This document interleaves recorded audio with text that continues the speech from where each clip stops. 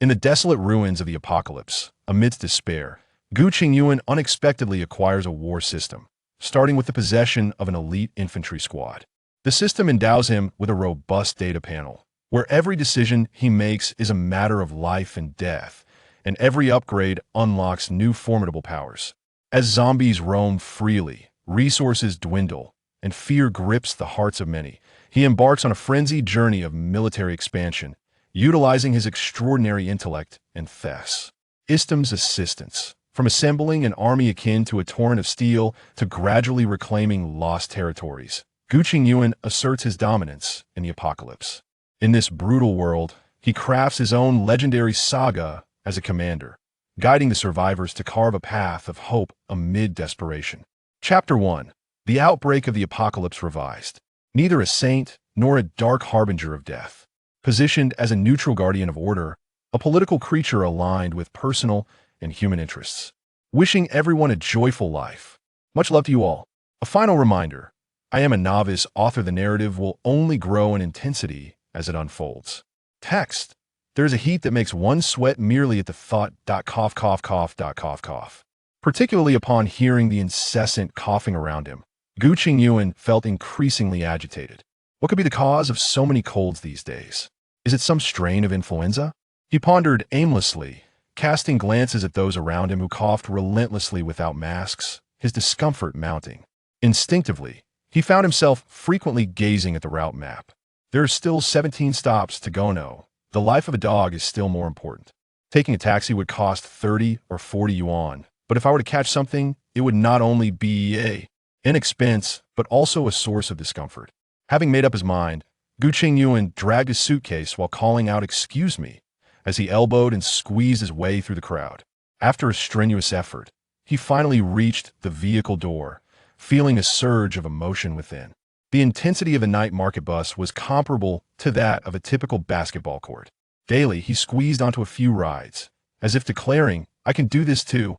With a sudden screech of brakes, Gu Chengyuan hastily leaped off the bus, racing towards the bus stop, which was merely 2 meters away. This wretched sun seemed intent on scorching him for even a second. Just as Gu Chengyuan turned in the shade, he witnessed a middle-aged woman in a pink short-sleeve tumble off the bus. Without a moment's hesitation, he released his suitcase and hurried over, attempting to turn her onto her back. "Are you all right, ma'am? Are you all right?" He dared not assist her upright, not out of fear of being taken advantage of, but due to the woman's apparent age, he couldn't ascertain whether she had sustained a fracture from Tish. Rashly help her up could lead to a grave situation if any broken bones perforated her internal organs. An agonizing predicament indeed. Goodness, was there a disconnect between the woman's mind and limbs? In that fall, it seemed her hands and feet offered no assistance at all. Was she merely an onlooker, a spectator to her own misfortune? Her face resembled a skinned tomato, bruised and battered. Her nose lay askew, and blood froth seeped from her slightly parted lips after this incident. It was likely that few teeth would remain intact. Gu Chengyuan did not even need to pry open her eyelids, for the elderly woman's eyes had already rolled back dramatically, resembling an exaggerated version of Hinata from her elder years. Having little tolerance for horror films, how could Gu Chengyuan endure such a sight? Suppressing the urge to unleash her wrath and allow the woman's head to plummet freely, she attributed her restraint to her well-rounded upbringing in virtues, intellect, athletics, aesthetics, and labor. She placed the elderly woman's head gently on the ground. Gu Chengyuan attempted to step back. To her astonishment, the woman, who had appeared to be momentarily incapacitated, suddenly began to thrash about on the ground, convulsing wildly, with blood and froth spilling from her mouth. In this bewildering scenario, Gu Chengyuan hastily retreated behind the bus stop while casting a glance towards the bus. Unbelievable. Setting aside the severity of the elderly woman's fall, was it not peculiar that, despite her near convulsions, no one had emerged to witness the commotion? This was quite uncharacteristic. Then, an unexpected cacophony erupted from within the bus, filled with frantic screams. "Holy hell! Why the hell are you biting me? Let go! Don't bite me there! That's off limits! Driver, for heaven's sake, open the door! Driver, you're biting me too! Don't come any closer!" The sudden upheaval left Gu Chengyuan momentarily stunned. her gaze fixated on the chaotic and bloody scene unfolding inside the bus. A middle-aged man was seen clutching a young female student who was dressed in scant attire as he sank his teeth in her neck. In a grotesque display, he swiftly tore from the girl's neck a tube-like object, spraying crimson blood across the windows. In a scene reminiscent of a grotesque nightmare, an elderly woman clung tenaciously to the face of a young man, gnawing at him with ferocious intensity to the point where his nose was severed. Despite his frantic attempts to fight back, flailing limbs proved futile against her seemingly indomitable force. The brutality of the scene was such that even the cannibals of the Black State would cry out in terror, pleading not to be consumed. Just as Gu Chengyuan struggled to comprehend the horror before him, his gaze shifted to the plump woman sprawled on the ground. To his astonishment, she had risen, seemingly acclimating to her body, her legs moving in disarray, saliva dripping from her mouth as she lunged toward him. In that fleeting moment, Gu Chengyuan's initial panic transformed into an eerie calm. His frigid limbs regained their strength. The unfolding scene before his eyes resembled a film that had finally ceased buffering, the imagery fluid and captivating. With a decisive motion, Gu Chengyuan lifted his leg and executed a powerful kick aimed at the woman's abdomen. As she stumbled backward from the force of the blow, she unexpectedly seized his foot. Caught off guard, Gu Chengyuan, now on one leg, lost his balance and was propelled into her embrace. Confronted with the terrifying visage of the woman, her gaping maw a grotesque sight, Gu Chengyuan summoned strength from his core, altering his trajectory mid-fall and landing base-eye.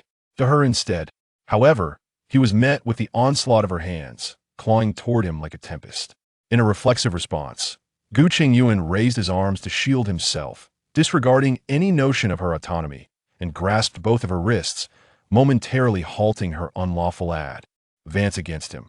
The pink matron, in her struggle, mounted Gu Chengyuan, opening her gaping maw to fiercely confront his resolute and handsome visage. In this critical moment, Gu Chengyuan instinctively exerted force from his waist, executing a somewhat unrefined yet explosively powerful bridge maneuver. With a decisive thrust, the imbalanced pink matron was toppled aside. Before she could regain her composure, Gu Chengyuan seized the opportunity, straddling her waist. As she craned her neck in an attempt to resist, his right hand encircled her throat while his left secured his right wrist.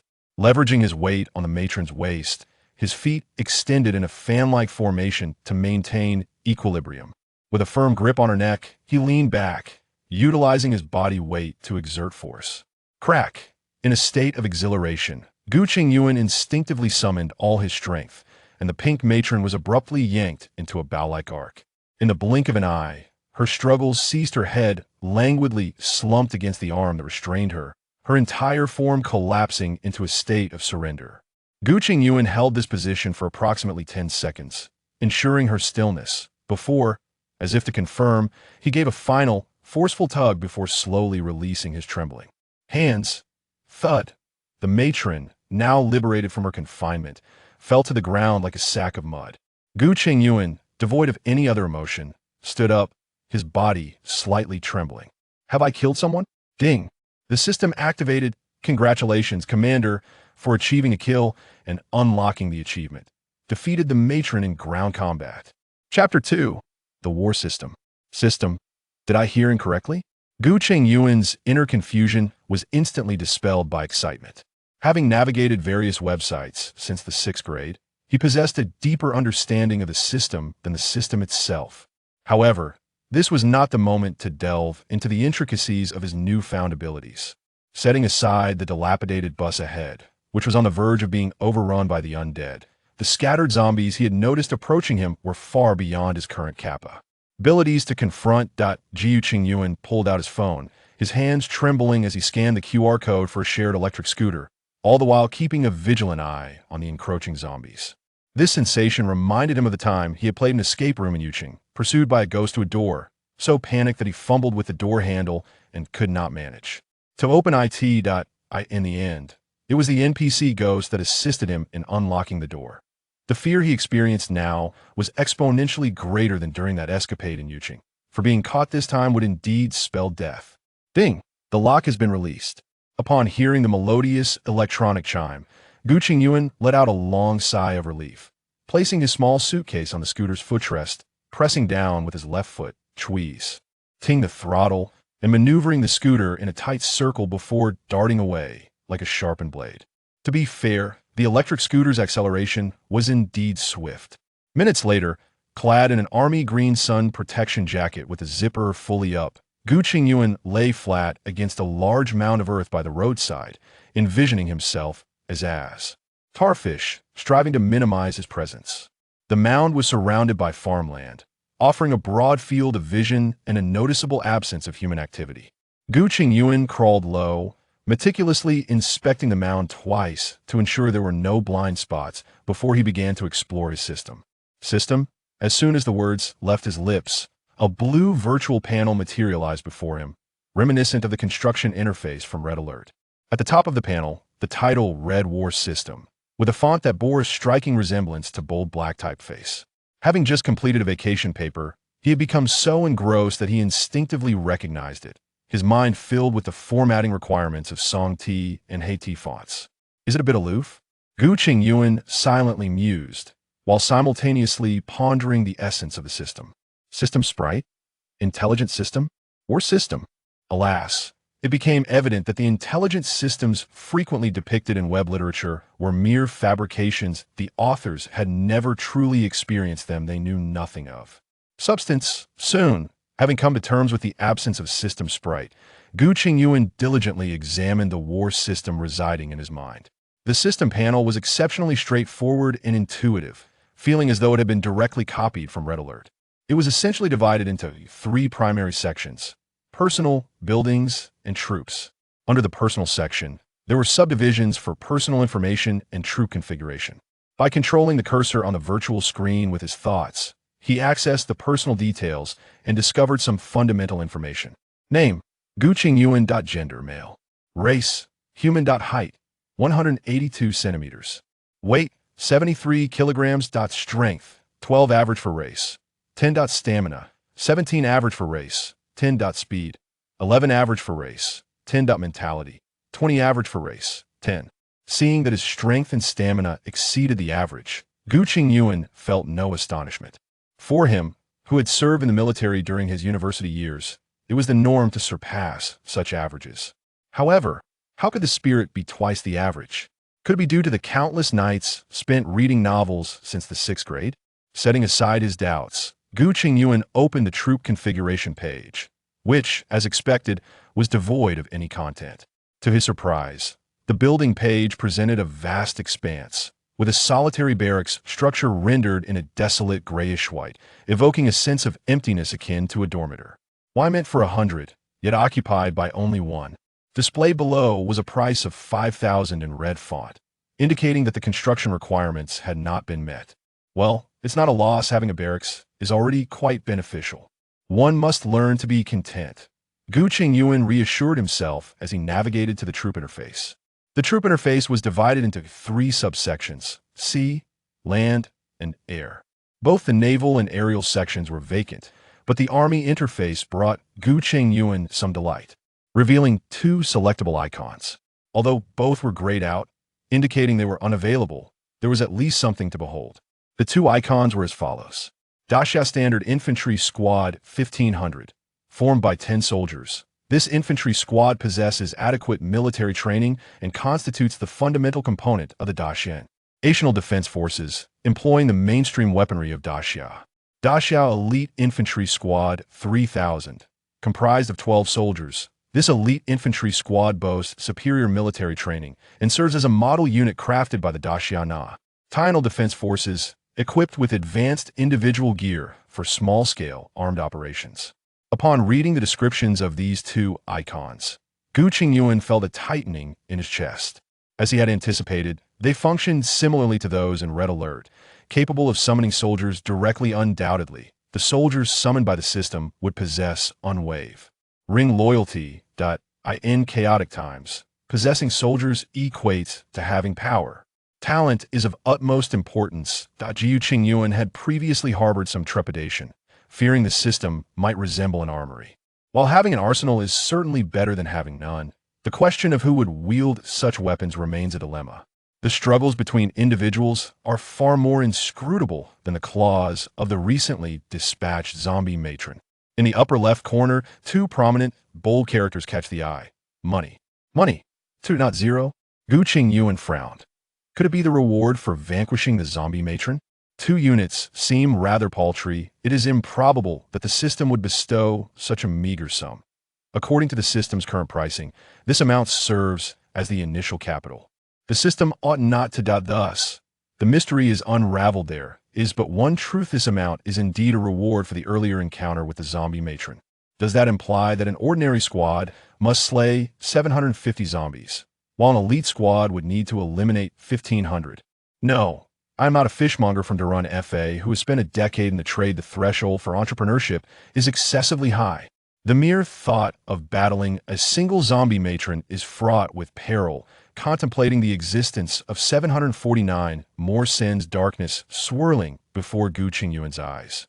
Yet life must persist, and in comparison to others, he already possesses a glimmer of hope.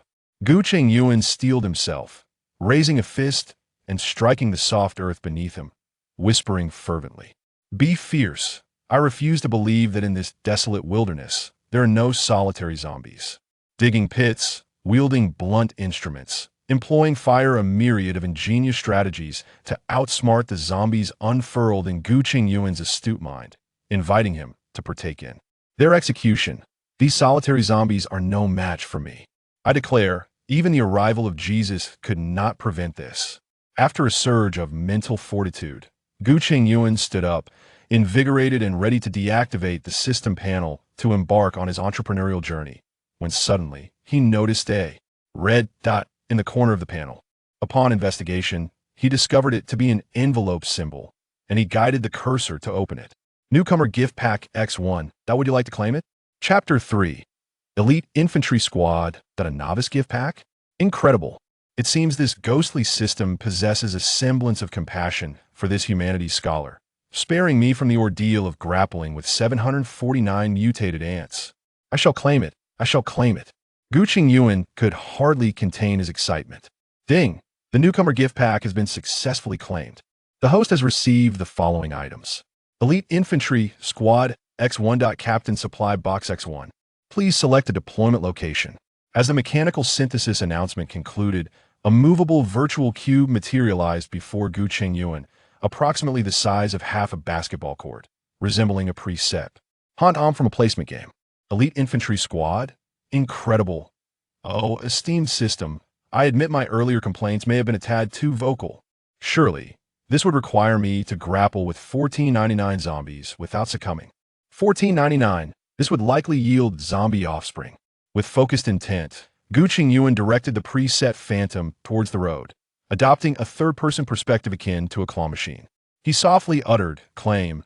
As the words left his lips, the air around the designated deployment point shimmered slightly. Like the tranquil surface of a body of water gently disturbed, a formidable steel beast adorned in jungle digital camouflage suddenly materialized before him.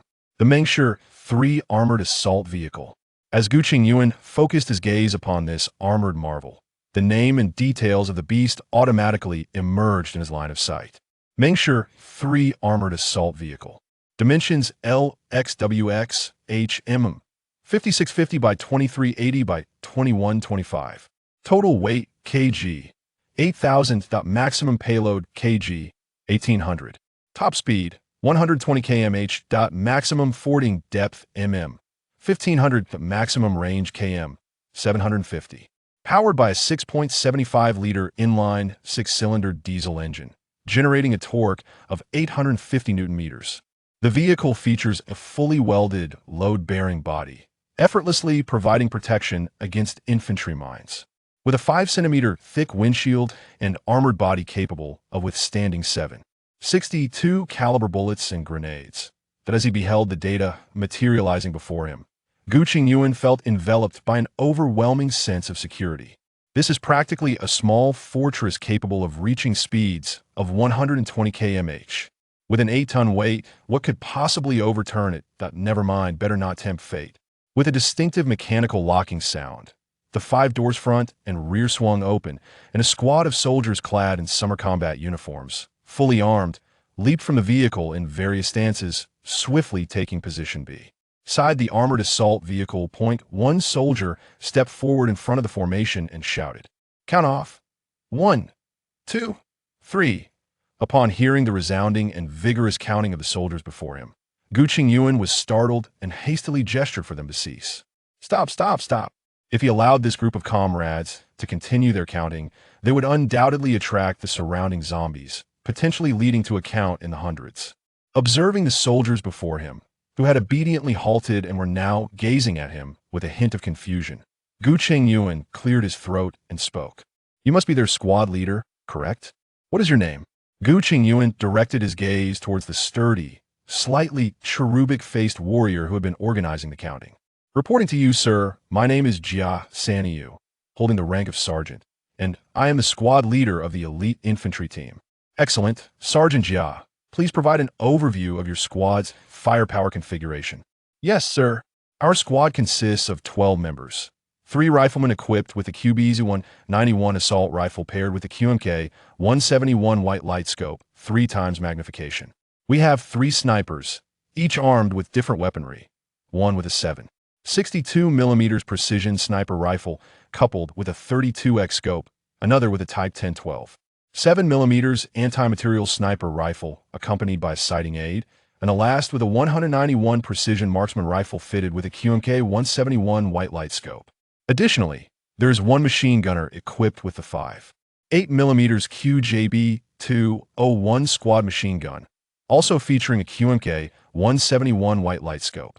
1 grenade launcher operator is armed with a QLU-131 model 35mm grenade launcher, equipped with an electro-optical sight. Lastly, there are 2 submachine gunners, each armed with the QCQ-171 submachine gun, specializing in urban combat. 2 shotgun wielders, equipped with 18.4mm caliber Type 09 shotguns. As Gu Chengyuan listened to the report from Gu Chengyuan, his gaze wandered over the array of diverse weapons carried by the soldiers, particularly fixating on some of the notably thick barrels, a sly smile curving at the corners of his mouth. 12.7mm, 35mm. Goodness! Having served in the military, Gu Chengyuan was no novice. The stark figures of caliber represented an undeniable truth. That 12.7mm anti-material sniper rifle could shatter a wall half a meter thick from a distance of 1,500 meters. Which carbon-based life form could withstand such power? Even a ghost struck by a round would be utterly annihilated. And let us not overlook the 35mm grenade launcher. Although he had not heard of this particular model, not being of Dezhou manufacture, the equivalent caliber of the Weilong grenade. E-launcher could inflict devastation across a 30 square meter radius at 1,500 meters. 1 shot, 1 household registration book. Firepower configuration report complete. Awaiting your orders, sir. Following Gu Chengyuan's salute, the elite infantry squad stood at attention, rifles in hand, their chests puffed out, gazes sharp and unwavering as they looked at Gu Chengyuan.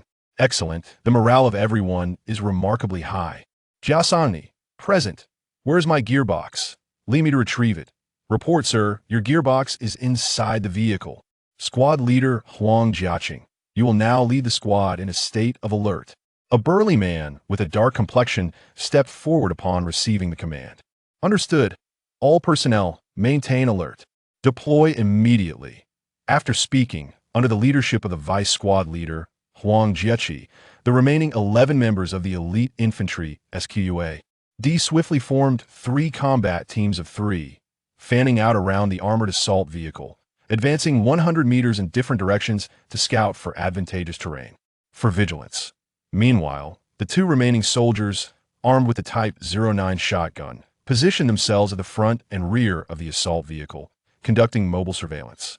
Inside the vehicle, Gu Chengyuan observed this well-trained scene, suddenly filled with a sense of invincibility, as if to declare, in a world overrun by zombies, who could possibly defeat me?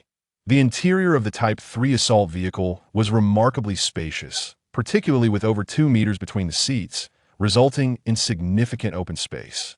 In the center lay Gu Chengyuan's equipment boxes, 2 black containers, one roughly the size of a 50-inch suitcase, wooden and marked ammunition box, while the other, slightly small, was labeled Equipment Box.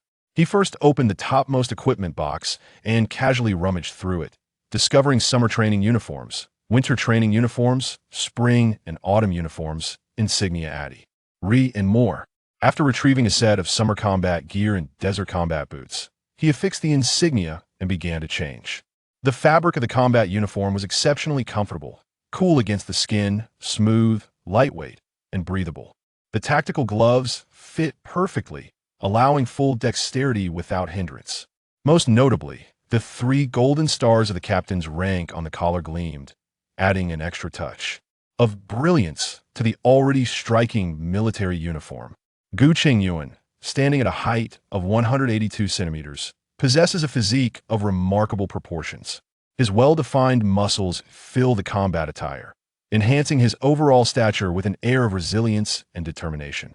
Had the apocalypse not erupted, his imposing presence alone would have compelled readers to avoid his formidable aura. As he opened the arms cache, his eyes were met with a starry bulletproof vest featuring removable armor plates. Once donned, he began to fill the magazine pouch with cartridges from the box brimming with bullets. He carefully arranged 4 magazines for grenades, a canteen, and a gas mask, ensuring all equipment was securely stowed. Next, Gu Chengyuan retrieved a handgun, inspected the safety to confirm it was engaged, and secured it with a lanyard before placing it in the thigh holster. He deftly slid a military dagger into the adjacent sheath. The final item to emerge from the box was a rifle unlike any he had ever encountered, distinct from any firearm in the Great Zhou or this world.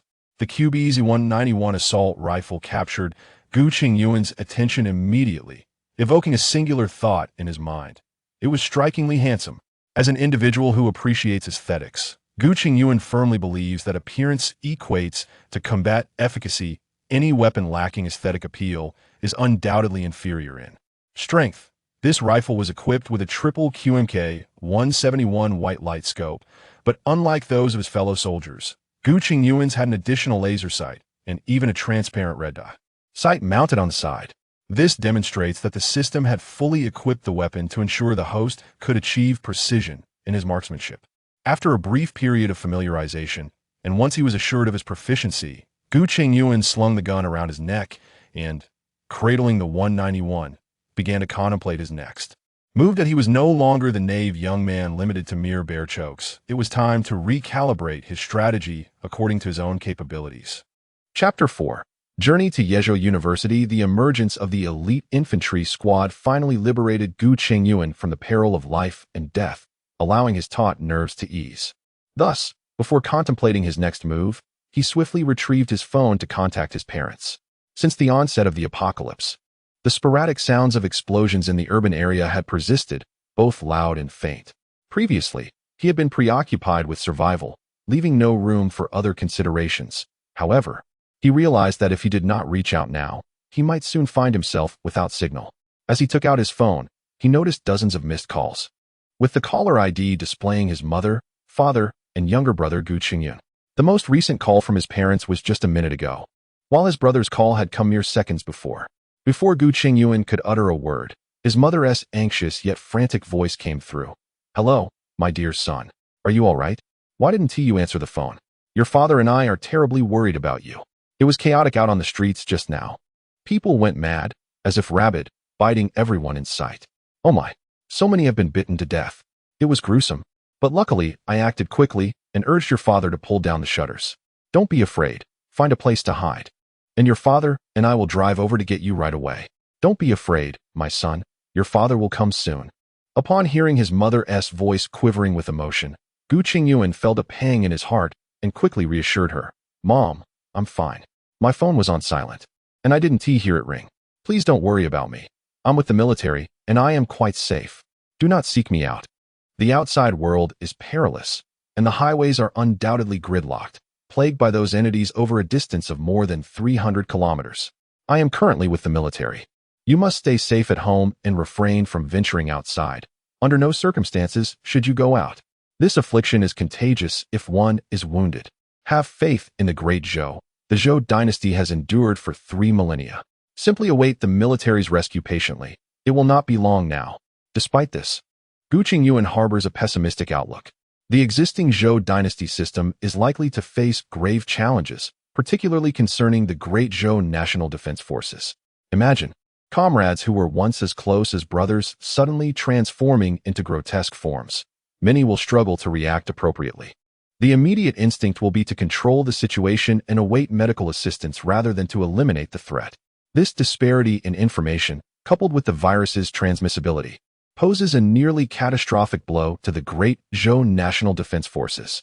Yet, to soothe his parents, he can only speak reassuringly. After all, even if the Great Zhou National Defense Forces do not arrive, he possesses the system himself. The signal may falter at any moment. I shall first call my brother to ascertain his situation in Yuqing. All right, you inquire about him, he said. I just spoke with your brother. Hello. Beep, beep, beep. Hearing the busy tone from the phone, Gu Chengyuan furrowed his brow, realizing the signal might be interrupted, though he did not expect it to happen so soon. Fortunately, he managed to call home in time. Otherwise, his anxious parents might have driven over 300 kilometers, leading to unimaginable consequences. The situation with my younger brother should be manageable. The ability to communicate with our parents over the phone regarding his circumstances is not entirely bleak. For at the very least, he is alive. Although he has never possessed the same intellectual agility as I, he is by no means a fool. His physical constitution offers him an advantage, and provided he refrains from foolish actions, he should be able to survive. Given the circumstances, Gu Chengyuan, feeling powerless to affect the situation, found his desire to grow stronger intensifying. Only by rapidly amassing strength and building momentum can he safeguard his loved ones in this apocalyptic world. After assessing the usual stockpile of provisions at home, Gu Chengyuan set a target for himself to expedite his development and, within a fortnight at most, initiate efforts to rescue our parents from within the province. As for my brother, the nearly 1,000-kilometer distance across provincial borders leaves me reliant on his clever mind for the time being. In preparation for the impending developments, Gu Chengyuan has already determined his next base of operations, his alma mater, Yezhou University. The primary reasons for this choice are threefold. Firstly, its geographical location is advantageous. Yezhou University is not situated in a bustling university town rife with chaos and throngs of people, but rather in the relatively secluded cattle breeding village, where wild animals, including monkeys, often roam the campus.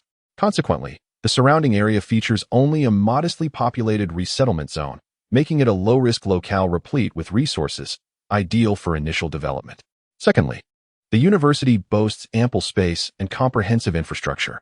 As the only key university in the province, Yezhou University stands as the pride of Yezhou Province, receiving substantial investment from the provincial government, resulting in impeccable campus facilities. The teaching and living area spans nearly 5,000 acres, with infrastructure capable of supporting the daily lives of over 50,000 faculty and students, in addition to an experimental farm covering more than 1,000 acres.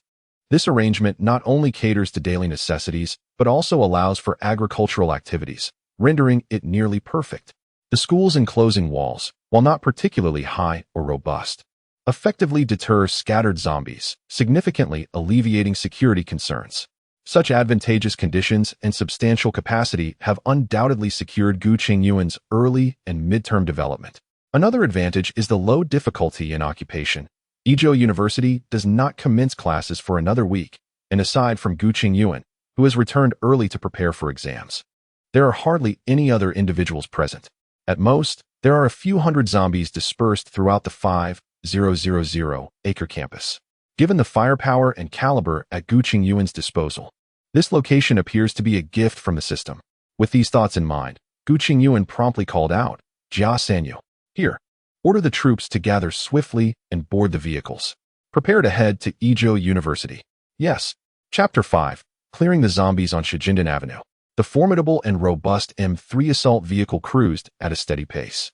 The 12.7mm caliber machine gun atop the vehicle gleamed ominously under the sunlight, reflecting an unsettling glow.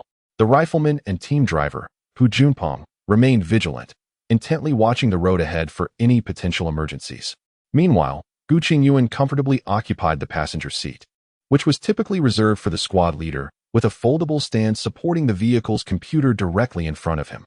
The computer displayed the 7-star electronic map alongside their current location. As for Jia Sanyu, he had instinctively shrunk into the back seat.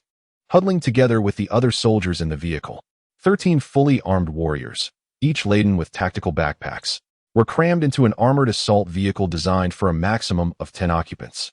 However, thanks to the powerful onboard air conditioning, the interior remained refreshingly cool despite the cramped conditions.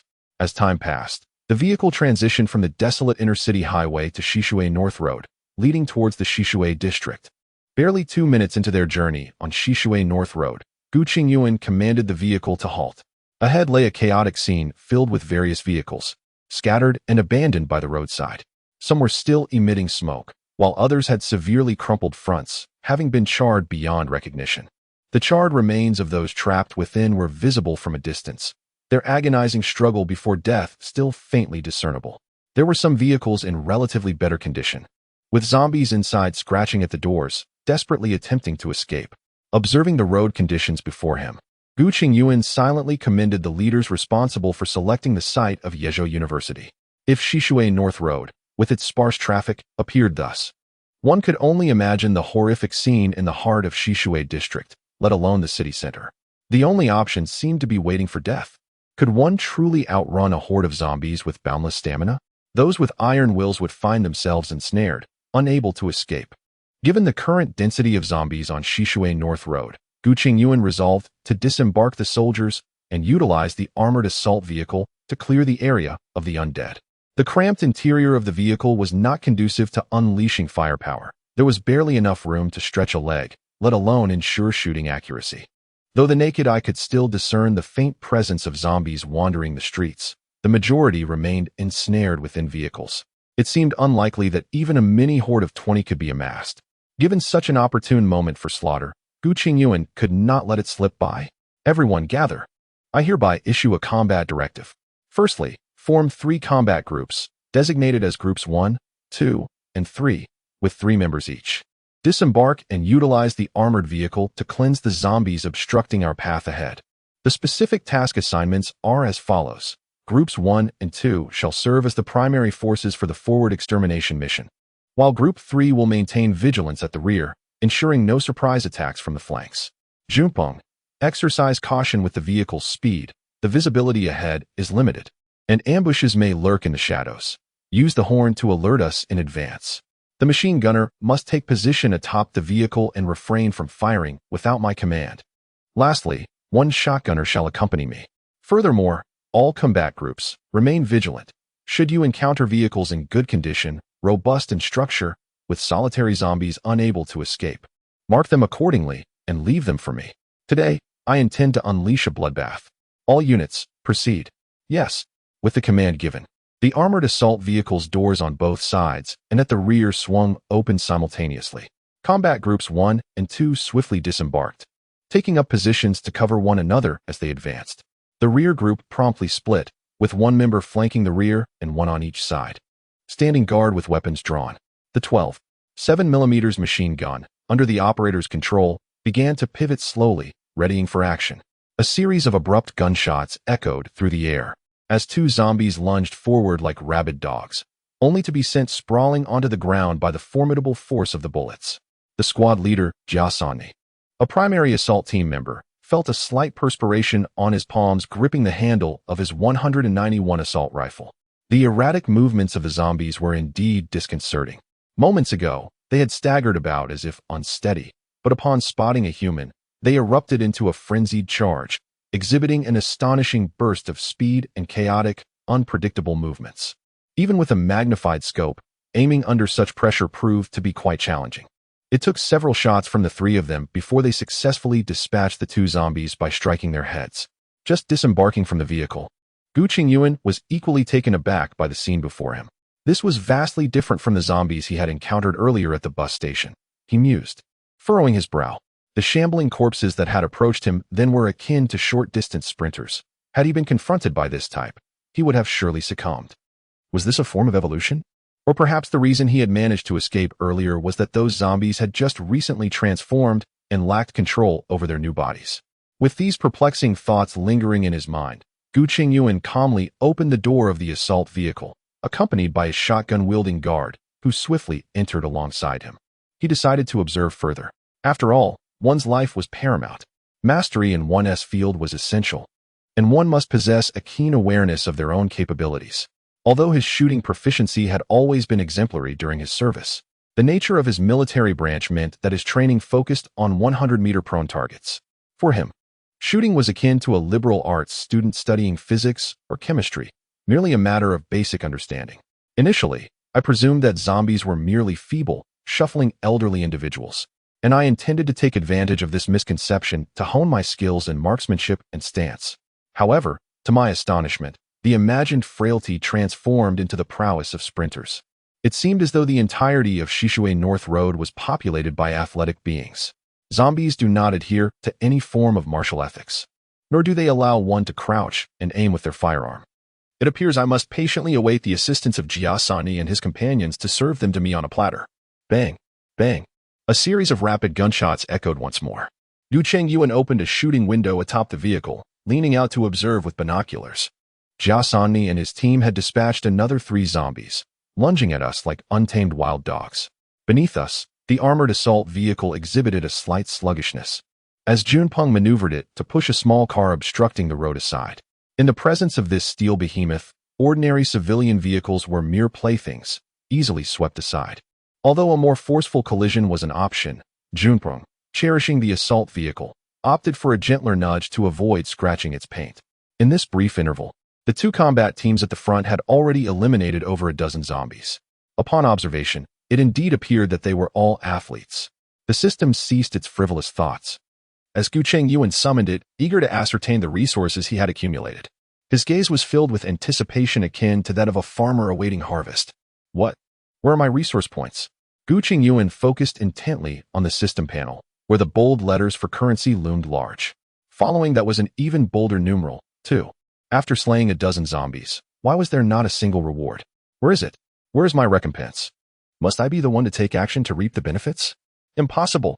Absolutely impossible. The system cannot possibly be so inhumane. Following this mechanism, if I were to truly incite a battalion, would it not require the slaughter of thousands to commence? No, that cannot be the case. I must engage my clever mind to ponder where the actual problem lies. Of course, Guangxiang. Immediately, the guard, holding a shotgun within the vehicle, responded. Get out and excavate the brains of the slain zombie. Thoroughly search for any foreign objects. Understood. Despite the complex emotions playing across Guangxiang's face upon receiving the command, he hesitated not for a moment. Exiting the vehicle, he retrieved a hammer and a pickaxe from the rear, picking up a plastic sheet from the ground. Trembling slightly, he approached the lifeless corpse of the fallen zombie. Chapter 6. Harvest thud, thud, crack. A series of dull thuds echoed, accompanied by Guangxiang's suppressed retching. Fortunately, he had the foresight to cover the zombie's head with the plastic sheet beforehand, allowing the pickaxe to shatter the skull without splattering the red and white matter too extensively, merely spraying it onto the dark asphalt below. If one were to overlook the gruesome remnants resembling a shattered watermelon, the scene from above might almost evoke the essence of Van Gogh's Impressionism. Who would have thought that Guangxiang harbored the soul of an artist, painting with a hammer and pickaxe? Yet, Gu Chengyuan was destined to find no appreciation for this post-apocalyptic dark artwork. At that moment, he felt a profound physiological discomfort. His body tingled, limbs grew cold, and nausea began to rise. Nevertheless, he did not turn away. Instead, he forced himself to maintain his gaze, as if he intended to etch the image deeply into his mind. The post-apocalyptic world will only grow more merciless. Those unable to adapt, even with a system at their disposal, shall inevitably face obsolescence. Pu Guangxiang, armed with a shotgun, meticulously searched through a pool of crimson viscera, his hands shielded by a makeshift layer of plastic. Suddenly, he exclaimed, "Report to the commander, I've discovered an unknown crystal within the zombie's skull." Before entering the armored vehicle to present the crystal to Gu Chengyuan, he adeptly retrieved his water bottle from his waist pouch and rinsed the crystal twice with great care. Upon receiving the crystal, Gu Chengyuan studied it with curiosity. The crystal was a remarkably symmetrical dodecahedron, exquisitely translucent, approximately the thickness of a little finger, with wispy gray tendrils swirling within, evoking a dreamlike quality. How beautiful, he marveled. Far more enchanting than those diamonds filtered through a lens. This is true blood diamond. It grows from flesh, a tribute to blood. The system, upon witnessing this, Gu Chengyuan's thoughts were largely validated, prompting him to summon the system interface. As anticipated, a red dot illuminated near the monetary section, revealing an additional conversion function. Gu Chengyuan opted for conversion. Ding. Inferior biological crystal core X1 detected. Would you like to proceed with the conversion? Convert. Gu Chengyuan responded without a moment's hesitation, a thrill of validation coursing through him. Ding. Conversion successful. Funds increased by 5. The monetary total on the panel rose to 7. He then commanded 2 soldiers from the alert team, under Pu Guanxiang's guidance, to search for the fallen zombies, methodically sifting through their remains. Before long, Pu Guanxiang returned, exuberantly presenting 5 already cleaned crystal cores. Gu Chengyuan meticulously observed each item, discovering that there seemed to be no discernible difference in size, as if they had all been produced from a single mold. However, the gray mist within exhibited exceedingly subtle variations in depth and density. Rather than converting them all at once, Gu Chengyuan opted for a methodical approach, processing each one individually. Ding. Money 2, money 3, money 5, money 3, money 1. At this juncture, his total monetary accumulation had reached 21. Through this series of tests, he concluded that the amount of currency converted was directly related to the depth and thickness of the gray mist within the crystal cores. The core with the deepest and thickest hue transformed into 5 units of currency, while the one with the faintest, almost imperceptible color yielded only a single unit. He gently tossed the fully converted, entirely transparent waste crystal core to the rear of the armored vehicle. The alert team dispersed, ensuring they maintained a safe distance. I shall now proceed to shoot the crystal core. Once the 3 members of the alert team had positioned themselves on either side of the vehicle, Gu Chengyuan disengaged the safety on his Type 191 assault rifle, switching it to single-shot mode. With his elbows resting on the armored roof, forming a stable triangle, he leaned forward, bracing the stock against his shoulder. After adjusting the weapon to his satisfaction, he utilized the 3x QMK 171 white light scope mounted on the rail to zero in on the zombie crystal core below. With conscious aim and an instinctive pull of the trigger, a resounding bang echoed as the slender crystal core was instantaneously shattered, leaving behind only faint remnants that resembled crushed glass. It appeared that this zombie crystal core was not as indestructible as portrayed in earlier novels. However, this approach to eradicating zombies may result in significant losses. For instance, when light weapons are employed to shoot at the zombies' heads, there is a risk of inadvertently striking the core within, not to mention the heavy artillery, such as grenades or possibly cannons that may emerge later. Such formidable weaponry can obliterate vast areas with a single blast, vaporizing dozens, if not hundreds, of square meters. Thus, the use of heavy firepower, while immensely destructive, yields a remarkably low return on investment, and in extreme cases, could even lead to financial losses. Consequently, Gu Chengyuan resolved to utilize light weapons for extermination whenever possible, unless absolutely necessary, since the primary focus at this stage is on development and every resource is exceedingly precious. Chapter 7. The cleansing in progress. As Gu Chengyuan peered through the shooting hatch atop the vehicle, binoculars in hand, his walkie-talkie suddenly crackled to life from his chest. He promptly removed it and pressed the talk button. DUI Air, DUI Air. This is DUI Yao. Please respond. We have encountered a Dongfeng sedan that has crashed and come to a stop.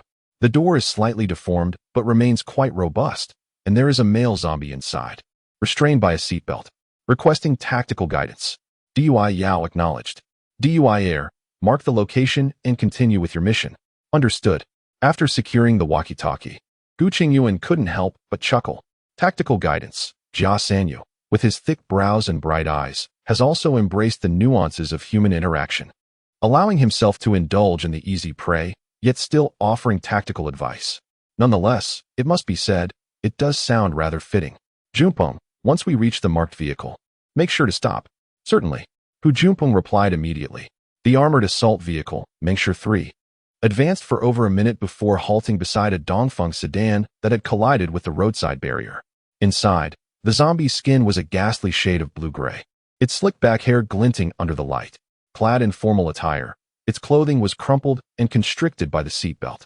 Its pale, pus-like eyes were a chaotic blend of fury and despair, with pupils reduced to mere pinpricks. The corners of its mouth were torn from excessive strain, the gaping maw nearly splitting to the roots of its ears, filled with a dense array of serrated teeth that glistened menacingly. as Gu Chengyuan and Pu Guangxiang approached. The creature frantically pounded against the window, eager to lunge at them, with the safety off and a firearm aimed at the zombie within. Gu Chengyuan observed it for the first time, up close, for an extended period, and with meticulous scrutiny. If one were to believe the narratives of various films and literary works, zombies arise from a virus. What sort of virus possesses such formidable power, transforming once human beings into a different species in less than half a day? Suddenly, a gunshot rang out. In the blink of an eye, the previously agitated zombie's head jerked back, a small hole appearing in its nose. A spurt of crimson and ivory erupted from the gaping wound at the back of its head, splattering the interior of the vehicle with grotesque droplets of blood. Having witnessed Pu Guangxiang's earlier display of gruesome artistry with a pickaxe, Gu Chengyuan, despite this being his first experience of decapitating a zombie, felt less queasy than before. As he bent down to engage the safety, he called out, "Guangxiang, come." Before he could utter another word, Pu Guangxiang flashed an understanding expression. "Sir, I comprehend." Having spoken, he shook the iron pickaxe in his hand, while the shotgun he had been holding just moments ago had somehow found its way to his back. As time progressed, Gu Chengyuan's troops had advanced nearly 10 kilometers. In the gradually setting sun, the sky was unusually adorned with a magnificent display of fiery clouds. Countless deep crimson wisps weaving together, as though the entire firmament were ablaze. The scene was breathtakingly grand. Had this picturesque and romantic vista appeared prior to today, throngs of individuals returning from work or school would surely have inundated their social media with marvels and praises. Gu Chengyuan felt a stir within and opened his phone to begin composing a post, the first day of the apocalypse. Accompanying this text was an image of him clad in combat gear, cradling his weapon while perched atop a powerful assault vehicle, leaning against the vehicle's 12.7mm caliber machine gun. His expression concealed by a black mask, the backdrop was a burning sky and the blood-red remnants of the setting sun. He clicked send, only to be met with failure, prompting a message to check the current network. Noticing the red exclamation mark on his phone, Gu Chengyuan sighed softly, retracting his device and instead reaching for the walkie-talkie. Hole 2 received. Hole 3 received. Hole 4 received. Hole 2 received. Hole 3 received. Hole 4 received. The apocalypse had just begun, and the precise circumstances remained unclear, shrouded in uncertainty regarding the potential dangers that lay ahead. Furthermore, upon reflection, the soldiers had been in a state of heightened concentration for nearly 4 hours, and although there had been brief respites, their spirits were undeniably weary. As darkness descends, visibility diminishes significantly without substantial lighting apparatus. Relying solely on tactical flashlights affixed to firearms renders one a perilous target, substantially elevating the likelihood of danger. Although these warriors are summoned by the system, through their interactions, Gu Chengyuan perceives no discernible difference between them and living beings. Each possesses a distinct personality, preferences, and mannerisms, even their own narratives. For instance, he had been conversing with Pu Guangxiang, who served as his accompanying guard. Pu revealed that his hometown is a pinnacle of the internet gaming arena. Having graduated from high school without pursuing further education, he has spent his days mingling in various bars as a marketer, immersed in DJ performances and the allure of attractive individuals. His enlistment was compelled by his father. Initially met with resistance and a countdown to freedom, yet he gradually acclimatized and developed an affinity for this environment. He expressed a preference for robust weaponry, opting for a shotgun, relishing the exhilarating sensation of a powerful shot that sends adversaries flying, akin to the infamous Crow Brother. Faced with such devoted comrades, Gu Chengyuan could hardly bear to expose them to unnecessary risks. Each combat team presented him with a small pouch containing zombie crystal cores, meticulously cleansed by the warriors from the ditches beside the road. Upon receiving the cores, Gu Chengyuan eagerly summoned the system, intent on assessing the day's achievements. Thus far, approximately 80 vehicles had been cleared at the current location of the armored vehicle. The number of zombies within these vehicles varies considerably, with 1, 2, 3, or even 4 present in some instances. There are also empty cars, either abandoned by survivors who managed to escape or those who were pursued and devoured by the undead outside. Gu Chengyuan felt that fortune was not on his side today. Although the sparse traffic on Shishui North Road contributed to the situation, the fact that he encountered not a single survivor among nearly 80 vehicles was perplexing. Was it that humanity had proven too resilient and fled, or were they simply too feeble to escape? Estimating an average of 2 zombies per car, He had eliminated a total of 160 zombies today, subtracting 5% for the loss of zombie cores due to misfires. Gu Chengyuan conservatively estimated that at least 152 cores were contained within the 2 bags. Next, it remained to be seen how many of these cores would ultimately reach his pockets. Converting currency. Ding. Conversion successful. Acquired 389 coins. Gu Chengyuan watched as the thick, hefty currency bar jumped, bringing the total to 410. Chapter 8. The first encounter with survivors report. Pu Guangxiang here. What's the matter? Sir, we have seafood fried noodles and Yangzhou fried rice. Which would you prefer? Just as Gu Chengyuan finished tallying the day's gains and closed the system interface, Pu Guangxiang approached, holding 2 steaming paper containers. The sky had completely darkened by this point, and Pu Guangxiang, whose skin was already quite dark, seemed to blend into the shadows, making him difficult to discern. Yet his keen eyes, fixed upon Gu Chengyuan, shone with remarkable brightness. I'll have the Yangzhou fried rice, please. I'm not fond of seafood. By the way, Guangxiang, you don't mind seafood, do you? Pu Guangxiang flashed a broad smile, revealing his gleaming white teeth, and cheerfully exclaimed, not unpleasant at all. Commander, I actually enjoy this. That's splendid. Do hurry and eat. Inform your squad leader to arrange for the rotation of the sentry personnel. After a brief half-hour rest, we shall embark. Yes. After Pu Guangxiang departed, Gu Chengyuan began to savor the self-heating rice meal he held. The system was indeed quite generous. The unit's supplies included the latest individual self-heating meals, showcasing a remarkable enhancement in variety and flavor. Not only were there various fried noodles and rice dishes available, but the self-heating packages also contained beverage powders, chocolate, chewing gum, energy bars, and dried fruits. While the taste could not be deemed exquisite, it was a luxury compared to other survivors who might still be enduring hunger and fear. Gu Chengyuan could not help but exclaim, what a luxury! Warriors, through your valiant efforts this afternoon, we have advanced nearly 10 kilometers along the North Stream Road. We have accomplished our operational mission to a high standard. We are now just 7 kilometers away from Yizhou University. Given the encroaching darkness, I have opted to advance using armored vehicles.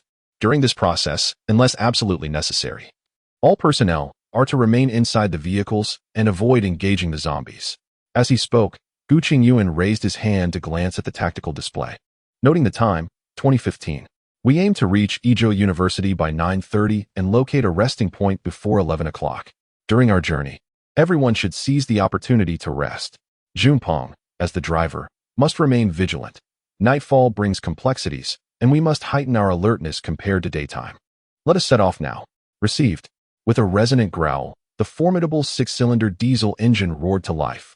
The 8-ton behemoth, the Hummer 3 armored assault vehicle, slowly commenced its journey into the encroaching darkness. At the intersection of Night Big Road and Creek North Road, a severely mangled Maybach S680 lay helplessly across the thoroughfare.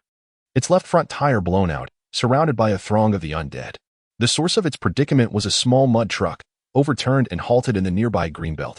Inside the Maybach sat 3 individuals. In the back seat, a robust middle-aged man, impeccably dressed, with his hair meticulously groomed, sat shrouded in shadows, his expression obscured.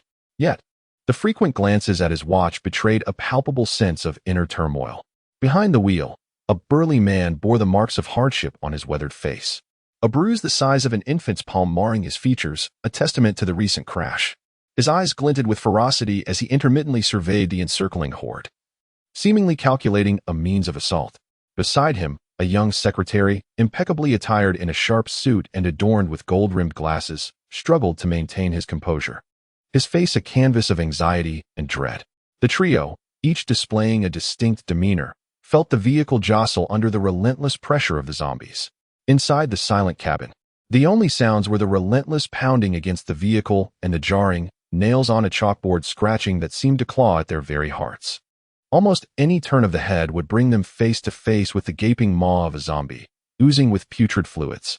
In this atmosphere of despair that verges on irritation, it was the young secretary who first lost her composure, clearing her throat to inquire, Mr. N, are the rescue personnel on their way? Everyone in the carriage was acutely aware that this question was rather futile, as typically, in the event of an accident, the traffic police could arrive within 10 minutes. Yet today, it could be said that calamity had reached its zenith. Not only had they witnessed accidents surrounding them, But they had also seen multiple homicides unfold before their eyes. One such incident involved the driver of a mud truck, who, after finally managing to crawl out from the overturned cabin, was immediately besieged by zombies outside, reducing him to a mere pile of bones. They attempted to start their vehicle to escape, only to find the engine malfunctioning. Not only did they fail to flee, but they also created a commotion that attracted the undead. This left them with no opportunity to escape on foot. What to do? If I knew what to do, I would have fled long ago. These creatures are not like the bullies from my high school days. I could have fought my way through. Listening to the brusque remarks of Chairman Chengyuan, both the driver and the secretary had grown accustomed to his demeanor, betraying no surprise. Despite being the head of the Hongta group, valued at nearly 10 billion, Chengyuan often presented a facade of a composed strategist to the outside world. However, those familiar with him knew that he exuded a strong social atmosphere in private. His proudest achievement in life seemed not to be the establishment of a billion-dollar conglomerate, but rather being the leader of his high school clique. His story is indeed legendary. He began as a delinquent in middle school, rose to become the kingpin of his high school, earning the nickname. One might say this narrative fits the script of a passionate youth drama.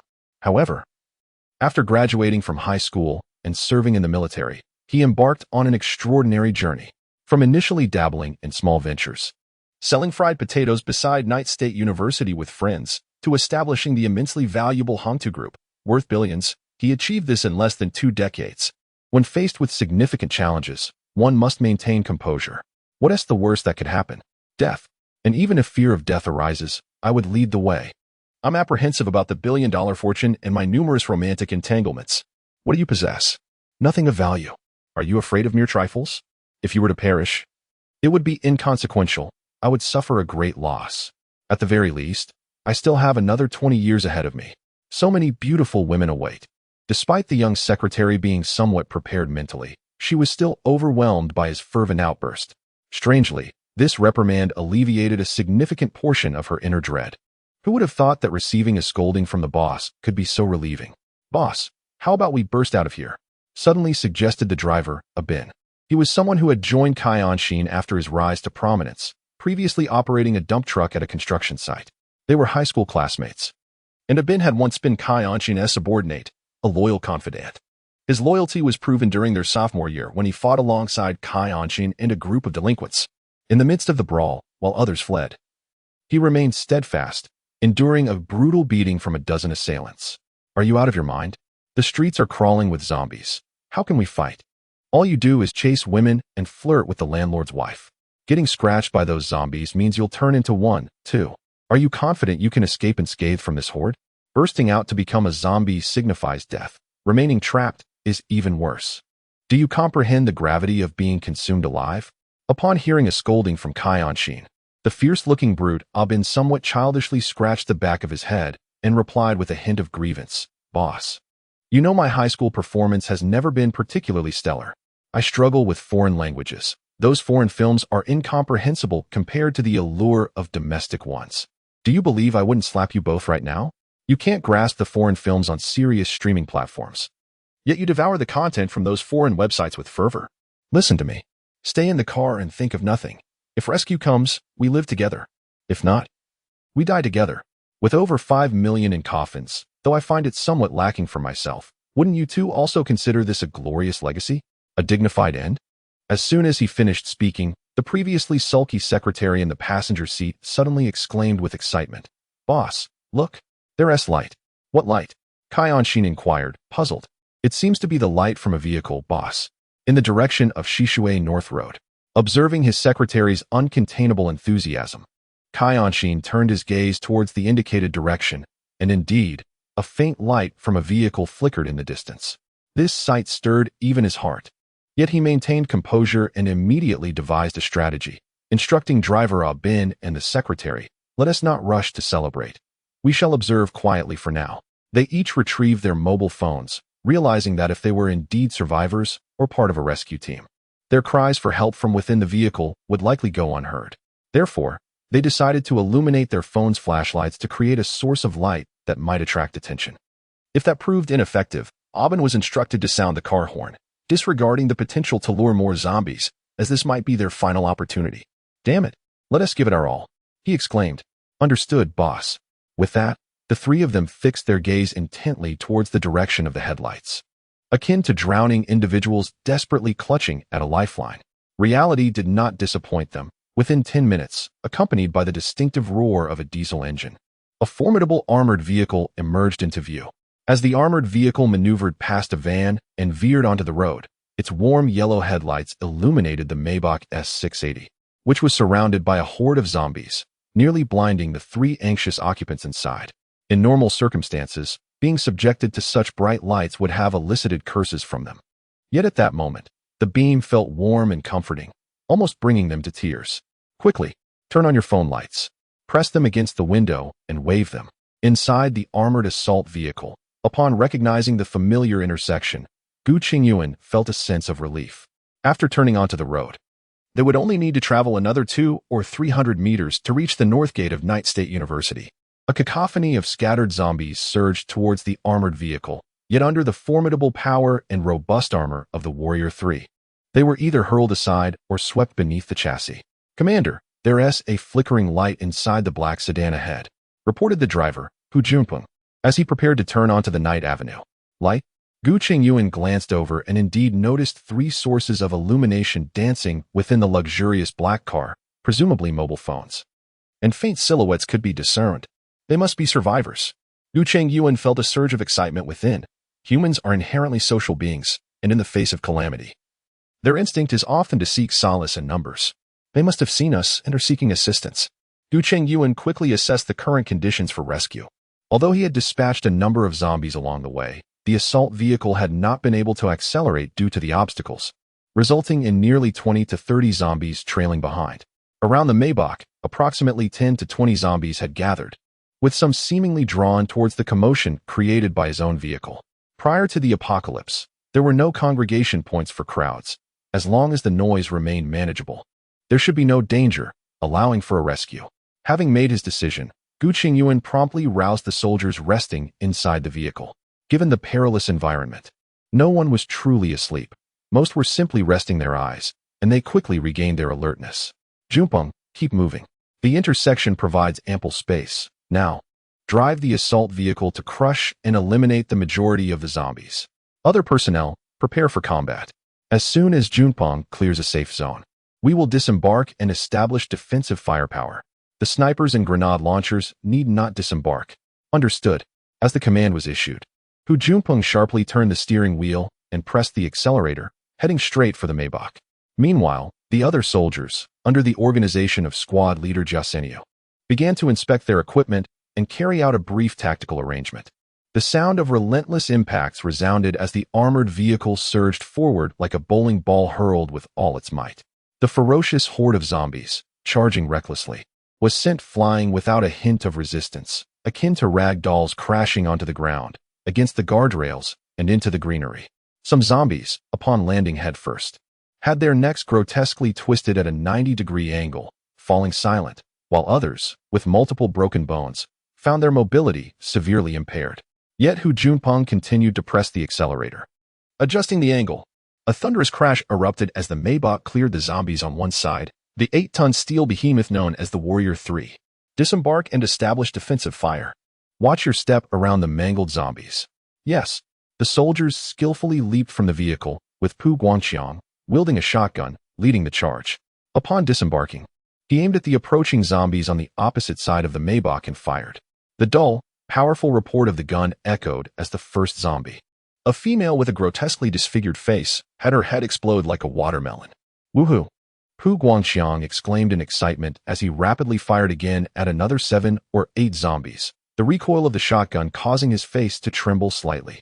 In less than 5 seconds, the magazine was emptied, with each discharge releasing 14 high-density tungsten alloy projectiles from the barrel. The ferocious zombies, upon being struck by this formidable metal barrage, disintegrated almost instantaneously. Often, a single shotgun blast could obliterate several closely packed undead. The soldiers who leaped from the vehicle had no opportunity to fire, as the remaining zombies near the Maybach were swiftly dispatched by Pu Guangqi, who single-handedly cleared the area with his shotgun. The only targets left were those immobilized under the treads of the assault vehicle, which received further fire from the soldiers. "Get down quickly," Gu Chengyuan shouted from outside. "Oh, all right." The three individuals, who had been cramped inside the vehicle for quite some time, stumbled out in disarray. Secretary Jean, weakened, faltered and fell to one knee, immediately letting out a pained cry. "Ah, my hand." Upon glancing toward the source of the scream, Gu Chengyuan discovered that Secretary Jean had touched a severed zombie limb while collapsing to the ground. At this moment, the soldiers were engaged in a fierce exchange of fire with the pursuing mini-horde of zombies, leaving Gu Chengyuan little time to console his comrade. He quickly grasped Secretary Jean and pushed him toward the vehicle, where Gu Chengyuan was ready to assist, hastily shoving him inside. Only after ensuring Secretary Jean was safely aboard did Gu Chengyuan scramble up into the vehicle. "Provide covering fire for boarding. Do not linger in combat," Gu Chengyuan commanded via the intercom. As the order was issued, the 12 7mm heavy machine gun atop the vehicle pivoted, producing its distinctive sound. With just 2 rapid bursts, it mowed down the remaining dozen or so zombies rushing toward the rear of the armored vehicle as effortlessly as cutting wheat. The 12 7mm bullets struck the zombies. Erupting clouds of blood mist. Wherever they grazed, the creatures split in two. As the gun barrel swept across the scene, it left behind a gruesome array of severed limbs and shattered flesh. Gu Chengyuan, momentarily taken aback, marveled at how he had underestimated the formidable power of the heavy machine gun, which had transformed mere cover into annihilation. Yet, he refrained from hastily instructing the soldiers to collect the crystal cores. After all, there was no escape in this place, and it would be far safer to return for them by daylight. Once the last soldier boarded the vehicle, the armored assault vehicle, the Mengshi 3, roared back to life and turned onto the darkened road. In less than 2 minutes, it arrived at the familiar north gate of the West District. Chapter 10. Unlocking New Units. With a resounding crack, Gu Chengyuan eliminated a zombie inside the north gate security room using his 191 assault rifle, the sound echoing through the electric retractable door. Meanwhile, the other soldiers took cover behind the Mengshi 3, establishing a formidable fire network. With rapid fire, 2 soldiers wielding QCQ submachine guns squeezed the triggers, their weapons unleashing tongues of flame that obliterated several zombies' heads in quick succession. Bang, bang, bang. Pu Guangqiang and another soldier armed with a shotgun fired relentlessly, each pull of the trigger resulting in explosive bursts of blood mist amidst the horde. The zombies' bodies crumbled before the high-density tungsten alloy projectiles as if they were mere paper, without the need to engage the machine gun mounted on the vehicle's roof. The trailing 20 or so zombies had already been dispatched. With a concerted effort, the trio led by Gu Chengyuan pushed open the powerless electric retractable door, allowing the Mengshi 3 to enter. They then sealed the door once more, effectively barricading the entrance. All present, Hu Junpeng, please exercise caution in controlling the vehicle's speed. The machine gunner is positioned atop the vehicle, and the elite squad, with the exception of the sniper, will follow closely behind. Understood. At this moment, Gu Chengyuan and her companions huddled in a corner, observing Gu Chengyuan as he issued commands via the intercom. They dared not make a sound, fearful of disrupting the operation. As the brave 3 entered the grounds of Night State University, Gu Chengyuan had already claimed this territory as his own. Hence, prior to settling in, he sought to utilize the recent commotion to tidy up the premises and investigate any unknown elements within the campus, rather than remain vigilant against potential threats that could be lurking in the shadows due to the earlier disturbance. He preferred to seize the opportunity to draw them out and eliminate them. To the west of Jicheng Road lies a cluster of 9 outdoor basketball courts and 4 badminton courts. Due to the elevation of the roadway, which is approximately 2 meters higher than the sports fields, the surveillance on the western side is relatively less challenging, requiring only the monitoring of the stairway connecting the two. Conversely, the eastern side presents a more intricate scenario, featuring the Adult Re-Education Center, the National-Level Computer Laboratory, and several abandoned buildings. With fewer people traversing this area, the spaces between the buildings are overgrown with weeds and shrubs, often frequented by stray animals. As the soldiers disembarked from the vehicle, they swiftly lowered their night vision goggles that were affixed to the tactical helmet rails. Through these goggles, they could clearly discern the surrounding situation, significantly enhancing their capabilities for night operations. By this time, they were nearing the end of Jicheng Road, having encountered only a few scattered zombies, all of which were swiftly dispatched by soldiers armed with 191 assault rifles upon detection. Within the reticle of the QMK-171 white light scope, steady hands and a calm mind nearly guarantee a perfect shot. Bang! Bang! To his surprise, the seemingly relaxed Pu Guangqiang suddenly shouted in panic and rolled to the ground. From the greenery in front of the empty building on the east side, a shadow lunged directly at his head. In a frantic roll, he felt the shadow graze him in midair, propelling him away. What a powerful blow! That was the sole thought racing through his mind as he was sent flying. Stay calm. As the squad leader, Gu Chengyuan reacted swiftly, bellowing to prevent his comrades from accidentally firing in a state of panic. He lifted his weapon and fired in the general direction of the shadow without aiming. Bang! Bang! Bang! The gun's muzzle flared, sending sparks flying from the ground where the bullet struck. The shadow moved with astonishing speed, and Gu Chengyuan felt he could hardly keep up, let alone hit it. However, his primary objective was to suppress its fire, denying it the opportunity to attack and providing his fellow soldiers with crucial time to react. The elite infantry squad, well-trained in military discipline, seized the moment created by Gu Chengyuan's diversion, unleashing a barrage from two QCQ-171 submachine guns. The 50-caliber heavy machine gun atop the vehicle swung around, prepared to fire, but was halted by Gu Chengyuan, who feared that the close proximity to the target might result in ricochet injuries. Despite the shadow's remarkable speed, it could not escape the pull of gravity. And under the relentless hail of bullets, it was struck repeatedly. The slender, dog-like body was repeatedly struck, causing a mist of blood to erupt, significantly diminishing its speed until it was ultimately toppled by the pursuing projectile. Cease fire and maintain vigilance. Upon witnessing the shadow roll into the greenery and cease all movement, Gu Chengyuan promptly issued the order to halt fire. Under the illumination of tactical flashlights, the group discerned that it was indeed a dog, or more accurately, a zombie dog. At that moment, it lay on the ground, panting like a deflated bellows, with numerous bullet holes in its body oozing murky blood in rhythm with its labored breaths.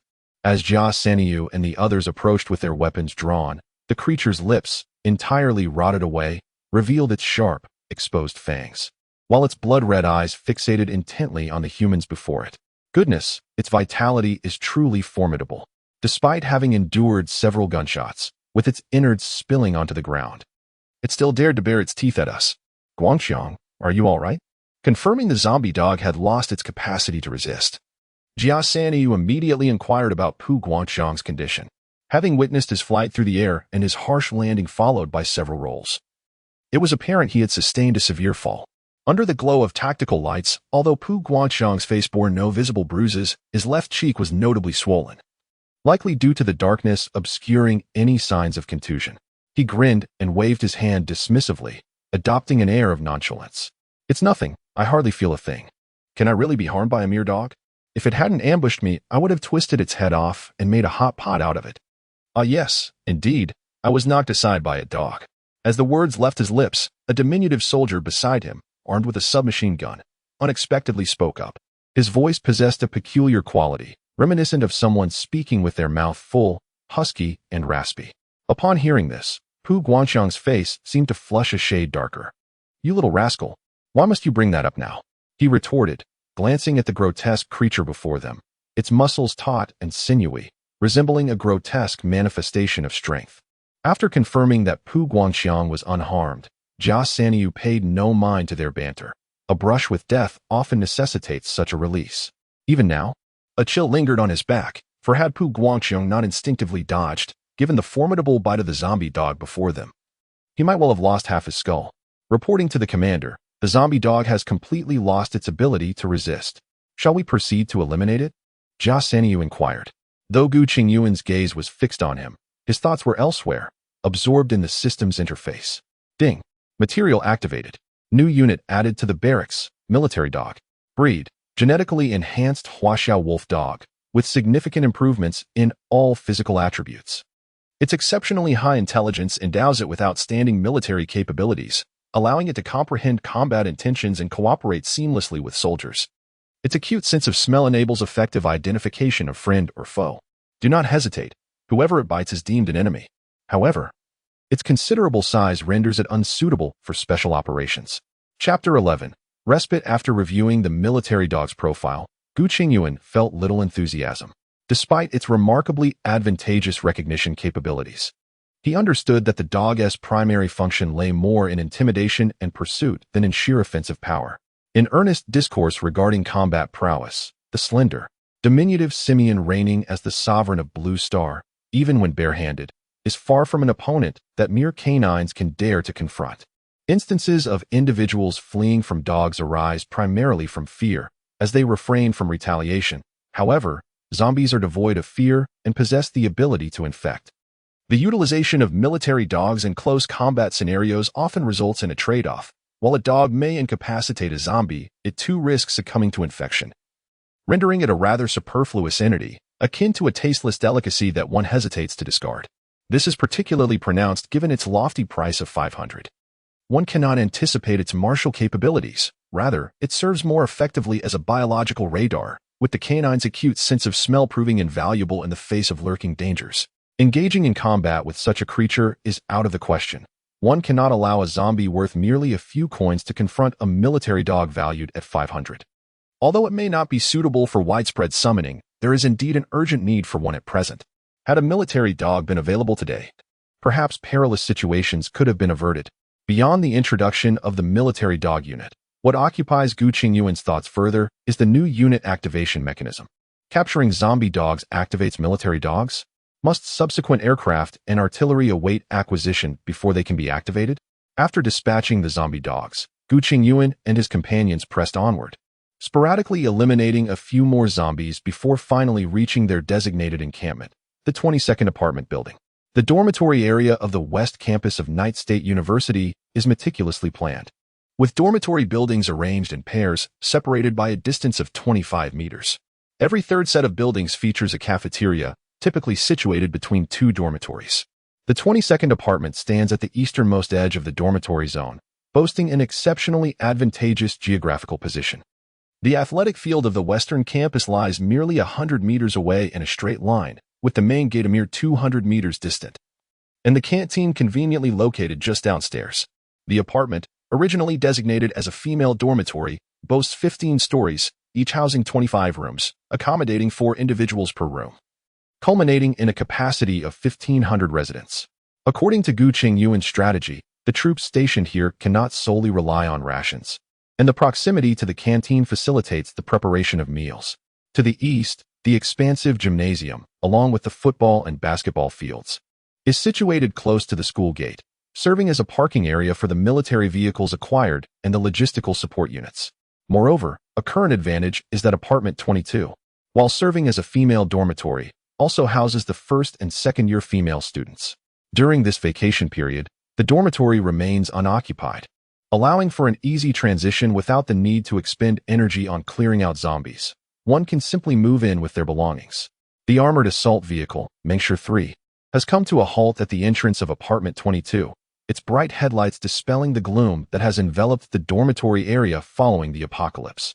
Due to the design of the dormitory, the first floor of all dormitory buildings at Yezhou University is largely uninhabited, with the northernmost row of rooms designated as storage spaces. The southern side is devoid of rooms, transformed instead into a common hall furnished with seating, billiard tables, and other amenities for students' leisure and relaxation. To foster a sense of openness, the southern side is encircled not by brick walls, but by a 1-meter-high iron railing, resulting in the absence of any dormitory curfew. Consequently, it is common to witness students returning late, effortlessly navigating the iron barrier as if it were non-existent. People come and go freely, not to mention other deceased species. Thus, Gu Chengyuan chose to situate the troop dormitory on the second floor, assigning the 3 survivors, Cai Anxin and her companions, to the third floor. Hesitant, they approached Gu Chengyuan regarding this arrangement. "Commander Gu, might it be possible for us to be accommodated on the second floor? I notice there are many vacant rooms there." With the onset of this apocalypse, as you well know, we are quite frightened. We feel a greater sense of security being among the soldiers of the Zhoubang. Gu Chengyuan, observing the cautious demeanor of Cai Anxin and her companions, could empathize with their situation. Were he to find himself without his system in such dire circumstances, he too would likely be overwhelmed with anxiety. However, the second floor was his sanctum, and due to the system, it was impossible to allow outsiders to reside there. "I regret to inform you, Mr. Cai, that it is not a matter of lacking compassion. I simply cannot permit you to occupy the vacant rooms. As you can see, we currently have only 1 squad of soldiers. According to the group plan, additional combat units will be arriving in the near future, so I must reserve the rooms accordingly. Moreover, it is generally prohibited for civilians to reside among military personnel. More troops are on their way. Upon hearing this, Cai Anxin and her companions felt a surge of hope. Throughout their journey, they had witnessed the formidable combat prowess of Gu Chengyuan's troops, who had scarcely encountered a worthy adversary, save for a surprise attack by a zombie dog that nearly resulted in casualties. Now, the prospect of even more soldiers joining them suggested that their safety would be significantly enhanced. The group remains uncertain about which division of the Greater Zhou they are affiliated with. However, their connection indicates that the command system has not been obliterated. This small unit is not merely a collection of surviving stragglers, as they initially presumed. Regardless of the speculations of Cai Anxin and her companions, Gu Chengyuan has no intention of clarifying the situation, deliberately allowing misunderstandings to fester. The apartment is equipped with elevators and staircases on both sides, but with the power outage, the elevators are rendered unusable. Even if they were operational, it is improbable that any zombies or mutated beast would utilize them. Therefore, Gu Chengyuan organized his soldiers to secure the iron gate on the second floor, away from the dormitory entrance, and even moved several empty beds to obstruct it. The same procedure was applied to the third floor, where Cai Anxin and her group resided.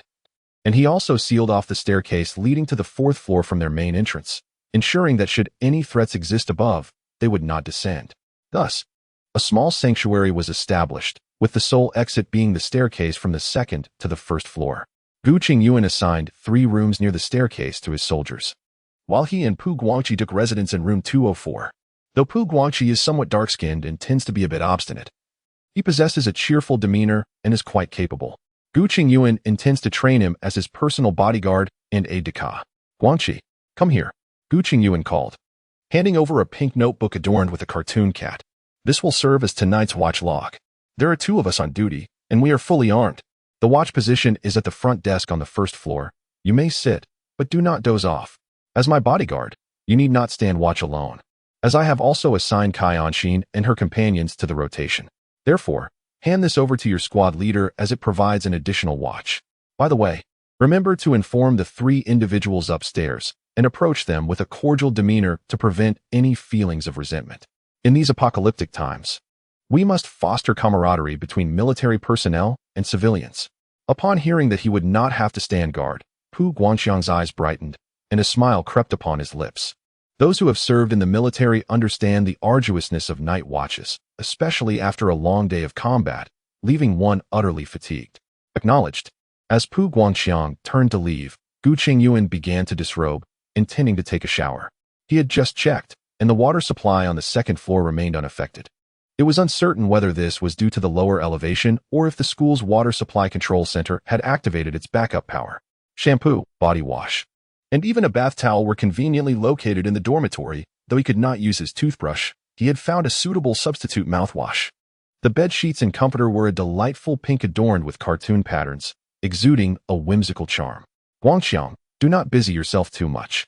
While the water is still running, you should take a shower as well, and kindly inform everyone to do the same. We have all had a tiring day. It is time to rest. With that, Gu Chengyuan climbed into bed.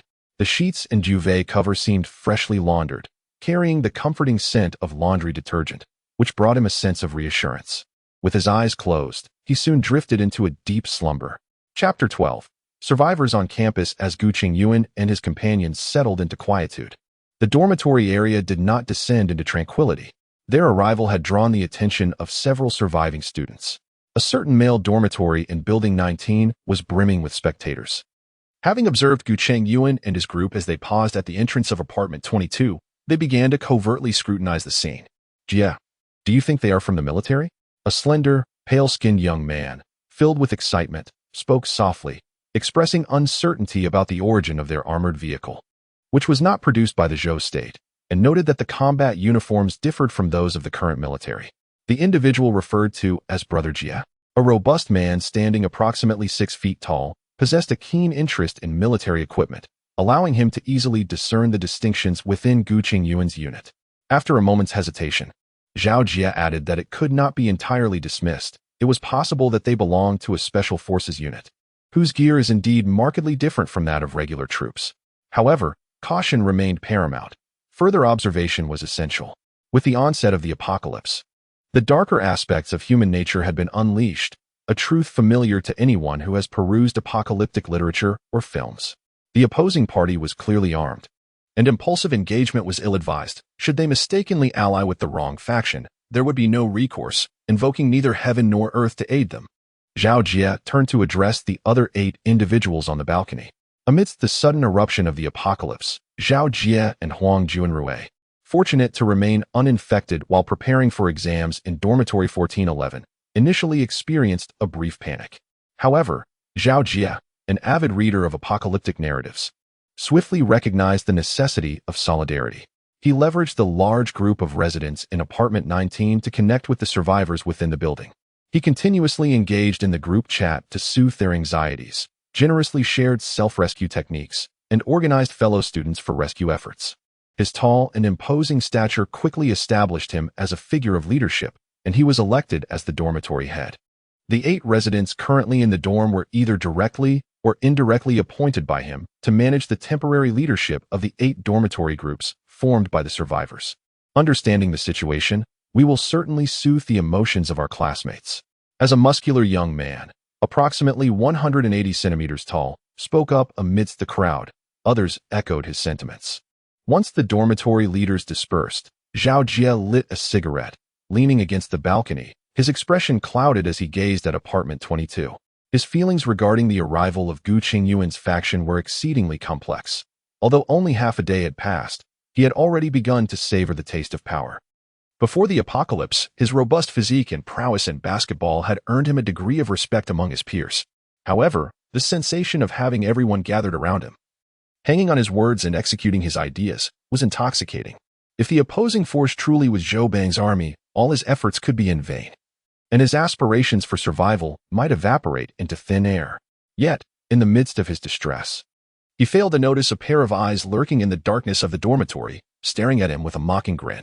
In a dormitory of the girls' residence on the 16th, Jia remarked, "There has been quite a commotion over at the stadium, resembling the sound of firecrackers. I wonder what has transpired." A girl with a voluptuous figure and luminous skin spoke to another girl on the balcony. "Jingwen, that does not sound like firecrackers." "I believe it is gunfire," replied Jia Yi, who, while shorter than the 172 centimeters tall Tang Jingwen, possessed an endearing charm and a maturity that contradicted her youthful appearance. "Gunfire? Could it be that Zhou Bang's rescue has arrived? Jia Yi, how should we seek their assistance? Should we take the initiative to approach them?" Tang Jingwen gazed at Feng Jia Yi, whose face was radiant with youthful vitality, her expression filled with joy under the moonlight. "No, we cannot seek help at this moment. Rather, we must avoid detection. We must ascertain their true identities before making any contact. Have you never read a post-apocalyptic novel? What if they are armed assailants taking advantage of the chaos? Would we not be like lambs led to slaughter, captured and made into pawns?" If Zhao Jie, residing far away in apartment 19, were to hear Feng Jiayi harboring similar thoughts, he would surely wish to send her a silent thumbs up, marveling at the synchronicity of their heroic insights. Upon hearing this, the alluring Tang Jingwen, with her captivating crimson lips slightly parted, exclaimed, "Is there such a delightful prospect? You might as well perish. Cease your nonsensical ramblings." Feng Jiayi responded, utterly speechless at Tang Jingwen's absurd remark. "I merely intended to lighten the mood." Noticing your serious expression, Tang Jingwen retorted, playfully pinching Feng Jiayi's cheek like a rogue and imitating a fly by rubbing her hands together while letting out a silent whistle. "You're insufferable. I am going to bed."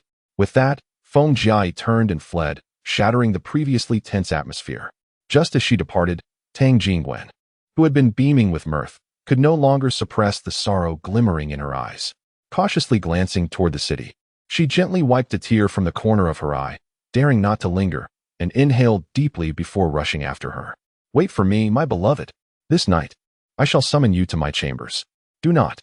For the survivors in the West District Dormitory, the arrival of Gu Chengyuan's faction promised a restless night. That very evening, some could no longer contain their curiosity and stealthily made their way over. Chapter 13. Establishing rules the following morning. As Gu Chengyuan rose from his slumber and completed his morning rituals, Pu Guangxiang approached him to report on the recent arrivals of survivors at the school.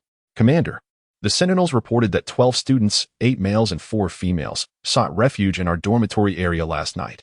Gu Chengyuan, upon hearing this, displayed little surprise. After all, the commotion from the previous night had indeed been significant. It was only natural for anxious students to seek sanctuary, and it would have been more peculiar had none arrived. Gather the students, and also summon Cai Anxin and the others.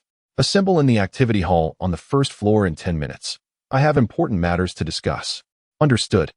10 minutes later, in the hall on the first floor, the 12 newly arrived students exhibited a variety of expressions. Some appeared fearful, others bewildered, while a few murmured in discontent. In contrast, Cai Anxin and her companions maintained a notable composure, with the secretary and driver quietly standing behind her. Cai Anxin surveyed the unexpected influx of individuals with a calm demeanor, as if contemplating their situation. Suddenly, the collective gaze of the crowd shifted towards the staircase. Soon, they beheld Gu Chengyuan, clad in impeccably tailored combat attire, his stature commanding and his countenance resolute, accompanied by Pu Guangqiang, who was fully armed and wielding a shotgun. Advancing towards them, observing Gu Chengyuan's rank insignia of 3 stars, a few of the male students, who were veterans, exhibited surprise, while the others merely found him strikingly handsome. The 4 girls, lacking any superfluous gestures or words, appeared noticeably more animated than before. Greetings, everyone. I am the commander of this small unit, Gu Chengyuan. You are all aware of the dire state of our world. Therefore, I shall not linger unnecessarily, relying on the trust of everyone who is willing to entrust their personal safety to me. Gu, I bear the responsibility to safeguard your well-being. Upon hearing Gu Chengyuan's promise, the eyes of those present sparkled with hope. After all, the perilous journey to apartment 22 was undertaken for this very assurance. Hence, for the sake of everyone's safety, I must establish certain rules. First, a separation of living quarters for men and women is imperative. Interfloor movement is strictly prohibited. Second, military governance shall be enforced. All actions must adhere to command, with complete obedience to orders. Third, in this era of scarcity, food is a precious commodity. A minimum living guarantee quota system will be implemented to ensure the equitable distribution of sustenance based on labor. Those who work more shall receive more, while those who do not work shall receive nothing. Fourth, due to the constraints of our forces, we have more pressing missions to undertake. The current oversight of survivors will be managed by Mr. Cai, the chairman of Home to Group, a name you may recognize. Thus, you may rest assured of his managerial capabilities. I urge everyone to cooperate with Mr. Cai, and I appreciate his efforts. Should there be any unreasonable aspects in the management process, feel free to lodge your grievances with me. These are the initial regulations, and they will be further refined to better serve you all. As Gu Chengyuan enumerated these rules, discontent began to brew among certain individuals in the crowd. Immediately after he concluded, a tall, bespectacled young man could not contain himself any longer. Captain Gu, he interjected, I sense a problem. According to your regulations, the military holds too much power. We are students, not your soldiers. We are in an era of democracy. Absolute power breeds absolute corruption, and I believe we must exercise oversight over this authority. I propose the establishment of a regulatory body composed of our students to act as a third party, overseeing the exercise of power. Upon hearing this, the slender, bespectacled young man seemed to have struck a chord with the crowd, who eagerly echoed, indeed, we are not soldiers. Why should we be mandated to obey orders unconditionally? Are we expected to march to our demise? The very essence of the military's existence is to safeguard us, is it not? As the atmosphere grew increasingly tumultuous, before Gu Chengyuan could respond, Cai Anxin proactively stepped forward to address the assembly. Fellow classmates, may I have your attention for a moment? We are all educated individuals, capable of independent thought. I comprehend the sentiments you have expressed. It is indeed crucial to monitor power.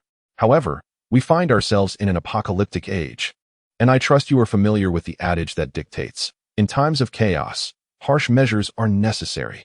If we were to sheathe our swords during such tumult, diminishing the deterrent against chaos, we would only invite greater disorder. Thus, I personally suggest that if you are concerned about the protection of your rights and wish to establish a supervisory entity, let it be one that oversees my actions. After all, I am the primary individual responsible for managing your affairs. The military is a state institution, both in reason and sentiment. We lack the authority to supervise it. Furthermore, the integration of military and civilian efforts has long been a tradition in our Zhou state. In these dire times, it is the duty and obligation of every citizen to respond to the call of duty. Upon hearing Cai Anxin's words, the furrowed brow of the slender, bespectacled young man gradually relaxed, as if his thoughts had been successfully swayed. Chairman Kai, you have articulated a profound truth. In times of national crisis, every individual bears a responsibility and an obligation to contribute. I am willing to dedicate myself to support our nation and my fellow classmates. Previously, I served as the head of the discipline committee in the student council. Are there any classmates who are willing to join me in establishing an organization dedicated to safeguarding everyone's rights? Just a moment ago, 2 male students who had been in agreement immediately raised their hands, declaring, I am willing. I am willing to work alongside Minister Liu to protect the rights of our classmates. Upon witnessing this scene, Kai Onxin raised an eyebrow, choosing not to speak but instead directing her gaze towards Gu Chengyuan. Gu Chengyuan, however, refrained from expressing any opinion, as if nothing had transpired, and instead clapped his hands, stating, what has been articulated above are non-negotiable mandates. In this apocalyptic era, I implore each of you to tread carefully. Should anyone interfere with the execution of military duties, do not blame me for enforcing military law. His final remark was a blatant threat, delivered with an unmistakable gravity. Kai Onxin and the tall, bespectacled Lu Xingfu promptly assured him that they would faithfully fulfill their responsibilities and would not hinder the military's efforts. Observing their commitment, Gu Chengyuan chose not to prolong the discussion, instructing them to organize personnel for logistical support before departing for his vehicle. Strangely, no one revisited the earlier discourse regarding the undemocratic and unfree nature of military governance. Initially, Lu Xingfu, influenced by the ideals of university life, spoke of democracy and personal rights. Yet, he was evidently not foolish when Kai Onxin remarked that strict measures were necessary in tumultuous times. He felt a jolt of realization and quickly regained his composure. Indeed, we are no longer in an era of peace. Should I choose to stand out, I might very well become a target. Thus, his mind raced as he seized upon Kai Onxin's intention to divert the conflict towards himself. Seeking to ingratiate himself with Gu Chengyuan and secure a position of power, Kai Onxin, on the other hand, believed that Gu Chengyuan, who held the truth, would never yield to the students, fearing a loss of authority. His overtures not only demonstrated his understanding of the bigger picture, gaining trust, but also allowed Gu Chengyuan to perceive the students as ungrateful, thereby facilitating a means to undermine them and indirectly bolster his own prestige. In the future, when the students contemplated defiance, they would subconsciously feel as though they were challenging the very forces of authority. However, Gu Chengyuan observed all of this with keen insight. Although Lu Xingfu was a refined, self-serving individual, somewhat hypocritical, Gu Chengyuan found little favor in him. Yet, Lu Xingfu's emergence revealed to him an alternative approach, enabling the survivors to establish internal checks and balances, positioning himself as the arbiter. In such a model, both parties would strive diligently to fulfill their assigned tasks, their compliance thresholds progressively diminishing. It resembled a peculiar competition for favor, where those unable to keep pace with the whims of power would be cast aside. To manage the unruly, one must grant them authority. As they transform from valiant warriors into formidable dragons, they will instinctively uphold the order of the dragon. Just as the so-called youth reform the workplace, it is merely because they have not yet claimed their share of its benefits. As they gradually become beneficiaries of this order, they too may evolve from skeptics to defenders. Much like Lu Xingfu.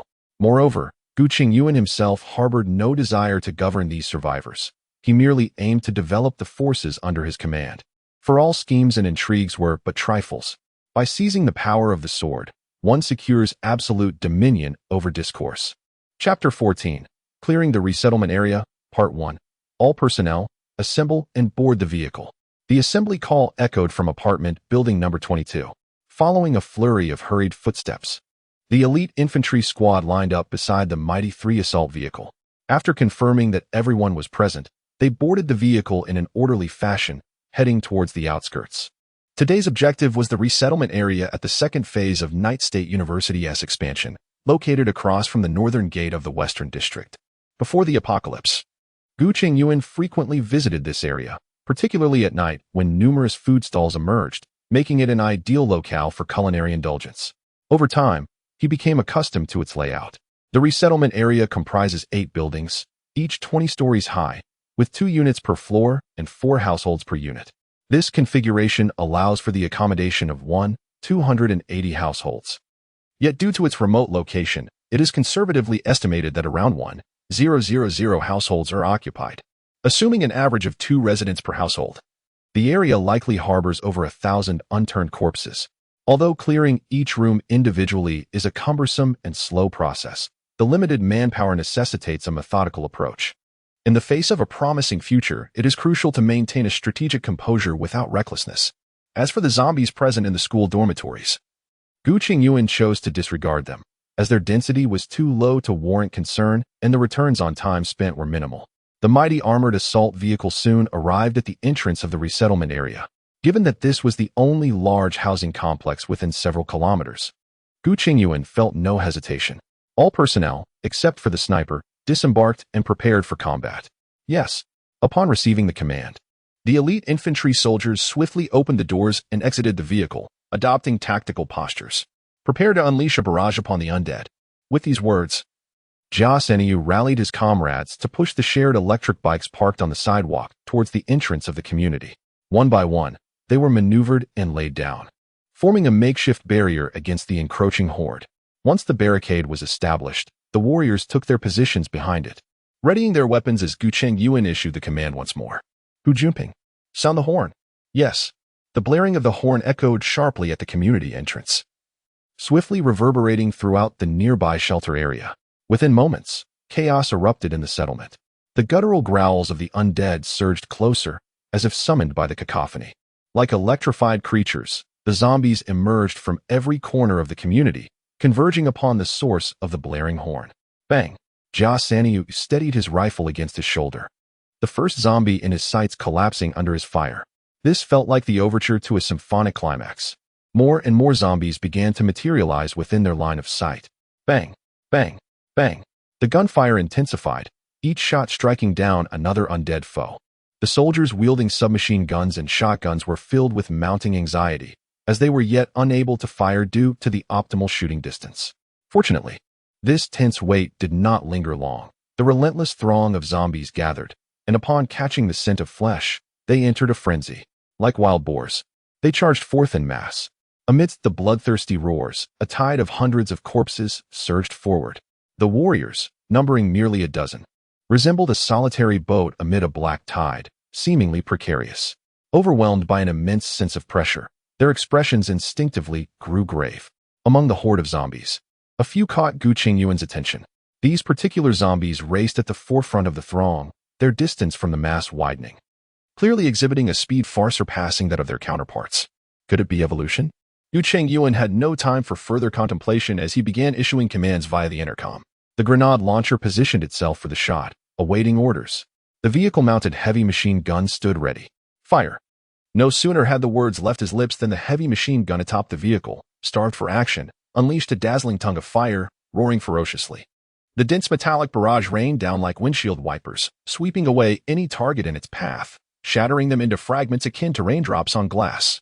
Several speedster zombies at the forefront were instantly obliterated by the metallic whips of the machine gun, their remains splattering on the ground and mingling with the flesh of ordinary zombies. This scene vividly illustrated the principle of equality under the caliber. However, a single machine gun could not completely suppress this minor horde. Numerous stragglers swiftly approached the makeshift barricade. With a series of thuds, several zombies broke through the fire net, crashing into a pile of shared electric vehicles, causing the barricade to tremble. Bang! Bang! Bang! The zombies that had initially failed to breach were soon met with the swift retribution of soldiers wielding shotguns, each delivering a decisive blow, exploding the majority of their forms. The splattered blood and flesh, due to proximity, even stained the soldiers' combat uniforms. The submachine guns roared to life, unleashing a torrent of fire upon the encroaching horde of zombies. As they maintained a relentless barrage, meticulous care was taken to conserve ammunition, alternating between bursts to ensure a steady output of fire. Amidst this intense onslaught, the mounted machine gun was nearing the end of its ammunition belt. Hearing the sporadic growl of the gun, Gu Chengyuan understood the urgency of the situation and promptly shouted into the intercom, "Light machine gun, open fire. Heavy machine gun, reload." A marksman, already poised with the QBJ-2015 8mm caliber light machine gun, swiftly squeezed the trigger upon receiving the command, targeting the throng of zombies that surged forth. Now bereft of heavy suppression, the relentless advance of the undead was momentarily stymied, but the sniper rifle proved insufficient against the mass of approaching foes. Thus, Gu Gu Chengyuan had previously stationed a sniper, utilizing the available light machine gun to supplement the intermittent firepower. Under the weight of this formidable assault, the horde was rapidly decimated, mere hundreds of zombies dwindling into a sparse scattering. The frequency of gunfire diminished in tandem with the decreasing density of the undead, until, much like the once overwhelming tide of zombies, silence enveloped the designated area. As the last zombie collapsed to the ground, Gu Chengyuan's racing heart gradually found its calm. Only by confronting the horde directly could one truly grasp the terrifying nature of these fearsome creatures, devoid of fear and pain, wholly governed by their bloodthirsty instincts. Even a mere 100 zombies, faced with the relentless alternating fire of light and heavy machine guns, had managed to crash against the hastily erected barricades multiple times. In the absence of cover, encountering this horde of corpses would render the firepower of a single squad utterly insufficient for defense. Fortunately, foresight and a steady demeanor prevented a disastrous outcome. After engaging with numerous low-tier scattered zombies, one might mistakenly assume that the undead posed little threat. Yet, this mere 100-strong horde exhibited ferocity beyond expectation. The thought of facing thousands in the district or tens of millions in the city is truly unfathomable. Gazing at the ground littered with dismembered bodies, the exhilaration of victory alleviated both the physiological and psychological discomfort experienced by Gu Chengyuan. With a hint of excitement, he proclaimed, "All personnel, take a 5-minute break, then we shall commence the cleanup of the battlefield." Chapter 15. Clearing the Resettlement Area, Part 2. Report, Commander. The battlefield has been successfully cleared. Approximately an hour later, Gu Chengyuan approached Gu Chengyuan, accompanied by a fellow soldier. Upon counting, they had amassed a total of 176 zombie cores. Accepting the black briefcase from the soldier's hands, Gu Chengyuan opened it to reveal a collection of glimmering cores. A sense of déjà vu washed over him, reminiscent of a scene from a crime film where robbers divvy up their stolen jewels. Shaking off the strange thoughts, Gu Chengyuan promptly summoned the system. Transformation. As the soldiers were provided by the system, Gu Chengyuan felt no need for discretion. Ding. Transformation in progress. Soon, a sound reminiscent of money clinking resonated in his mind. Transformation successful. Current funds, 1104. Seeing the system interface display a 4-digit sum filled Gu Chengyuan with excitement. It seemed that the summoning of a second infantry squad was now within reach. The next infantry squad led by Gu Chengyuan did not intend to continue exchanging for elite infantry units. He felt that in dealing with zombies, the cost-effectiveness of elite infantry seemed rather lacking. Although the weapons employed were relatively advanced, their utilization rate was exceedingly low. For instance, the 3 snipers and 1 grenade launcher were seldom called upon. Hence, in the short term, Gu Chengyuan planned to adopt a numbers strategy, relying on sheer numbers to gain momentum. The hum of the armored vehicle, the Brave 3, once again filled the air as it slowly made its way towards the settlement area. Its robust, massive special tires crushed the corpses beneath, leaving deep ruts in the ground. The bodies of the crushed zombies oozed like rotten tomatoes, with blood seeping along the path into the freshly formed tire tracks, pooling into crimson puddles. However, Gu Chengyuan remained indifferent to this carnage. He had no intention of having the soldiers clear the bodies. To enhance efficiency, environmental concerns were momentarily disregarded. The tires left behind streaks of blood as the vehicle parked beside 3 buildings at the entrance of the settlement area. This time, neither the snipers nor the grenade launcher remained in the vehicle. Under Gu Chengyuan's orders, they set aside their weapons and picked up shovels and pickaxes. Since their sniper rifles and grenade launchers were ineffective indoors, it was better for them to serve as support troops, tasked with digging out the zombie cores. Gu Chengyuan, unlike his usual practice of remaining in the vehicle, opted to accompany the elite infantry unit in their operations. He divided the infantry squad into 3 combat teams and 1 logistics team. The leader of the first team, Sergeant Gu Chengyuan, was accompanied by a shotgunner and a submachine gunner. The leader of the second team, Corporal Huang Jiechi, was accompanied by a submachine gunner and a rifleman. The 3 group leaders were Gu Chengyuan, accompanied by a shotgunner and a light machine gunner. The logistics team consisted of 2 snipers and a grenade launcher. Equipped with a shovel, a pickaxe, a hammer, and a black tote bag akin to that of a notorious gangster.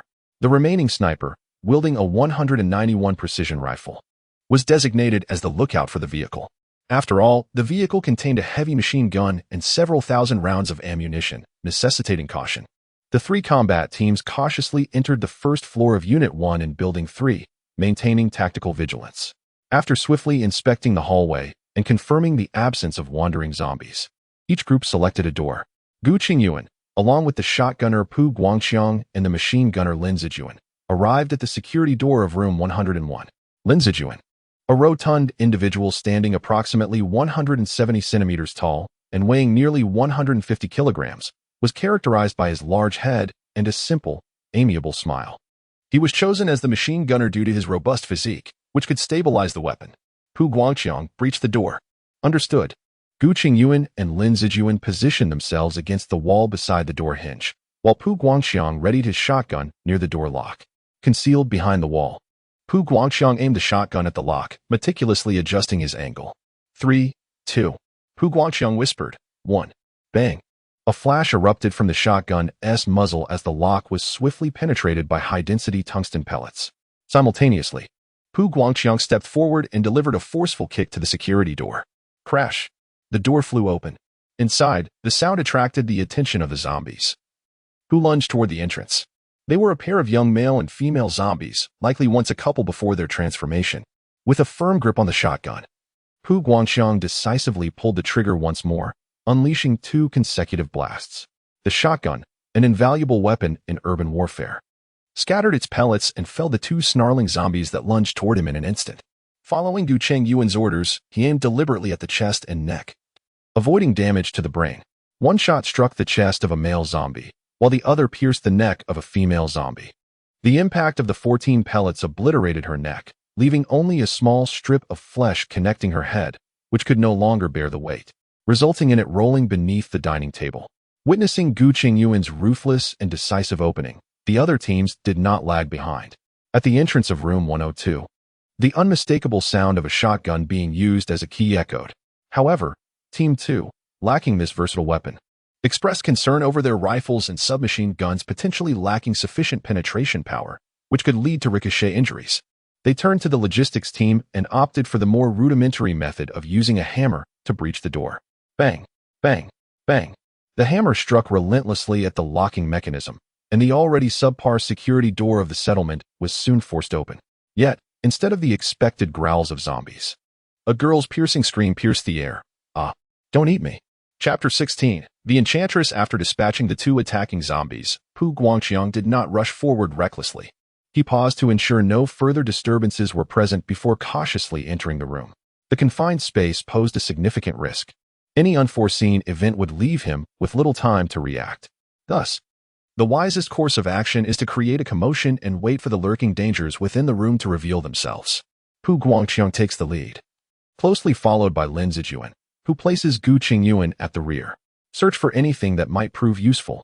The room is adorned with a warm ambience, featuring fabric sofas, some hanging paintings, and charming trinkets. Beside the television cabinet rests a picture frame, which piques Gu Chengyuan's curiosity. He picks it up and discovers a pair of intimate young lovers. The boy, slightly plump, smiles shyly, while the girl beams with a radiant joy. Guangxiang, deliver a finishing shot to this male corpse's neck, so they may depart this world in identical fashion. After speaking, Gu Chengyuan glances at the doomed couple, adding, no need for thanks. It is merely the fault of this apocalyptic era. My capabilities extend only thus far. Lin Zijuan, have you uncovered anything? Upon hearing Gu Chengyuan's voice, Lin Zijuan's broad frame emerges from the bedroom with an unexpectedly nimble grace. Reporting, Commander, I have found nothing of significance, but I did come across some chocolate snacks and balloons. Balloons? Gu Chengyuan regards Lin Zijuan, noticing his eyes narrow and his expression become rather lecherous. Suddenly enlightened, he exclaims, what in the world do you intend to do with those? Dispose of them. Wait. Gu Chengyuan's brow furrows, revealing a moment of contemplation. Forget it. Let us see this through to the end. Lin Zijuan, burn the balloons in front of this ill-fated couple, but do exercise caution below. With that, Gu Chengyuan strides towards the door alongside Pu Guangxiang. In truth, he harbors no expectations regarding the treasures that might be unearthed within the room. In terms of sustenance, the resources available at Night State University, particularly the reserves within its 8 dining halls, are sufficient to sustain its modest population for an extended period. As for financial matters, those in the know are well aware of the implications, rendering any further discussion superfluous. Regarding precious metals and gemstones, Gu Chengyuan has already tested the system, which yielded no response.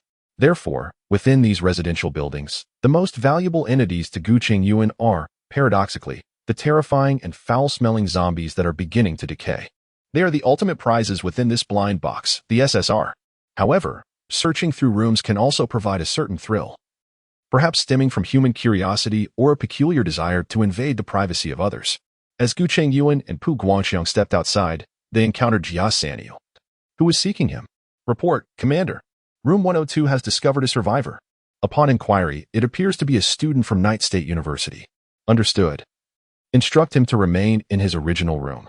As the resettlement community adjacent to Night State University, it is not surprising to find students on campus. Many students, seeking comfort, opt to rent accommodations here, predominantly couples, which are colloquially referred to as love nests among their peers. Uncle from the National Defense Army, take me with you. Don't leave me here. The conversation in the corridor was overheard by Qin Rao at the entrance of room 102. The instruction to remain in place led her to mistakenly believe she would be abandoned to fend for herself. Uncle? Hearing this address, Gu Chengyuan turned his gaze toward the door of room 102. There stood a girl, ethereal in appearance, with features so exquisite they evoked admiration, particularly her slender, moon-like eyes, which seemed to have recently shed tears, glistening like a lost fawn. The girl donned a white t-shirt, her tall stature estimated at around 170 centimeters, with a slender waist and long legs, her bosom notably full and ample. A fairy? Was the immediate impression that Gu Chengyuan had upon first seeing her. However, he quickly regained his composure, so much so that the girl, whose eyes were tinged with red, did not detect any anomaly. Hello, classmate. We are not abandoning you. We simply have a task to eliminate the zombies. It is too perilous to take you along. Gu Chengyuan's voice was gentle, soothing the panic-stricken emotions of Qin Rao. Once she had calmed down a bit, she began to assess the man in combat attire before her. The man had a prominent nose and well-defined, deep features, his gaze clear as a pool of melted snow. Beneath his pristine military uniform, the contours of his muscles were faintly discernible, exuding a robust and agile demeanor akin to that of a leopard, radiating an air of severity and coldness from within. All right, I will be obedient. Please do not leave me behind. The girl's soft and dependent tone caused Gu Chengyuan's heart to skip a beat. Rest assured, classmate, we will ensure your safety. Okay, she replied. No wonder they say that beauty brings disaster. One must cultivate their heart. After a self-deprecating smile, Gu Chengyuan, accompanied by the elite warriors of his unit, resumed their sweep. Leaving 3 teams to clear the remaining room 104, Gu Chengyuan led the first and second groups as they stealthily ascended the staircase to the second floor. The combat formation remained with 2 soldiers wielding shotguns at the forefront, as shotguns have a wider projectile spread and formidable close-range firepower, making them more adept at handling unexpected situations. Suddenly, a pot lid crashed to the ground in the corridor of the second floor, shattering the eerie silence that enveloped the atmosphere. A few individuals, including Gu Chengyuan, stood at the entrance of the corridor for approximately a minute, waiting for the zombies to appear. When none emerged, they proceeded to the second-floor hallway, repeating the actions taken on the first floor. They meticulously searched the entire corridor, ensuring that no lurking threats remained, before the sound of the 09 universal key unlocking the door echoed through the air. Chapter 17. Summoning the infantry squad by 1 o'clock in the afternoon, Gu Chengyuan and the elite squad had successfully cleared Unit 3. In the process, they rescued 16 survivors, among whom were 4 couples, 2 of whom were students from Yenzhou University. The remainder comprised ordinary working individuals, primarily young adults. Gu Chengyuan's initial impression of 3 particular young men was far from favorable. Their demeanor suggested a certain restlessness. Notably, 2 of them were not residents, but had come to visit friends for a gathering. These individuals were assigned to 3 separate rooms on the first floor of Unit 1, while no survivors were placed in room 102 belonging to Qin Rao. One couple expressed their disagreement, remarking that the 3 rooms were too gruesome and requested to move to room 102. However, Gu Chengyuan denied their request, citing the presence of the original tenants and the need to protect their personal rights. Nevertheless, Qin Rao proactively invited the 2 couples to stay in her room, proposing that they assist in preparing a meal, considering that Gu Chengyuan and his team had spent the morning combating zombies and deserved a warm meal. Gu Chengyuan wholeheartedly supported this idea. After all, soldiers are human too. Although the self-heating meals were tolerable, they could become quite monotonous with repeated consumption. Rather than allowing these individuals to remain idle, it would be more prudent to ensure the well-being of the combat personnel. Immediately, Gu Chengyuan instructed the logistics team to collect provisions from the cleaned rooms on the second floor. The apocalypse had only unfolded less than 2 days prior. So despite the power outage, the ingredients in the refrigerator remained unspoiled. Soon, they gathered several pounds of beef, pork, 2 fish, as well as some potatoes and vegetables. Due to the urgency of the situation, Gu Chengyuan decided to prepare a hot pot, which was a simpler option. The hot pot base was placed in a pot to boil, and the prepared ingredients were added in turn. While the survivors busied themselves with the meal preparation, Gu Chengyuan promptly arranged for the soldiers to rest on the spot. The soldiers, organized by their combat units, ascended to the second-floor rooms to find beds for a brief respite. Meanwhile, Gu Chengyuan took refuge in the back of the Mengshi 3 armored assault vehicle outside. The sniper left to guard was assigned by Gu Chengyuan to assist in the kitchen, essentially overseeing the situation. Given the unpredictable nature of human intentions, it was prudent to exercise caution to avoid potential poisoning. Being alone in the vehicle, Gu Chengyuan did not occupy the front passenger seat, but reclined comfortably on the spacious back seat, stretching luxuriously and enjoying the cool air from the vehicle's air conditioning. He summoned the system. At that moment, the word money on the system panel appeared exceedingly delightful to him. Money. 1504. This was the fruit of his morning's labor alongside a select group of soldiers. Gu Chengyuan manipulated the cursor on the system interface and accessed the unit exchange page. Ordinary infantry squad. 1500. Upon seeing this option, Gu Chengyuan felt a surge of excitement and clicked to exchange. It had not been an easy task. Although he had not saved for long, it felt like a tremendous effort. By exchanging for this infantry squad, he would effectively double his infantry strength, significantly accelerating the resource gathering process. The snowball can indeed roll faster and faster. Gu Chengyuan seemed to envision himself commanding an army of hundreds of thousands. Exchange. As the words left his lips, a virtual blue frame materialized before his eyes. However, this time, Gu Chengyuan noticed 2 options within the blue frame, one for immediate placement and the other for concealed placement. Concealed placement? Gu Chengyuan felt a twinge of concern that an observer might spot him exchanging here, and the system's concealed placement option perfectly addressed his apprehension. If the system claimed it was concealed, it must be reliable. With that thought, Gu Chengyuan promptly chose the concealed placement. Ding. Ordinary infantry squad X1 being deployed. Deployment successful. Where is it? Gu Chengyuan puzzledly scanned his surroundings, noticing no immediate activity. After waiting a while, just as he began to suspect a system glitch, a familiar vehicle suddenly turned into the entrance. What followed in Gu Chengyuan's line of sight was a rugged, jungle digital camouflage Warrior 3 armored assault vehicle, equipped with a high-end version of a 12.7mm heavy machine gun. Incredible. This system is quite impressive. The price was slashed by half. Yet the caliber of this transport remained intact.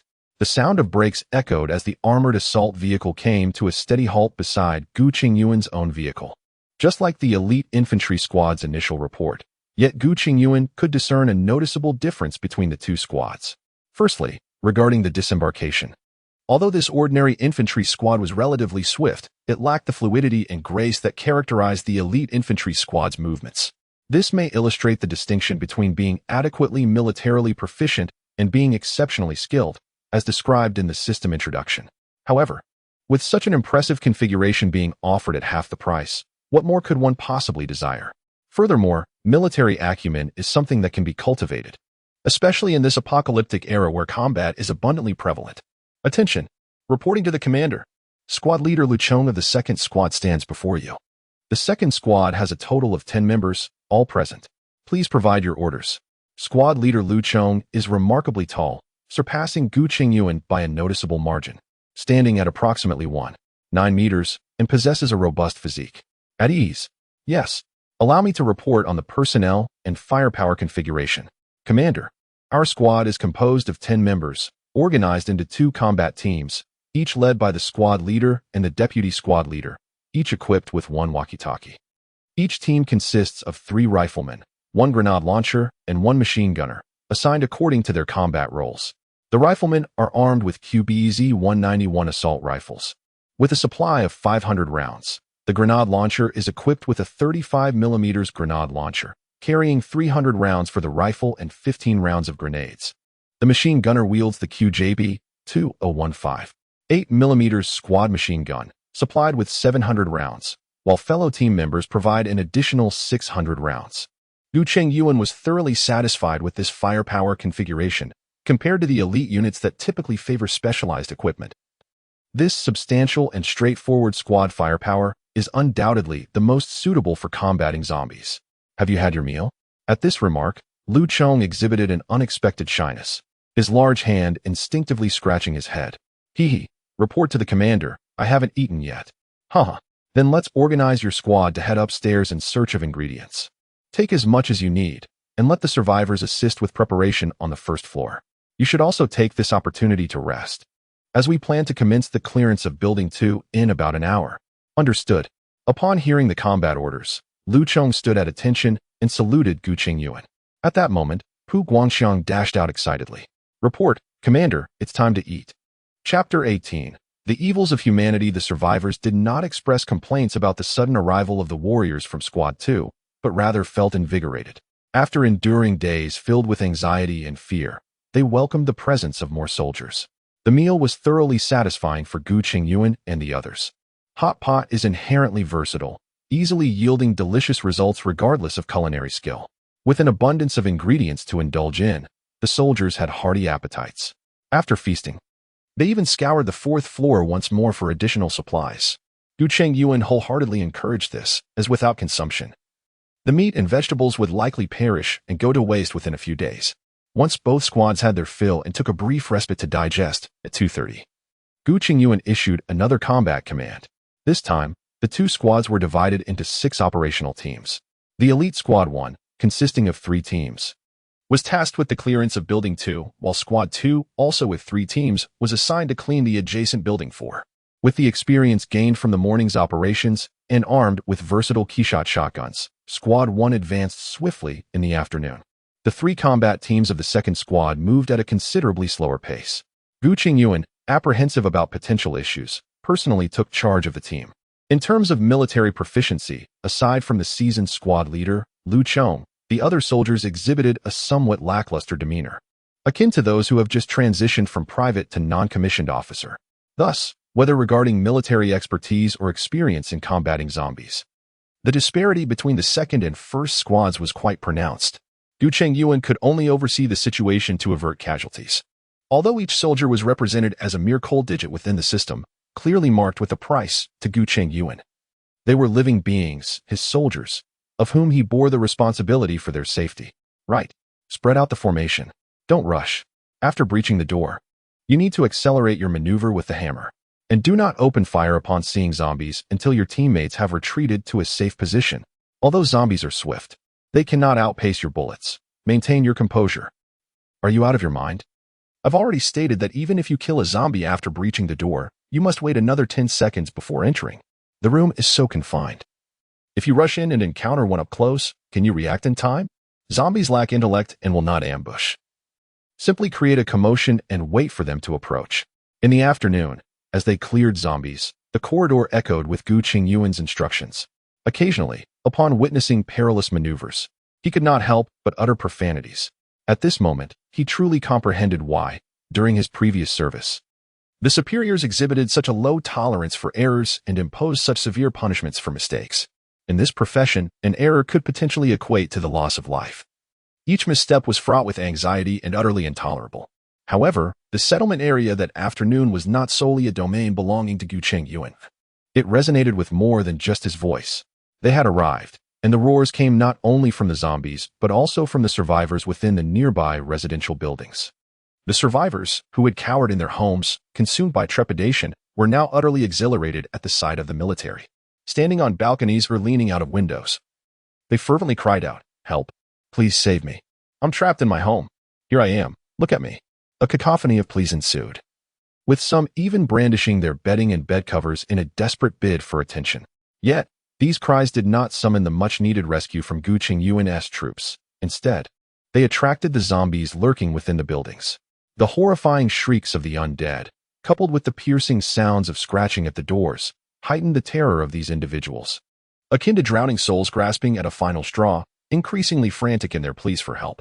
In response to the inquiries from Jia Sanyu and Lu Chong over the intercom, Gu Chengyuan pondered briefly before resolutely issuing the command to continue with the mission. It was merely the second day since the onset of the apocalypse. In terms of food supplies and the robustness of their security doors, these individuals were relatively safe. The entire community comprised 8 residential buildings, and the survivors were exceedingly dispersed. Attempting a rescue at this juncture would not only compromise efficiency, but, from a safety perspective, lack the steadiness of their current approach. Moreover, it is rather beneficial for them to experience despair. They must not be allowed to dwell in the prelude of the apocalypse. They need to learn to position themselves correctly and understand who can truly save them. Gu Chengyuan's aloof demeanor, marked by an unyielding rigidity, was keenly observed by the desperate survivors within the building, causing many to momentarily lose their composure. In their terror, this panic morphed into an inexplicable fury, transforming their cries for help into venomous daggers. "You soldiers, why do you not come to our aid? I see now, you are here to rescue the officials, aren't you?" Indeed, I often expose these truths online, and yet, some foolish individuals claim I am a spy. Some individuals brandish their phones, activating the cameras to capture the scene. Behold, this is our military. They care not for our survival. Their words are sweeter than honey in times of peace, yet when danger looms, they only shield the privileged. Furthermore, some even resorted to a destructive frenzy, hurling pots and pans in Gu Chengyuan's direction. "Damn it, if I cannot survive, neither shall you." They began to toss items towards a certain direction, intent on luring the zombies away. "If we are to perish, let it be together." Witnessing this chaotic spectacle, Gu Chengyuan maintained a facade of icy composure, his demeanor steeped in an oppressive silence, as if he were suppressing an inner tempest of rage. Yet, in truth, he felt utterly indifferent, even finding a hint of amusement in the chaos. Yes, indeed, the louder the uproar, the better, if you do not create a ruckus. How could I later exploit this psychological advantage? Amidst the turmoil, many of the rescued survivors found themselves brimming with indignation, rallying in defense of the military. How could one be so impervious to reason? Are the soldiers not human? Must they not attend to each individual? Is neglect tantamount to a conspiracy? What kind of logic is this? Is saving you first part of a conspiracy? It's merely a group of self-serving individuals masquerading under the pretense of caring for the common people. How is it that we are rescued first and I, a humble decorator, have suddenly become superior? Have I transformed into an unseen mastermind? I'll give you a taste of reality. What is the army doing? Are they really going to let this bunch of fools bully them? Indeed, in the midst of battling zombies, have they forgotten about dealing with these nuisances? Is it too inconvenient for them? At such a critical time, they are still engaging in internal strife. In an instant, the atmosphere among the survivors reached a boiling point, with some suggesting that the army should abandon them to their fate, their anger surpassing even that of the military. This only deepened the survivors' sympathy for Gu Chengyuan's troops. They truly represent the essence of a loyal army, silent in the face of insults, resilient against blows, the guardians of the people. As dusk approached, Gu Chengyuan and his second squad arrived at the 18th floor of Building 4, Unit 1. According to the report from Gu Chengyuan over the intercom, they had completed the clearance of Building 3 and were currently engaged in the cleanup of the 4th floor of Unit 2 and Building 4. As the operation progressed, survivors were gradually rescued, yet Gu Chengyuan remained impassive in the face of their heartfelt gratitude. "Understood.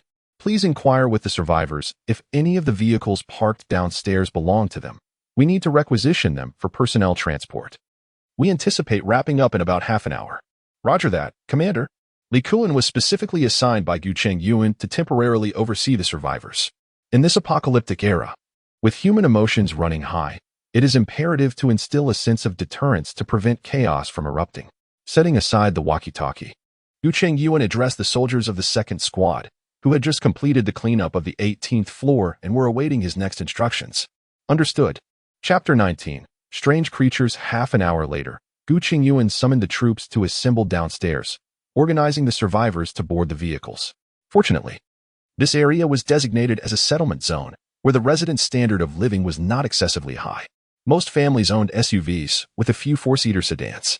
Were this a villa district, dominated by two-seater sports cars, transporting these survivors would necessitate having them ride atop the vehicles. In truth, they could also walk, as the school was just across the street. However, with such a large group gathered together and exposed, it was inevitable that they would attract some mutated creatures. The experience of the zombie dog ambush that night had already served as a stark reminder for Gu Chengyuan. As 30 survivors lined up to board 4 SUVs, the raucous crowd, which had quieted down in the afternoon due to exhaustion, erupted once again. This time, however, their demeanor had noticeably softened. Some survivors had even begun to plead, "Please don't leave us. We beg you, save us. Indeed, I am not like those who berated you this morning. I am truly suffering. Just let me show you my medical records. Please save us. The children are innocent. My child is only 2 years old." Esteemed leaders of the military. Observing these individuals, Gu Chengyuan found the scene surreal. Those who had been the most vocal in their condemnation, wishing for the demise of his group, were now the very ones pleading for mercy, slowly coming to terms with the grim reality and shifting blame onto one another. However, from beginning to end, this matter was intentionally allowed by Gu Chengyuan. Without guiding them into a frenzy, how could he suppress them through their mistakes? How could he dampen their spirits? Now, amidst this chaos, should he choose to rescue them, he would undoubtedly evoke immense gratitude from the majority. This is human nature, and in a word, it can be summed up as base. That which comes too easily is never cherished. Only through trials and tribulations can one truly comprehend the value of kindness received. Guangqiang, inform them to come again tomorrow, and do not wander aimlessly. Understood. Pu Guangqiang received the command to announce this news to the pleading survivors, who immediately erupted in excitement. The atmosphere was fervent, as if they were eagerly awaiting the arrival of their saviors. "We shall wait here for you, and we will not disperse. Yes. We have been battling zombies all day. Everyone should rest well. We must not be selfish. Our warriors are human too. If we do not care for our own troops, who will?" Gu Chengyuan, having heard none of these remarks, took his place in the passenger seat. Once all personnel were aboard, he promptly ordered the convoy to commence. Thus, a procession led by Gu Chengyuan's formidable 3rd assault vehicle, flanked by 4 SUVs in the middle, and concluded by the 2nd armored assault vehicle, slowly departed from the shelter area of Night State University. As they exited, Gu Chengyuan dispatched 5 soldiers, each from the elite and ordinary teams, to retrieve the brain cores of the zombies that had been eliminated the previous night. However, it wasn't long before the radio crackled with a report from the retrieval team. "Report. Commander, the retrieval team has discovered that the brain cores of the zombies slain last night are missing. The skulls have been punctured with holes from various sharp objects." Upon hearing this news, Gu Chengyuan's expression turned solemn. What precisely was harvesting the peaches? There had been no signs of human activity during his visit that morning. Could it be a mutated creature? The phrase "various sharp objects" lingered in his mind, suggesting that the entity responsible for the peach picking was not a solitary being but rather a group. Although he could not ascertain its identity, Gu Chengyuan leaned towards the notion of some unknown mutated monster. His skepticism towards humanity was not born of disdain. Rather, it stemmed from the fact that the apocalypse had only erupted for less than 2 days, making it a remarkable feat for anyone to gather enough strength for self-preservation, let alone to actively seek out and steal the inedible brain cores, especially under the cover of night. The purpose of these brain cores eluded him, aside from their utility for the system. Ironically, the brain core from the zombie dog was still in his pocket, and he had conducted various experiments with it upon waking, including but not limited to meditative attempts to absorb its essence, and even clandestinely drawing his own blood. He was on the verge of smashing it to drink its contents. With these thoughts in mind, Gu Chengyuan and his group arrived at the entrance of apartment 22. Upon hearing the commotion, Cai Anxin and Lu Xingfu immediately led the others out from within the building. As soon as Gu Chengyuan alighted from the vehicle, Cai Anxin approached him promptly to report on the day's activities, while Lu Xingfu, though lacking a report of his own, joined the conversation. "You and the soldiers have worked hard. Now, I invite you all to the 5th dining hall.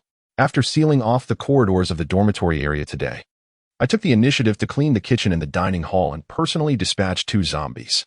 In an apparent attempt to bolster the persuasive power of his words, Cai Anxin tugged at a blood-stained corner of his shirt. "Indeed, I can attest that Chairman Cai is truly formidable." Lu Xingfu stood by, eager to vindicate him. The scene today had certainly startled Lu Xingfu. There were not only zombies but also Cai Anxin and his driver. After completing their tasks in the dormitory, the group deliberated and decided it was essential to clear the cafeteria, as subsisting solely on rations was not a sustainable solution. Chapter 20. Infantry Squad. Gu Chengyuan and his soldiers enjoyed a hearty meal in the cafeteria. Due to the relatively low number of survivors, there was no division of labor. This meal was prepared collectively by all the remaining survivors. Those skilled in cooking took charge of the pots and utensils, while those less adept handled the washing and preparation of the ingredients.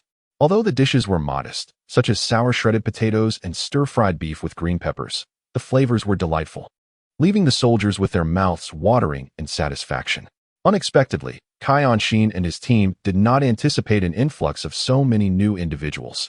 However, the original survivors welcomed these newcomers, for in times of peril, people naturally gravitate towards unity.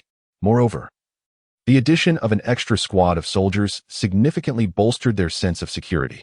After the meal, Gu Chengyuan entrusted the task of accommodating the survivors to Chengyuan, choosing to disengage from such trivialities.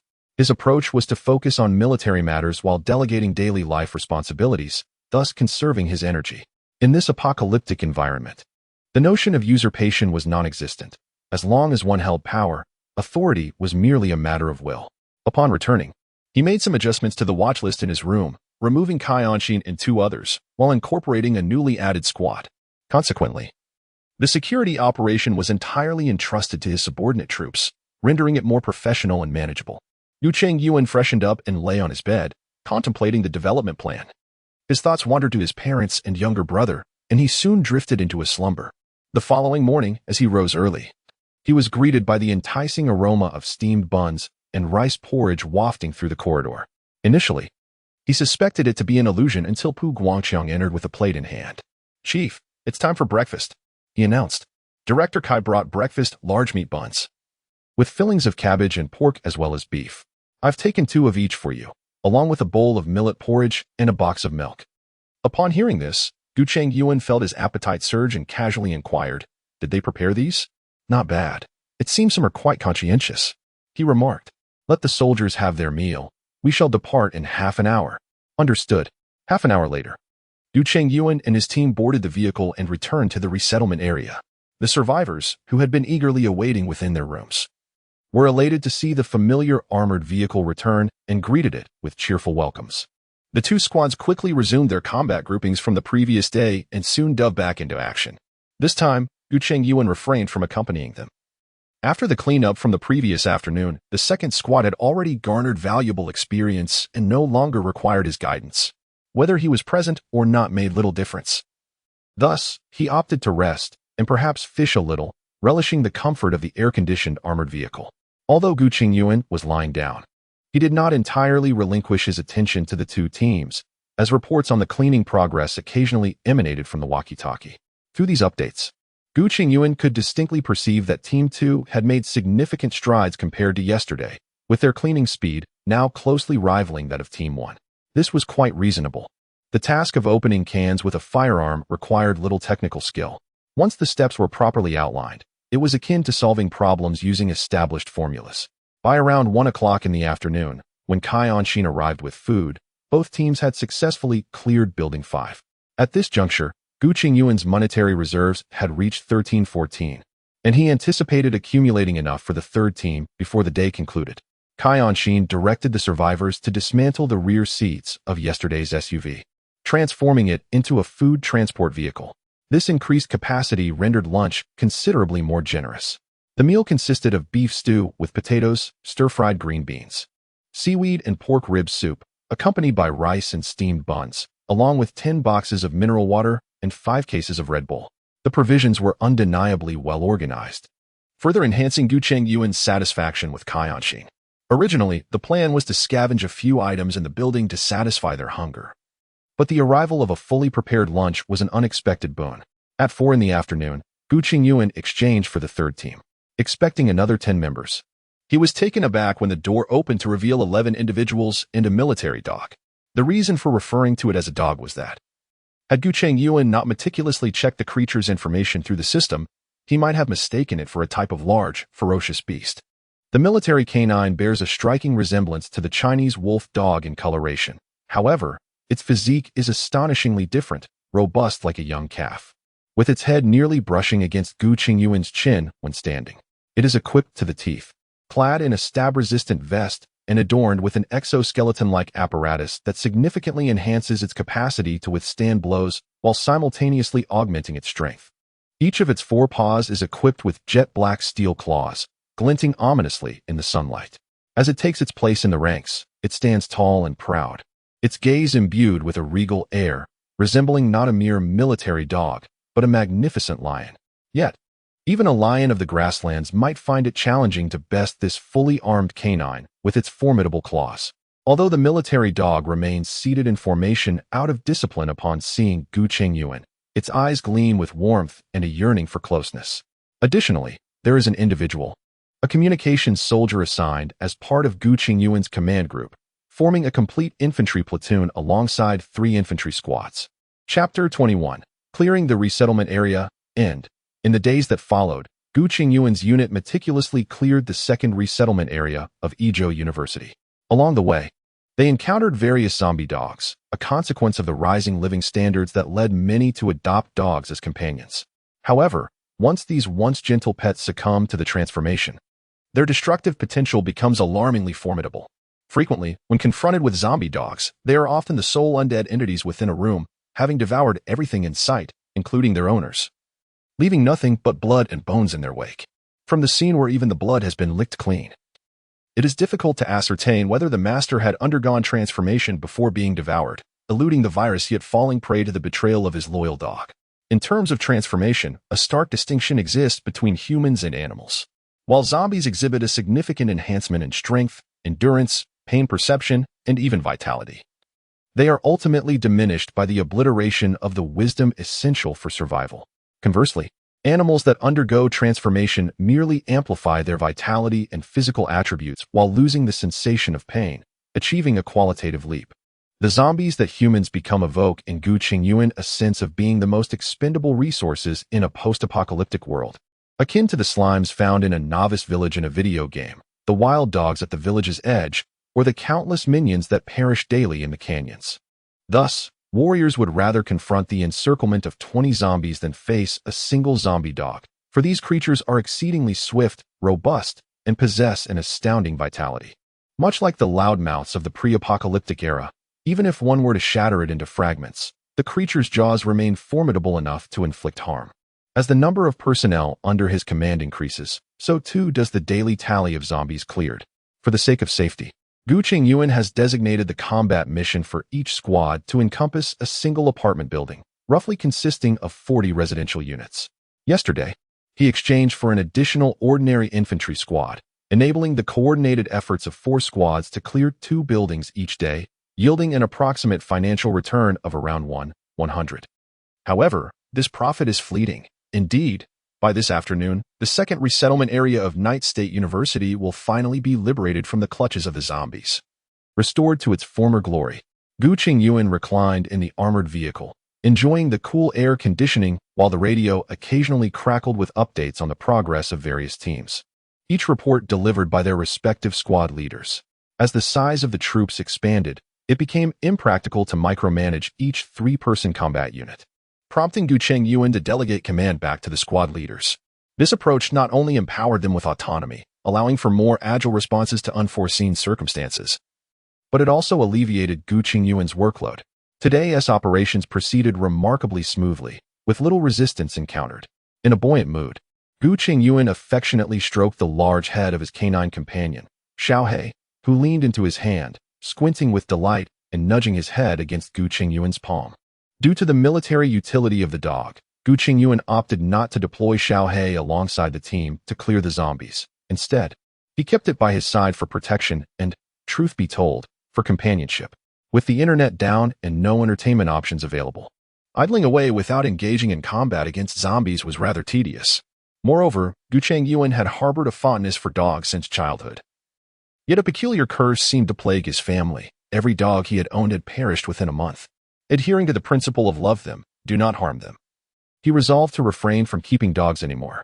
Nevertheless, unable to resist his affection, he frequently indulged in virtual petting online.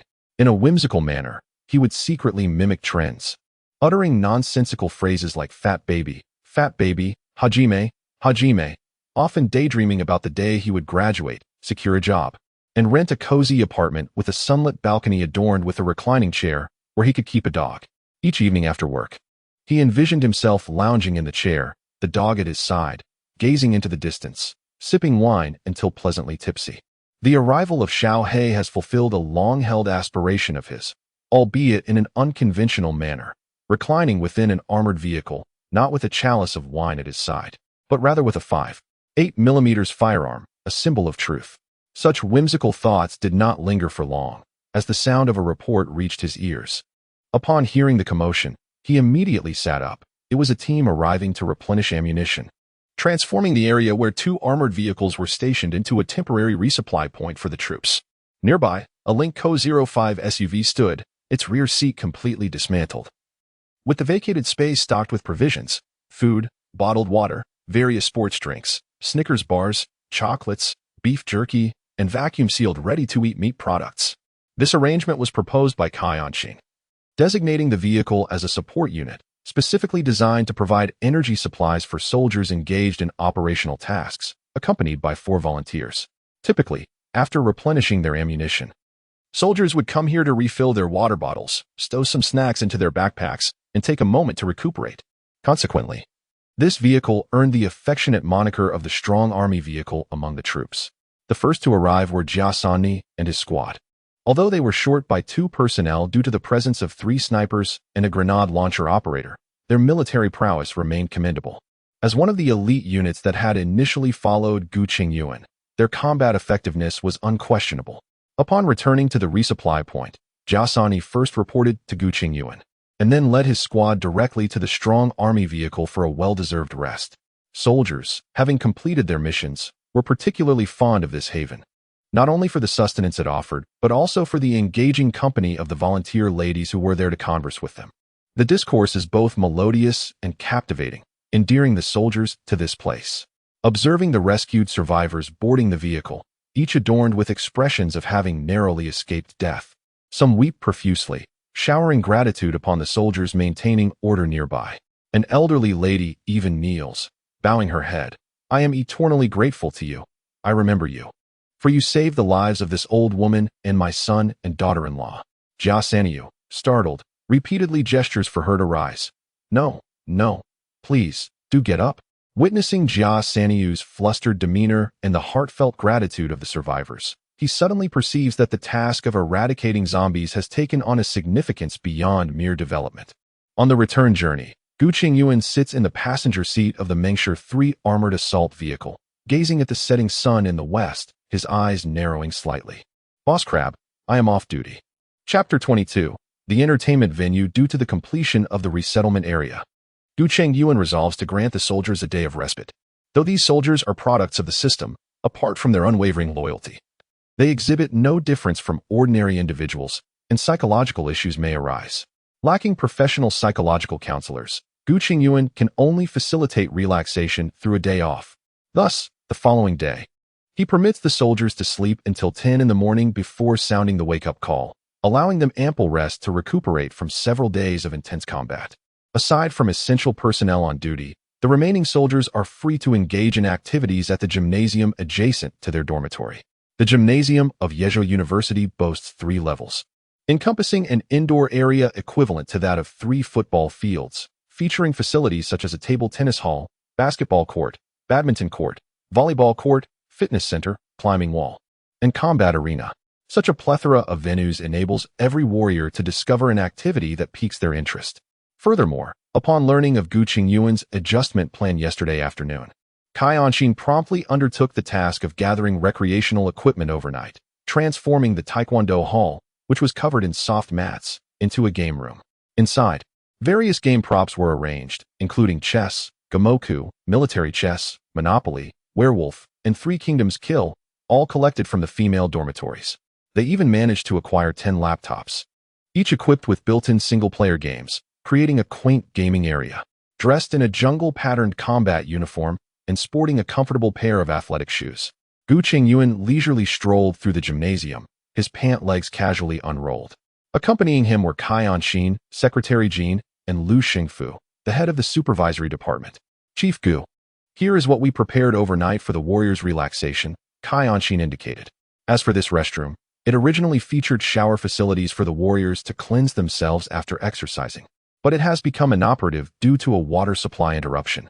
During last night's arrangement meeting, Secretary Jean suggested transporting water to the rooftop water tank and rerouting the plumbing, thus restoring functionality to these showers. Upon hearing this, Gu Chengyuan turned the faucet in the shower room, and, to his satisfaction, water flowed forth. Indeed, quite commendable. Secretary Jin's mind remains quite agile. Hearing this, Secretary Jean appeared quite exhilarated, bending slightly and shaking his head repeatedly. You may simply call me Xiao Jane, Chief Gu.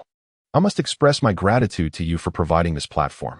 It is thanks to President Kai's guidance that I have had the opportunity to employ these little wits of mine. How humble. As Gu Chengyuan emerged from the shower room, Cai Anxin and the others hurried to follow.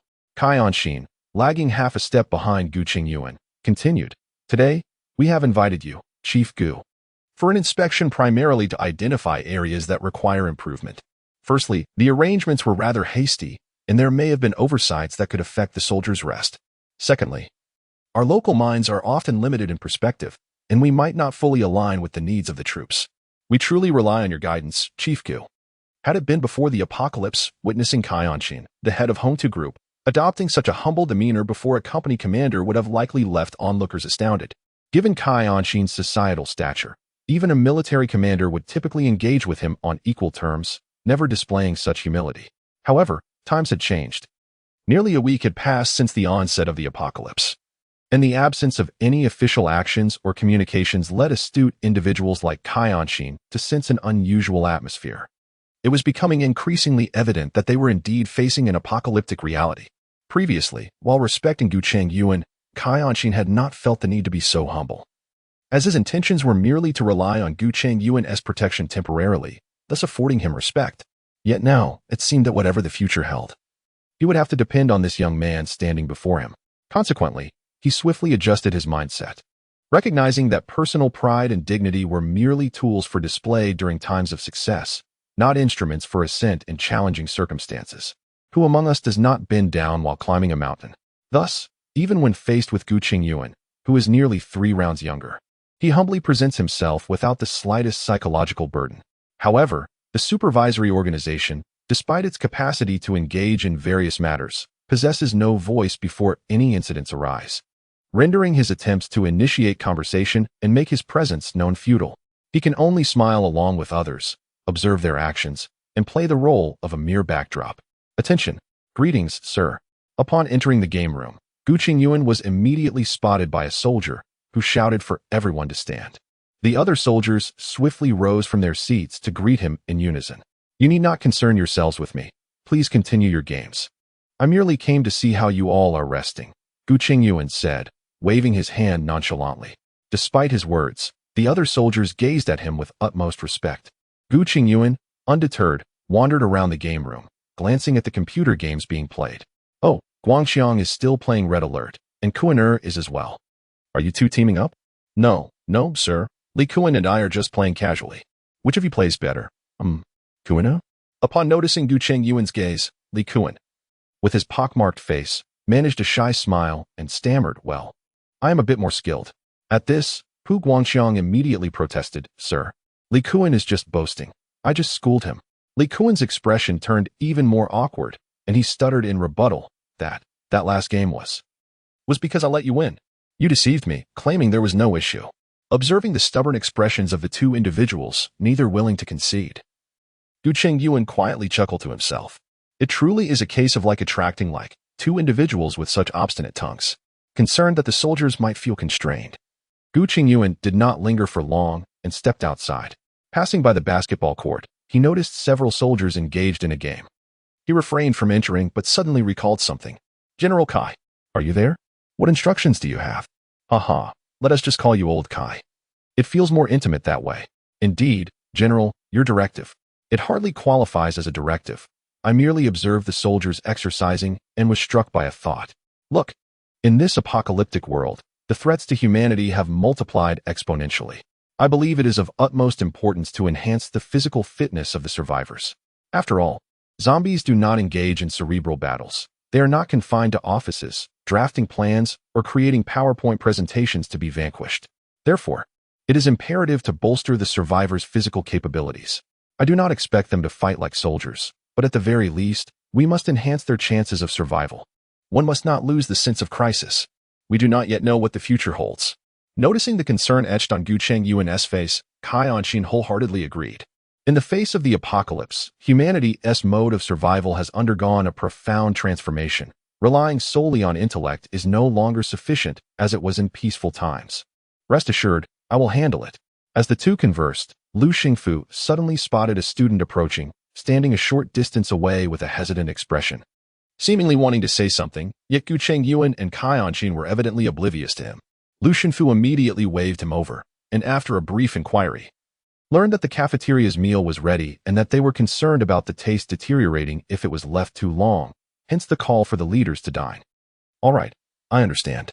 Let me handle this, Lu Xingfu reassured the student with a comforting glance. The student, feeling grateful, had been quite apprehensive and somewhat intimidated about speaking to the leaders. Now that this troublesome matter was resolved, he instantly beamed with joy. Thank you, senior. It's no trouble. Matters like this are best handled by seniors from the same school. Lu Xingfu smiled warmly, and the student's admiration for him surged dramatically. Observing the student dash away with a grateful expression, Lu Xingfu felt a pang of sympathy, realizing that some individuals view opportunities as challenges. After a brief adjustment, he revealed a specially cultivated smile reserved for school officials and slowly approached. He paused half a step behind Gu Chengyuan, bowed slightly, and with an air of elegance reminiscent of a refined butler, he spoke. Director Gu, I am Lu. The cafeteria is prepared. May I suggest? Chapter 23. I am the protagonist. I am useless. After a day of rest, the next day Gu Chengyuan assigned a new task, to clear the western campus. The objective was to establish a safe haven devoid of zombies, allowing survivors to engage in activities and even production within the western area. The current situation had evolved since the beginning. Gu Chengyuan now commanded 5 combat teams, and by utilizing the attendance records from the dormitory management offices beneath each building, he could precisely identify rooms that had seen human activity prior to the apocalypse. This enabled targeted personnel searches and effective zombie eradication. In addition to the bustling preparations for combat undertaken by Gu Chengyuan's troops in the morning, the survivors were also organized. Unlike the usual state of disarray where most individuals idled aimlessly. After hearing Gu Chengyuan's directives yesterday, the Survivor Management Committee, led by Cai, convened an urgent meeting overnight and devised a comprehensive physical enhancement plan for all survivors, which commenced implementation from this morning. Although many survivors displayed signs of discontent and even voiced their grievances, none dared to openly defy the orders, as they were acutely aware that leniency was not to be expected in their circumstances. Under the coordination of Cai and her associates, all 316 survivors, excluding children under 10, seniors over 70, and the cooks preparing breakfast, participated in the morning exercise without exception. They were divided into approximately 6 squads, each comprising around 50 individuals, who fervently ran on the synthetic track outside the gymnasium. As the administrator, Cai, a sprightly figure in her 50s and the former leader of Hongta Group, led the charge, the other survivors observed her vigorous efforts, gradually dissipating their resentment. After breakfast, the troops departed according to the established plan. Due to the short distance, only 2 Hummer 3 armored assault vehicles were dispatched, designated as ammunition supply points and heavy fire support for unforeseen situations. Aside from the drivers, the others chose to follow on foot behind the vehicles. The 5 squads, fully equipped with tactical helmets and vests adorned with ballistic plates, wielded various weapons and advanced in a fluid formation behind the vehicles. Gu Chengyuan walked alongside his military dog, Xiaohei, which stood at the height of his chest, while simultaneously assigning tasks. Class 1 to Building 21, Class 2 to Building 20, Class 3 to Building 19, Class 4 to Building 18, Class 5 to Building 17. With each combat objective issued by Gu Chengyuan, the designated classes, under the guidance of their leaders, jogged towards their respective targets. The scene resembled a brook branching out in various directions, flowing gracefully, a testament to their well-honed training that was visually pleasing. Class 1, led by Jia Sanyu, was the first to reach the dormitory building at 21. Approaching the structure, Jia Sanyu raised his hand to signal a halt, subsequently issuing commands to unlock safeties and advance tactically. With a series of clicks, the soldiers of Class 1 crouched slightly, their rifle stocks pressed against their shoulders, faces aligned with the cold metal of their weapons. Their eyes, through the 3x QMK 171 white light scope, remained vigilant, fixating on potential threats. As they quietly approached the dormitory supervisor's office door on the first floor, Gu Chengyuan first pressed his ear against the door to listen, then gestured behind him. Taking a deep breath, he swiftly raised his leg and aimed a powerful kick at the lock. With a resounding bang, the door burst open. As Gu Chengyuan swiftly sidestepped, gunfire erupted. Inside, the transformed dormitory supervisor was caught unawares, struck simultaneously by 2 rounds from 191 assault rifles. 2 bloody holes appeared in her forehead, and a gaping wound opened in the back of her skull, causing her to collapse lifelessly to the ground. Following the demise of the supervisor, Huang Jiechi, maintaining a shooting stance, quickly advanced to the doorway. With 2 rapid side glances to confirm the absence of other zombies within the dormitory, he signaled an OK gesture to the others behind him. As I secured my firearm, I casually swung it back, resting it at my side. Upon entering the room, I began rummaging through the desk. Squad leader, I found something. The list is here. Gu Chengyuan took the paper, which bore the names of those remaining on campus. A quick glance revealed that only 21 students were left in the entire building, scattered across the 14th and 15th floors. After organizing the teams, Gu Chengyuan led Combat Group 1 up the staircase to the 15th floor. Burdened with nearly 30 pounds of gear, the soldiers ascended 15 flights of stairs, only slightly winded. What might seem a daunting task to an ordinary person was merely a moderate challenge for these elite infantrymen. After all, during their training, they were accustomed to warming up with an 8-kilometer sprint each morning, culminating in nearly 30 kilometers of running by day's end. Completing 3-kilometer and 5-kilometer runs with full gear, even 5-kilometer runs under heavier loads, was routine. Their training may not have endowed them with superhuman strength, but it certainly cultivated an endurance beyond that of the average individual. As they stealthily approached the iron door leading to the corridor, 4 of them moved quietly down the hallway. Gently pushing open the iron door, Gu Chengyuan leaned out, firearm at the ready. In the corridor, 4 zombies were frantically clawing at the security door in front of a dormitory. I am Yi Qing, and I am currently in a state of utter panic. The apocalypse has unfolded for nearly a week now. Initially, I felt a surge of excitement, believing that my time had finally arrived, that the monotonous existence of society had come to an end. I was convinced that I was the most resplendent of golden scales, and that with a surge of courage, stepping through that door would allow me to transform into a dragon upon encountering a zombie. I find myself envisioning the extraordinary skills I would acquire after vanquishing zombies and extracting their brain cores, pondering the allure of charming countless pre-apocalyptic campus beauties. Yet, the harsh reality remains that I am too terrified to even grasp the doorknob merely inches away. To compound my misfortune, having devoured the last of my instant noodles, I have spent 3 days licking the empty bag, paralyzed by fear of venturing outside. Just moments ago, my hunger overwhelmed me, causing me to stumble and topple a chair, which in turn attracted the zombies pounding at the door. If only I had mustered my courage sooner. Now, weakened by hunger, I lack even the strength for a desperate fight. Lying on the ground, Yi Qing's body feels so feeble that he scarcely wishes to move. He gazes at the security door, which has been clawed open by the zombies, a gaping hole expanding before him. Even as dizziness clouds his vision, he can focus on the grotesque visage of the undead, with its bulging, rotten eyes and a mouth, gaping wide with a foul, pus-like substance, stretching nearly to its ears. Am I, the supreme Yi Qing, destined to perish within such a repugnant maw? Though the zombie's appearance is grotesquely abstract, Yi Qing recognizes his classmate, Zhao Xiaoping. Damn it. I used to jest about you borrowing money from me without repayment, joking that you were draining me dry. Now it seems you truly will. This wretched security door of our school is as flimsy as tofu. Even as a ghost, I would seek to report it. Oh, Yi Qing, who shares my name. I am your multifaceted essence. Bestow upon me your unparalleled power. Let me strike down Zhao Xiaoping, who not only borrows my money, but covets my flesh. Bang! In the haze of my consciousness, amidst my delirious ramblings, I perceived the sound akin to firecrackers. Where could such noises be coming from? Bang, bang, bang. Following closely was a relentless barrage of firecrackers. The grass had yet to wither, and already I was to be consumed? Whatever, I am famished. Could I perhaps have a morsel before being buried? I am utterly useless. Do not fire, it is alive. Chapter 24. Classmates. After a day of meticulous cleansing, by 5 p.m., the dormitory area of the western campus had been declared secure. The scattered undead were no match for the fully armed warriors who dispatched them with ease. Thankfully, The predominantly reclusive nature of university students meant that most of the zombies were confined within the dormitories, rendering them notably feeble due to the lack of fresh prey. Furthermore, the small number of students remaining on campus, along with their sparse distribution, was pivotal to the success of the operation. The efforts yielded a significant victory, with approximately 400 zombies eradicated throughout the day, allowing Gu Chengyuan to muster an infantry squad. After this recruitment, his available funds stood at 562.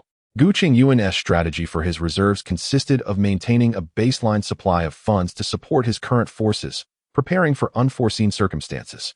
In this apocalyptic world, nothing instills dread quite like a horde of the undead. Be it in film or literature, the overwhelming tide of relentless corpses is an insurmountable calamity.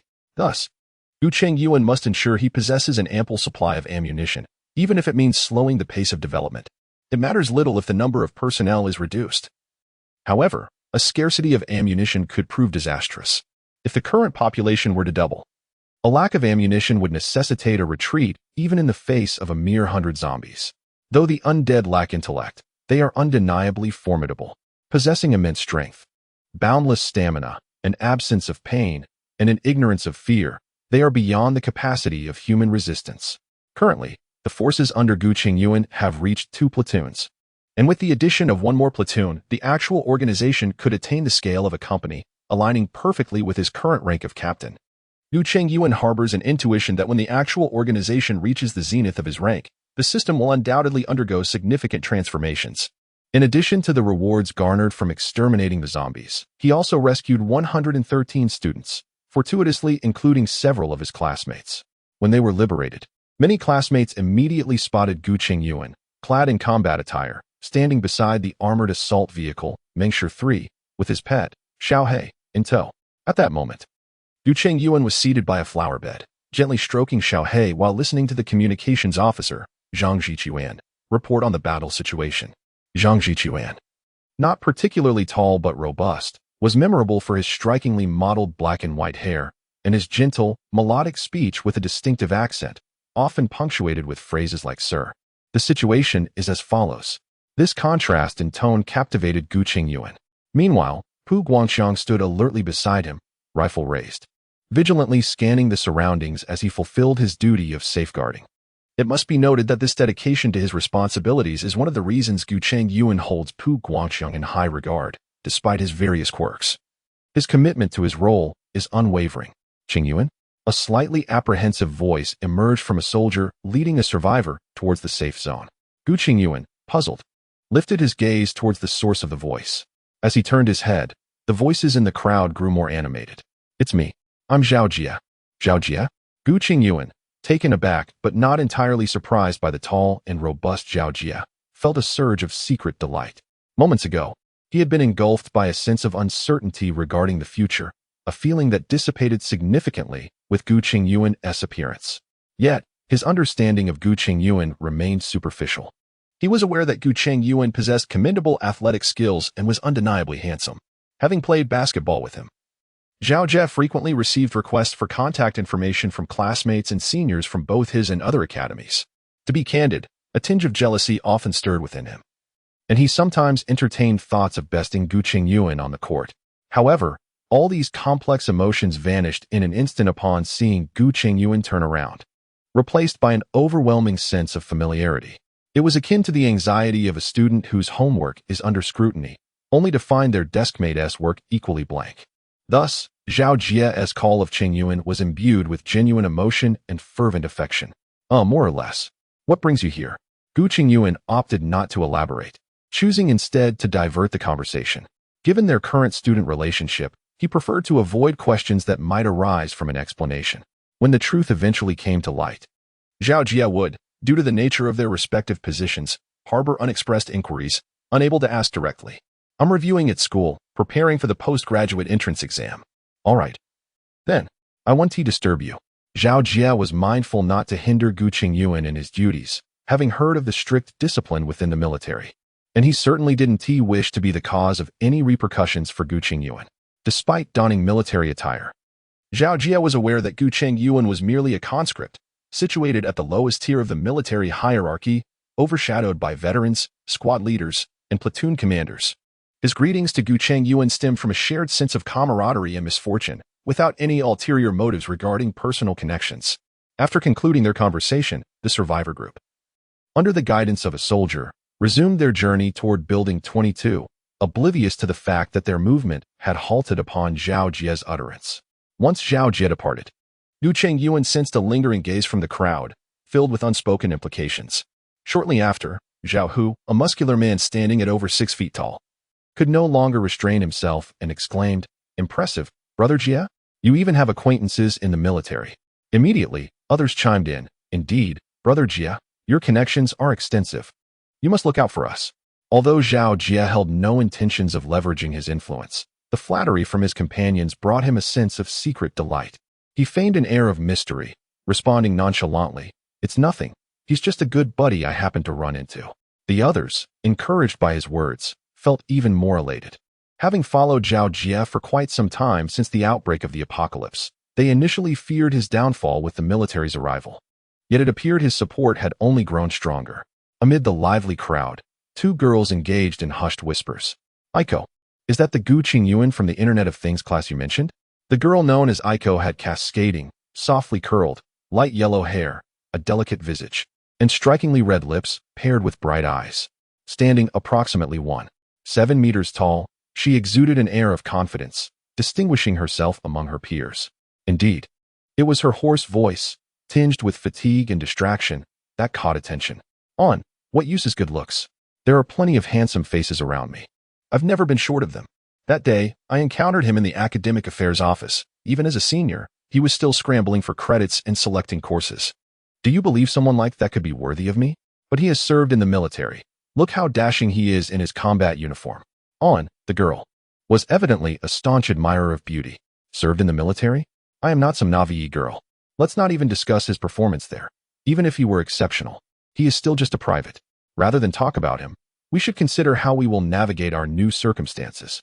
Aiko's expression remained indifferent, concealing her apprehensions about the future. Chapter 25. Divergent thoughts. After being escorted to Building 22, Zhao Jie and the 113 newly arrived survivors were greeted by Cai Anxin. Cai Anxin began with a brief self-introduction, outlining the rules of the shelter and the inviolable boundaries. For instance, it was strictly prohibited for males and females to traverse floors together, sexual harassment was intolerable, and fighting was forbidden.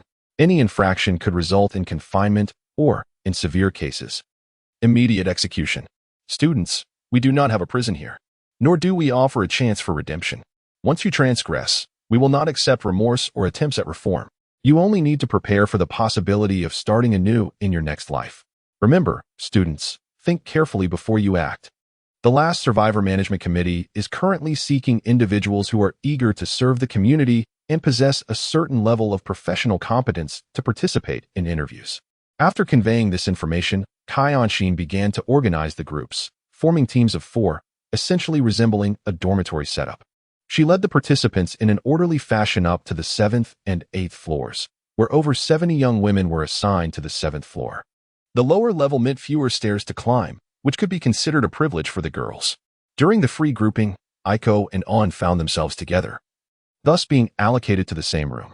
Upon entering, Aiko glanced at the items on her bed and frowned slightly, murmuring to An, "Had I known, I would have brought my blanket and sheets when I came over.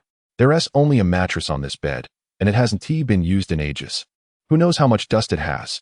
An, responding with kindness, suggested, "How about you take my bed? I have sheets and blankets on mine." Aiko felt somewhat tempted by An's offer, but ultimately could not bring herself to let her friend suffer a loss. She waved her hand dismissively, saying, "It's fine. I was just venting. I can manage with this." At that moment, the other 2 roommates had also arranged their beds and initiated conversation. Both of them, unfortunately, were in the same predicament, having only bare mattresses.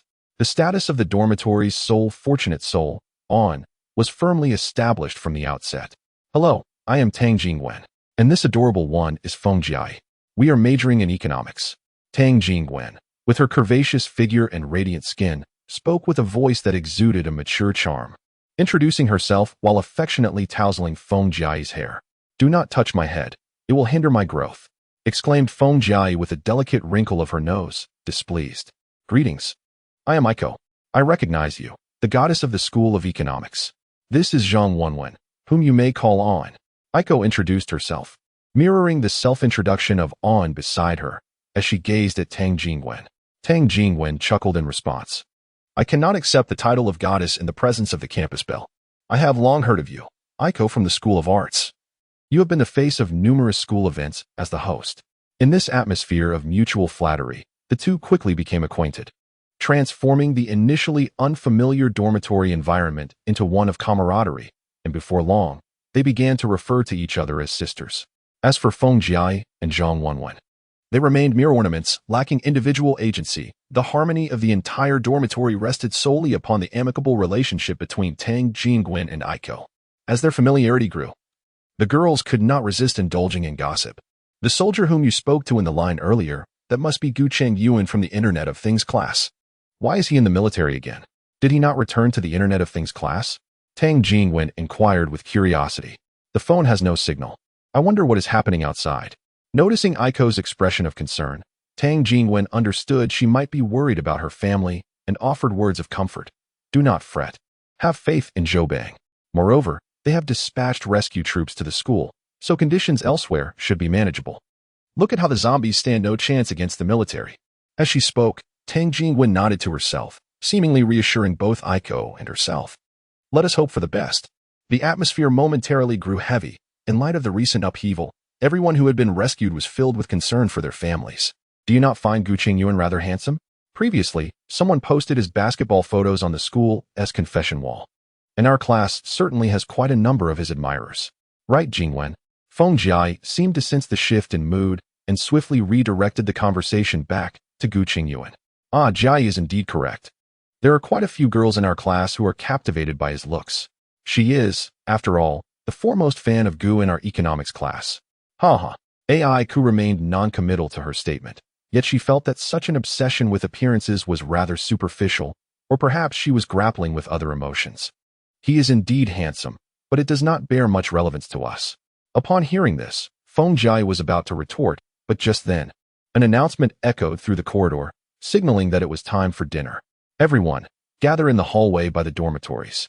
Form a line to prepare to head downstairs for a meal. Woohoo, dinner time. After indulging in snacks for the past few days, I am craving chicken. The dinner announcement caused Feng Jiai to instantly cast aside her rebuttal to Aiko, her eyes brimming with longing for food. Meanwhile, on the 8th floor, the boys rushed out of their dorms upon hearing the dinner call. No boy can resist the allure of a meal. To lack enthusiasm for dining is simply nonsensical.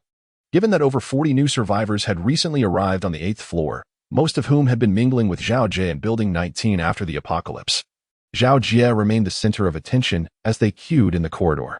A group of individuals gathered around him, incessantly engaging him in conversation. However, Zhao Jie found himself somewhat distracted, his mind preoccupied with a pressing matter. What is the current state of the world? Has it descended into chaos akin to the apocalyptic tales he had previously read, or has it been subdued under governmental control?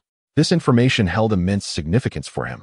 If stability had been restored, he could continue his life as a diligent student, patiently awaiting the return of order. Conversely, if the scenario mirrored that depicted in the novels, with societal structures crumbling, he would need to carve out an escape route, and the most opportune path would be enlisting in the military. In a world fraught with peril, being a soldier wielding a firearm undoubtedly conferred greater status and security than remaining an ordinary citizen. Whether seeking to comprehend external circumstances or aspiring to join the armed forces, the pivotal figure was Gu Chengyuan. As a mere soldier, he could not facilitate his enlistment, yet perhaps he could provide a recommendation. Zhao Jie contemplated how to further solidify his relationship with Gu Chengyuan. Chapter 26. Is Gu Chengyuan a commander? As the survivors queued to enter the cafeteria on the first floor, the once spacious hall gradually filled with people. It was now past 7 in the evening, and the outside world was shrouded in darkness, the cafeteria's illumination dimming further. Nearly 800 individuals crowded the dining area, creating a cacophony amid the low visibility. Upon finding a place to sit, Yak and her companions exchanged glances, their hearts heavy with unease. Was this not reminiscent of the refugee camps they had seen online?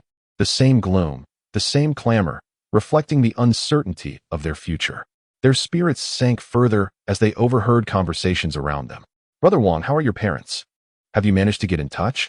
I recall that we reside in the Yonghui community, correct? Establishing contact seems futile, the signal is utterly absent, and it appears that our prospects are rather grim. It has been a week since the onset of the apocalypse, yet there has been no word from the authorities, who likely find themselves overwhelmed with their own survival. Alas, is it not true that our great nation has always been renowned for its efficiency? The prolonged silence is indeed disconcerting.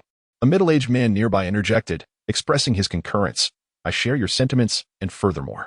At this juncture, his voice dropped to a conspiratorial whisper, exuding an air of mystery. I suspect that the very troops attempting to rescue us may be the sole military presence in the entire night market. Upon hearing this, someone nearby scoffed, retorting, My friend, your assertion is flawed. Have you not observed that the number of troops is steadily increasing? It is conceivable that reinforcements are being sent from the military district, intending to establish Nizhou University as a stronghold for the counteroffensive against the urban area. The middle-aged man, taken aback by the contradiction, could not suppress his rising indignation. A counteroffensive against the urban area? How absurd! Do you truly believe this is the eastern coastal region? Or the remote western plateau? Or perhaps the northern capital? There simply aren't enough troops to mount a counterattack. Let us not forget that this is Nizhou province, located in the southwestern heart of Zhoubang. Characterized by its mountainous terrain, we hardly require a substantial defensive force. The mere presence of a battalion in the night market would suffice for our protection. Consider the population of this community, the number of those infected, and if we were to extend the mortality rate, how many would remain? Even if the soldiers here do not represent the entirety of the night market, they constitute a significant portion. Can we genuinely expect a counterattack with so few personnel? A barrage of words struck the fragile hearts of the few present, akin to the relentless fire of a Gatling gun, shattering their defenses. The atmosphere became heavy with a palpable sense of despair, gradually permeating the air. Most of these survivors were residents of the resettlement area, predominantly locals. Their families and blood ties anchored within the city. They had harbored hopes that their missing loved ones might also be rescued, or, at the very least, that they could await the assembly of troops to launch a counteroffensive for salvation. However, the middle-aged man's analysis fell upon them like a bucket of ice water, leaving them cold and disheartened. Were the people in the city destined to await their demise? A gaunt young man in the crowd protested. Does that not imply that Commander Gu is likely one of the most powerful figures within the current military framework? He observed, he is scarcely in his 20s. Surely, that cannot be the case. He is merely a captain, a company commander, while the district's armed minister is a colonel. What use is that? He has no troops. It is not like before, you know. In this apocalyptic world, power lies with the gun. That may not entirely be true. The conversation swiftly veered into a peculiar territory, shifting from concerns about the apocalypse to a debate regarding Gu Chengyuan's current standing. Meanwhile, Ai Ku and her companions remained silent in their seats, particularly Ai Ku, whose roots were firmly planted in the local soil of Yesheng. Initially filled with aspirations, she now felt overwhelmed by despair upon hearing the discussions. In contrast, Tang Jingwen and Feng Jiayi maintained a comparatively optimistic demeanor, one hailing from the eastern coastal region and the other from the capital. The eastern coastal area boasted the mightiest eastern theater of the Zhou dynasty, with over 500,000 troops equipped with the most advanced weaponry. The capital is safeguarded by a formidable garrison of 200,000 elite troops from the Zhou kingdom. In comparison, the survival rates of their families are relatively high. Zhang Wanwen, however, feels little about this, having grown up as an orphan in a welfare institution.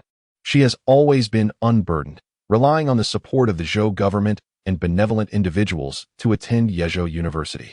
It is not that she lacks gratitude or concern for those who have aided her, but rather that the force of their assistance is not embodied in any specific individual, but rather in a collective, making it difficult for her to worry about particular members. Her concerns are more directed towards the entirety of the Zhou kingdom and society, rather than individuals. As the group harbored their own thoughts, a sudden gasp broke the silence. The lights in the cafeteria began to illuminate sequentially from left to right, transforming the space into a scene reminiscent of daylight with hundreds of watts of brilliance. The oppressive gloom that had weighed heavily on the hearts of many seemed to dissipate under the radiance emitted by these lights, lightening their spirits. Excuse me. May I have your attention, please? I kindly ask everyone to be quiet. The survivors turned towards the source of the voice and noticed a new table positioned at the front of the cafeteria, where Kai Anshin stood, standing at approximately 1 7 meters tall, he was not particularly imposing, yet his pronounced belly did little to detract from his robust appearance. Due to the unstable voltage of the generator, the flickering lights cast a play of shadows across his face, revealing a rare, triangular visage. His deep-set, elongated eyes evoked the image of a venomous snake known as the Mongshan pit viper. Greetings, survivors. I am Chengyuan. I believe many of you are already acquainted with me, and some may have known me even before the apocalypse, or perhaps my illustrious Huangta group. However, such matters are of no consequence now. They belong to a bygone era. With the onset of the apocalypse, all identities have become mere wisps of the past. I, having only a modicum of managerial experience, have been entrusted by Chairman Gu to serve as the director of the Survivor Management Committee at Yezhou University. This evening, I shall refrain from further self-introduction, as I anticipate that our paths will cross frequently in the future. At this juncture, Chengyuan's voice suddenly rose in pitch. Let us extend a warm welcome to the guardian of the night market, who has risked his own safety to protect our lives through countless battles, the valiant Gu Chengyuan. Chairman Gu, let us hear a few words from him. Please join me in welcoming him. Applause fills the air as her words echoed. The entire cafeteria erupted into a cacophony of applause, the fervent atmosphere nearly lifting the ceiling. Good evening, Chairman Gu. Thank you for saving my life. When Chengyuan uttered the name Gu Chengyuan, several survivors in the cafeteria felt their hearts constrict in disbelief, as Gu Chengyuan, clad in a pristine combat uniform, ascended the table to stand before the assembled survivors. Ai Ku and Zhao Jie gasped in unison. Gu Chengyuan, how can it be him? They stared intently at Gu Chengyuan. Disbelief etched across their faces. At that moment, the electricity stabilized, the incandescent lights ceased their flickering, illuminating him like a spotlight. With a prominent nose and deeply defined contours cast in shadow, Gu Chengyuan's resolute gaze, forged through days of battle, exuded an aura of quietude as he scanned the crowd. Initially apprehensive about addressing such a multitude, he found his heart tranquil upon ascending the table. Before him stood hundreds, resembling mere wooden stakes. As his eyes sharpened with a predatory focus, the revelation that Gu Chengyuan was a commanding officer left Zhao Jie in a state of shock, quickly replaced by exhilaration. Initially, Zhao Jie had merely hoped for a modicum of assistance from Gu Chengyuan, but it now appeared that they could soar to greater heights. The surrounding boys erupted in excitement, exclaiming, "Wow, Brother Jie is incredible. Your friend is the commanding officer here. Brother Jie is amazing. We're bound to ascend from here. Me too. Brother Jie is awesome." In stark contrast, Aiku was engulfed in disbelief. She could scarcely fathom that the man she had previously dismissed as merely handsome and lacking substance had transformed into a figure of authority. Her mind was a tumult of confusion, echoing the earlier discussions in the crowd, suggesting he might be one of the most powerful individuals in the current military framework of the night market. Though this statement seemed exaggerated, reason whispered to her that it might not be far from the truth. Chapter 27. The post-apocalyptic rationing system. Standing on the dining table, Gu Chengyuan spoke little, merely addressing the execution of the cleanup task and the outcomes achieved. Essentially, he was there to establish his presence. The ancients have said, only instruments and names cannot be entrusted to others. Although Gu Chengyuan is reluctant to engage in the tedious affairs of management, a diminished presence is unacceptable. Reputation, while seemingly insignificant in everyday life, becomes paramount in critical moments. His ambition is to cultivate a persona characterized by minimal responsibilities, yet high prestige, wielding substantial influence. After his public appearance concluded, the focus shifted back to Chengyuan at the dining table. Tonight's address was not merely a superficial display, but heralded significant reforms that would inevitably affect the interests of all. The average daily consumption of food reached approximately 1 ton, with vegetables and meats having been cut off from supply for a week due to power outages, effectively leaving only the combat personnel with provisions. Currently, the staple food remains rice, supplemented by the easily stored potato and a modest addition of pickles and chili sauce. Chengyuan and her associates have formulated a new supply system, which has received Gu Chengyuan's approval and will be implemented throughout the western campus of Yezhou University, transitioning to a rationing system. This measure is essential for the greater good and long-term sustainability, even though it is anticipated to incite discontent among the survivors, potentially leading to chaos. Presently, the number of survivors is relatively low. Although normal supplies could sustain them, the small population allows for easier adjustments. It is imperative to prepare in advance, to devise a well-thought-out system. Otherwise, when the numbers swell into the thousands or even tens of thousands, any subsequent reduction in provisions would face substantial opposition. One cannot expect the majority to possess a broad perspective or a sense of the greater good. Human nature tends to be myopic, with most individuals inclined to think solely from their own vantage point and interests. Much like a phrase often encountered by Gu Chengyuan before the apocalypse, "I earn a monthly salary of 3,000. What does it matter to me?" While the necessity is apparent, the villainous Gu Chengyuan would certainly not assume such a role.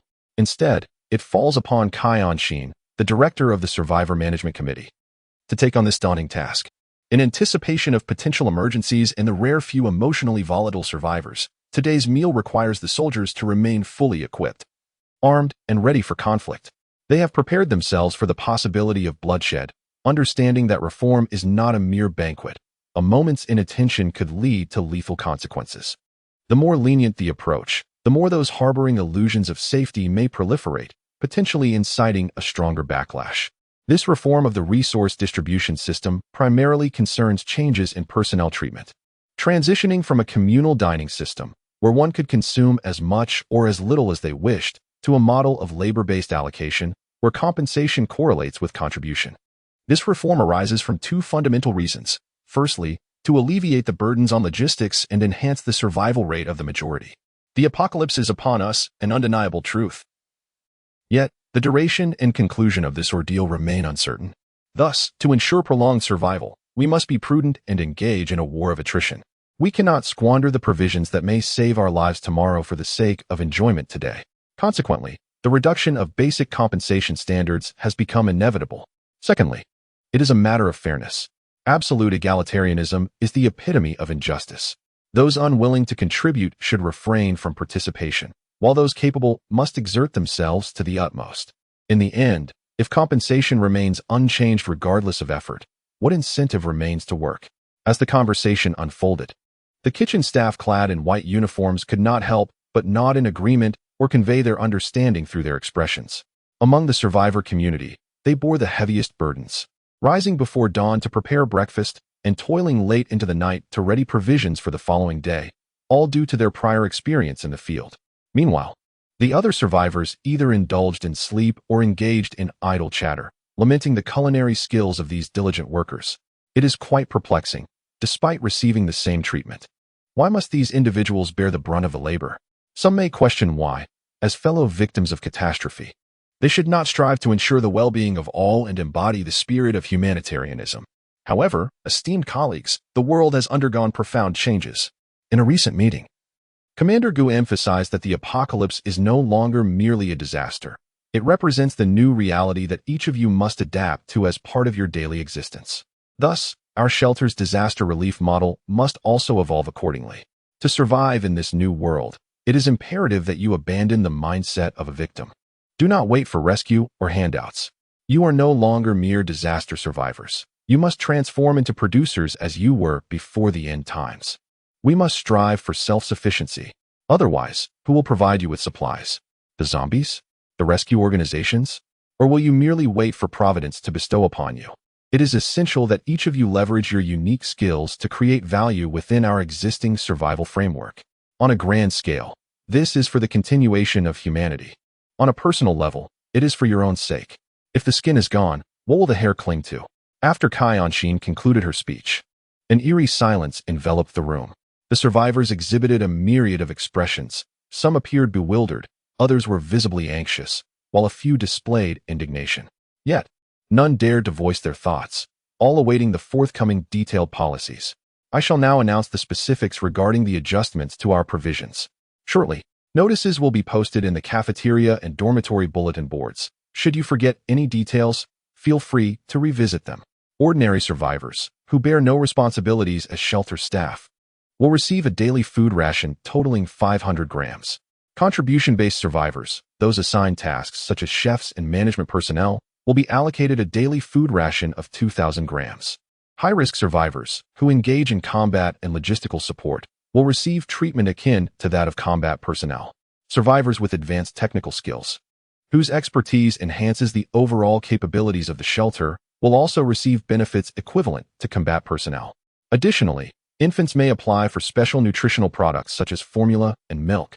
while those under 10 years of age will be treated as contribution-based survivors. The current stratification of provisions serves as a straightforward delineation of contributions. Those who contribute nothing will only receive the minimum standard of living, making it impossible to be adequately nourished. This structural design aims to mitigate the presence of idlers. By incentivizing individuals through benefits, we aim to prevent them from languishing in dormitories, merely eating and sleeping, and occasionally seeking entertainment in the gymnasium. Without mobile networks, one might argue that their existence is even more comfortable than in the pre-apocalyptic era. What, then, has become of Gu Chengyuan's faction? Are they merely slaves and laborers for these individuals? Are they here to serve the masters? This sentiment resonates strongly among Gu Chengyuan, Cai Anxin, and their associates. As for the children, although there may be no immediate benefits, the more significant aspect lies in long-term investment. Humanity cannot be allowed to perish with our generation. The survival of our species depends on the next. The decision to focus on children around the age of 10 is rooted in profound considerations. Children under this age are relatively vulnerable, and the medical standards in a post-apocalyptic world have drastically declined. It is more prudent to ensure they lead relatively comfortable lives, thus reducing the mortality rate. With the implementation of this system, one wonders if children will still harbor dreams of growing up. Chapter 28. The establishment of the militia. Upon seeing Gu Chengyuan approach, Zhao Jie immediately broke into a smile. Brother Yuan, what a coincidence. Have you just finished eating as well? Yes, it seems we ran into each other by chance. Shall we walk together?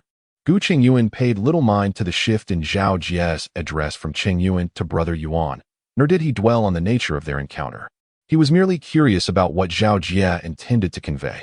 Based on their previous interactions before the apocalypse, Zhao Jie was a decent individual. While his knack for maneuvering within student circles may not be viewed favorably, it is indeed a commendable trait in the adult world.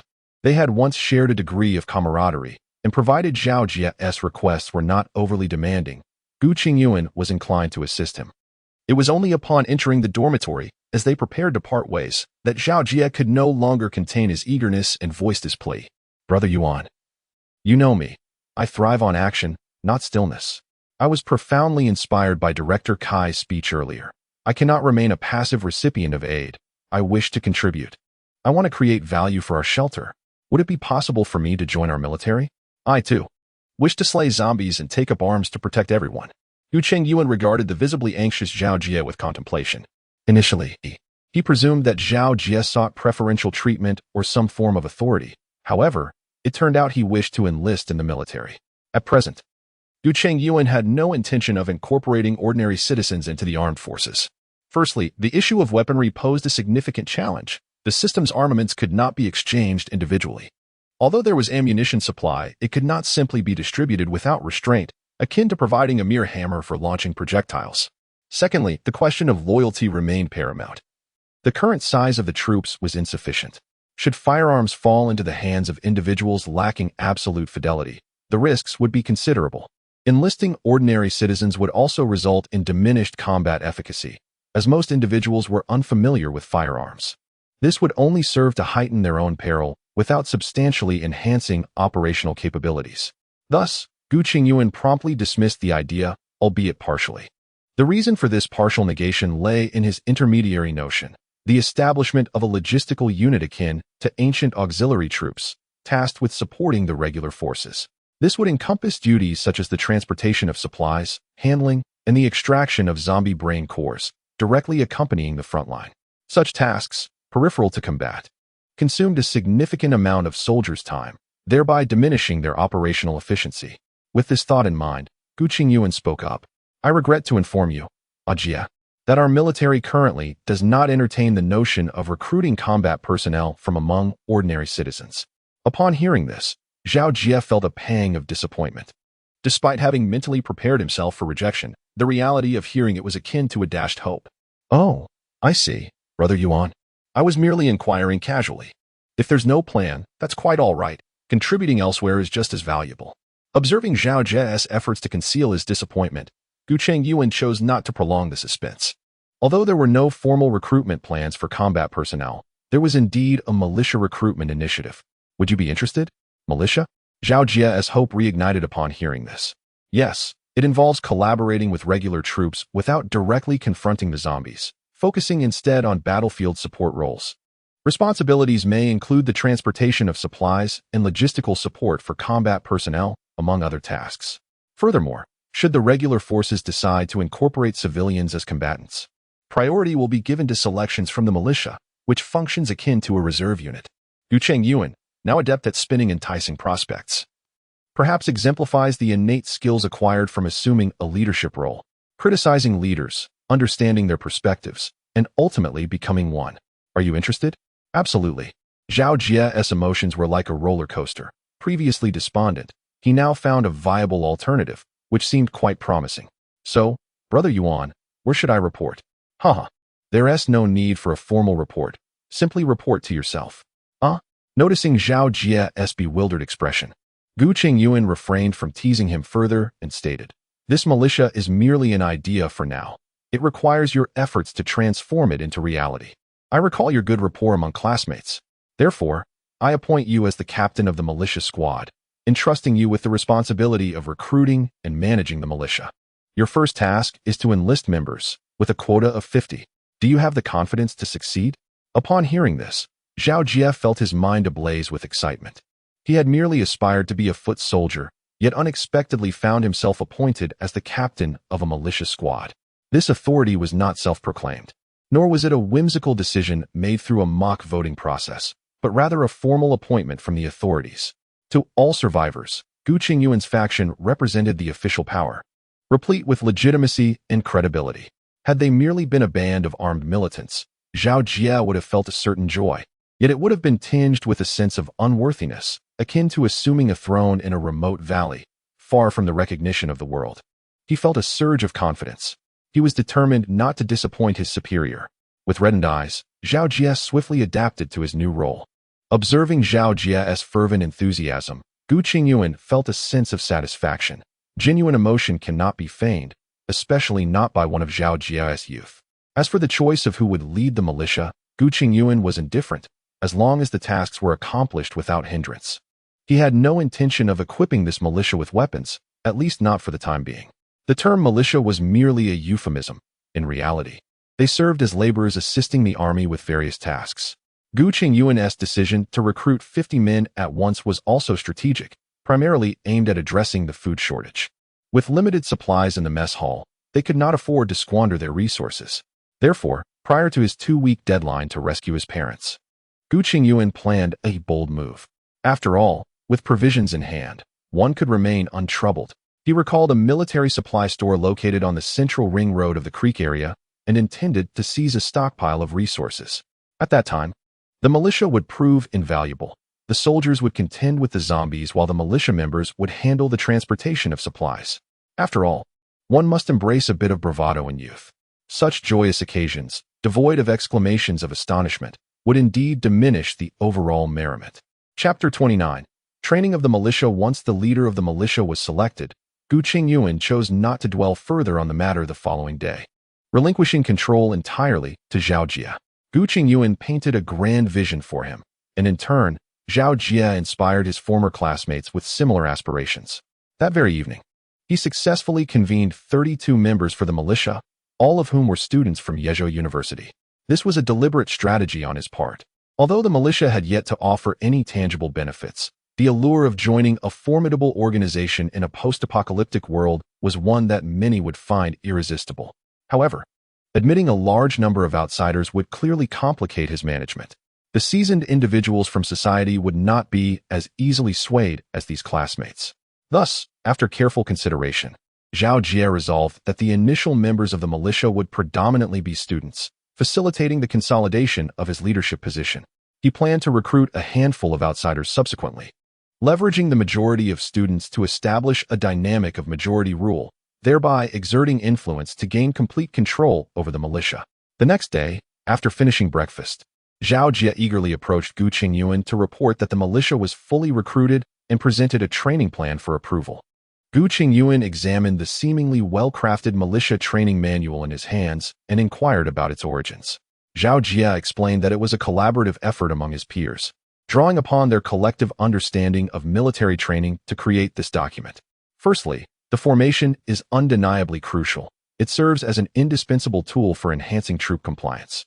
Additionally, there are several military subjects to consider, such as first aid and bandaging, tactics, grenade throwing, and light weaponry marksmanship. After reviewing the military training curriculum, Gu Chengyuan promptly reduced the proportion of military subjects to just 1 day of training per week. He maximized the focus on formation and physical training. The purpose of establishing the militia is merely to assist the regular forces with various tasks, as their combat capabilities are not particularly robust. What is urgently needed now is a militia that is obedient, responsive to commands, and possesses considerable physical strength to effectively carry out logistical support duties. For instance, the typical ammunition box for light weapons weighs 25 kilograms, while the transport of injured personnel requires lifting approximately 60 kilograms per individual. Therefore, the physical requirements for the militia surpass those related to military competence. Especially with the impending military operations, they are expected to be the mainstay for transporting supplies. Those lacking physical endurance would struggle significantly with even 2 bags. After revising the outline of the militia training manual, Gu Chengyuan emphasized to Zhao Jie the paramount importance of physical training, commanding him to optimize the soldier's physical condition within the next 2 days to ensure seamless logistical support during the upcoming operations. Zhao Jie immediately pledged with a firm resolve to fulfill the commander's directives. Being a fitness enthusiast himself, he often indulges in sports-related videos, making him somewhat of an expert in physical training. After reporting to Gu Chengyuan, he gathered the militia team members and proceeded to the sports field for training. A group of 50 individuals, sparse and scattered, gradually made their way to the football field. Having served as the sports committee member since middle school, he adeptly organized the lineup. Shortly thereafter, he called out Zhao Hu from the ranks. This boy, sharing his surname, had been acquainted with him since their sophomore year and had experienced a hiatus from studies due to military service. Although their conversations revealed that he had not gained much from his time in the army, spending 2 years mostly contemplating how to pass the time and anticipating his discharge, he had nonetheless acquired certain insights during his service. While his personal capabilities might be lacking, the military training regimen was something he understood better than this novice, especially in matters of drill and discipline. Much like numerous leaders, Zhao Hu might not excel himself, yet he possessed the ability to demand excellence and point out flaws. For Zhao Jie, having such an advisor, despite Zhao Hu's limited abilities, was perfectly fitting. He felt no threat to his own position even if he entrusted the military training to Zhao Hu. Privately, he instructed Zhao Hu to maintain strict standards, a notion that resonated deeply with him. Previously, he had often found himself on the receiving end of reprimands due to his mediocre performance. Now, he relished the opportunity to train others. Consequently, during the morning's 3-hour drill session, Zhao Hu's demands were exceedingly rigorous. Any member of the militia team who exhibited improper posture was met with a sharp tongue. Tighten your thighs. Tighten your thighs. Wang Hongbing, are you a coward? Can't you keep your legs together? Zhao Haoran, why are your legs shaking? Lacking strength, are we? Let's see you run 400 meters. Strengthen those legs. Oh, Zhang Guifeng, feeling faint already? This is just the beginning. The more you display such lethargy, the harder I will train you. Open your eyes wide and stand tall with pride. Show your spirit. Following his directives, by midday, the entire militia, except for Zhao Jie, regarded him with varying degrees of ire. What arrogance! He truly believes he wields authority. If it weren't for the captain appointing him as a military instructor, I would have surely dealt with him. Indeed, he often appears so inept, yet now he dares to mock us. It's laughable. His military posture is even less impressive than my grandmother's. How dare he speak down to us? Perhaps I should say a few words. But who knows if he will take it personally and turn military training into his personal domain. A small concession can disrupt grand plans. As the training concluded, the exhausted members of the team dragged their weary bodies to the cafeteria, eager to take a seat. Little did they know that Zhao Hu's booming voice rang out immediately. Who the hell told you to sit? Did I issue a command? Stand up right now. Have you forgotten the orders from this morning? At this moment, you are no longer civilians, but militia combatants. Get up and stand at attention. The commotion drew the attention of other survivors dining in the cafeteria, who looked on in astonishment. Zhao Hu felt a surge of satisfaction under the gaze of the crowd. His ego greatly inflated. Particularly gratifying was noticing a few beautiful classmates, who usually ignored him, now gazing at him with admiration, making him feel even more imposing. The militia members rose slowly, their faces etched with reluctance, seemingly conveying their dissatisfaction. A dozen or so remained seated, utterly motionless. Just as Zhao Hu was about to reprimand them, Zhao Jie interjected. Wang Wei and the others, are you feeling unwell after the morning's exertion? If you're not feeling your best, do bear with it a little longer. I too am fatigued, merely standing for a brief moment. If it becomes unbearable, you may take the afternoon off. Zhao Jie's voice resonated strongly, causing Wang Wei and his companions to glance around at the gazes of their peers, particularly the few young women present, which prompted them to rise. Initially resolved to confront Zhao Hu should he challenge them again, they found Zhao Jie's unexpected intervention deflating their resolve. Zhao Jie, being their captain and a figure of considerable stature, commanded a certain respect.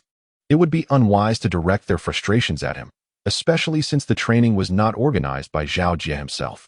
Furthermore, they were conscious that any uproar might lead others to perceive them as unable to endure hardship.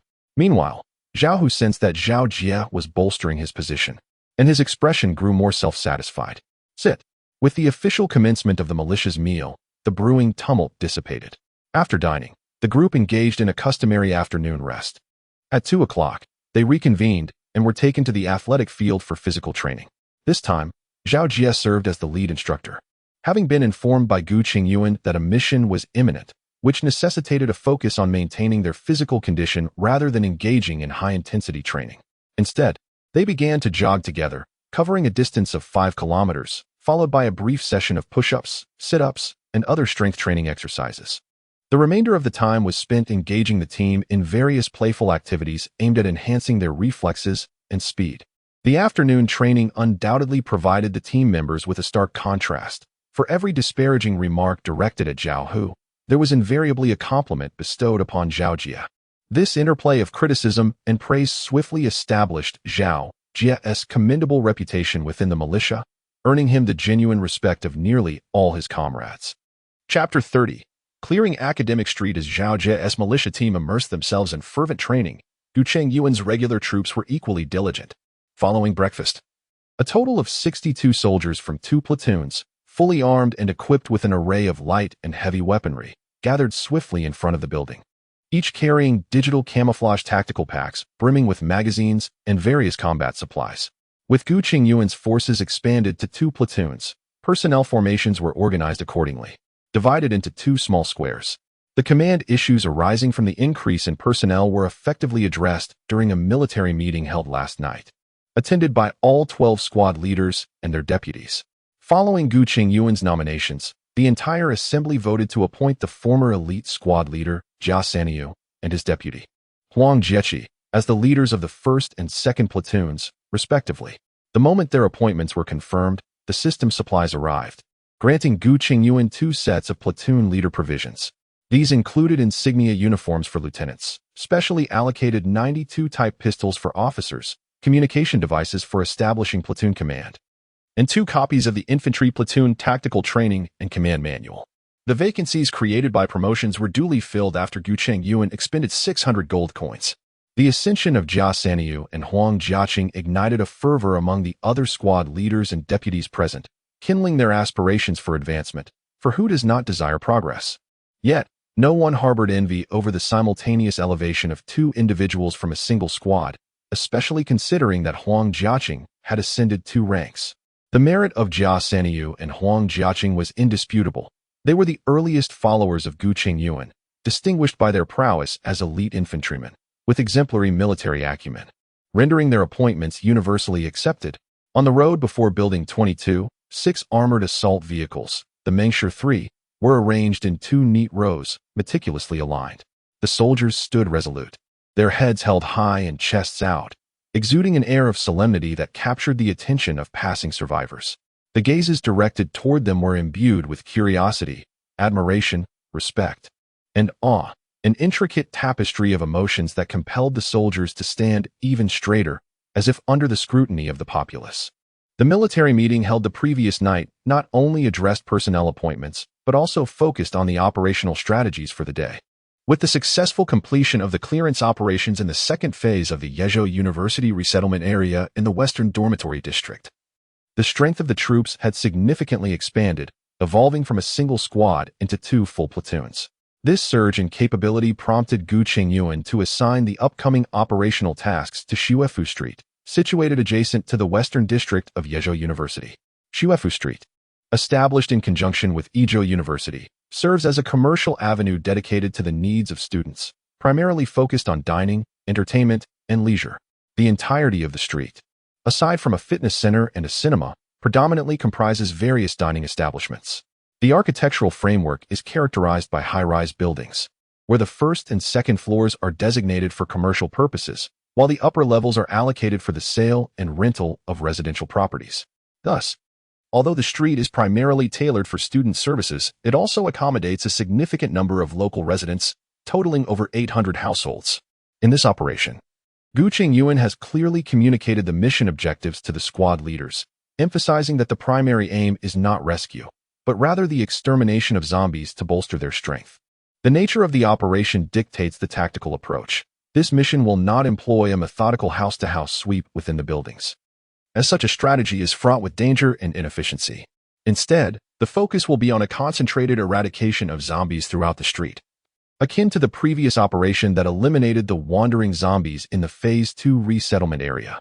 The plan involves identifying advantageous terrain, constructing defensive lines, and creating disturbances to bait the zombies into a coordinated assault, thereby achieving a singular, large-scale extermination of their living forces. Standing aside, Gu Chengyuan awaited the completion of the operational briefing by squad leaders Gu Chengyuan and Huang Jiechi before issuing the command for all personnel to board the vehicles. The convoy of armored assault vehicles, with Gu Chengyuan's vehicle leading the formation, maintained a distance of 20 meters between each vehicle. Amidst the roar of diesel engines, they advanced towards Xuefu Street with an air of lethal intent. Chapter 31. Clearing Xuefu Street. Part 1. The weather in September is just right. The sky is clear and bright, with a gentle breeze, and the azure heavens are adorned with fluffy white clouds resembling clusters of cotton candy. The convoy traversed the expansive roads within the campus of Night State University, flanked by dense greenery that swayed gently in the soft breeze. Gu Chengyuan, seated in the front passenger seat of the lead vehicle, rolled down the window, allowing the refreshing wind to sweep into the car as he surveyed the situation ahead while contemplating the specific tactical deployment for the impending confrontation. Before long, as the convoy passed by Moon Lake in front of the university library, they soon arrived at the entrance connecting the West District to the academic street. This entrance was quite remarkable, featuring a double-door structure, meaning there were two grand gates that linked the university to the commercial street, one constructed by the university and the other built by the academic street itself. The gate of Academic Street resembled a simple iron railing, while the university's gate was crafted from reinforced concrete, requiring passage through a turnstile before reaching the iron gate. By a stroke of fortune, there were as many as 3 checkpoints at the university's entrance to Academic Street, which led the students of West District to humorously liken leaving the campus to escaping from prison. This was due to the 20-meter path from the main road of the university to the entrance of Academic Street, designed as a pedestrian walkway, obstructed by massive concrete spheres that typically prevented any electric vehicles from entering. Hence, Gu Chengyuan's unit could only park the armored vehicle at the side of the main thoroughfare before disembarking to approach the entrance of Academic Street on foot. Upon alighting, 2 squads, under the orders of Gu Chengyuan and Huang Jiechi, swiftly organized into tactical formations. The first squad acted as the vanguard, promptly assessing the security booths at both the pedestrian entrance and the Academic Street gate. The security booth at the pedestrian entrance appeared desolate, leading to the inference that the likelihood of any occupants having fled was considerably high. Within the gatehouse of the university, 2 zombies clad in security uniforms were discovered, members of the St. Shield Security, as indicated by their attire, affiliated with the school's property management. The sharp crack of gunfire erupted as the undead, roaring and attempting to charge forth, were swiftly subdued by a group of soldiers who expertly dispatched them through the window. Dark, viscous blood mixed with milky fluid splattered against the pristine white plaster walls of the guardroom, due to the outbreak occurring during daylight hours. Both the school's main entrance and the gate to Xuefu Street stood wide open, eliminating the need for any laborious door opening. However, this very fact had drawn the attention of nearby zombies, with several already meandering through the unlatched iron gates of Xuefu Street. The soldiers responded with alacrity, quickly establishing a rudimentary stronghold using the concrete gate of the school as their defense. At the moment of confrontation, the scene could be likened to bitter adversaries meeting. The previously limping zombies, upon spotting the living, instantly entered a frenzied state. Drooling and baring their sharp teeth, they lunged forward like unleashed wild hounds. The distance between the school gate and the Shuefu Street gate was approximately 5 meters, a mere breath in terms of combat engagement. Yet, the elite soldiers maintained their composure, instinctively raising their weapons to fire. With a resounding barrage of gunfire from the M1911 rifles and the Type 09 shotguns, 7 aggressive zombies were felled in an instant. 3 of them collapsed to the ground, struck in the head by rifle rounds, as if surrendering to a deep slumber. Moreover, the remaining 4 left no trace of their bodies, their jaws and necks bursting like watermelons under the relentless barrage of the formidable close-range weapon, the Type 09 shotgun. Quickly, all personnel, exit the school gate immediately and establish a defensive line between the gate and the entrance to Shuefu Street. After eliminating the advancing zombies, under the command of squad leader Huang Jiaqing, the squad swiftly occupied advantageous terrain. The school gate, nearly sealed off by concrete walls with only 2 narrow passages for individual entry, was deemed inadequate. Instead, they chose the grand iron gate of Shuefu Street as their combat line. This decision was made due to the insufficient size of the school gate, which made it challenging for even a single platoon to pass through, while the imposing iron gate of Shuefu Street, resembling a formidable barricade, provided ample opportunity for the soldiers to use the gaps as firing points, accommodating an entire platoon. Fire at will. Observing the zombies pouring out from Shuefu Street like ants in response to the gunfire, Huang Jiaqing promptly issued a suppression order and reported via his radio, reporting to command. The platoon is engaging the enemy. Chapter 32. The Behemoth Zombie Bang. Bang. Rat-a-tat-tat. Under Huang Jiaqing's order for unrestricted fire, the entire platoon unleashed their firepower. More than 20 Type 191 assault rifles, aided by the threefold QMK 171 white light scope, achieved near-perfect accuracy. Each gunshot resulted in a zombie collapsing to the ground. The sloped road directly facing the school gate was barely 8 meters wide. The firepower from the rifles alone provided comprehensive coverage of the area. With significant excess firepower to spare, what are you doing? Light weapons are more than sufficient. Any additional fire is simply wasteful. Snipers and grenade launchers. Ascend to the high ground. Climb atop the grand entrance of the school.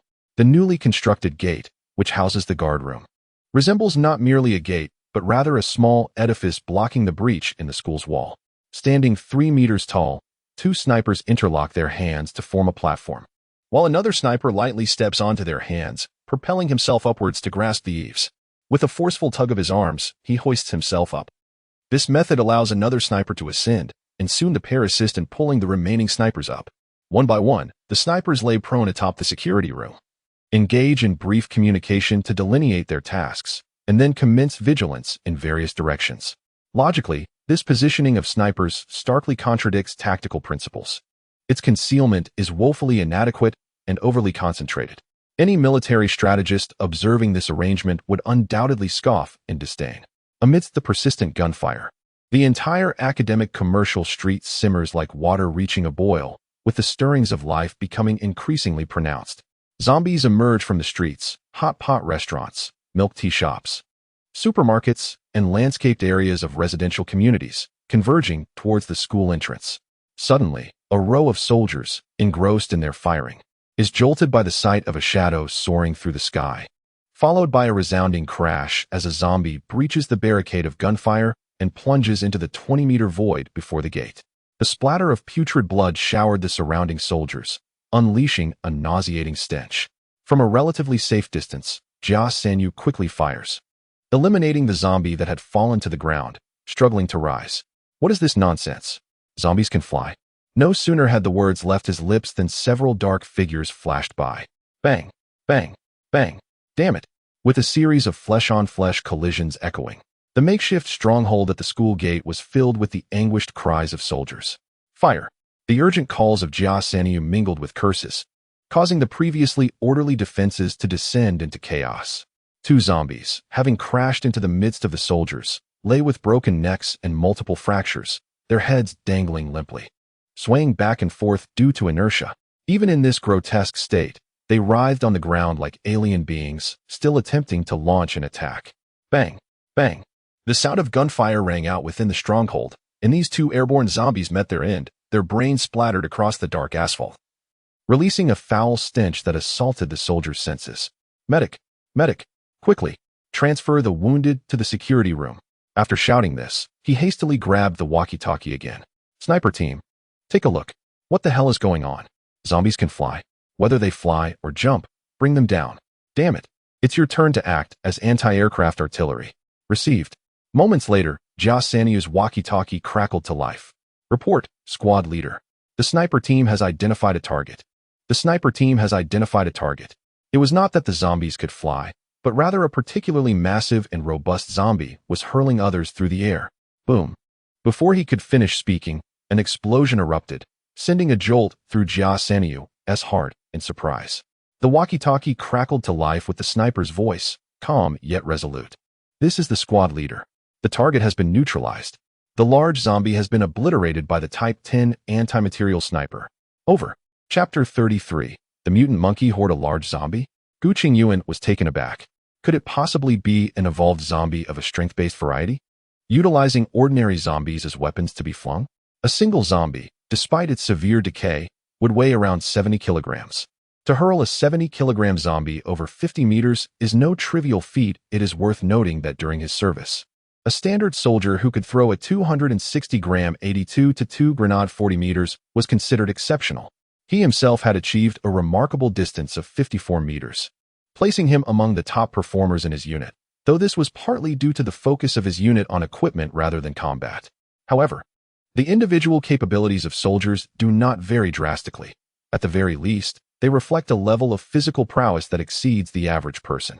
By a rough calculation, if we assume the zombie weighs 35 kilograms, to launch at the same distance as Gu Chengyuan would require a force nearly 130 times that of his own. The strength of an average adult is roughly equivalent to their body weight, considering Gu Chengyuan's weight of 73 kilograms. This monstrous zombie must possess an explosive strength of at least 9 tons. Such a realization made Gu Chengyuan gasp in astonishment.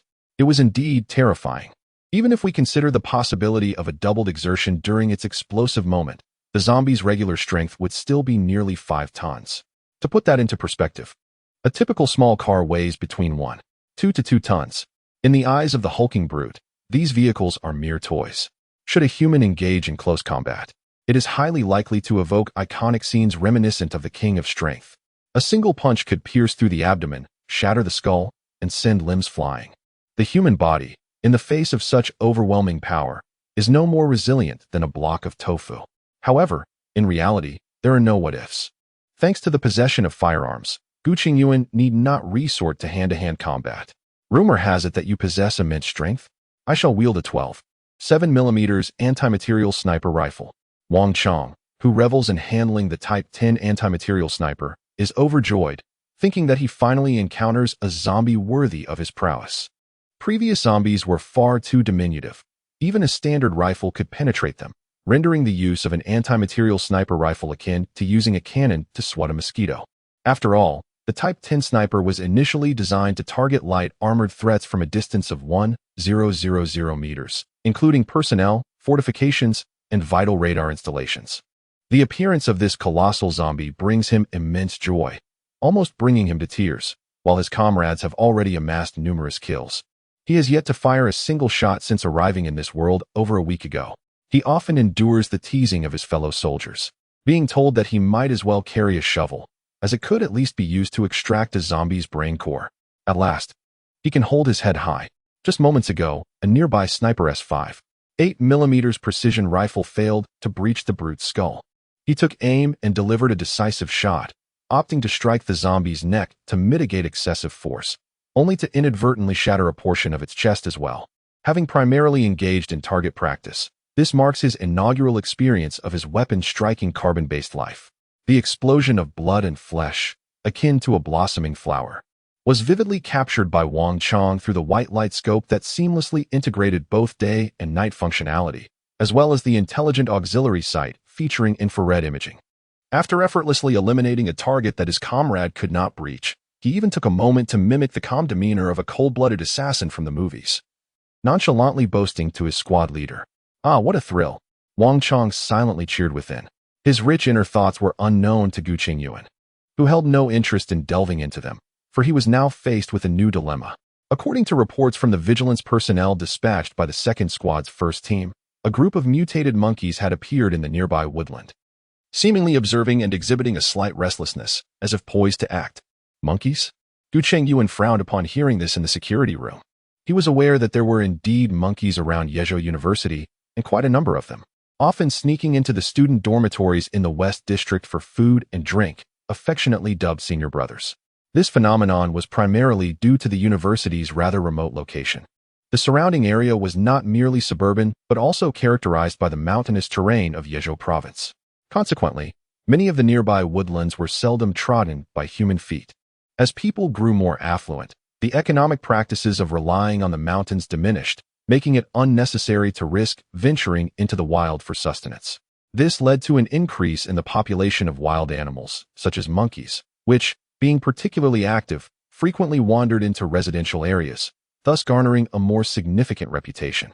Furthermore, according to campus legends that Gu Chengyuan had come across, the nearby woodlands were home to not just monkeys, but a variety of other well-known wild creatures. It is rumored that as night falls, a multitude of students undergo a phenomenon of ancestral regression, retreating into the mountains and transforming into a species of wild mandarin ducks that only appear in pairs. After their nocturnal escapades, these wild ducks often leave behind a substance essential to the industrial era, rubber. This rubber, not derived from rubber trees, can indeed be regarded as a unique delicacy of the mountainous region surrounding the university. Chapter 34. The Fierce Battle with the Monkey Horde. According to the report from the 2nd Platoon, the Monkey Horde consists of approximately 50 individuals, a revelation that has disrupted Gu Chengyuan's strategic plans. The original strategy entailed alternating sweeps between the 1st and 2nd platoons, with the possibility of advancing the front line depending on the combat situation, and even conducting simultaneous fire sweeps with both platoons. However, the emergence of the Monkey Horde compelled Gu Chengyuan to reserve the 2nd platoon as a backup force, anticipating a potential assault from the monkeys. Gu Chengyuan assigned the 3rd Squad of the 2nd platoon to serve as a rear guard for the 1st platoon and, accompanied by the 2nd Squad of the 2nd platoon, ascended the stairs to the rooftop of Ziqiang building, located to the right of the school gate. Upon his arrival, the squad leader of the 2nd platoon's 1st Squad, Ho Xian, immediately approached, saluting Gu Chengyuan, reporting, "Sir, the Monkey Horde is located in the woods ahead," raising the military binoculars hanging from his neck. Gu Chengyuan gazed towards the mountains behind Ziqiang building, and indeed, numerous monkeys congregated at the boundary between the forest and the school grounds.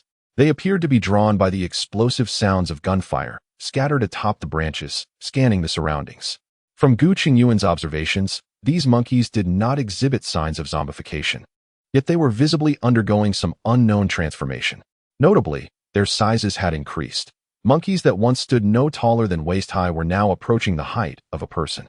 Furthermore, the creature's fur had completely shed, leaving it bare and pallid, with muscles bulging prominently, reminiscent of a character from a popular television series known as the Night Demon. The arrival of Gu Chengyuan and his companions swiftly captured the attention of the monkey troop, their bloodthirsty red eyes fixated upon them. Suddenly, the largest monkey let out a sharp cry, prompting the entire troop to turn their gaze towards the rooftop of Ziqiang building, bearing their formidable fangs. They readied themselves for battle. Witnessing this scene, Gu Chengyuan promptly issued the command to prepare for combat.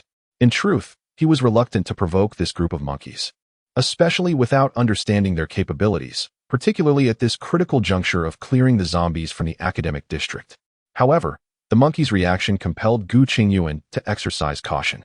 Nevertheless, he chose to refrain from initiating fire, opting instead to observe the intentions of the troop. Hiss! At a distance of approximately 100 meters, the Monkey King continued to snarl menacingly at Gu Chengyuan and his team. The soldiers, now fully prepared for battle, had at least one light machine gun and 4 or 5 rifles aimed at the creature, unable to withstand the provocation from the humans. The Monkey King emitted a piercing shriek and, in a flash, leaped to a height of 4 stories, lunging towards the rooftop of Ziqiang building. The troop appeared to receive the command to attack, as over 50 monkeys sprang from the treetops, the smallest among them reaching a height of 2 stories. The sudden onslaught of the monkeys descended upon Gu Chengyuan and his companions like a torrential downpour. "Fire!"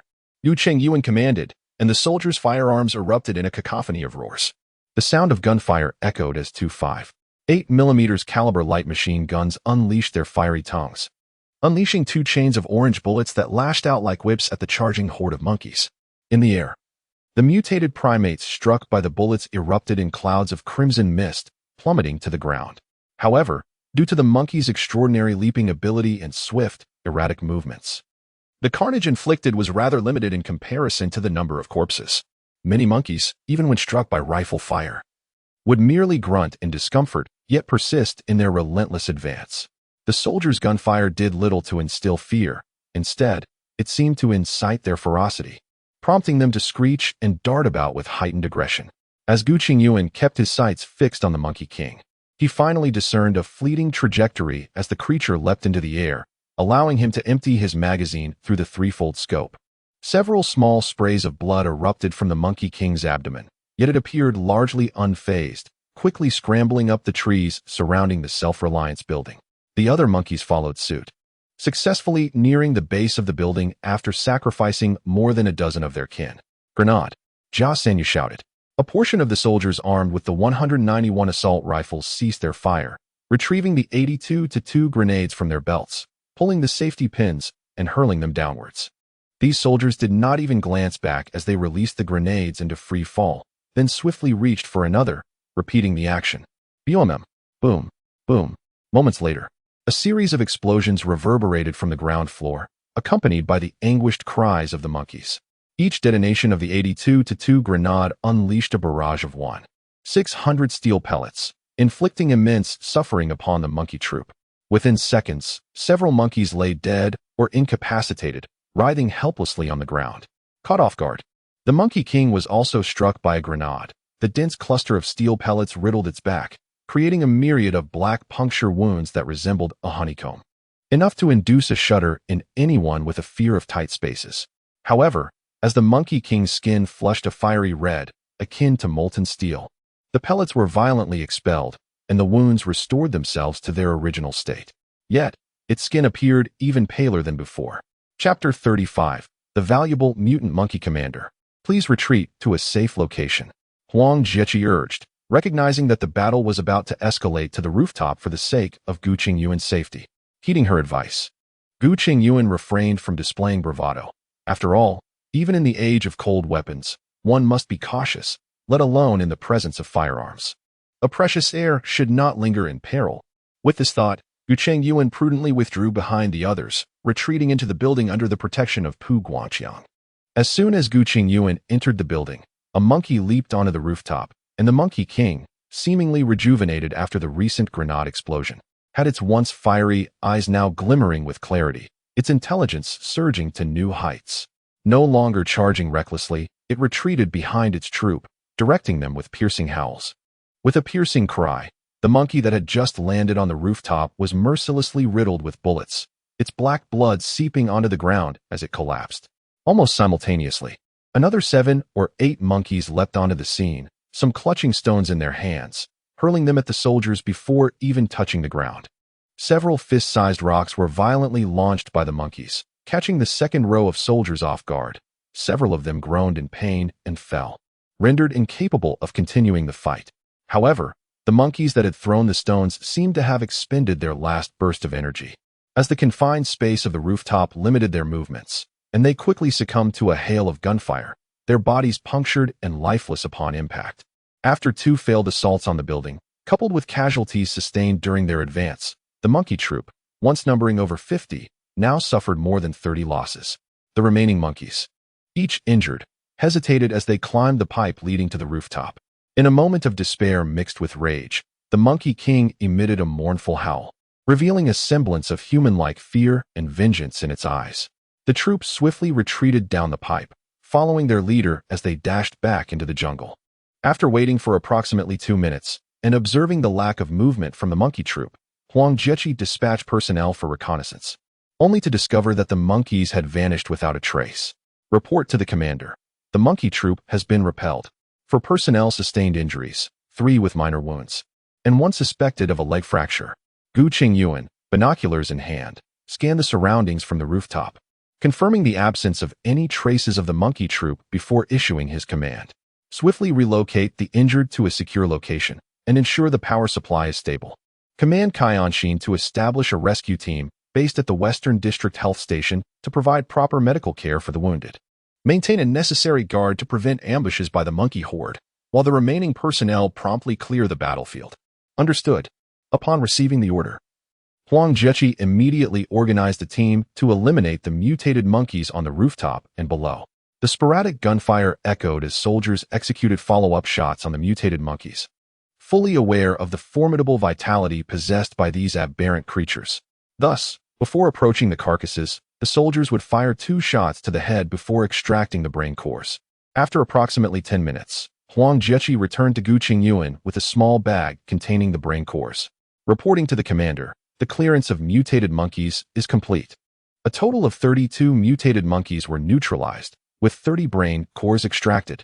However, upon inspection, 2 of them were found to be shattered. Gu Chengyuan took the small plastic bag from Huang Jiechi's grasp. Inside lay glimmering diamond-shaped crystals, distinctly different in hue and deeper in color than the brain cores of zombies.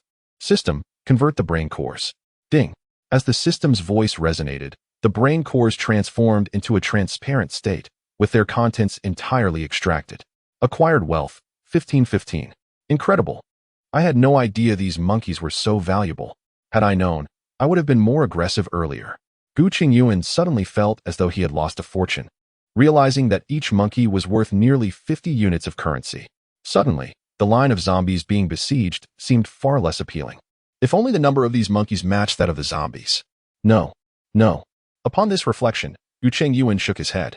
The mutated monkeys possessed formidable combat capabilities, with exceptional physical attributes, intelligence, and sharp claws. Had they not fortuitously encountered the muzzle of Gu Chengyuan's firearm, they would likely reign supreme in the entire Xibei region. Ordinary survivors would probably meet their demise with little chance of survival. Chapter 36. The militia's first mission around midday. The supplies for the soldiers, escorted by the militia team led by Zhao Jie, arrived at the gates of District 1. Accompanying the provisions were all members of Zhao Jie's militia. This contingent of 50 militia members unloaded the soldiers' meals from the vehicle to facilitate the soldiers' dining experience. These meals had already been pre-packaged in the cafeteria. Once the unloading was complete, the militia, having received no further instructions, were free to roam and gravitated toward the sounds of gunfire. Many members of this militia had never even seen a firearm.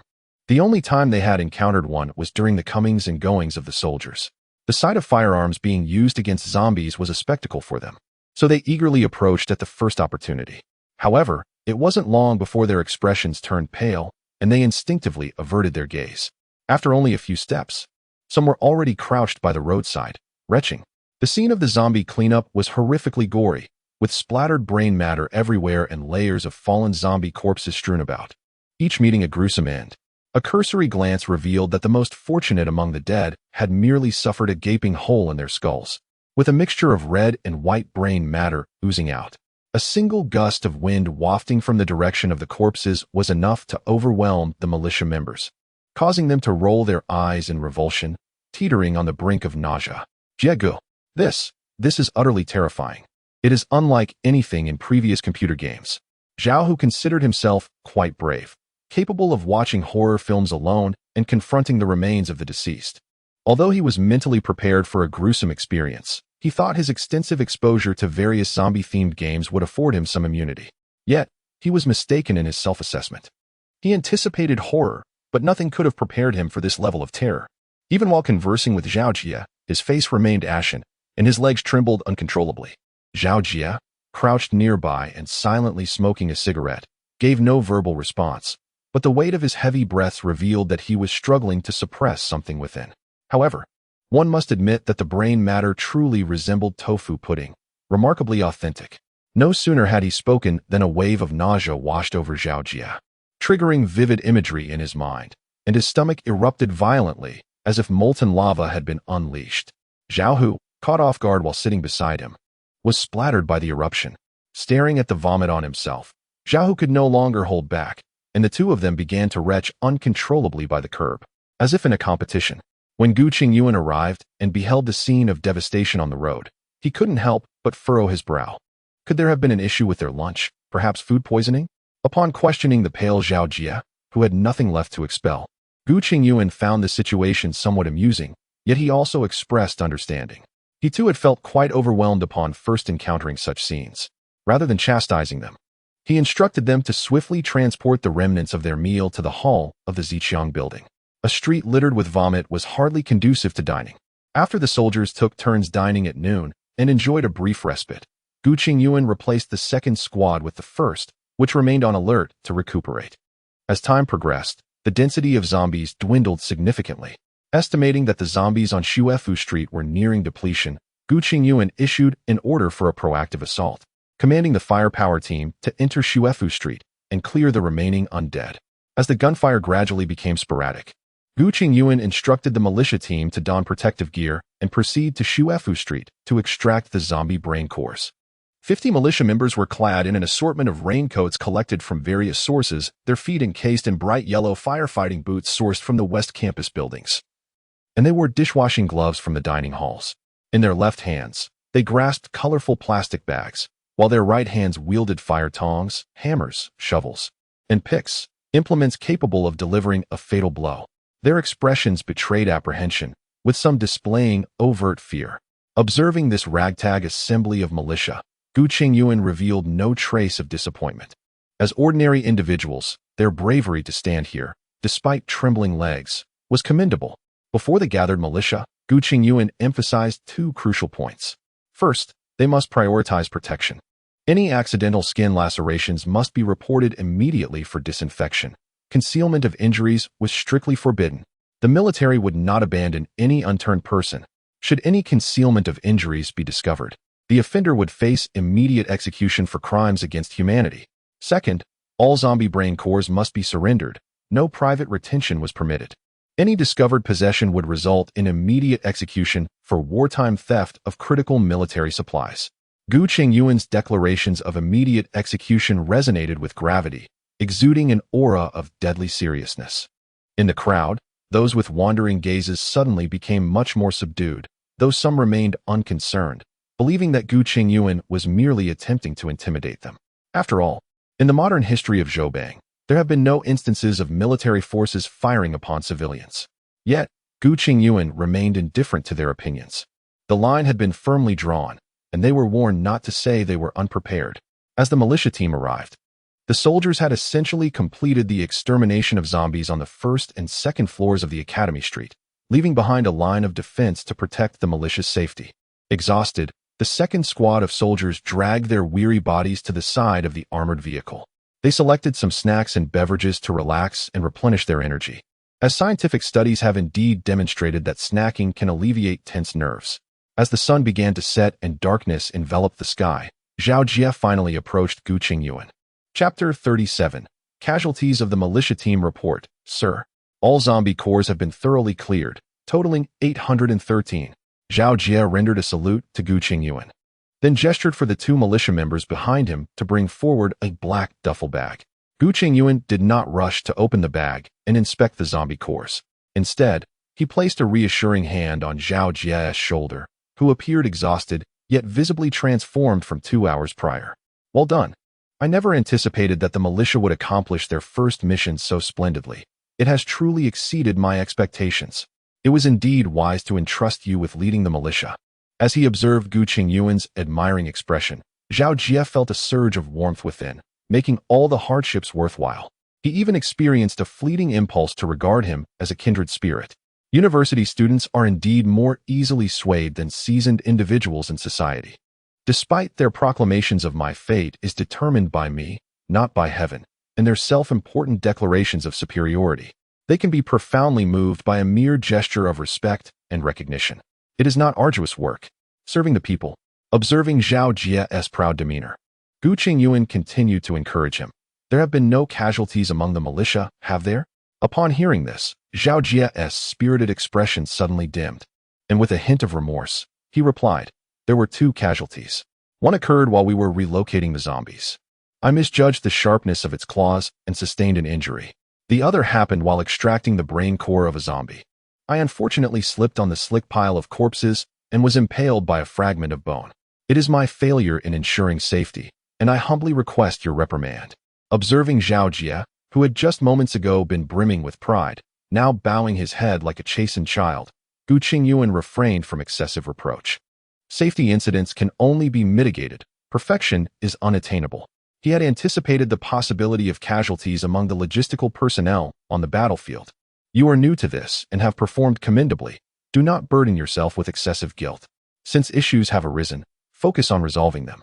Ensure that the isolation and treatment of these two individuals are conducted meticulously, leaving no room for error. Furthermore, until this matter is fully resolved, it is prudent to refrain from publicizing it. Although the unfortunate incident was not anyone's fault, the first mission of the militia resulted in unexpected casualties. If mishandled, it could inevitably cast a detrimental influence upon the survivors. Should the survivors inadvertently perceive the militia as a perilous profession, it would be challenging to find individuals willing to enlist when faced with the specter of death. Gu Chengyuan preferred to gently guide the survivors into participating in the struggle against the apocalypse, for this was not merely a war of one person or a collective. It was a war of the people, a war of the race.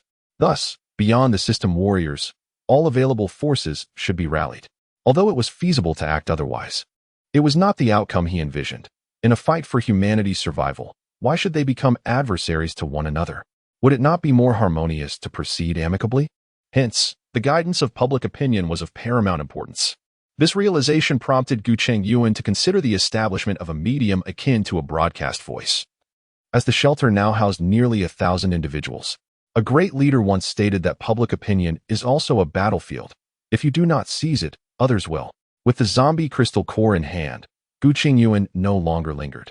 He found individuals to siphon gasoline from several abandoned vehicles parked along the roadside, pouring it liberally over the dense piles of corpses on School of Learning Street.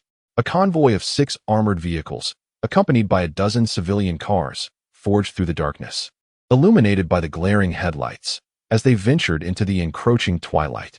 Behind the convoy, thick black smoke billowed from School of Learning Street, where orange flames danced upon the heaps of bodies, twisting into grotesque shapes, akin to a voracious beast devouring all in its path. In the corner of this apocalyptic tableau, a pair of crimson eyes fixated malevolently on the convoy, gradually vanishing into the night, leaping forward to merge with the shadows. Chapter 38. Promotion to Camp Leader. During dinner, Kai Anshin, following Gu Chengyuan's instructions, arranged for the kitchen to provide additional rations for the combat personnel. While fresh meat was no longer available, it was substituted with vacuum-sealed, marinated beef, sliced and served on plates, accompanied by a bottle of juice for each militia member. The heated marinated beef was distributed onto the plates of every combatant, its unique aroma mingling with the spices, wafting through the entire cafeteria in a steamy haze. To enhance the contrast and encourage survivor participation in military operations, Gu Chengyuan did not segregate the dining areas of combatants from those of ordinary people. He was unconcerned that such differential treatment might breed discontent among others. He aimed to make it clear to all survivors that only those with the courage to face the undead deserved to partake in meat. Those lacking such courage were merely worthy of survival. He had no surplus provisions for idlers. Setting aside the agitation of other survivors, the militia members, unlike the system soldiers accustomed to carnage, found no appetite for the fragrant beef, feeling instead a twinge of nausea. Gu Chengyuan did not dwell on the militia's state. Humans are the most adaptable creatures on this planet, and he believed they would soon overcome this discomfort. In the dormitory, a black tote bag rested before Gu Chengyuan, filled to the brim with zombie brain nuclei, shimmering with an enchanting luminescence under the light, a sight both dazzling and surreal. Even the most exquisite diamond, often regarded as the crystallization of love, would pale in comparison when placed before this remarkable treasure, one that can truly only be possessed once in a lifetime. Just imagine, if a man were willing to endure the growth of such a thing in his mind for you, what else could it be but love? System, convert to currency. Ding. Conversion successful. Currency, 4,060. Total currency, 6173. Gu Chengyuan gazed at the current amount of currency with a rush of excitement. Over 6,000 units of currency could summon 4 entire squads. However, it would not be wise to deplete it all. With the expansion of the troop scale, it is essential to retain sufficient funds for unexpected situations and ammunition supplies. System, summon an infantry platoon. Understood. The infantry platoon will arrive at the host's location within half an hour. Ding. The actual troop composition of the host has reached full capacity at the company level. Host permissions upgraded. System functions upgraded. Please wait. Upgrade complete. Military rank promotion, company commander. Host's military title promotion, lieutenant colonel. The troop template for the infantry company has been upgraded to a composite battalion. The types of troops that can be summoned have increased. Battalion level rewards issued. Battalion headquarters, 20 personnel. X1, deputy battalion commander, 1. Battalion platoon leader, 1. Medical officer, 1. Clerks, 2. Communication officers, 3. Security squad, 7 personnel. Cooking team, 5 personnel. Warrior 3 armored command vehicle X1. Warrior 2 battlefield ambulance X1. Shanxi automobile 2190 transport vehicle X2. Cooking vehicle X3. It's done. At the moment Gu Chengyuan beheld the system's rewards, his sole thought was that he had struck gold. To everyone's astonishment, the previously meticulous system unexpectedly bestowed a multitude of rewards in one fell swoop, including the provision of 8 variously functional military vehicles. Moreover, it gifted a battalion headquarters comprising a 20-person staff, complete with 3 officers. Excluding the basic rank of squad leader, there was an addition of a technical officer, a military doctor, and a deputy battalion commander. The value of the military doctor is self-evident. Injured soldiers, after receiving preliminary treatment, lay recuperating in the medical facility of the Western District. It was not that Gu Chengyuan lacked concern, but rather that he had no medical personnel at his disposal, leaving him with the will but no means. The arrival of the military doctor was a timely solution, enabling the wounded soldiers to receive expert care. The deputy battalion commander, being a specialized military leadership figure, was precisely what Gu Chengyuan urgently required.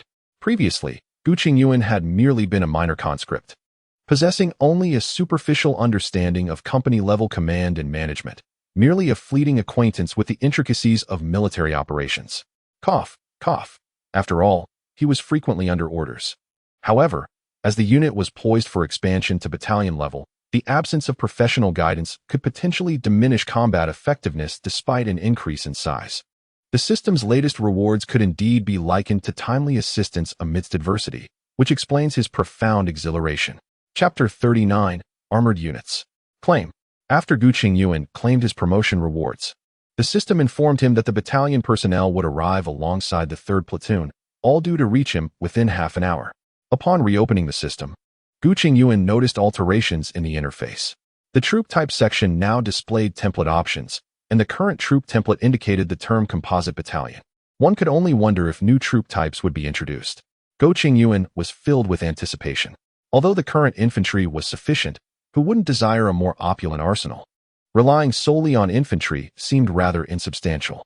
As Gu Chengyuan entered the composite battalion template with a tinge of apprehension, his heart raced at the sight of the plethora of newly added units. Template: Composite Battalion, Tank Company, Armored Infantry Company, Firepower Company, Air Defense Company, Operational Support Company, Logistics Support Company. My goodness, he exclaimed involuntarily, taken aback by the extensive array of new units that seemed almost too vast for the screen to contain. The richness of this troop category led him to wonder if he had inadvertently input a cheat code while dreaming. The sudden influx of joy was overwhelming. He merely felt that the troop types were somewhat meager, yet the system had anticipated his thoughts and arranged everything for him. If the system could speak, Gu Chengyuan would have wished to utter, "In a world where one wanders aimlessly, if you do not forsake me, I would gladly pledge my loyalty as your adopted son." After a brief moment of exhilaration, Gu Chengyuan eagerly opened the tank company. A true man may not pilot a Gundam, yet a tank could serve as a worthy substitute. Big, robust, and powerful. Who wouldn't adore that? The interface of the tank company was remarkably straightforward. Perhaps understanding the agony of choice, it provided no options for Gu Chengyuan, presenting only a solitary tank icon, proudly displaying its formidable barrel. ZTZ-99A main battle tank. 8,000. First summon 10,000. 99A. 99A. To think it was the 99A. As a military enthusiast, one cannot be oblivious to the fact that this tank boasts an astonishing equivalent armor thickness of 1,000 millimeters. It is revered as the wall of size, the pinnacle of main battle tanks. When Gu Chengyuan gazed upon the emblem of the ZTZ-99A tank, a torrent of information flooded his mind. ZTZ-99A main battle tank. Weight, 55 tons. Length, 7, 3 meters. Width, 3, 5 meters. Crew, 3, driver, commander. Gunner, power, equipped with a 1,500 horsepower turbocharged engine, achieving a maximum speed of 80 kilometers per hour and a maximum range of 600 kilometers. It features a new fully automatic hydraulic mechanical transmission system, allowing for a zero-radius 360-degree turn on the spot and dual-flow transmission. Firepower, armed with a 125mm improved smoothbore gun.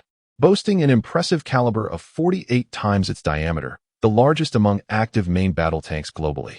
It employs tungsten alloy armor-piercing projectiles capable of penetrating 800mm of homogeneous armor from a distance of 2,000 meters, with automatic targeting and tracking capabilities, and carries 41 rounds.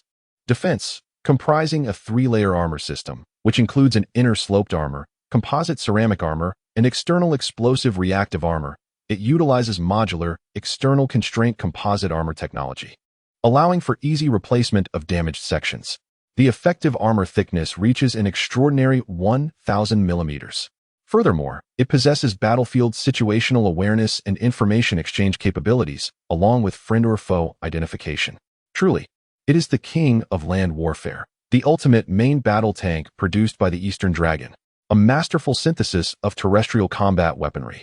Upon comprehending these parameters, Gu Chengyuan was instantly captivated by the allure of the Type 99A main battle tank. If this marvel were to be deployed, it would undoubtedly dominate the battlefield. With a 125mm main gun, complemented by tungsten alloy armor-piercing rounds, what carbon-based life form could withstand a single shot? Its formidable 1,000mm armor, enhanced with explosive reactive armor, would obliterate any approaching zombies or mutated beasts upon contact, not to mention the additional layers within. It is an absolute fortress on the battlefield, resilient and formidable. Given the current knowledge of zombies and mutated creatures, none could even graze its exterior. How impressive! How powerful! The desire to possess such a machine was overwhelming. However, the red-marked price beside the tank momentarily tempered Gu Chengyuan's fervent enthusiasm. What? 8,000 for one? Quite a fair value. Understandable. But why does the first summon cost 10,000? Is the additional 2,000 merely a molding fee? All right. I shall continue to comprehend. As a pauper with no more than 2,000 in his possession, Gu Chengyuan chose to glance at the next unit type, the Armored Infantry Battalion. Setting aside the question of armor, the inclusion of infantry in its name suggested a more accessible price, did it not? The interface for the Armored Infantry Battalion mirrored that of the Tank Battalion, offering little choice, only an armored vehicle icon. ZBD-04A Infantry Fighting Vehicle Squad, for 1,000, first summoned 6,000. Fortunately, merely 4,000. Having just perused the tank's pricing, even if he could not afford this one either, the psychological effect of comparison rendered it somewhat affordable. Another 2,000 for the molding fee? Very well, that seems reasonable. Gu Chengyuan suddenly found himself accepting this inexplicable additional expense. Since resistance is futile, one might as well lie down to endure less suffering. At this moment, the information regarding the ZBD-04A infantry squad surged once more into his mind. The ZBD-04A infantry squad comprises 10 members, 3 crew members, and 7 combat personnel. The vehicle specifications are as follows: length of 7.2 meters, weight of 24 tons, powered by a 440 kilowatts 6-cylinder turbocharged engine, capable of reaching speeds of up to 90 kilometers/h. Armor-wise, it boasts additional armor plates atop its base structure, providing protection against 30mm armor-piercing incendiary rounds from a distance of 500 meters and against 5mm armor-piercing incendiary projectiles from 200 meters. As for armaments, it features a 100mm low-pressure rifled gun, equipped with 40 high-explosive shells and a maximum firing range of 4,000 meters, along with 8 cannon-launched laser-guided missiles. Additionally, it includes a 30mm coaxial machine gun, linked to the main gun, designed to engage lightly armored targets, low-flying, slow-moving, or stationary threats, with a reserve of 500 armor-piercing rounds. Furthermore, a 7.62mm coaxial machine gun, positioned to the left of the main gun, can effectively eliminate medium-range, live targets, with an ammunition supply of 2,000 rounds. There are also 10 smoke grenade launchers, The vehicle possesses amphibious capabilities, featuring a large bow wave deflector at the front and 2 water jets located beneath the rear door for propulsion. This vehicle is indeed formidable. The 100mm main gun can also fire guided missiles, providing a certain level of armored protection, and it is priced at merely half that of the 99A. Gu Chengyuan, upon observing this, suddenly conceived an idea. Although its combat effectiveness pales in comparison to that of the 99A main battle tank, for someone like him, who lacks armored units, its cost-effectiveness is already sufficient for his current needs. Upon this realization, he silently prioritized the recruitment of armored infantry squads above the 99A. Currently, neither the 04A infantry fighting vehicles nor the 99A main battle tanks can withstand the onslaught of the zombies. The additional combat prowess of the 99A tanks, compared to the 04A vehicles, translates to an overflow of combat capability, which is a sheer waste. The cost of a single tank could suffice to recruit 2 armored infantry squads for Gu Chengyuan. The final armored unit is the Firepower Company. Upon accessing the Firepower Company, the display revealed the PPL 05 120mm self-propelled howitzer. This artillery piece is mounted on the WZ-5 51 6x6 chassis with a combat weight of 16.5 tons and a shell capacity of 36 rounds. It boasts an elevation range of -480 degrees and a horizontal firing range of 360 degrees, accommodating a crew of 4, the commander, the gunner, the loader, and the driver. Amphibious in nature, it is powered by a 320 horsepower engine, achieving a maximum land speed of 80 km per hour and a water speed of 8 km per hour, with a maximum operational range of 500 km.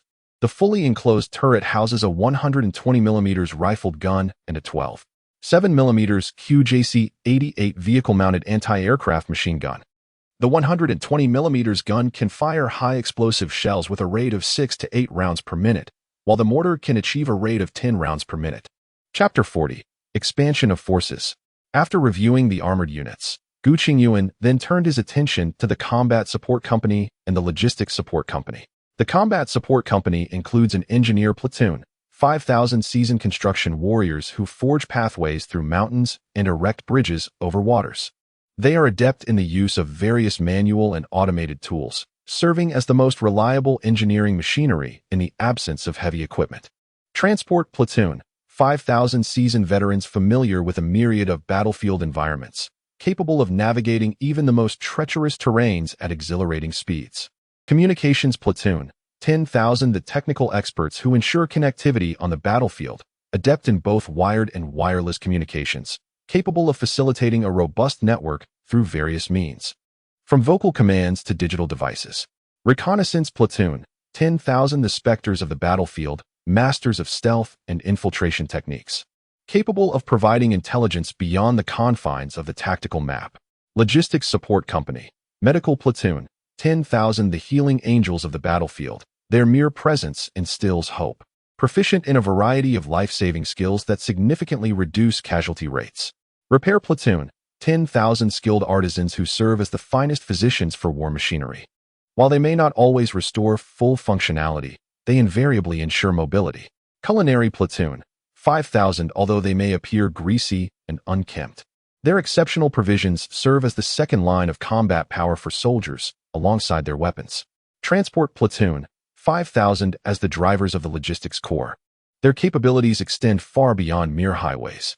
Upon review, Gu Chengyuan noted a distinct difference in the exchange methods of these two companies compared to previous ones. Tanks and armored vehicles, including infantry, could be exchanged on an individual squad basis, whereas these two companies require exchanges on a platoon basis. However, the crux lies in the fact that, when considering 3 squads per platoon, the cost of these two companies is notably higher than that of standard infantry squads. The high-value specialties of reconnaissance, special operations, medical support, communications, and repair justify their elevated prices. However, the transport unit.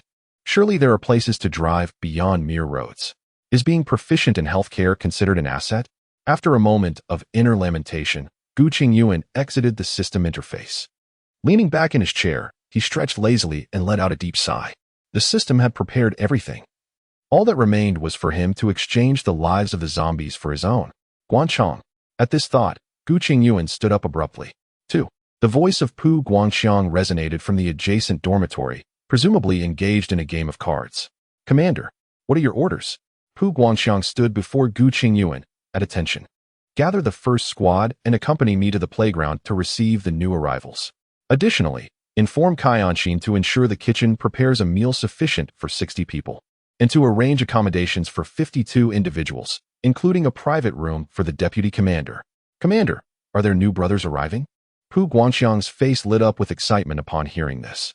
The first squad, being elite, donned their gear and assembled downstairs in less than 2 minutes, observing the assembled troops. The passing survivors speculated about impending events, as they had noted that this protective unit rarely undertook missions during the night. Meanwhile, Qianxin, upon receiving the orders, was overjoyed. The news of 52 new soldiers coming in significantly bolstered her sense of security. She immediately instructed the staff of the Survivor Management Committee to organize a cleanup of the rooms and notified the kitchen staff to commence cooking. The cafeteria staff, who were initially ready to rest, displayed an unexpected enthusiasm upon hearing the news, eagerly taking on the additional workload with a spirited demeanor. Similarly, when the announcement for cleaning duties was made, a multitude of individuals promptly volunteered to participate. This heightened zeal was not without reason. In the pre-apocalyptic world, money represented security. But in the aftermath, nothing instills a greater sense of safety than armed soldiers. The impending arrival of a significant contingent of military personnel sparked a wave of excitement throughout the 1,000-strong shelter, as if a tantalizing rumor was being eagerly shared among all. In the dormitory of Gu and her companions, discussions ensued, though their primary concern revolved around Gu Chengyuan's standing. "Have you heard? A new troop of over 50 is arriving soon." Feng Jiai spoke in a conspiratorial tone. "If only we had known earlier. We were just organizing people to go downstairs to clean the rooms. Their arrival is quite welcome. With more protectors, we shall feel safer," Aiku remarked. Recalling the chilling stories relayed by the militia about the gruesome scenes on Academy Street, littered with dismembered bodies. Seeing them toil so hard every day, the new troops can certainly alleviate some of the burden. Qin Rao perched on Feng Jiai's desk, her shapely legs swinging gracefully as she spoke. "This may indeed be advantageous for us, but perhaps not for Gu Chengyuan. I just overheard that they plan to prepare a private room for a commander or deputy commander, and they emphasized the need for meticulous attention. That commander or deputy commander must outrank Gu Chengyuan. I once heard a few boys chatting, claiming that Gu Chengyuan is a captain. Who knows, they might even usurp his authority." Feng Jiai spoke in a grave tone, her expression serious. Upon hearing this, Tang Jingwen pinched Feng Jiai's collagen-rich face, exclaiming, "You, the strategist, are overthinking it. Worrying is fine, but why the long face? Do you have feelings for Gu Chengyuan?" The television always portrays such scenarios, where two tigers cannot coexist. I, for one, would certainly prefer Gu Chengyuan as the leader. After all, we are classmates, and he should show some consideration. What's wrong with liking someone? Who doesn't he admire a handsome man? That seems quite reasonable. Gu Chengyuan cannot falter. If we were to have some unknown leader take charge, who knows, he might be lecherous. In this apocalyptic world, with humanity in decline, we would be doomed. And when that time comes, who would be the first to serve him? Ignoring Tang Jingwen's nonsensical chatter, Feng Jiai's remarks, along with some of Tang Jingwen's words, indeed plunged the dormitory's occupants, including Aiku and the visiting Qin Rao, into silence. When faced with danger, individuals often detest the uncertainty of change. Chapter 41. The Arrival of the Camp. The thoughts of survivors. Gu Chengyuan was oblivious to the thoughts of the survivors, or perhaps he simply did not care, as they were scarcely knowledgeable about the system. He, along with the elite soldiers, wielded flashlights as they swiftly made their way to the playground under the cloak of night. Considering the training needs of both the survivors and the soldiers, as well as the distance from the school gate, Gu Chengyuan opted not to set up the vehicle area on the rubber track, but rather on the adjacent basketball court, conveniently located next to the school entrance. Upon arriving at the basketball court, he assigned several soldiers wearing reflective vests to the school gate to act as guides for the soon-to-arrive deputy camp commander and others. Subsequently, Gu Chengyuan casually found a place to sit. Pu Guangxiang, accompanied by the remaining few, dispersed nearby to maintain vigilance against unforeseen dangers. Gu Chengyuan raised his gaze to survey the surroundings, only to discover an expanse of impenetrable darkness. Even the direction of the city seemed devoid of light. Typically, this hour would be bustling with traffic and vibrant illumination. The basketball court where he sat should have been filled with the spirited voices of energetic youths engaged in the game. Instead, a desolate void enveloped him, inducing a sense of dystopian desolation that lingered in his mind. He looked up at the heavens where the stars grew brighter with each passing day, contemplating whether the brilliance of the cosmic expanse persisted solely in the absence of humanity's light. However, this melancholic reverie was abruptly interrupted by a voice crackling through the walkie-talkie. Report to the commander. The lead vehicle of the deputy battalion has arrived at the school gate. The guide is prepared to direct the convoy into the parking lot. Received. No sooner had the words been uttered than a blinding beam of white light pierced the darkness from afar, accompanied by the sound of engines growing ever closer. The illumination multiplied, forming a modest yet resolute band of light, sufficient to shatter the surrounding gloom. Witnessing this scene, Gu Chengyuan's expression hardened as he vehemently exclaimed, "To hell with it. Even if humanity's light fades amidst the cosmic expanse, I shall employ artillery and armored vehicles to reignite the stars. Even if the brilliance is that of explosions." Before long, a convoy led by a Hummer 3 armored command vehicle, under the guidance of the directing personnel, entered the basketball court. The orange turn signals, the red reversing lights, the commanding shouts of personnel wielding handheld tricolored traffic lights, the rhythmic beeping of reversing vehicles, and the distinctive air brake sounds of transport trucks. The arrival of the convoy transformed the previously desolate basketball court into a lively scene, dissipating Gu Chengyuan's sudden gloom. Observing the armored command vehicle, the Mengsher 3, as it parked, Gu Chengyuan, accompanied by Pu Guangqiang, approached with purpose. The front passenger door swung open to reveal a major officer, approximately 36 or 37 years of age, standing about 6 feet tall, with a robust physique, a square face, a distinguishing mole on his chin, and slightly squinted, phoenix-like eyes radiating a piercing brilliance. This was Gu Chengyuan's immediate impression of the officer's commanding presence. Upon seeing Gu Chengyuan, the major promptly saluted, reporting, "Sir, Deputy Battalion Commander Wu Bin and a detachment of 51 soldiers report for duty. After a long journey, once the vehicles are in place, please organize the soldiers to head to the mess hall for their meal. Following their meal, arrangements for accommodations will be made by the staff." Understood. Deputy Battalion Commander Wu Bin immediately turned to summon the squad leader from the battalion headquarters and the squad leader from the 3rd Company to relay Gu Chengyuan's orders. This temporary detachment of over 50 personnel quickly organized their accompanying supplies and, under the guidance of driver Hu Junpeng, proceeded to the mess hall for their meal and settling in. Meanwhile, Gu Chengyuan remained behind with a portion of the personnel to oversee the parking lot, planning to establish a lookout point there. With the increase in equipment and supplies, it was imperative to allocate forces for their protection, otherwise, the potential loss of supplies or damage to vehicles would pose significant challenges. After everything was arranged, the deputy battalion commander accompanied Gu Chengyuan, closely following him to the cafeteria, and the two engaged in conversation along the way. Through their dialogue, Gu Chengyuan discovered that the deputy battalion commander had an impressive background. He graduated from the renowned Red Infantry Academy, often likened to the Eastern West Point, and began his career as a squad leader, participating in numerous significant international and domestic exercises. He had received several accolades for his contributions, being recognized as one of the top 10 soldiers in the Army by the Ministry of National Defense, earning 3 second-class and 4 third-class individual honors. Subsequently, he was promoted to battalion commander, leading 2 companies that received collective second-class honors, and was also awarded the title of Most Combat-Ready Officer by his group army. Given such an extraordinary resume, it was likely that Deputy Commander Wu Bin would eventually attain the rank of general. The thought of such a formidable individual serving as his deputy stirred a sense of unworthiness within Gu Chengyuan, yet his anxieties about his own capabilities dissipated.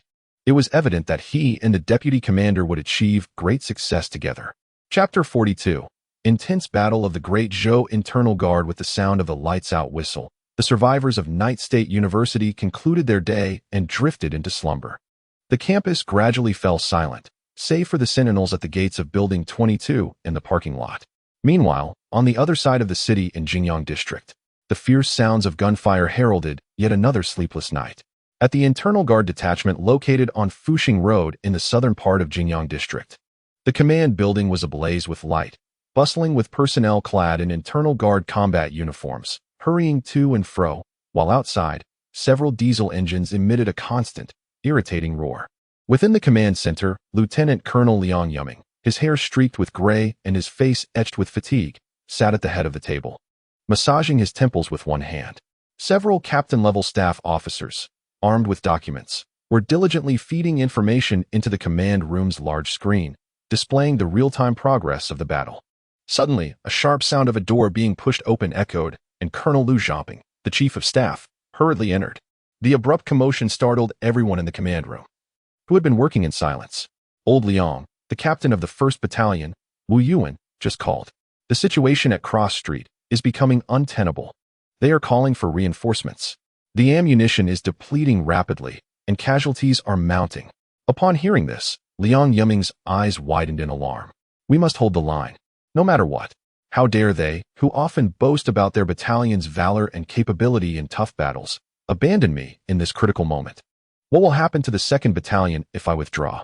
What about the thousands of civilians who are in the process of evacuation?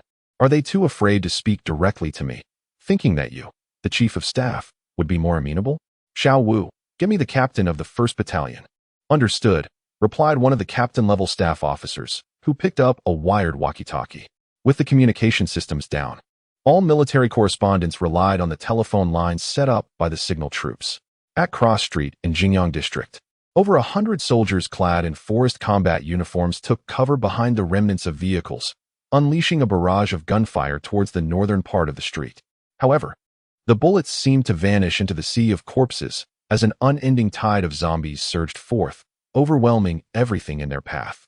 The foremost zombie had just been shot in the head, and immediately, the horde behind surged forward. In the face of such an oppressive tide of undead, few internal guards could maintain their composure to aim for the zombies' heads. Most bullets struck the limbs and bodies of the creatures, inflicting damage far below the volume of fire unleashed. The sharp crack of a 35mm grenade launcher resonated repeatedly within the battalion, followed by bursts of flames erupting from the throng of corpses. Each explosion would topple a dozen or so zombies, yet often, among those that fell, 7 or 8 would struggle to rise again. This sight sent shivers down the spine of Captain Wu Yuan. They simply refused to die. Watching the dismembered zombies stagger towards the stronghold, Wu Yuan could not help but curse. Suddenly, shadows appeared in the sky, prompting Wu to shout, "Incoming airstrike." Indeed, Wu felt it was absurd, utterly preposterous, for these living dead had seemingly evolved to launch ranged attacks. Hardly had his words left his lips when several dark figures accurately descended upon the position. These thrown zombies resembled swollen giants. Their bodies inflated as if on the verge of bursting, their skin stretched taut and translucent, as though they might rupture at any moment. Upon hitting the ground, these self-detonating zombies erupted violently, releasing a force akin to a methane explosion, instantly shredding several nearby soldiers who were caught off guard by the overwhelming energy. Severed limbs and shredded flesh were strewn everywhere. Warriors positioned a distance away were splattered with the green viscous fluid that erupted from the zombies. Possessing an acidity akin to sulfuric acid, this corrosive substance caused their combat uniforms to emit hissing black smoke almost instantly. Those unfortunate enough to have the fluid splashed onto their skin cried out in excruciating pain as the green sludge swiftly penetrated their epidermal layers, leading to inevitable infection. Dizziness set in, pupils dilated, sclera turned crimson, oral mucosa sloughed off, and an abundance of purulent saliva oozed forth. The muscles at the corners of their mouths twisted uncontrollably, grotesquely stretching their lips to the roots of their ears, while sharp teeth jutted from their mouths like bamboo shoots. Stripped of bodily control, yet acutely aware of their torment, the warriors wailed, pleading for their comrades to end their suffering. "Ah, Wei, kill me. Please, kill me. I do not wish to become a zombie. It hurts so much. I am in such agony." The sound of gunfire echoed lightly in the camp as a tearful comrade squeezed the trigger against the forehead of the transformed warrior. Wu Yuan turned his reddened eyes away, unable to bear the sight. From a battalion of 500 prior to the apocalypse, only about 100 remained, and their numbers were dwindling at an alarming rate, likely to fall into the double digits soon. These departed souls were not mere cold statistics, but familiar faces of those with whom they had shared countless days and nights. "Captain, the vice captain is on the line." A signalman rushed over, clutching a landline phone. With a heart full of trepidation, Wu Yuan brought the phone to his ear. "Hello, sir. This is Wu Yuan. Wu Yuan, This is Liang Yuming. I must inform you. There will be no reinforcements. You must steadfastly uphold your duties, regardless of circumstances. Reflect upon your oath upon enlisting. And consider the thousands of civilians currently evacuating from Jingyang District. I now inquire of you, are you capable of accomplishing this mission? Hearing the roar from the other end of the line, Wu Yuan felt the veins in his neck throb as he emphatically declared, I assure you, the mission shall be accomplished. Following a brief silence, before the call ended, Wu Yuan softly choked out, Uncle, please take care of your health. The voice on the other end remained silent, followed by a sigh, and then the unmistakable sound of a busy signal. Chapter 43. The relocation of troops the following morning. Gu Chengyuan rose early, freshened up, and donned his combat uniform adorned with the insignia of a lieutenant colonel, colloquially referred to as Tu Mao Tu. As he stepped outside for exercise, he fortuitously encountered Deputy Battalion Commander Wu Bin, who was likewise heading to the training ground. The two joined forces, engaging in conversation about the forthcoming developments within the unit as they made their way to the field. Commander, I took a brief stroll last night, and I would like to offer you some suggestions, Wu Bin said, his demeanor thoughtful, a smile gracing his face, with the corners of his almond-shaped eyes lifting slightly. Oh, that sounds splendid. I am not a specialist by any means. Your expertise is precisely what I require. Gu Chengyuan responded with palpable delight, taken aback by how swiftly the deputy battalion commander was stepping into his role. Then I shall speak candidly. First and foremost, I believe our unit's management is lacking in structure, particularly evident in the rudimentary handling of ammunition, insufficient security forces, and the cohabitation of military personnel and civilians. Our warriors are fully armed. Last night, during my inspection of the dormitories, I discovered a significant safety hazard: ammunition that had not been separated and ammunition boxes carelessly piled. Such negligence could lead to grave consequences. Our military has endured numerous lessons learned through bloodshed in this regard. Moreover, the cohabitation of military personnel and civilians poses considerable inconvenience. Given the abundance of vacant rooms in the school, I propose a separation. As Wu Bin articulated these numerous issues, Gu Chengyuan did not feel discomfort. Rather, he was pleased, reflecting on the undeniable value of systemic rewards, while also acknowledging the validity of Wu Bin's observations. This indeed was a lapse on my part. After breakfast, let us convene a brief meeting with the Survivors Committee to address these matters. It would also be an opportune moment for you to meet the management personnel from the survivors' side. As the two approached the playground, they found it bustling with activity, as soldiers were running in formation, with tasks awaiting them for the day. Gu Chengyuan and Wu Bin opted for a light 3-kilometer jog before heading to the mess hall. After breakfast, in the dormitory management office of Building 22, Gu Chengyuan gathered the attendees for a meeting, which primarily consisted of officers at the rank of platoon and above, as well as key figures from the Survivors Committee, including Cai Anxin. He began with a brief introduction of Deputy Battalion Commander Wu Bin, along with Battalion Headquarters Platoon Leader Qin Chang and Military Dr. Fang He, primarily for the benefit of the Survivors Committee members. During the introduction, Cai Anxin was secretly astonished. He had initially anticipated the arrival of a superior to Gu Chengyuan, having pondered how to cultivate a rapport with the new leader to secure his position the previous night. To his surprise, a deputy arrived instead, and witnessing Gu Chengyuan's rank of major was equally startling.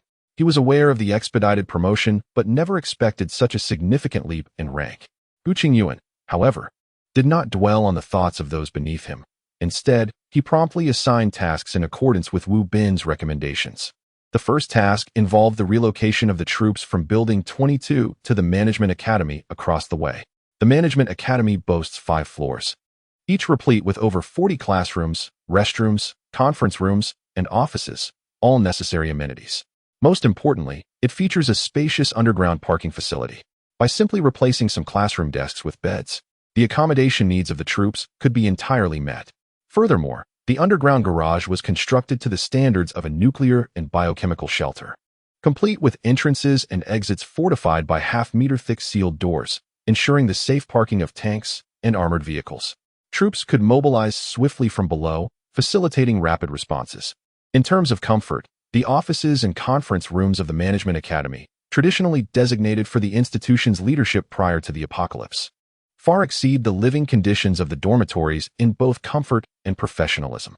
Meetings could be held in a more spacious environment, Unlike the current situation where a group of individuals crowded into dormitory accommodations, reminiscent of impoverished university students clandestinely gathering for games. Lastly, regarding the arrangement of dormitories, accommodations would be segregated by gender.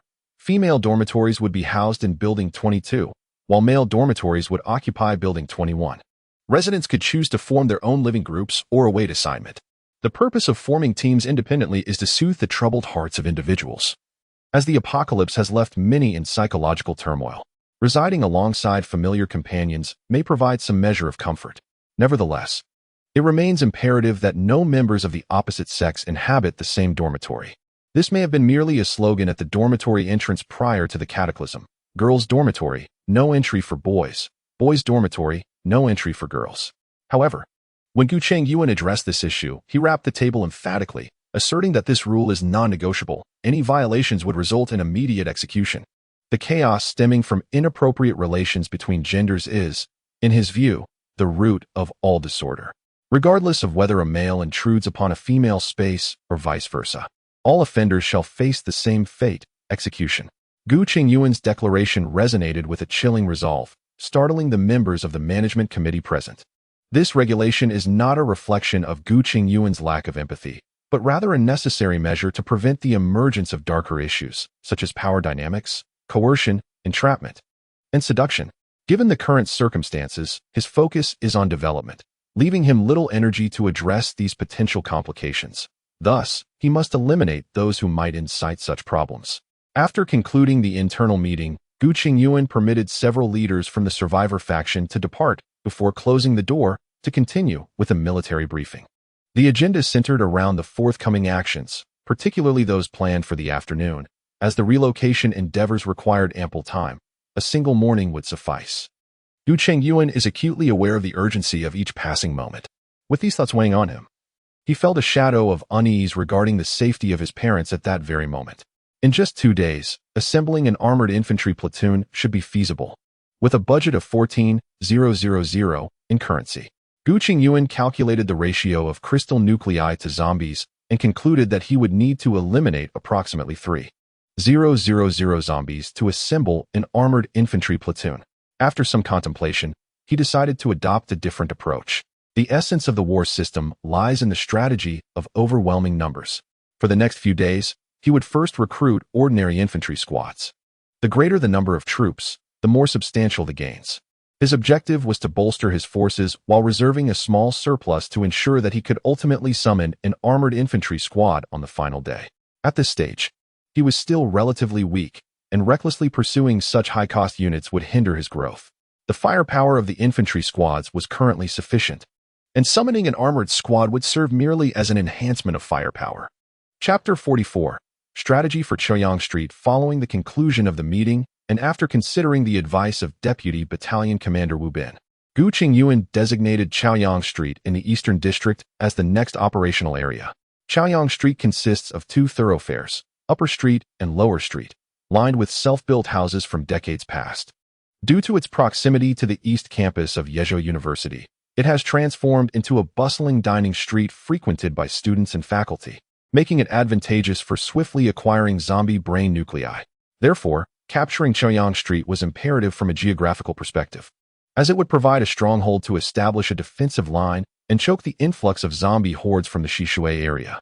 After rising from his midday rest, Gu Chengyuan summoned his troops and set off towards Chaoyang Street in the Eastern District. This marks the inaugural military operation conducted by the entire battalion in a cohesive formation.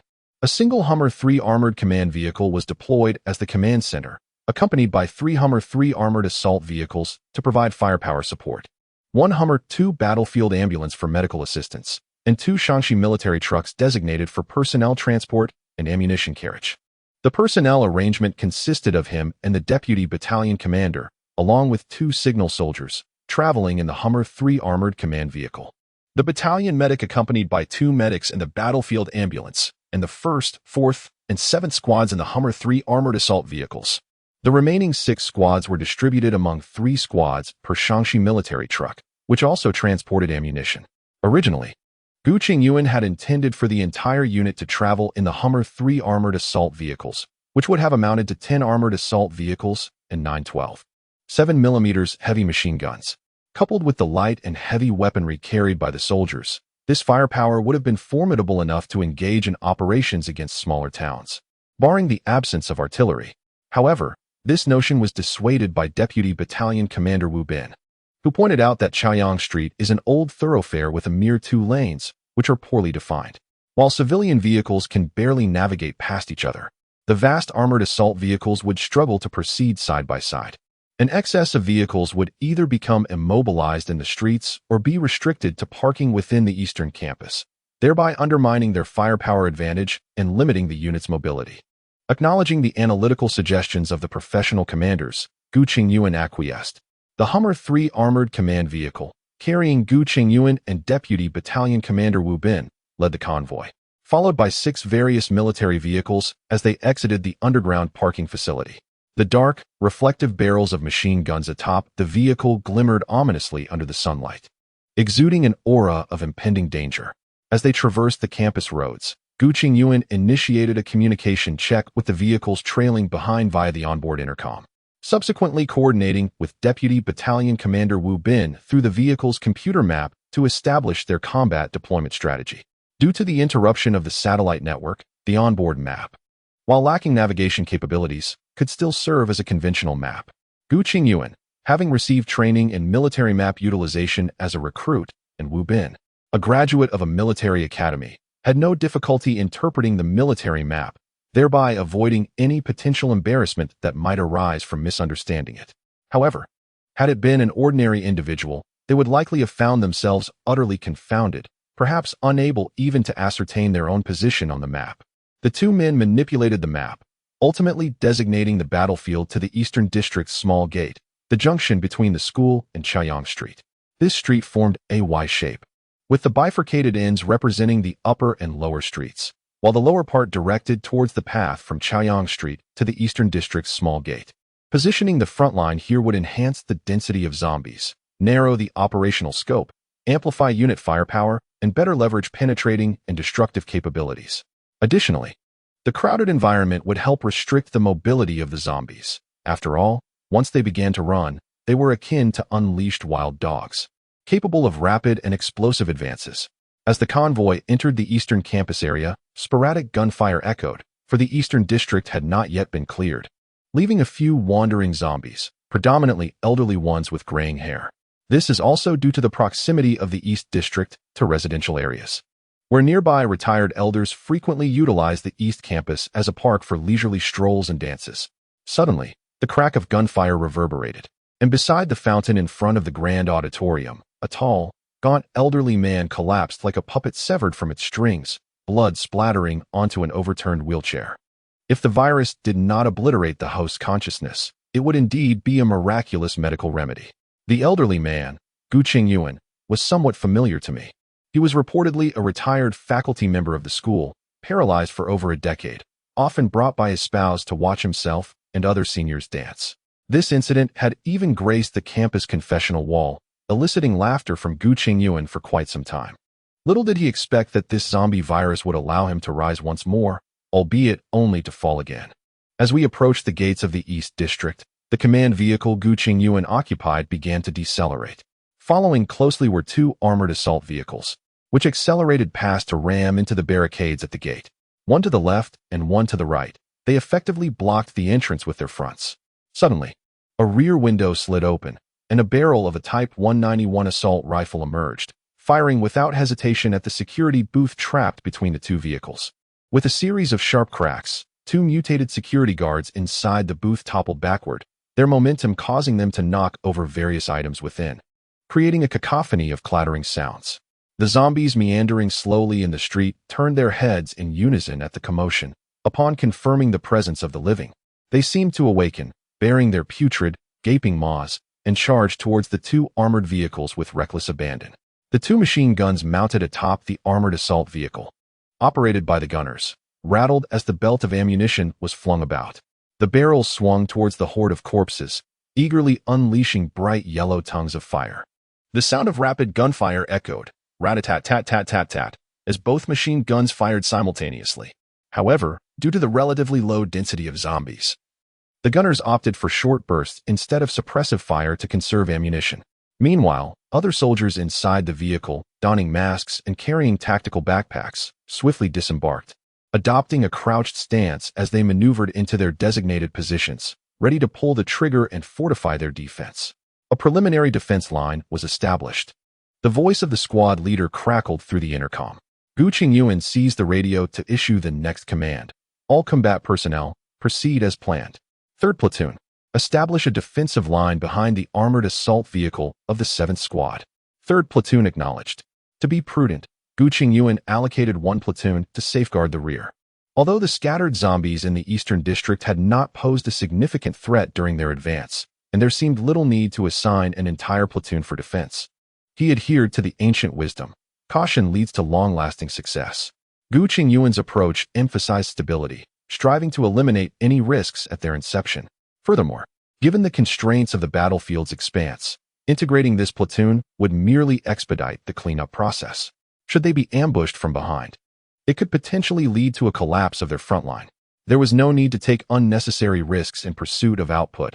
Survival was paramount for any future endeavors. Chapter 45. The Death of the King Tiger.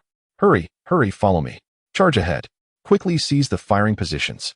With an exasperated exclamation, the sergeant urged his comrades to hasten. If you continue to dawdle, I shall give you a kick. Under the insistence of their leaders, Gu Chengyuan and Huang Jiak, the remaining 4 teams from the 1st and 2nd platoons swiftly descended from the transport vehicles, dashing towards the residential buildings flanking the small eastern gate. Smash the door. Quickly. Break it down. Gu Chengyuan, the leader of the 1st platoon, commanded as they approached the firmly shut door of a 3-story house, simultaneously opening fire on the surrounding, encroaching zombies. Here they come.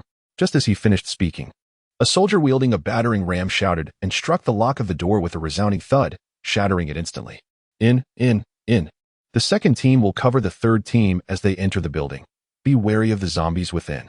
The 2nd team unleashed a barrage of gunfire, successfully curbing the surge of zombies from the residential area.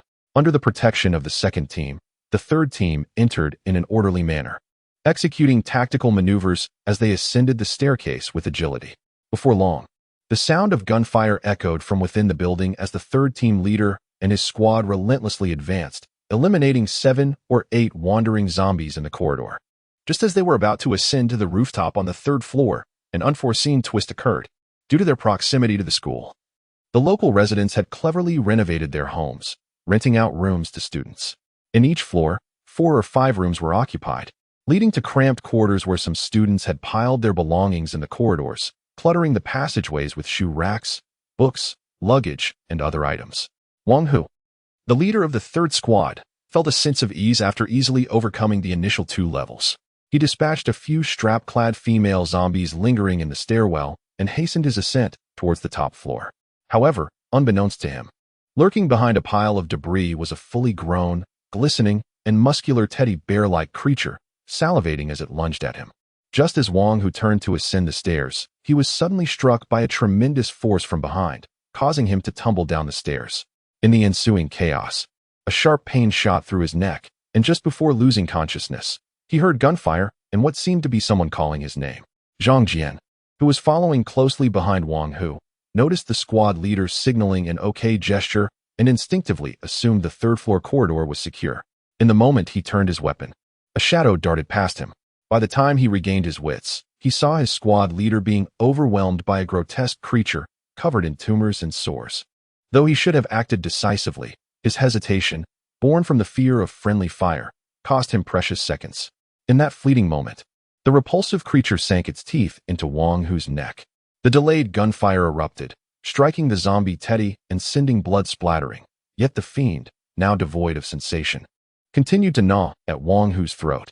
After severing Wang Hu's neck, the zombie teddy lunged towards Zhang Jian. In that close encounter, Zhang Jian had little time to react. In a frantic attempt, he fired several rounds at the charging creature, but they merely struck its torso, producing nothing more than a few blood splatters without inflicting any real harm. Bang!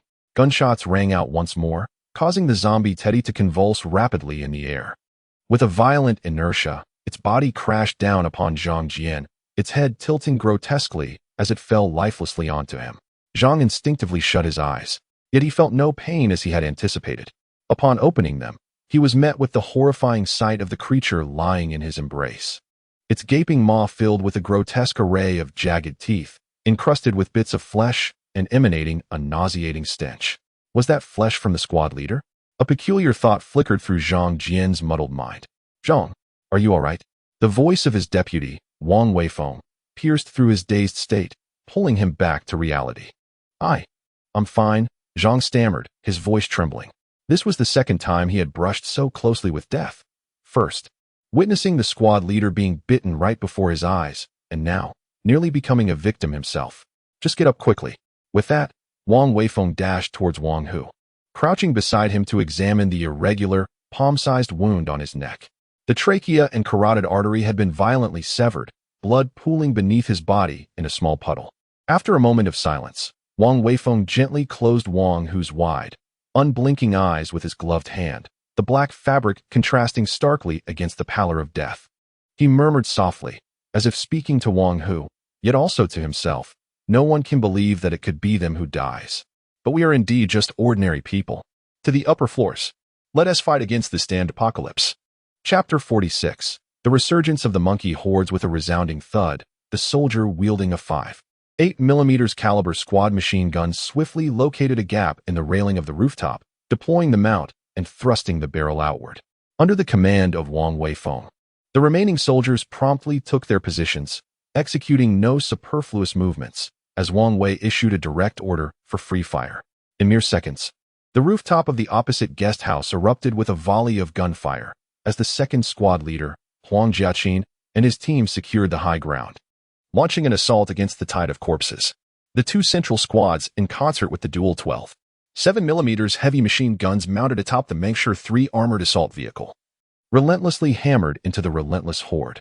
The trio of fire points collaborated to form a ferocious trifecta of firepower, with the frenzied tongues of flames weaving an expansive net of destruction that tore into the oncoming undead. The horde fell like wheat before a tempest, collapsing in swathes. Before the tungsten core rounds of the 12.7mm caliber, the zombies proved as fragile as mere paper. As the barrage swept through, bursts of sanguine mist erupted, saturating the air with a pungent scent of blood, while dismembered flesh and shattered tissue were scattered about. The once bustling and vibrant Chaoyang food street transformed into a gruesome meat grinder, mercilessly grinding down the advancing horde. With a resounding crash, an electric motorcycle careened into the refuse pile behind, shattering a hard plastic garbage bin in its wake, and even the resilient concrete ground bore the scars of small craters. At that moment, the voice of Gu Chengyuan crackled through the intercom.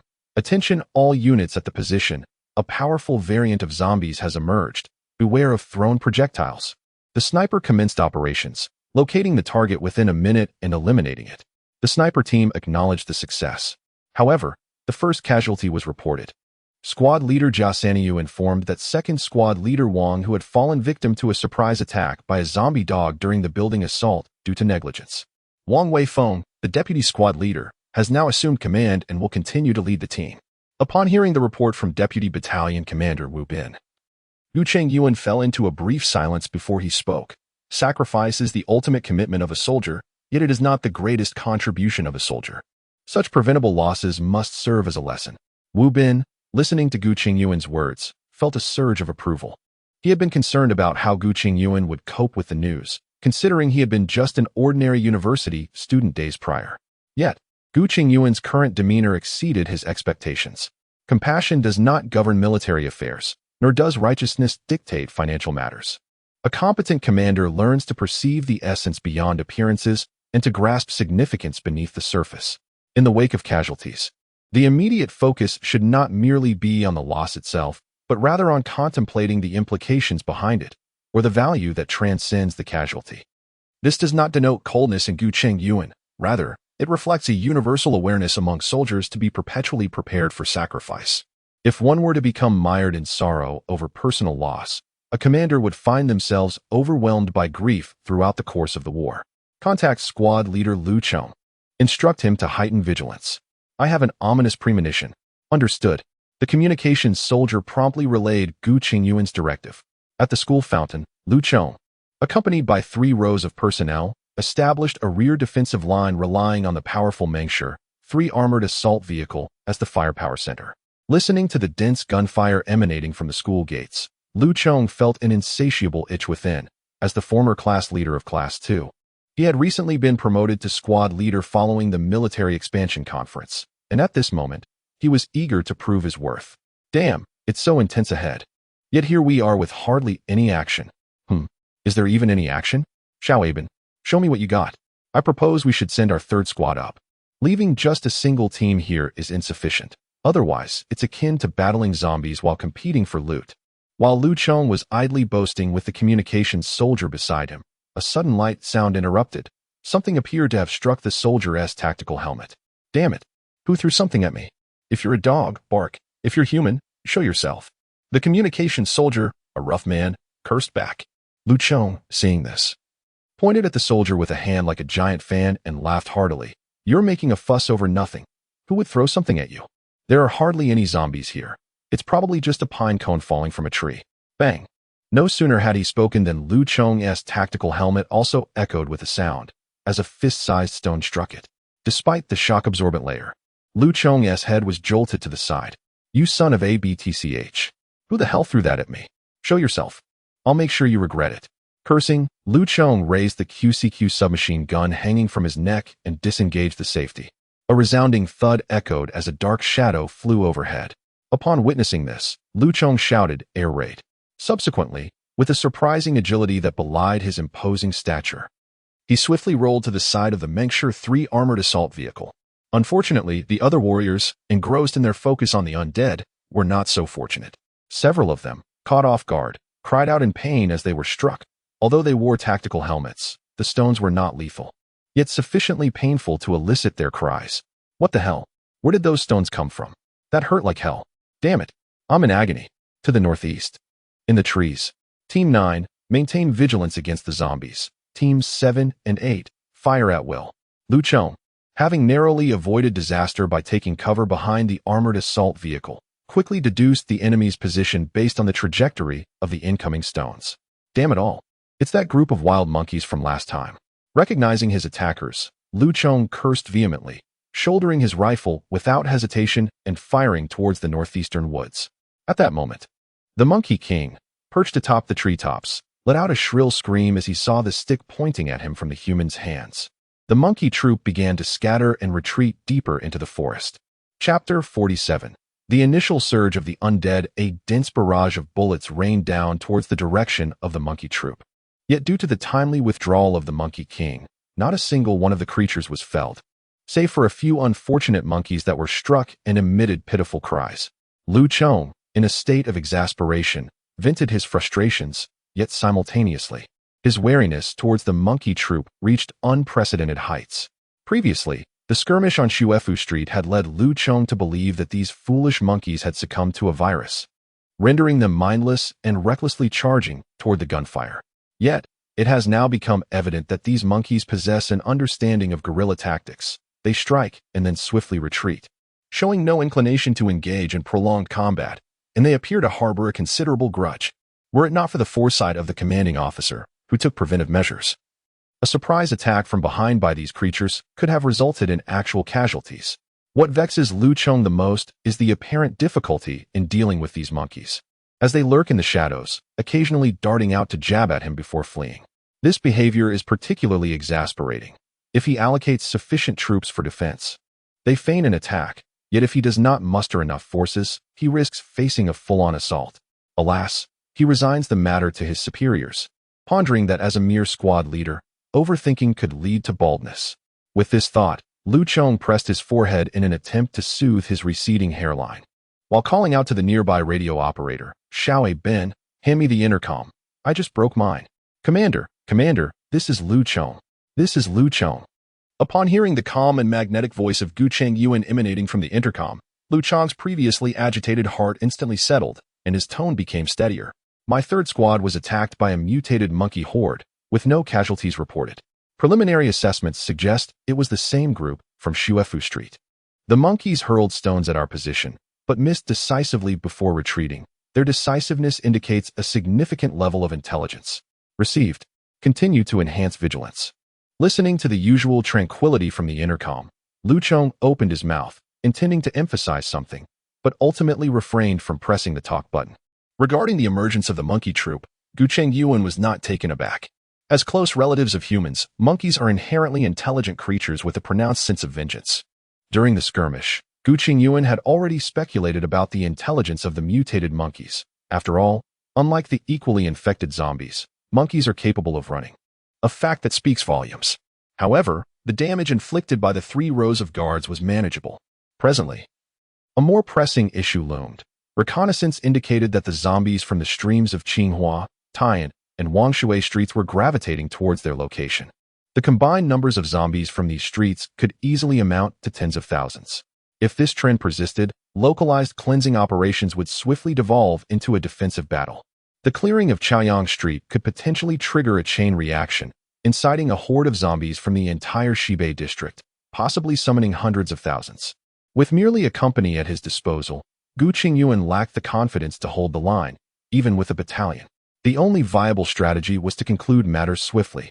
To minimize the time spent on post-battle cleanup, Gu Chengyuan summoned Zhao Jie, preparing to have the militia transported to the scene. The simultaneous extermination of zombies and cleanup operations was essential.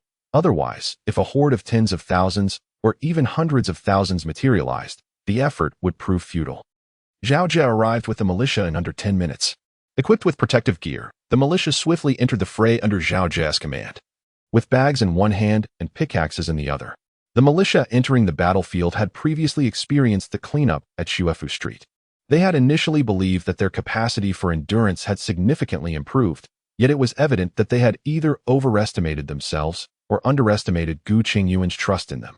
Although the soldiers instinctively raised their weapons to avoid accidental injuries as the militia entered the fray, for those crouching among the heaps of zombie corpses, fumbling to collect the precious brain cores, the task proved to be exceedingly daunting. Gu Chengyuan sat in the command vehicle, observing the noticeably diminished pace of collection with a sense of helplessness, yet he refrained from urging them. After all, he recognized the unfairness of the situation. It was unreasonable to expect others to toil amidst the hail of gunfire. Their ability to overcome their fear and step into the fray was already remarkable. He could only hope that a tide of corpses would not arise and that they would gather as much as they could. Meanwhile, the gunfire that Gu Chengyuan faced was but a backdrop to the scene occurring in the nearby neighborhoods of Chaoyang Street, where the surviving inhabitants were more exhilarated by the sounds of gunfire than they were by the presence of zombies. For instance, at this very moment, survivors within the Yonghui supermarket on Qinghua Street were indulging in the unfolding drama. Chapter 48, Summoning the Armored Squad. Yonghui Supermarket, a 24-hour convenience store located at the end of Qinghua Street, was a refuge during the apocalypse. Zhang Chao, who had just awakened from a late-night shift at the nearby Kaihuan nightclub, tousled hair and bleary-eyed, was seated with 4 of his comrades at one of the dining areas in the supermarket, enjoying a hastily purchased meal. Their visit, however, served a more significant purpose: to admire the Qinghua High School girls, clad in their short skirts and uniforms, as they entered and exited the store. Qinghua High School, being an elite private institution, mostly catered to students from affluent families. It is often said that money nurtures individuals. The female high school students of Qinghua High School generally possess an admirable demeanor, exuding a confident aura that radiates from within. They stand tall and graceful, many adorned with delicate makeup. Their youthful advantage and distinct charm ensure that, despite similar attire, they lack the worldly allure often associated with nightclub girls. Each time Zhang Chao mentions taking his subordinates to observe high school girls, he harbors a clandestine secret.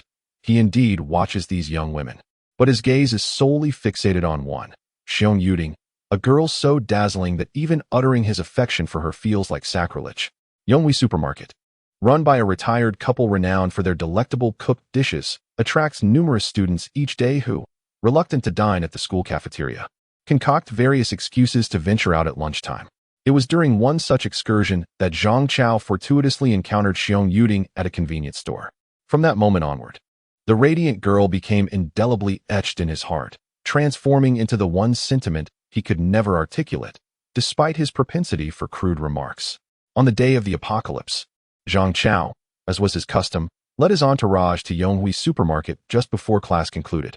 Seated at a table, he adopted a nonchalant demeanor, exchanging ribald jokes with his companions and occasionally critiquing the passing girls, his lewd laughter provoking disdainful glances from them. Yet, his attention remained unwaveringly fixed on the entrance. Fearful of missing a moment, each time the welcoming voice resonated, he instinctively turned his gaze toward the door. When the 48th greeting echoed through the air, a ray of light illuminated the entrance in Zhang Chao's eyes, and time itself seemed to slow to a crawl. A girl adorned in a white blouse and a blue plaid pleated skirt, her hair styled in a high ponytail, entered with a delicate step in her round-toed leather shoes, ushering in a breeze imbued with the fragrance of gardenias. Standing at an estimated height of around 1.7 meters, her long legs, reminiscent of a character emerging from a comic, were strikingly alluring beneath the pleated fabric. Her slender waist was daintily grasped, while her blouse stretched tautly across her bosom.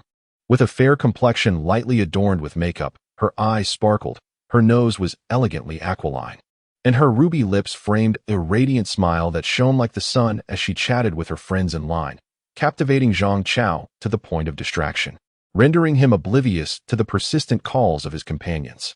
Yet, this exquisite tableau was abruptly torn asunder.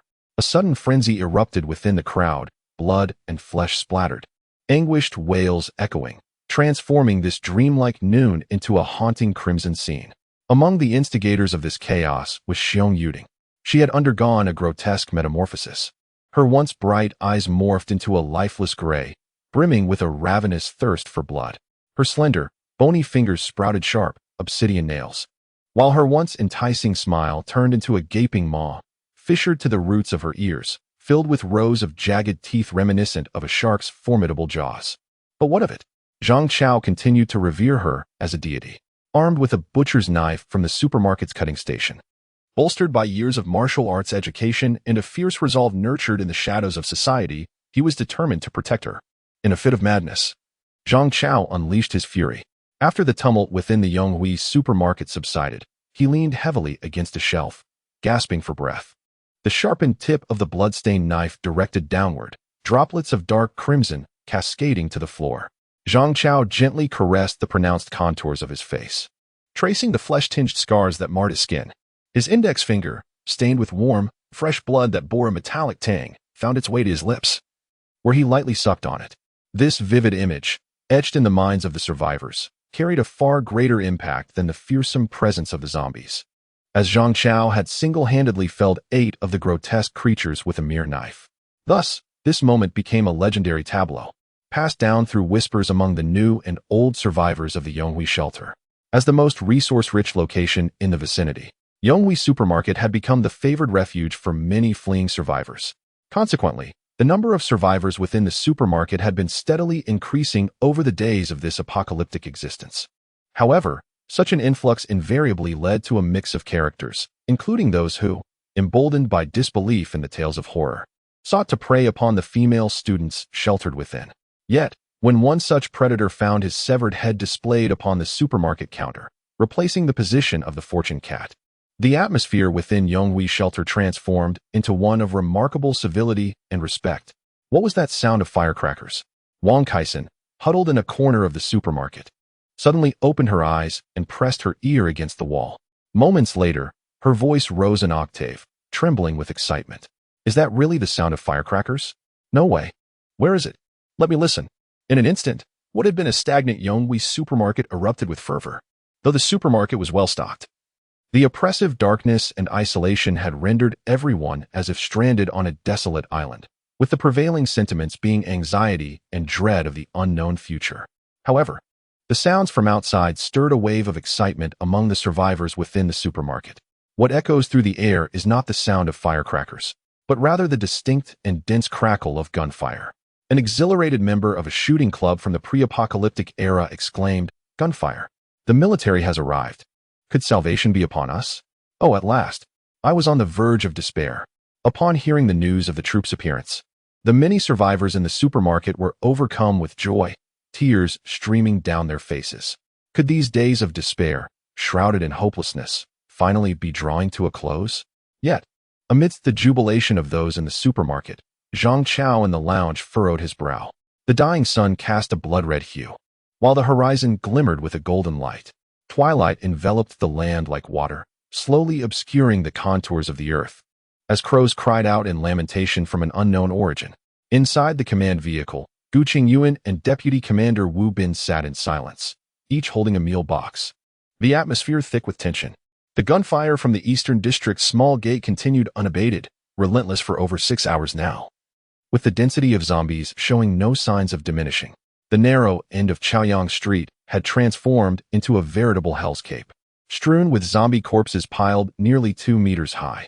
The stench of congealed blood surged like a torrent in the dilapidated drainage ditches flanking the street. Gu Chengyuan had lost count of the number of zombies he had dispatched, only aware that the ammunition supply had been replenished twice, consuming over 1,000 units of currency for the entire squad. Nevertheless, the fruits of their labor were equally impressive. The system displayed a monetary total that had exceeded 10,000, now standing at 13,452. Report to the commander. Outside the car, Zhao Jia's voice resonated. Wu Bin opened the door, and after taking a mouthful of rice, Gu Chengyuan turned his attention towards Zhao Jia. Commander, here are the recently collected zombie crystal cores. Totaling 282, Zhao Jia announced, as Pu Guangxiang, who stood outside the vehicle, extended his hand to receive the black briefcase. Have the militia comrades had their meals? Gu Chengyuan inquired, sidestepping the topic of the crystal cores, instead focusing on the militia's situation. Report, Commander, the militia members are taking turns to eat. To ensure the efficient collection of crystal cores, we rotate 10 individuals at a time for meals. Currently, 30 have finished dining. Upon hearing this, Gu Chengyuan displayed a satisfied expression. Excellent. Organization and orderly execution are imperative. By the way, has everyone remained unharmed? Report, Commander, following the lessons learned from the previous injuries. We have implemented significant reforms. Now, all personnel entering the field are equipped with padded trousers and jackets, and they wear 3 layers of gloves. It may be a bit warm, but safety has been greatly enhanced. This reform is commendable. You are indeed a capable individual. I trust you with the militia. Upon receiving Gu Chengyuan's praise, Zhao Jia felt a surge of emotion. His relentless efforts to lead the militia well were driven by the desire for such acknowledgement. With Gu Chengyuan's endorsement, his position felt increasingly secure. After Zhao Jia departed, Gu Chengyuan, in the presence of Wu Bin, exchanged the crystal cores from the black bag for system currency. System exchange, ding. Exchange successful. Currency, 1410. Total currency, 14862. Gazing at the system display showing 14862 in currency, Gu Chengyuan promptly opted to recruit an armored infantry platoon. The system has summoned an armored infantry platoon. Chapter 49, the 048 infantry fighting vehicle. Ding. Please select placement, concealed deployment. The armored infantry platoon will appear beside the host in 10 minutes. Please be attentive to this delivery. Upon hearing the successful summoning notification, the gravity in Gu Chengyuan's eyes dissipated significantly. Originally, the plan was to convert all these resources into infantry squads, which would directly equate to an entire infantry company.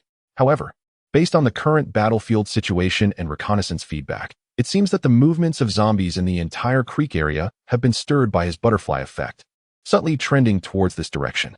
This remains a matter of speculation for now. Nonetheless, it has become evident that the zombies in the surrounding blocks are converging towards this area. Otherwise, from noon until now, the zombies on Chaoyang Street would not have remained largely unchanged in density, nor would they have survived unscathed. Confronted with what appears to be an inexhaustible horde of zombies, even Gu Chengyuan, who wielded the system, felt a surge of anxiety and irritation, sensing a lack of firepower. Thus, after consulting with Deputy Battalion Commander Wu Bin, he resolved to exchange the infantry company for an armored platoon, specifically for the 100mm smoothbore gun and laser-guided missile system mounted on the infantry fighting vehicle. This decision would greatly enhance their firepower. After all, relying solely on machine guns as heavy artillery left them feeling uncertain in the face of potential unknown threats. Approximately 10 minutes later, the thunderous sound of tracks grinding against the ground erupted as 4048 infantry fighting vehicles, illuminated by their night lights, emerged from the shaded campus road of the Eastern District like ferocious beasts, as the 3rd Platoon of the Vigilant Forces swiftly dispatched personnel to intercept. This scene captured the attention of the militia members who were currently enjoying their meal and taking a moment to rest. "Hey, old Tang, look, here comes the big guns," exclaimed a militia member, seated on the curb with a lunchbox, as he excitedly nudged his companion. Wow, an armored vehicle. How impressive. Old Tang shouted with palpable excitement, drawing the attention of other militia members. Look at that cannon. It's far more powerful than a machine gun. One shot will have the zombies crying for mercy. I was thinking we might need to retreat, but it seems the higher-ups are determined to take Chengyuan Street. Old Tang murmured quietly to his companion. This sentiment resonated with the militia. There was a shared understanding that taking Chengyuan Street might be an impossible task, leading to thoughts of retreat. After all, the spent shells accumulating since noon had nearly formed a small mountain, and the density of zombies showed no signs of dwindling. Clear-headed individuals did not believe that this small unit could sustain an endless supply of ammunition against the relentless horde. The lack of cost-effectiveness was evident. Although they were uncertain of the utility of the broken brains they collected, they were certain they could not be converted into ammunition. In light of the disproportionate investment versus return, retreat seemed the wisest course of action. Yet, unexpectedly, more armored vehicles arrived. Old Tang, where do you think this unit came from? I haven't seen them before, someone asked. They must have come from a military base. Best not to pry into military matters. It's all classified. Be careful, or you might get shot. Unbeknownst to the survivors, Gu Chengyuan, accompanied by Wu Bin, had already arrived at the checkpoint established by the 3rd Platoon. 5 individuals disembarked from the leading armored personnel carrier, while 11 emerged from the 2nd, and 10 from each of the remaining 2. Upon noticing Gu Chengyuan's approach, the entire armored infantry platoon swiftly organized into 4 ranks, with the first 3 consisting of 10 soldiers each, and the 4th comprising 5. At ease. Stand to attention. Reporting to the commanding officer, I am Li Kuan, the company commander of the armored infantry, leading my platoon to present our report. For armored personnel carriers? A company commander? It dawned upon Gu Chengyuan that the initial summon of 2,000 gold coins was likely the recruitment fee for company-level officers, intended to establish a command framework, along with a complementary command vehicle. At ease. Yes, sir. Gu Chengyuan observed the armored infantry platoon with exhilaration, noting 2 captains and 1 lieutenant, presumably corresponding to the company commander, deputy commander, and platoon leader. Remarkably, having previously grumbled about the system's unfairness, he now realized the system was indeed benevolent, akin to a father's unwavering support. With just 2,000 gold coins, he had acquired 2 company-level officers and a valuable infantry fighting vehicle worth 4,000. This stroke of fortune was reminiscent of Emperor Qin Shi Huang discovering electricity, utterly triumphant. Chapter 50. The Blood Mine Initiative. Rat-tat-tat-tat-tat-tat, rat-tat-tat-tat-tat-tat, bang. Boom. The battle raged on until 8 o'clock in the evening, the sky completely shrouded in darkness. The entire eastern campus was devoid of light, save for the illumination from the armored vehicles and the fiery tongues of various weaponry.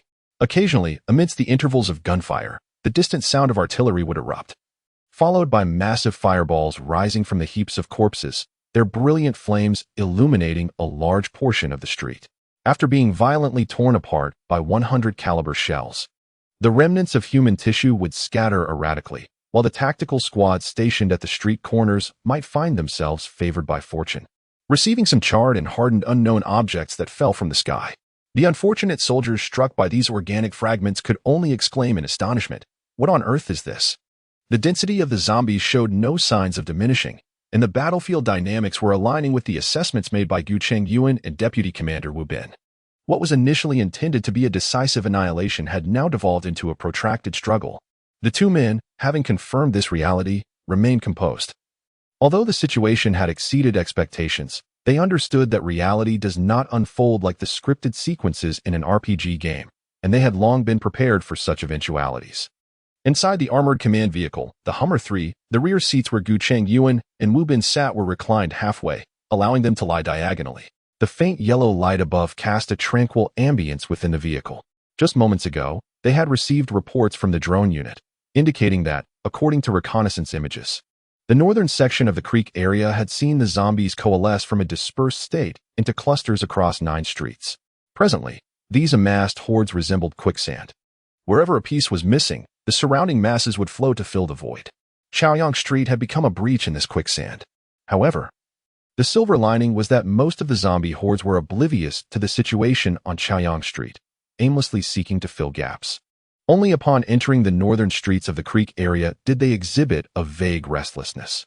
The frenzied aggression can only be triggered upon entering the vicinity of Chengyuan Street. As he spoke, Wu Bin handed a printed aerial photograph captured by a drone to Gu Chengyuan and continued, "We currently have two strategies. The first option is to disregard the choke point at Chengyuan Street entirely and withdraw immediately, allowing the sand to flow out freely. As long as we act swiftly, the absence of a target will be sufficient for the eastern campus to disperse and absorb them. This would also liberate us from the pressure and peril posed by the multitude of corpses in the Xibei district. The second option entails reinforcing the defenses along Chengyuan Street, transforming it into a bastion of firepower, with a stationed force that harnesses the narrow terrain to firmly grasp the throats of the undead, ensuring a steady outflow of their lifeblood. However, the drawback is that a significant portion of our strength would be tied down initially, exposing us to the risk of a full-scale outbreak of corpses due to unforeseen circumstances." After articulating these points, Wu Bin fell silent, leaving only the soft rustling of Gu Chengyuan turning the photographs. This silence lingered for approximately 2 minutes before Gu Chengyuan ceased his perusal, passing the photograph to Pu Guangqiang in the back seat, his gaze alight with excitement as he turned to Wu Bin. "I want both of these plans. What is our objective in exterminating the zombies? Is it to liberate the occupied territories? No. Is it merely to gather resources? Not entirely. Is it to rescue survivors? That's secondary. Our true aim is to acquire the brain cores of the zombies. We need to plunder resources from the undead to foster our own development. Now, we have the opportunity to seize this slender vein at Chengyuan Street, safely draining the zombies of their lifeblood. How can we let go?" Upon releasing, the tide of corpses surged into the eastern district, causing the throngs of the undead to expand the interface by hundreds of times, transforming veins into arteries. With our current capabilities, we are not only unable to restrain them, but dare not even make contact. The western district will also face pressure, and we will live cautiously like mice, fearful of inciting their wrath. Our development will resemble the furtive actions of a rodent pilfering food, daring to snatch only a morsel of the undead while evading detection. Otherwise, we risk losing our hideout or being crushed by hordes numbering in the tens or hundreds of thousands. And what if we could grasp this artery? At this point, Gu Chengyuan paused, his gaze piercing as he looked toward Wu Bin. "We must fend off the enemy from the outside. The vast and intricate expanse of the eastern campus, combined with its distance from the western campus, creates a substantial buffer zone. The narrow terrain of Chengyuan Street, coupled with the current quicksand-like state of the undead, can be transformed into a place where the zombies continuously bleed, allowing us to stabilize the production of brain cores in our mining field. So why not implement both plans concurrently? If Plan A for the brain core mining field fails and the undead revolt, we will execute the contingency when we can no longer control the situation. For now, our focus should be on constructing a qualified mining site. Beep, beep, beep. Please be cautious while reversing." The taillights of a mud-caked transport vehicle blinked red in the dark. "Hurry, make way. Back up. Back up. Keep backing up. Good." The brick-moving team, swiftly transporting bricks to the wall-building crew. "Move quickly." The cement team, each carrying a bag, head toward the signboard. Cai Anshin stood on the fountain near the Eastern District's gate, shouting through a loudspeaker. "Everyone, move with agility." The horde's assault was remarkably swift. We are now racing against time. It is imperative that we establish a defensive fortification before dawn, for the sake of survival, for our families waiting at home. After finalizing the blood mine plan, Gu Chengyuan and Wu Bin promptly communicated via radio to Cai Anshin in the rear, instructing him to organize personnel for execution. However, considering the potential ramifications, the blood mine initiative was outwardly proclaimed as a measure to contain the uncontrollable horde, ensuring the safety of survivors. Even the project's name was altered to the Wall of Hope Project, to enhance operational efficiency and address the survivors' emotional state. They deliberately amplified the perceived danger and urgency of the horde on Chengyuan Street, instilling a sense of imminent threat among the survivors, making them feel that a breach was imminent and that they could be overwhelmed at any moment. This strategy proved remarkably effective. Within 10 minutes of the radio transmission sent at 9 o'clock in the evening, the first batch of nearly 100 construction workers had already arrived at the East Campus. After half an hour, survivors from the nearby construction site began arriving with engineering transport vehicles laden with building materials.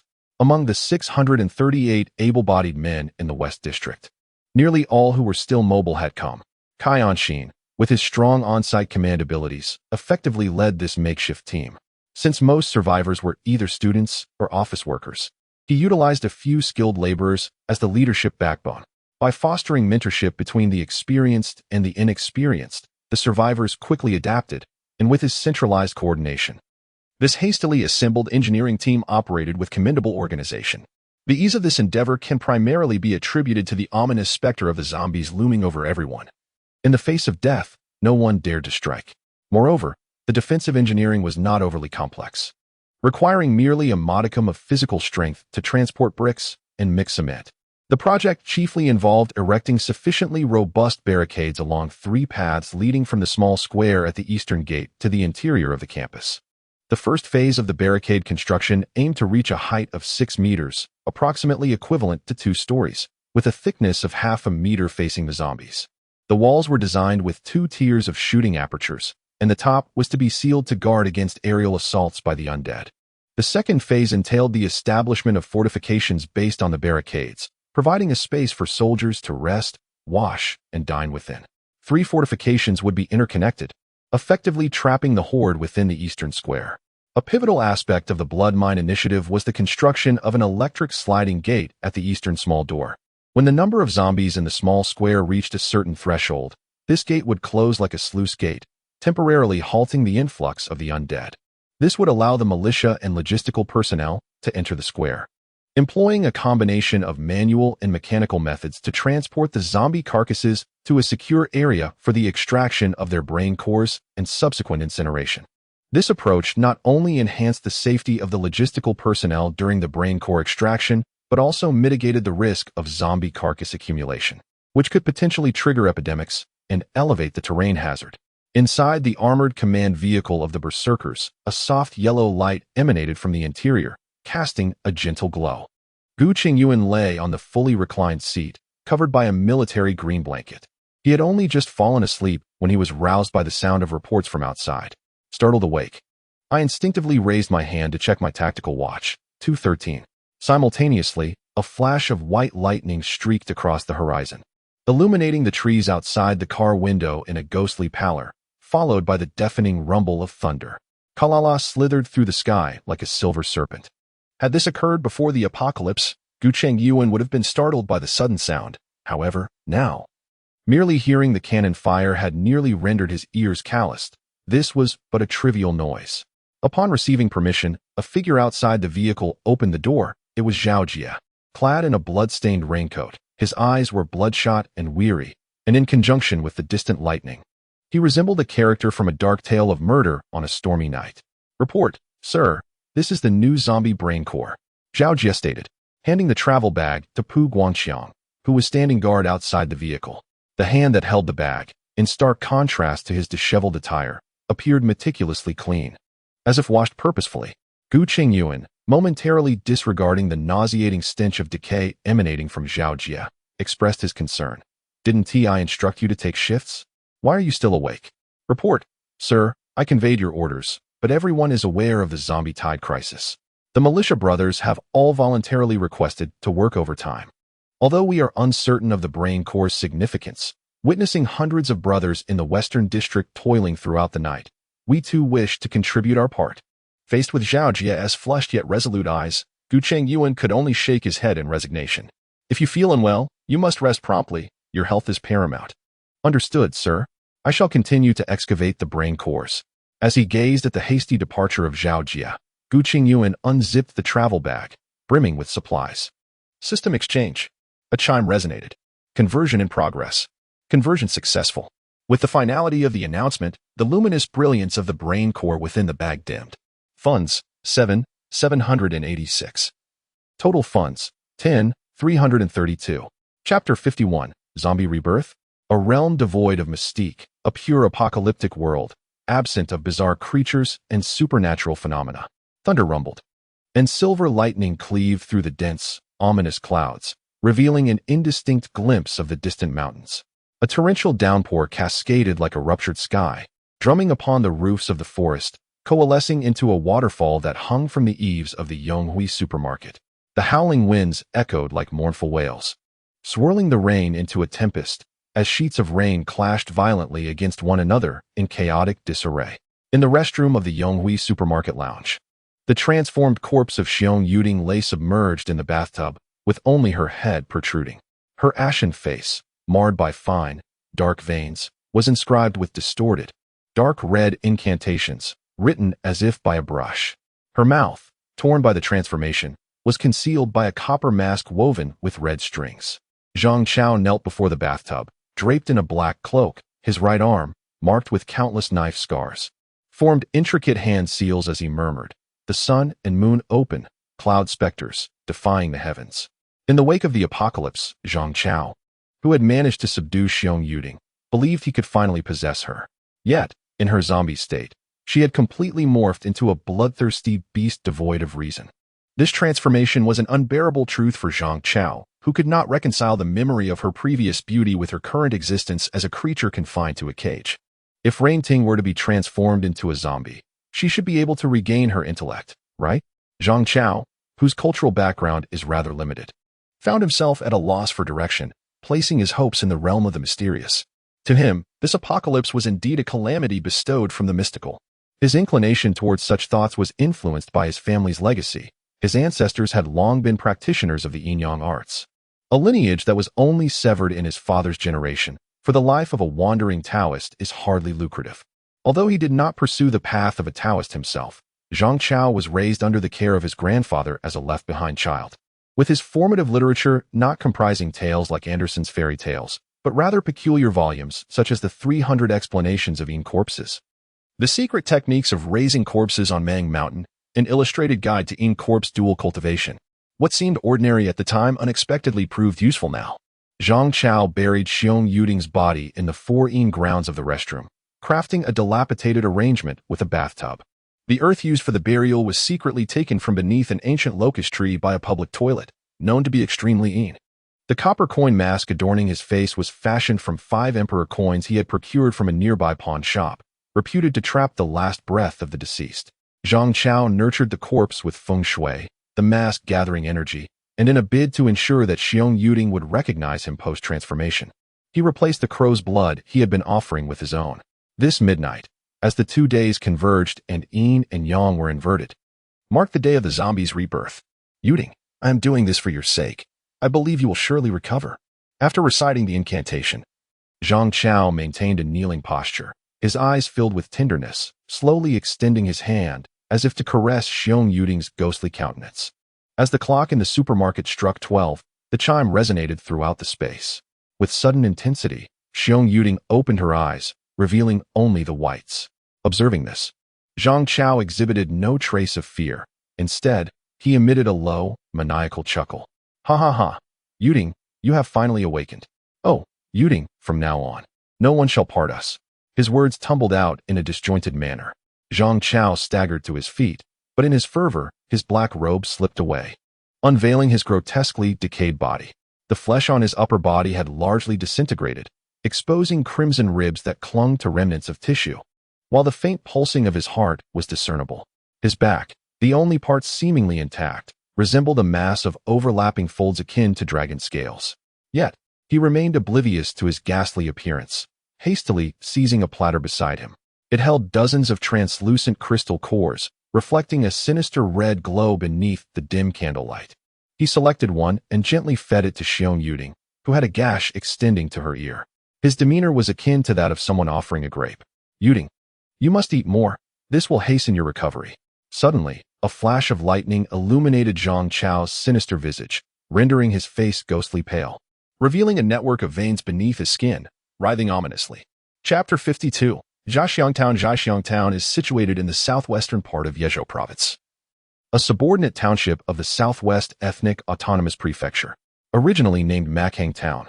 It gained historical significance over a century ago when Liu Yu served as prime minister of the Great Zhou Empire for 2 terms.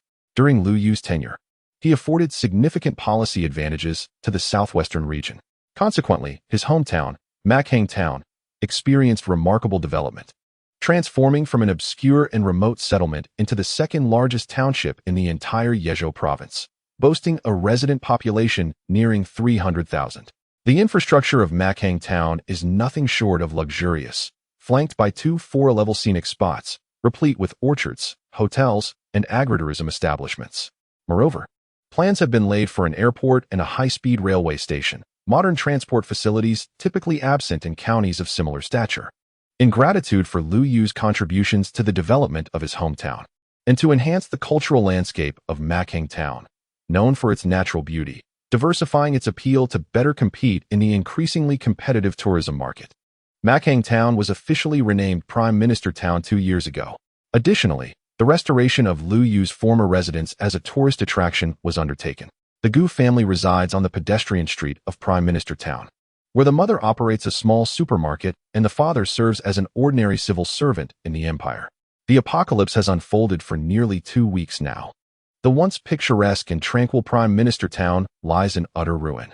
The streets are littered with charred remnants of automobiles, obstructing the escape routes for countless individuals. Dark crimson stains of blood are ubiquitous, with aimless zombies aimlessly wandering the streets. Yet, at the slightest sound, they surge forward like sharks drawn to blood. The southern ring road of Prime Minister Town, earmarked as a focal point for future development, has seen government departments relocate in anticipation of its planning. As the development is still in its nascent stages, this area remains relatively desolate, home only to government offices and a few under-construction resettlement communities. Fortuitously, the desolation and sparse population of this place allowed the local authorities to swiftly regain control in the aftermath of the apocalypse. Under the capable leadership of Station Chief Feng Wu, they promptly initiated a rescue operation, preserving a semblance of vitality within the governmental framework amidst the chaos. Under the stewardship of the surviving government, Zaixiang Town, leveraging the southern ring, began to establish a modest settlement. However, this endeavor was soon met with a myriad of challenges: how to conduct effective rescue operations, how to harness governmental authority, and how to organize efforts efficiently. In the face of humanity's cataclysmic upheaval, the grassroots leaders rooted in this small town found themselves at a loss, limited by their capabilities and insights. Merely sustaining the operations of the fledgling settlement and managing the influx of survivors from various quarters proved to be an exhausting endeavor. The complexities of developing the base, ensuring its survival, and planning for the dispatch of rescue teams to urban areas loomed dauntingly above them. At this critical juncture, Station Chief Feng Wu experienced a moment of inspiration and thought of Gu Chengyuan, who was on leave at home. As the mayor of the neighboring Tianzi city, he was indeed a significant figure. Not only could he lead the town's rescue efforts, but he was also well equipped to oversee the operations of the entire autonomous prefecture. Given his rank and experience, gratefully rescued by the police, Gu Chengyuan accepted the invitation and commenced his leadership of the settlement. Having just concluded a day's work at the Zaixiang gathering site, Gu Chengyuan switched off the desk lamp, rose to alleviate the stiffness in his shoulders and neck, and strolled to the window of his office. He gazed quietly towards the northwest, a lingering sorrow etched across his brow. The sound of a lighter igniting broke the silence, casting a flickering red in the dimly lit room. As the aromatic smoke permeated his lungs and escaped through his nostrils and mouth, Gu Chengyuan felt a significant portion of his stress dissipate. Following his vigorous efforts at reform, the once chaotic gathering place had gradually stabilized. However, his deep involvement in the community's affairs and the harrowing scenes of devastation and loss he had witnessed in this apocalyptic world only heightened his concerns for his two sons. In a county with such a low population density and survival rate, he could not help but worry about their well-being in a bustling metropolis teeming with millions. Although he still held a position of authority, the influence he could wield was minuscule compared to what it had been before the calamity, so limited that even a gathering of a few thousand people presented countless factions and individuals with whom he had to negotiate. Among these factions were remnants of the malevolent forces that had been ruthlessly suppressed prior to the apocalypse. Just as the community had begun to find stability, the flames of power struggles reignited, as many sought to claim their share of the spoils. Given his inability to consolidate strength within the gathering place and his feeling of being besieged, how could he possibly hope to rescue his sons? Recently, Gu Chengyuan had contemplated abandoning his post, taking his wife with him to search for their children.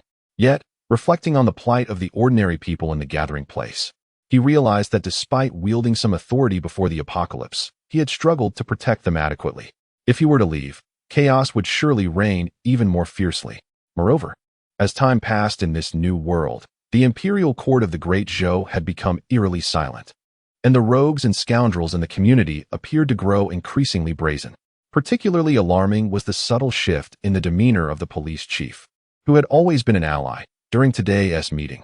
The reasons were all too clear to Gu Chengyuan. He had ordered the execution of a distant relative, once a ne'er-do-well in a world long lost to chaos, now emboldened by the rise of his uncle.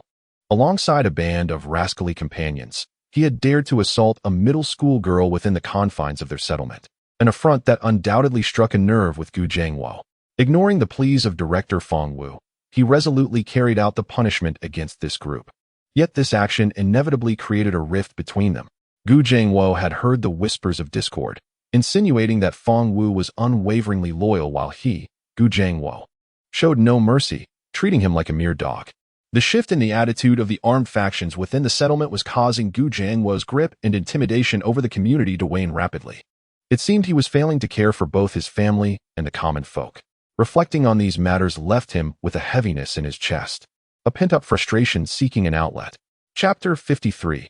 Summoning the 2nd Infantry Battalion. The potential of humanity is boundless. At times, it is only through pressure that one realizes the true excellence of others. As Gu Chengyuan savored his breakfast while inspecting the ongoing construction projects, he found this sentiment profoundly resonant.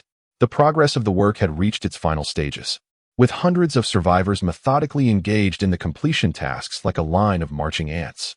Following closely behind Gu Chengyuan was Cai, drenched from head to toe, his wet white shirt clinging to his corpulent form, accentuating the layers of flesh around his waist like a lifebuoy.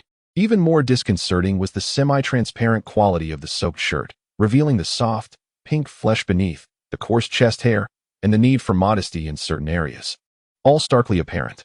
However, Cai remained indifferent, for after the torrential rain the previous night, every survivor present resembled a drenched chicken. In the face of survival, not only was the temptation of getting wet disregarded, but those present would willingly bear themselves if necessary. Yes, the influence of uncontrollable factors is understandable, and the progress made has indeed been swift. Your efforts are commendable. Nevertheless, when will this project be operational? The situation on Chaoyang Street is becoming increasingly untenable. As he spoke, Gu Chengyuan's expression turned grave. His words were not intended to frighten Cai. Rather, the reality was that Chaoyang Street was truly on the brink of collapse. It was not a matter of diminishing firepower, but rather the accumulation of zombie corpses was nearing a critical point, threatening to overflow into the streets. Despite the militia's relentless efforts to clear the area, they could not keep pace with the rate of zombie fatalities. Before Gu Chengyuan arrived, some locations had already seen corpses piled nearly 3 meters high. His statement caused a momentary jolt within Cai, prompting her to respond thoughtfully. Report, Commander, for the fortifications to solidify sufficiently to withstand a certain level of impact. It will likely take until noon. Noon? Gu Chengyuan glanced at his watch, noting the time was 8:33. We have 4 hours. At worst, we can mobilize all 9 armored vehicles of the Mengsher 3 from the parking lot, along with 4 infantry fighting vehicles. Surely they can hold for a while. Agreed. Let them expedite their efforts, allowing us ample time for clearing the area and deploying personnel and weapons. Understood. I will make arrangements immediately. Good. I trust you to handle this. I shall proceed to the front lines now. Keep a close watch over this area. Commander, take care. After Gu Chengyuan turned to leave, Cai swiftly took the loudspeaker from Secretary Jean and made her way to the fountain located at the engineering center.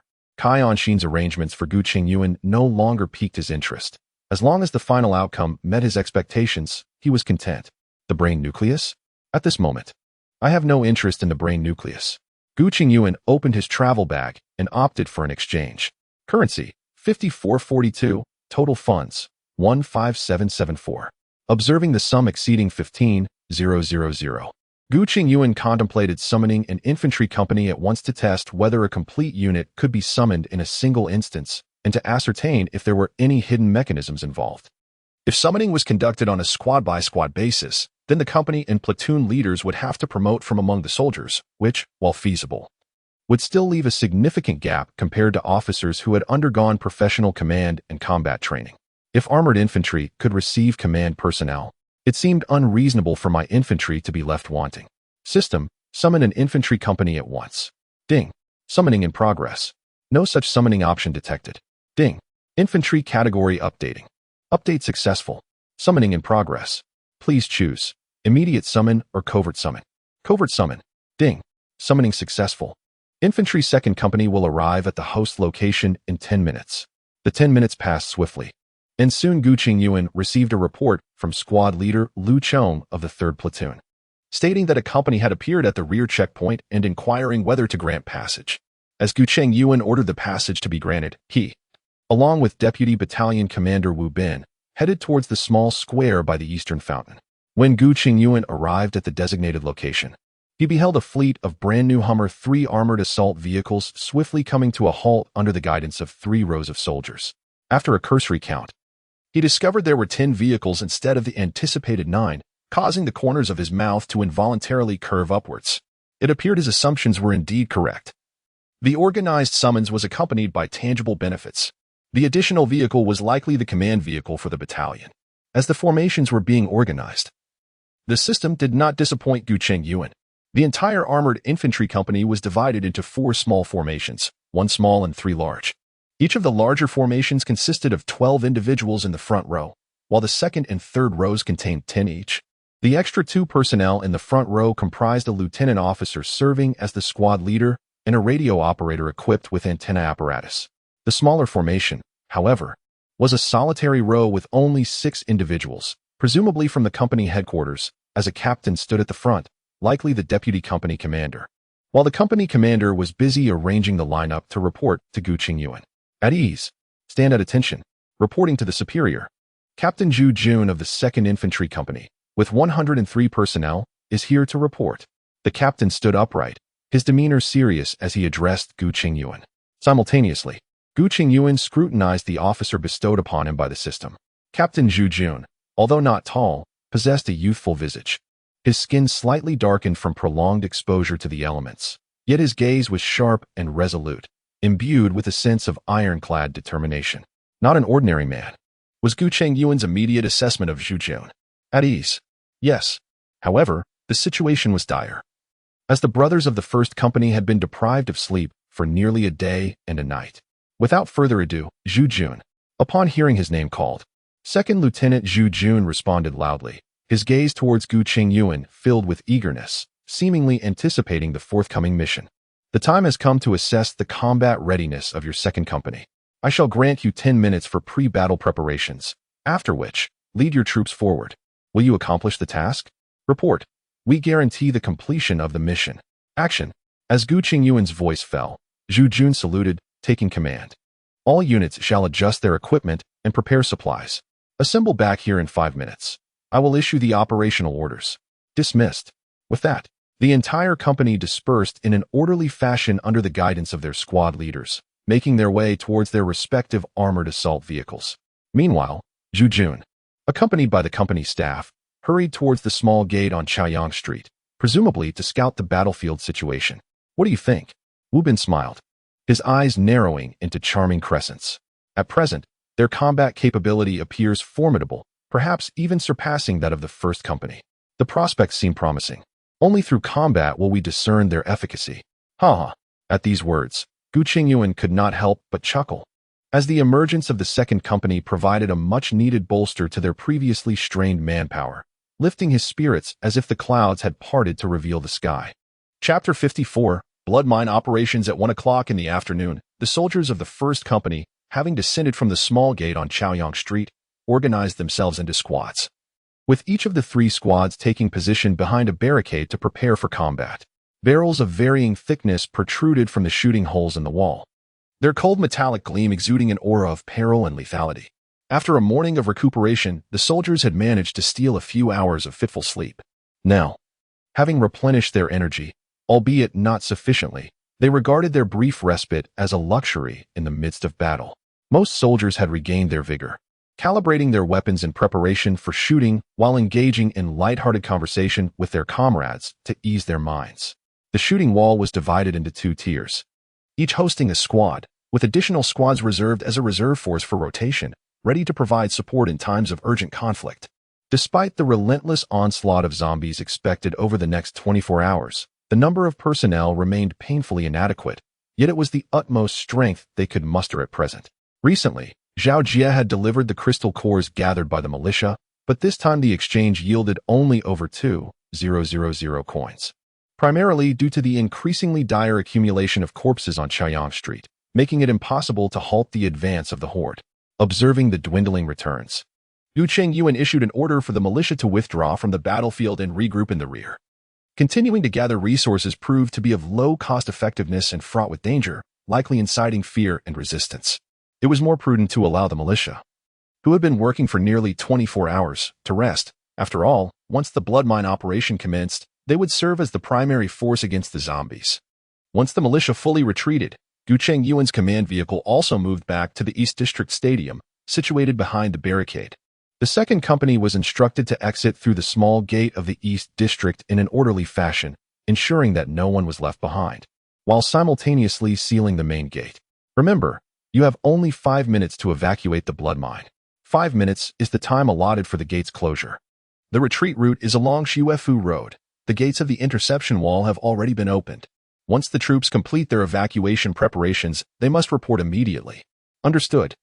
After Zhu Jun set down the walkie-talkie, he promptly conveyed the evacuation order to the entire company and issued the retreat plan, simultaneously instructing the communications officer to notify the commander of the armored infantry company, Li Kun.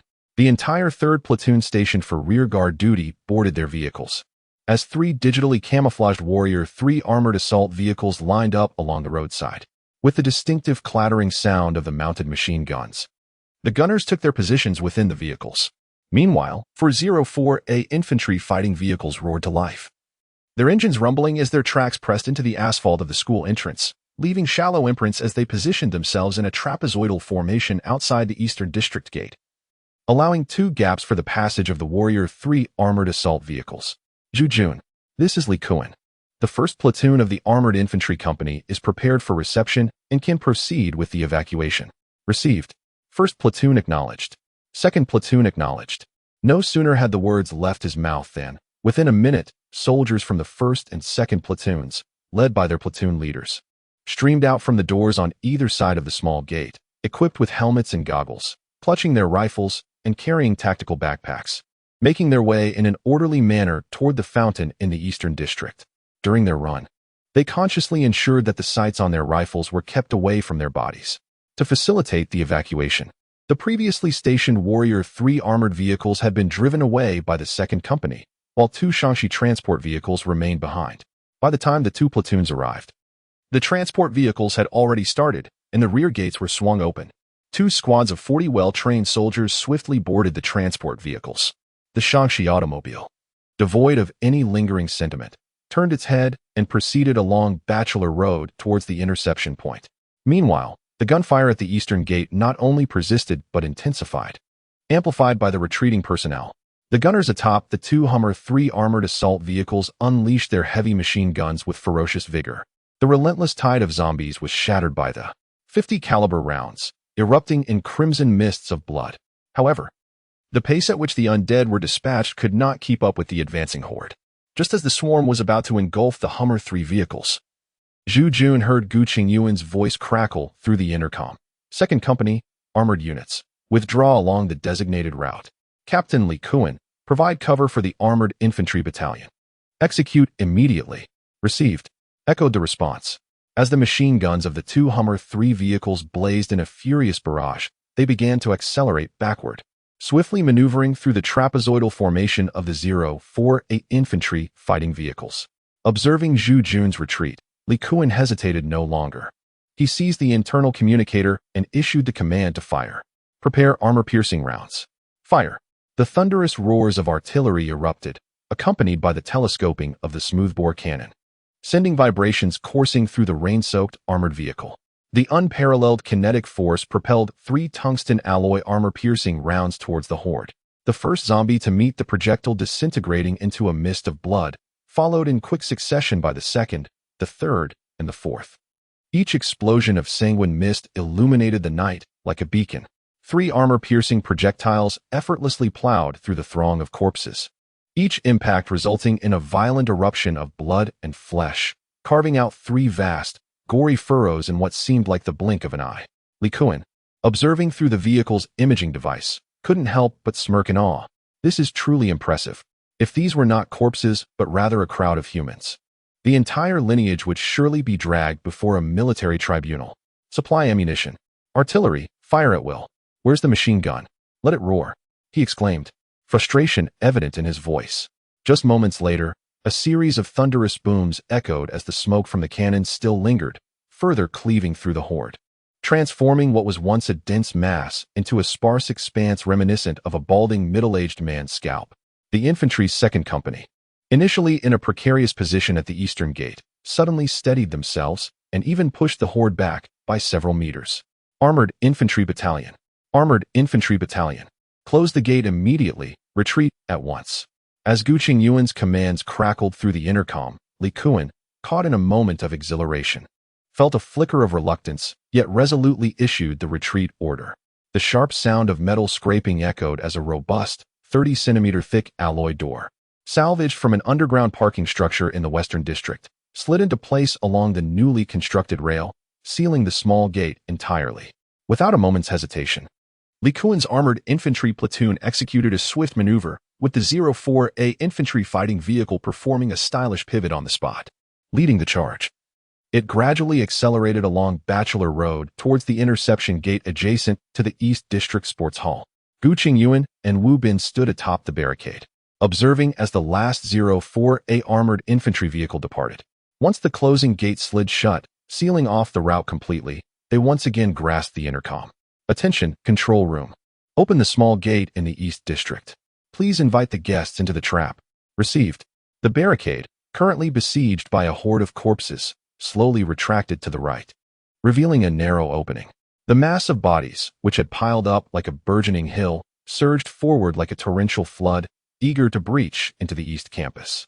Witnessing the deluge of corpses akin to a rising tide, the soldiers positioned behind the barricades instinctively tightened their grips on their weapons, as if such an action could provide a semblance of security. As the horde encroached within 20 meters of the barricade, Gu Chengyuan spoke calmly into the intercom. Commence fire as per the original plan. Chapter 55. The neural sorter. At that moment, the three barricades unleashed a barrage of gunfire, weaving an extensive net of firepower that relentlessly mowed down the onrushing zombies. The horde fell as if mown like grass, and the once darkened campus roadway was instantaneously stained crimson by the flying remnants and blood. The foul, dark liquid coursed along the asphalt, flowing into the drainage ditches on either side, quickly transforming into a gentle stream. Atop the first barricade, Li Didao and Zhang Fuchuan, tasked with waterproofing, stood mesmerized, gazing blankly at the scene unfolding before them. Time slipped away with the swiftness of a zombie's fleeting existence. An hour had passed in the blink of an eye. Gu Chengyuan gazed upon the countless lifeless bodies of zombies strewn across the blood mine and issued an order to the control room to seal the gates. With a sharp screech, the sound of friction erupted at the eastern school gate. Under the immense thrust of the motor, the heavy closure slowly glided along its rails, inexorably pushing aside the horde of the undead. One unfortunate zombie became wedged between the wall and the closing gate, lingering in a stalemate for 2 or 3 seconds before being mercilessly crushed against the school's wall, bursting like a ripe tomato against the dilapidated barrier. The horde trapped within the walls was severed from reinforcements, rapidly depleting under the relentless assault of modern weaponry until only a few zombies remained, collapsing one by one. As the sporadic gunfire faded into silence, the gates of 3 barricades swung open simultaneously, allowing bulldozers and transport vehicles to enter under the command of the militia members. The militia personnel, well-versed in their tasks, expertly maneuvered the machinery. They began to push the scattered corpses together from various angles, akin to herding potatoes. Meanwhile, the operator of the loader swiftly scooped earth into the dump truck, each shovelful a precise action. Occasionally, a miscalculated maneuver would crush a zombie, but the driver could only silently apologize to the fallen before resuming his vigorous work, undeterred.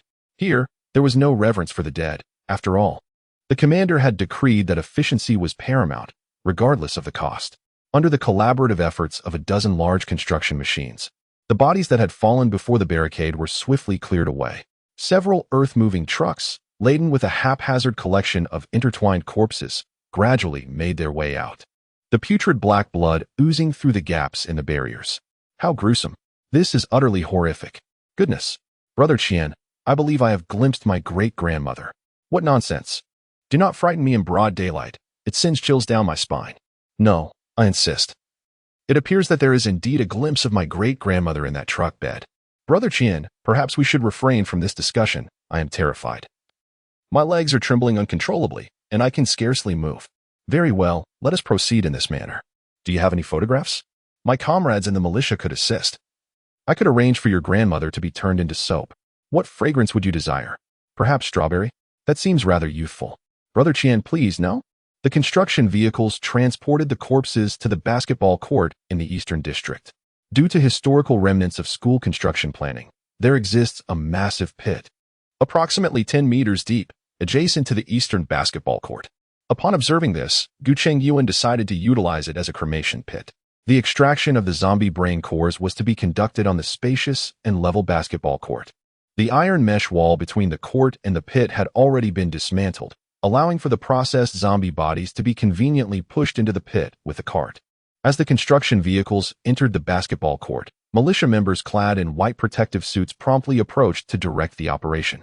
With the rhythmic beeping of the truck's reverse alarm, the bed of the vehicle elevated, depositing the corpses at the designated location. Surrounded by armed militia clad in white protective suits, they swiftly converged to sort through the corpses of the zombies, extracting their cerebral cores according to assigned tasks. After several days of intense labor and psychological strain, the militia had gradually acclimatized, becoming desensitized to the gruesome scene. What once might have sent them fleeing at the sight of a severed hand had now transformed into a grim familiarity amidst mountains of corpses and rivers of blood. While human teachings may falter, the lessons imparted by experience are indelible. The extraction of zombie cerebral cores had become as effortless for them as puncturing a soda cracker or adorning a cookie with chocolate chips. They began by employing sharp pickaxes to pry open the skulls, enlarging the wounds before inserting gloved hands, protected by 6 or 7 layers of medical gloves, to rummage within. The search was straightforward. Grasp the brain and crush it. The hardened remnants revealed the zombie's crystalline core, while the pulverized matter was deemed useless. Naturally, this method of brute force was the hallmark of those lacking innate talent in core extraction.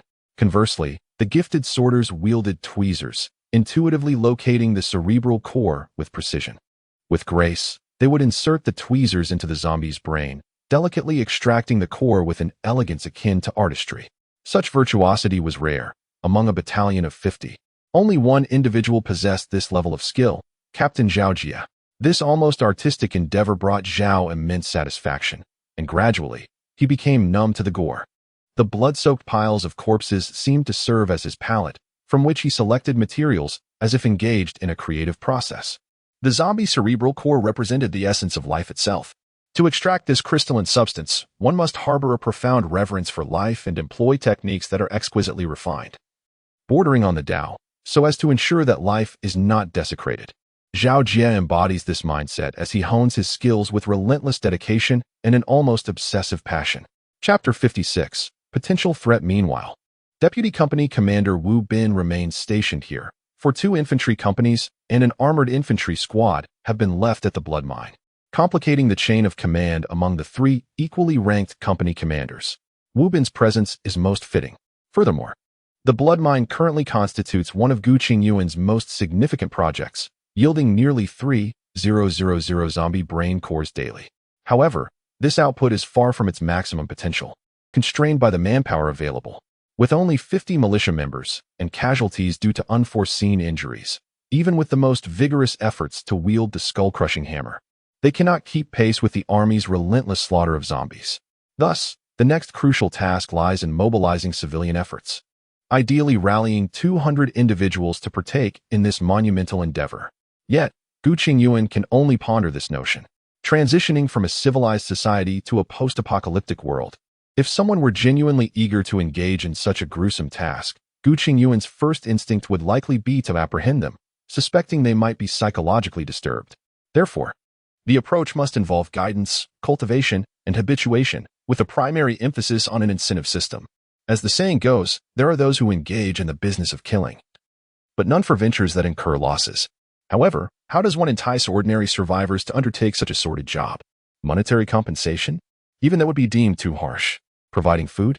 That may suffice for general labor, but the gruesomeness of this task is likely to deter many. Currently, the dietary standards set by Gu Chengyuan barely ensure that an individual can manage to stave off hunger with the most one can hope for being a somewhat vegetarian fare. Is there truly someone who would resort to cranial surgery merely to satisfy their hunger for meat?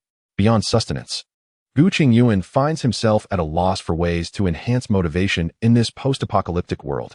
Given the narrow margin for improvement in compensation and insufficient incentives, the only recourse is to lower the basic standards, thereby reducing the food rations allocated to each survivor, compelling them to actively engage in the struggle.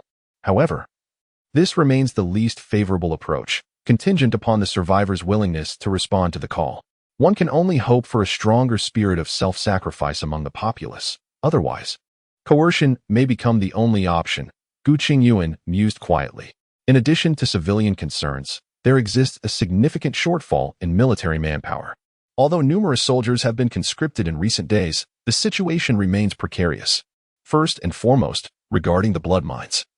The 2 battalions stationed alongside an armored infantry battalion may seem adequate for firepower support. Yet the number of zombies requiring surveillance reaches into the tens or even hundreds of thousands. Any unforeseen incident could result in being overwhelmed by a tide of the undead, particularly by certain evolved zombies of peculiar nature. The concept of zombie evolution has been accepted by Gu Chengyuan's forces, having repeatedly encountered variants resembling the formidable giant zombies in various locations, effectively ruling out the possibility of extraordinary mutations. Drawing from experiences depicted in past cinematic portrayals, it is highly likely that they will encounter an even wider array of zombies in the future. Perhaps the current outbreak has yet to reveal its full spectrum. However, with the Eastern District defending such a large horde of zombies, the accumulation of quantity may inevitably lead to qualitative changes. Who can guarantee that bizarre, powerful zombies or mutated beasts, impervious to existing weaponry, will not emerge? In Gu Chengyuan's strategic plan, it is imperative that at least 1 infantry battalion is stationed at the eastern blood mine as a cleansing force, along with a mechanized infantry platoon and a tank platoon. Only then can one feel a semblance of security. Furthermore, there is the pressing issue of security in the Western District, where nearly 1,000 individuals reside. Due to the situation at the eastern blood mine, all armed forces have been diverted, barely maintaining operations, resulting in the Western District being left almost entirely devoid of any defensive troops. This is a critical concern that demands immediate resolution. Although the Western District has undergone a thorough sweep, the possibility of mutated creatures emerging remains, such as those vengeful monkeys that might be lurking in the shadows. Contemplating this, Gu Chengyuan opened the black bag beside his seat, which contained the afternoon's harvest of 845 zombie brain cores from the blood mines operations. Without hesitation, he opted for redemption. Ding. Currency, 5070, total, 6457. As Gu Chengyuan was engrossed in the system interface, Pu Guangqiang, seated in the back, suddenly spoke up. Report, Commander. Just as we were passing by the Academy Grove, I briefly glimpsed several shadows leaping among the trees, and it felt as though they were tracking us. Could it be those mutated monkeys? Pu Guangqiang's words sent a shiver down Gu Chengyuan's spine. Speak of the devil, and he shall appear. Had those monkeys truly arrived? It remains uncertain whether they were merely following us or contemplating an ambush on our modest unit. Junpeng, remain vigilant of our surroundings. Everyone else, prepare for combat. Understood. As Gu Chengyuan's command resonated, the 4 accompanying security personnel and a communications officer exchanged glances, their expressions taut as they began to inspect their combat gear. Chapter 57. Darkness. The armored command vehicle of the fierce warriors arrived safely at the current military headquarters, formerly the Management Academy building, amidst a slightly tense atmosphere. Only after the armored vehicle had completely entered the underground garage did the guards aboard finally relax. Upon detecting the traces of a troop of monkeys, Pu Guangqiang had initially intended to call for reinforcements from Bloodmine, but was halted by Gu Chengyuan. Chief, we've arrived. The driver, Hu Junpeng, announced as he parked the vehicle securely in its designated spot, glancing back at the still figure of Gu Chengyuan in the rear seat. Let's remain inside for now. I need a moment of quiet, Gu Chengyuan replied, sitting quietly in the passenger seat, his eyes gently closed. His slender, pale right hand lightly caressed the grip of the 171 assault rifle resting in his lap, while his beautifully shaped brows slightly furrowed, betraying the turmoil within, as if he were waiting for something. Approximately 5 minutes passed in this manner when suddenly, the panicked voice of Kai Anshin crackled through the intercom on Gu Chengyuan's chest, accompanied by static and various frantic shouts. Chief. Calling Chief. This is Chengyuan. Ah, help. Don't come over. The West District gathering place is under attack by mutated monkeys. Requesting protection. At that moment, Chengyuan's composure shattered entirely, his usually calm demeanor replaced by distress.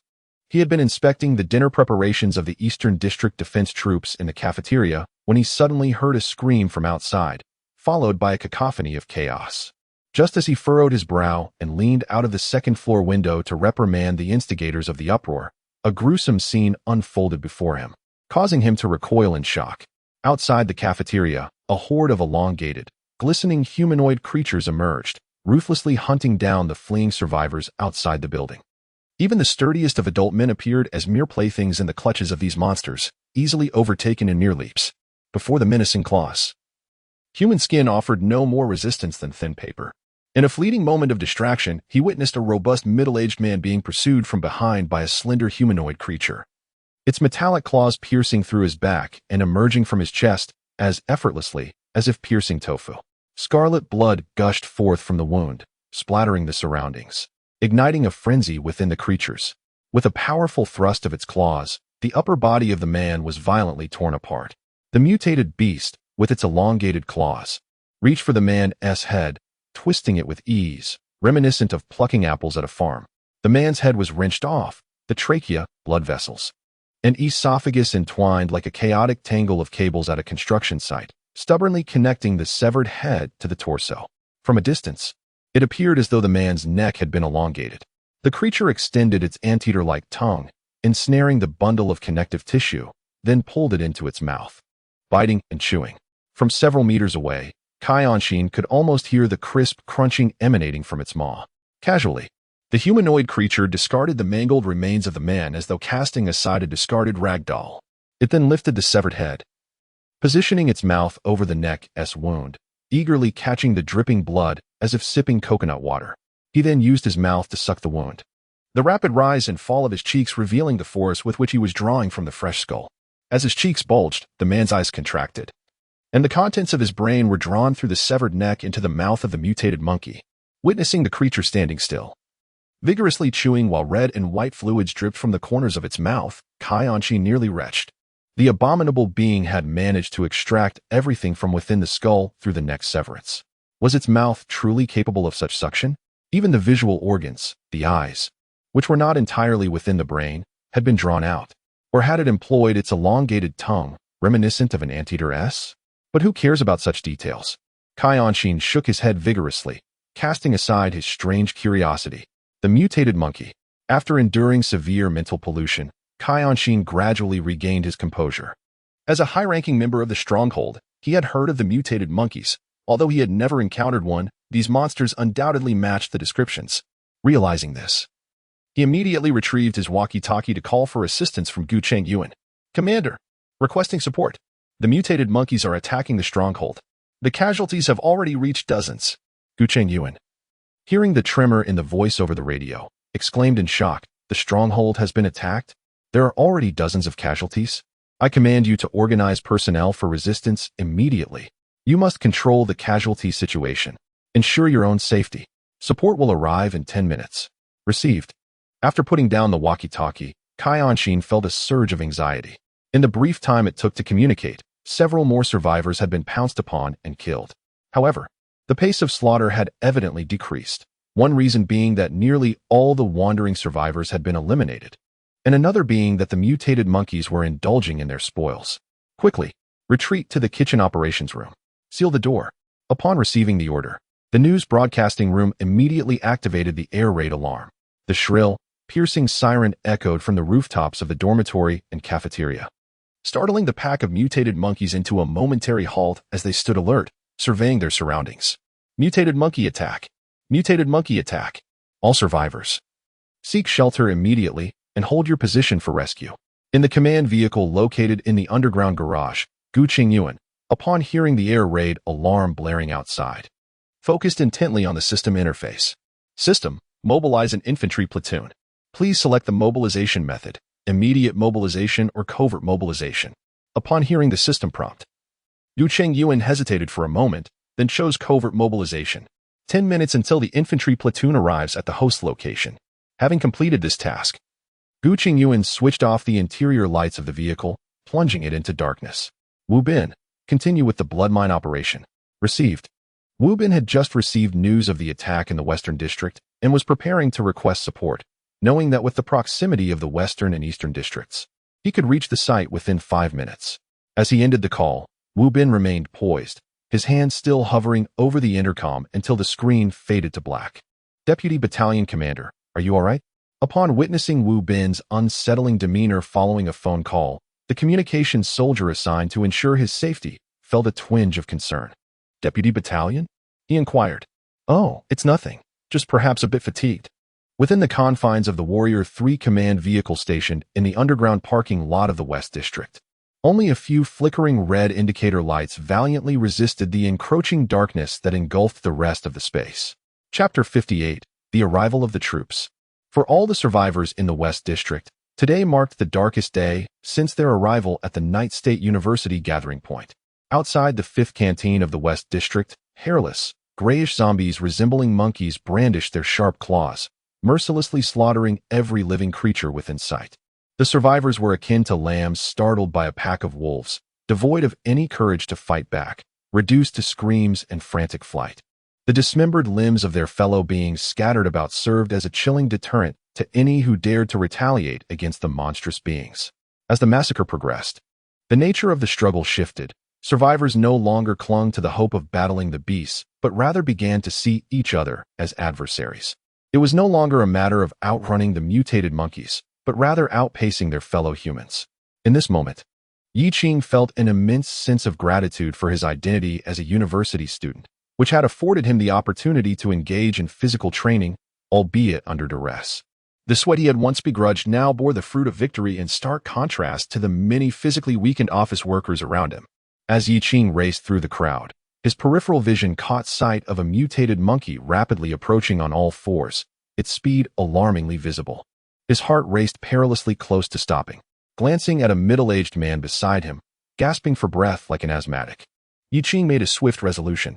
If my companion must perish, let it not be me.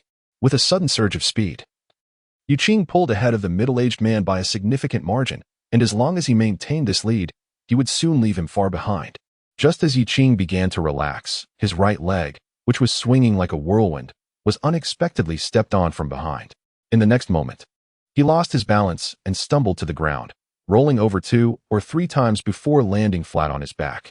The middle-aged man, who had just been a step behind, effortlessly leaped over him without a glance, his figure rapidly receding into the distance. At that moment, Yi Qing was consumed by a fiery rage, almost igniting with fury. That foolish individual had certainly done it on purpose, intending to make him a human shield. The pursuing zombie monkeys, indifferent to human schemes and rivalries, seized the opportunity of a prey that had been delivered to them on a silver platter, grateful for nature's bounty. As he beheld the blood-stained claws tearing through the air towards him, Yi Qing was suddenly filled with regret. Regret for his weakness, regret for his laziness, for believing that he could merely rely on the army for protection while waiting passively for death, while other survivors eagerly enlisted in the militia and construction teams. He had derided them as foolish, lacking intelligence, thinking it unwise to toil for a meager meal to serve the military. What folly it was to act like cattle or horses in the apocalypse. To allow the army to exploit him? Was that not sheer insanity? The military belonged to them. But life was his own. The flourishing of their settlement had nothing to do with his daily vegetarian fare. Reflecting on the frequent private criticisms shared among his so-called wise companions, Yi Qing finally recognized his own folly. If only he could start anew. He would resolve to be braver. Feeling a prickling pain on her skin, Yi Qing instinctively closed her eyes. The proximity to death did not invoke the anticipated fear. Rather, it was a profound sense of tranquility and liberation that enveloped her. Farewell, cursed apocalypse. I am done with this game. With a resounding thud, blood splattered forth. Yet the expected agony did not assail her. Instead, she was met with a warm, foul-smelling liquid that splashed across her face. Blinking through the haze that obscured her vision, Yi Qing faintly discerned the familiar camouflage pattern. In that moment, she was nearly rendered speechless with excitement, her mouth moving silently as tears surged uncontrollably from her eyes. The army has arrived. Uncertain who shouted, a beam of light pierced through the despairing darkness of the West District. The army has arrived. The army has arrived. These 4 brief words seemed imbued with immense power, instantly dispelling the fear and gloom that loomed over the hearts of all survivors. Even those cowering in the corners, trembling and too afraid to speak, found the courage to join in the cries of hope. Chapter 59. Annihilation of the monkey horde. Zhang Wenwen's fervent enthusiasm inspired the 3 shivering individuals huddled in the room, prompting them to gather their courage and step onto the balcony, craning their necks to gaze down below. However, the horrific scene rendered them momentarily unable to look, as the sight was too gruesome to bear. The usually unflappable Feng Jiayi was reduced to tears, while the once commanding campus goddesses Tang Jingwen and Ai Ku appeared pale and cold, their limbs trembling. When faced with such tragedy, the helplessness of waiting for death struck them, prompting a sudden realization that their cultivated pride meant nothing in this desolate world. When true danger descends, one finds oneself no different from an ordinary person, rendered powerless and cowering in fear, hoping for the mercy of fate. Upon glimpsing the familiar camouflage from the balcony, the 4 individuals felt enveloped by an immense sense of security, as if they were weightless, and a particular phrase echoed in their minds: "What mercy from fate exists?" But rather a group of equally ordinary people who muster the courage to stand in front. In that moment, the survivors gathered in the night had their admiration and reliance on Gu Chengyuan's forces reach unprecedented heights. As the newly summoned infantry platoon made its way to the dormitory, combat personnel disembarked from their vehicles, choosing to follow behind, advancing towards the horde of zombie monkeys with the support of 3 brand new armored beasts, gleaming with a cold, metallic sheen. The rapid sound of gunfire erupted as the 12.7mm vehicle-mounted machine gun unleashed the orange-hued whip of the divine, targeting the densely packed monkey horde under the careful aim of the gunner. The mutated monkeys, engrossed in their rampant pillaging and feasting, were caught off guard by this devastating assault. As the bullets swept through, the previously lively zombie monkeys were instantaneously transformed into clouds of crimson mist. Their remains scattered across the ground. The large-caliber rounds, having easily pierced through the bodies of the zombie monkeys, continued their relentless barrage, striking the concrete floor and sending shards of debris and dust into the air. The soldiers following closely behind also opened fire, and under the magnification of their 3x optics, even those monkeys fortunate enough to evade the machine gun's line of fire met their demise, being methodically shredded into a puddle of flesh. Inside the cafeteria, the Monkey King, indulging in a half-eaten human, was nearly driven to madness by the sudden upheaval. A piercing shriek echoed, akin to nails scraping against a chalkboard. In mere moments, the tribe suffered devastating losses. With a resounding crash, the tempered glass wall of the cafeteria shattered, and the mutated Monkey King, transformed from a pallid hue to a deep, ominous shade, erupted forth like a cannonball. The soldiers of the 3rd Squad, tasked with guarding the right flank, instinctively aimed their weapons at the approaching beast. A series of muffled thuds resonated as bullets struck the Monkey King, causing small splashes of dark crimson to erupt from its form.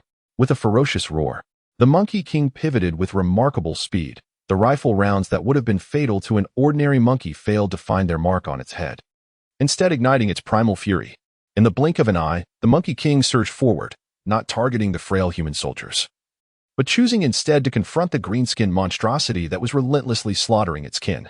In its perception, the other diminutive beings posed no threat. Only this trio of aberrations did. A grating sound filled the air as the armored assault vehicle, the Berserker 3, with its alloy body capable of withstanding individual rocket-propelled grenades, was raked, leaving a shallow gash half a meter long. The gunner atop the vehicle sensed a violent tremor and, with a powerful motion of his waist, maneuvered the CSLM 512 7mm rotary machine gun, his years of training allowing him to instinctively lock onto the charging Monkey King. With a deafening clatter, the machine gun whirred to life, unleashing a torrential downpour of metal at an astonishing rate of 3,000 rounds per minute, delivering a merciless barrage upon the undead simian monarch. In the fleeting moment before its demise, the once formidable and ferocious mutated Monkey King was utterly obliterated by the relentless barrage of metallic fury, its body shattering as if it were mere ice melting away. The splattered black blood cascaded onto the vehicle, resembling a layer of apocalyptic paint. The gunfire gradually subsided, revealing the once pristine entrance of the cafeteria, now marred by shattered glass and strewn with dismembered limbs. The grotesque amalgamation of the flesh of the zombie monkeys and that of humans lay grotesquely smeared across the ground. The viscous black ichor flowed languidly along the uneven terrain, tracing slender crimson lines upon the pallid concrete floor. A faint breeze swept through the heap of corpses, carrying with it the nauseating stench of blood, reminiscent of decaying refuse that had festered in a pit for weeks. Chapter 60. Love without mercy. Upon confirming the annihilation of the primary monkey horde, the squad leader dispatched a contingent of soldiers to maintain vigilance, while the remaining 2 squads systematically ensured the demise of the fallen monkey corpses with precise gunfire. Even in the face of the grotesque remains of the zombie monkeys, vigilant warriors were unyielding with their ammunition, determined to obliterate their skulls completely. For those familiar with science fiction, it is well known that such mutated creatures possess a tenacity for life and a multitude of vital points. Only through the complete physical eradication of their immortality could these soldiers find solace. Report to the commanding officer. The designated combat mission has been successfully executed, with the monkey horde, including the king, having been exterminated, leaving only a few injured that fled. Please issue the next set of operational instructions. Confirm personnel casualties and assist survivors in restoring order. Understood. Upon concluding the call, Gu Chengyuan switched his walkie-talkie to Channel 2, a dedicated frequency for liaising with civil affairs personnel. Kai Anshin, this is Gu Chengyuan. Received. Commander, this is Kai Anshin. I am still alive. The tremor in her voice conveyed a sense of resurrection, an uncontrollable excitement. Organize the survivors, gather the bodies, ensure disinfection, and restore order. Yes, rest assured, Commander. I will ensure the mission is accomplished. Gu Chengyuan's succinct commands seemed to imbue Kai Anshin with a reverence akin to receiving a divine decree, compelling her to fulfill her duties with utmost sincerity. Such devotion was unfathomable before the assault. Although he had previously demonstrated great respect, it was merely a means of survival. After all, who among adults is not an actor in their own right? Despite having engaged in light-hearted banter with the general prior to the apocalypse, only he understood the depths of his reverence for a battalion commander. Yet, following the attack, he found himself reduced to a mere mortal, desperately clinging to life. When danger loomed, the only recourse was to cower in the shadows like an insignificant insect, praying to remain unnoticed. What did past achievements matter in the face of imminent peril? Ultimately, one could only succumb to the fate of an ordinary person, facing the Grim Reaper. In this moment of shattered resolve, the arrival of the troops resembled heroes descending on a rainbow-hued cloud, shattering the despair that had threatened to engulf him with their near-invincible might. Once a titan of wealth, Kai Anshin perished in this brutal assault. Now, in the recesses of his heart, he has reconstructed a sanctuary, venerating the deity of martial prowess and caliber. In his mind, Gu Chengyuan stands as the tangible anchor of this divinity in the corporeal realm. After concluding the call, under Kai Anshin's organization, the survivors emerged from their makeshift shelters, inquiring fervently after their lost loved ones. Among the throng, when one discovered that their sought-after individual was still alive, they embraced joyously. Upon realizing that a beloved had succumbed to the onslaught, they wept inconsolably. Hope and despair intertwined in the bloody mire, painting a surreal tableau of a post-apocalyptic ukiyo-e. Gu Chengyuan's armored command vehicle, the M3, had emerged from the underground garage, now positioned along the main thoroughfare beside the dormitory. Through the thick bulletproof glass, his gaze traversed the gruesome remnants strewn across the ground, landing upon the agitated survivors. The tragic scene, so painfully close, caused a barely perceptible tremor in his resolve. Yet he swiftly regained his steadfastness. Indeed, the carnage wrought by the zombie monkeys had been deliberately permitted. He could have summoned a platoon from the Eastern District at once or called for immediate reinforcements. Yet, he chose to remain motionless, opting for a covert summoning that would require a full 10 minutes. This seemingly callous decision stemmed from his acute awareness of the ominous signs of imbalance within the encampment. Individuals akin to Yi Ching were proliferating, and the atmosphere within the gathering was shifting. As some survivors arrived at the haven, shielded by martial protection and assured of stable provisions, the intrinsic selfishness of humanity began to surface. In the confines of their own calculations, Gu Chengyuan did not oppose individuals pursuing their own interests, provided that it did not hinder the greater good. He keenly discerned some ominous signs, the most compelling evidence being the emergence of a market for the pessimistic and apathetic sentiments expressed by individuals like Yi Ching. A direct purge was impractical, as the transition from a peaceful era posed the risk of backlash from those labeled as criminals for their words. potentially invoking feelings of sorrow among the remaining survivors. A great leader once articulated that struggle demands strategy, advocating for the cultivation of numerous allies and the minimization of adversaries. Thus, upon uncovering traces of dissent, Gu Chengyuan suddenly recognized this as a prime opportunity to silence negative voices, consolidate internal forces, and enhance cohesion. Genuine unity, where individuals were willing to strive for the collective, was predominantly found in the Eastern District, while the Western District was largely occupied by those feigning illness or engaging in petty mischief, alongside some women yet to be assigned roles. Chefs and young women typically remained indoors, while only the idly curious wandered outside, where even a mere 10 minutes could mitigate the escalation of casualties. This was the most substantial consideration Gu Chengyuan could muster. As for the innocent bystanders caught in the crossfire, he could only silently express his apologies. If blame were to be assigned, it would be directed at this apocalyptic world. Having acquired a system and assumed the role of a leader, his deliberations could only stem from a holistic perspective. Since childhood, his father had imparted the wisdom that no perfect solution exists in this world. As a leader, attempting to accommodate everyone inevitably brands one a fool. Every decision made would inevitably disadvantage someone, and a leader's responsibility is to ensure that the majority benefits. As the saying goes, great love knows no bounds. When love is directed towards the collective, the choices made may often appear cold and unfeeling towards the few individuals. Chapter 61. Fight to the death. Considering the grueling days of intense combat, both the soldiers and the survivors engaged in support roles were utterly fatigued. After 2 rounds of blood mining, Gu Chengyuan issued a command to close the blood mine for an early rest. The news of the mutated monkey attacks in the Western District had spread.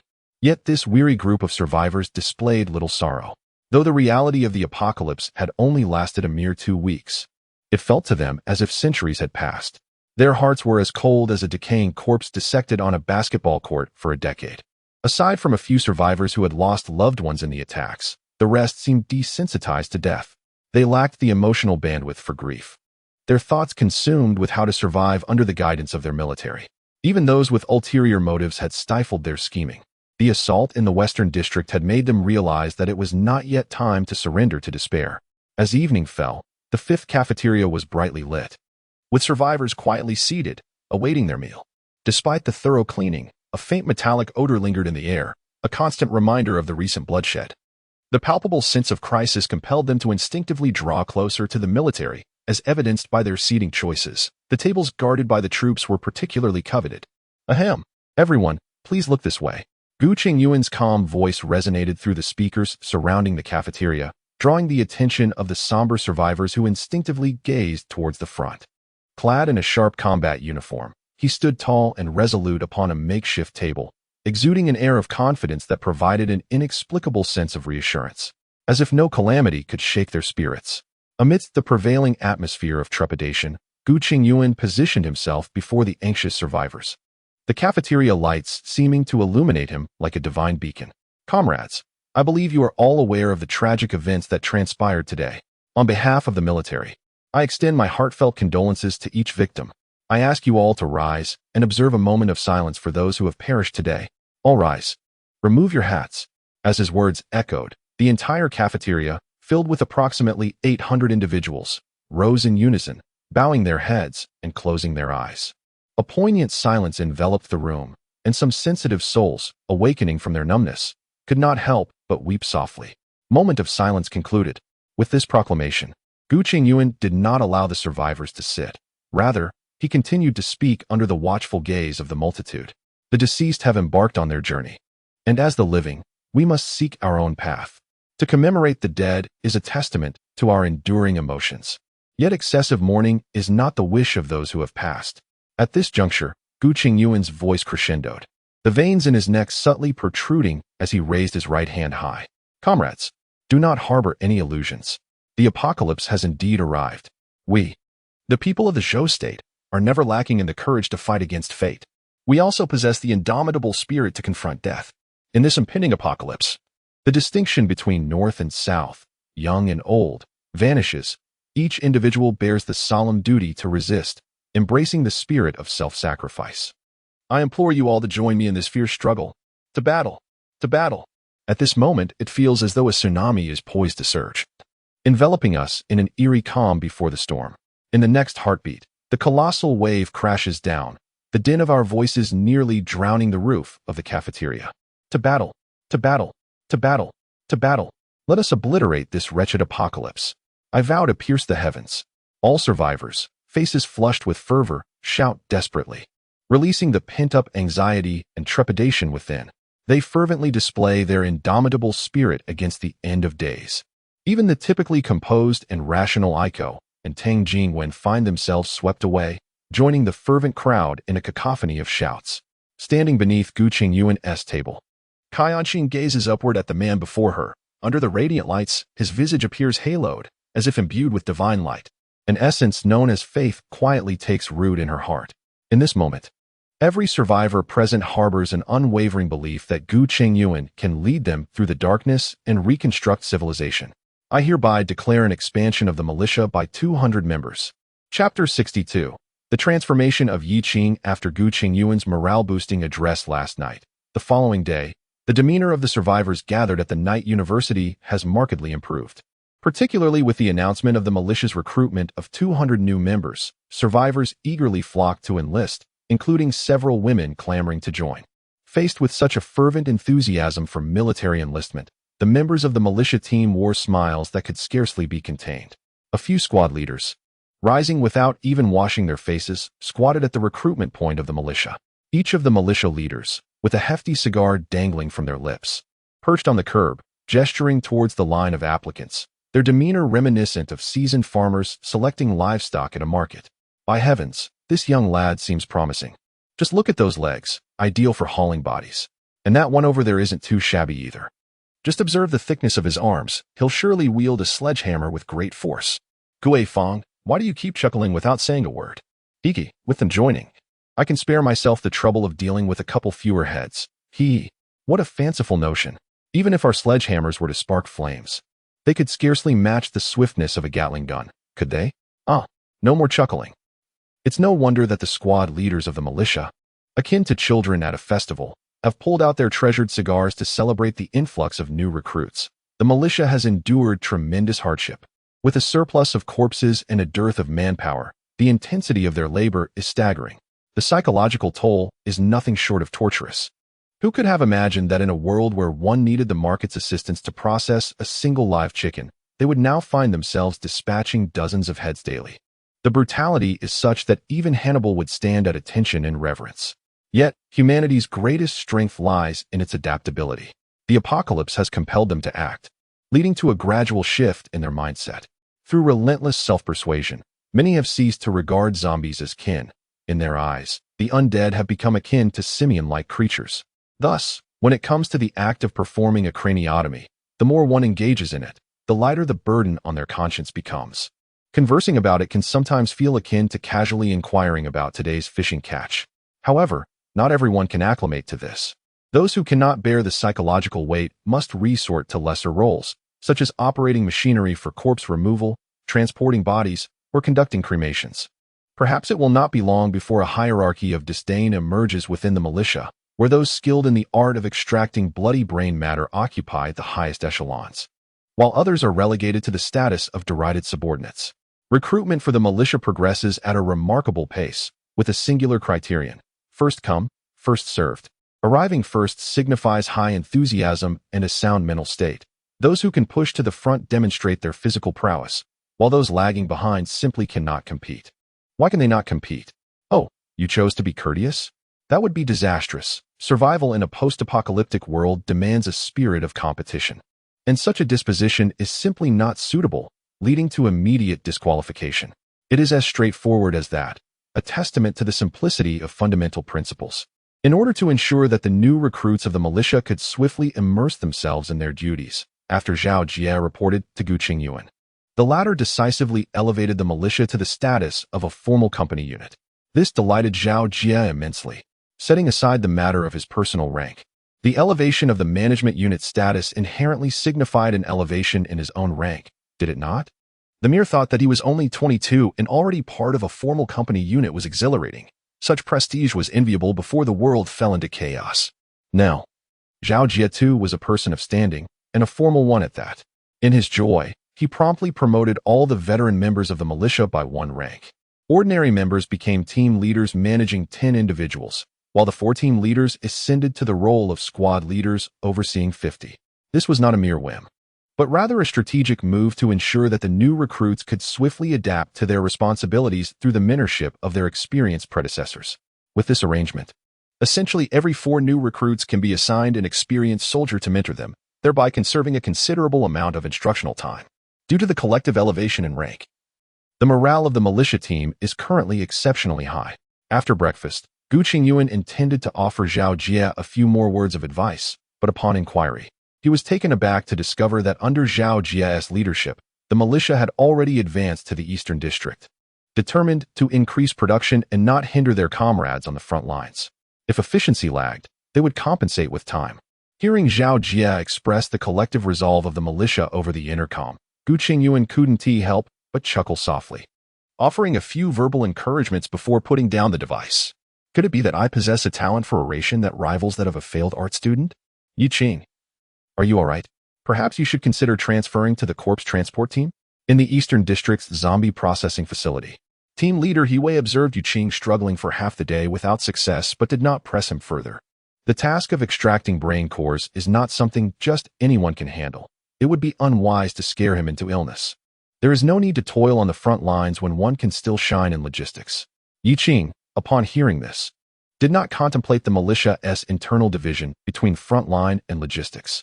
His mind was solely focused on overcoming his own limitations. If he was to conquer himself, it was imperative to place himself in the most demanding environment. The thought of having faced death twice already filled him with resolve. Retreat was not an option. Was he to languish in regret when faced with imminent demise once more?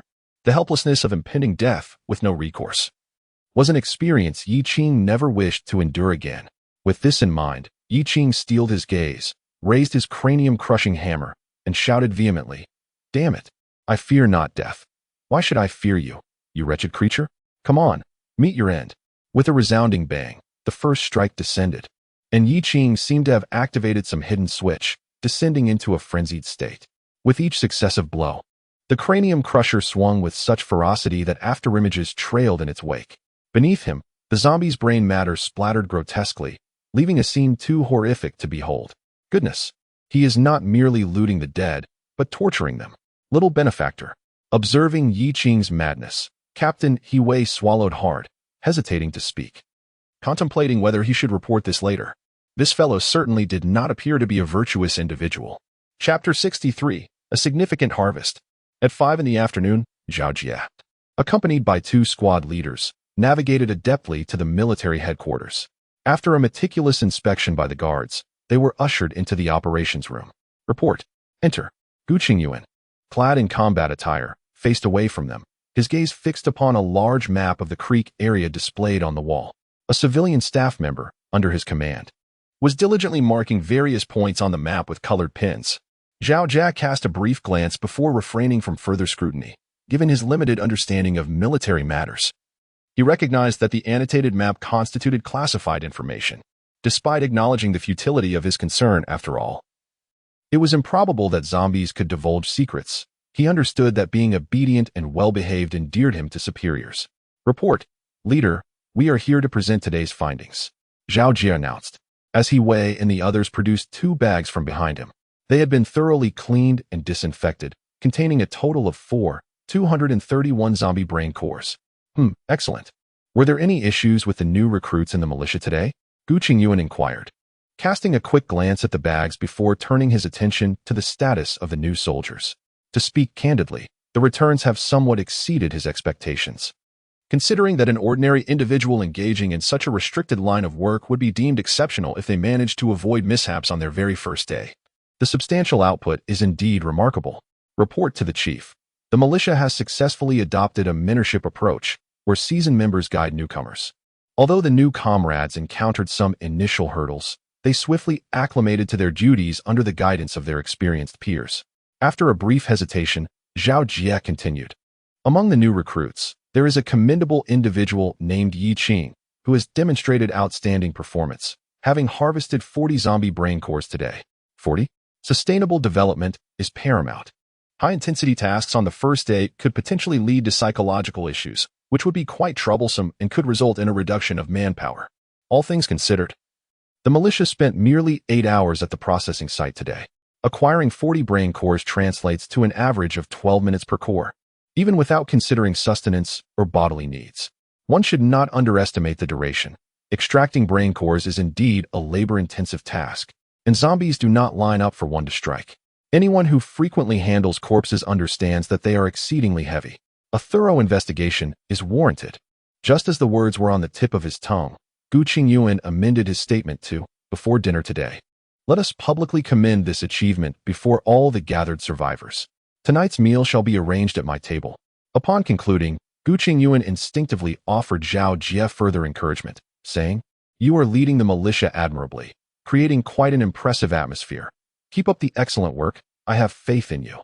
Thank you for your commendation, Chief. I assure you I will lead the militia to make even greater contributions." After Zhao Jie departed, Gu Chengyuan made the decisive choice to convert the zombie brain nuclei contained within the bag.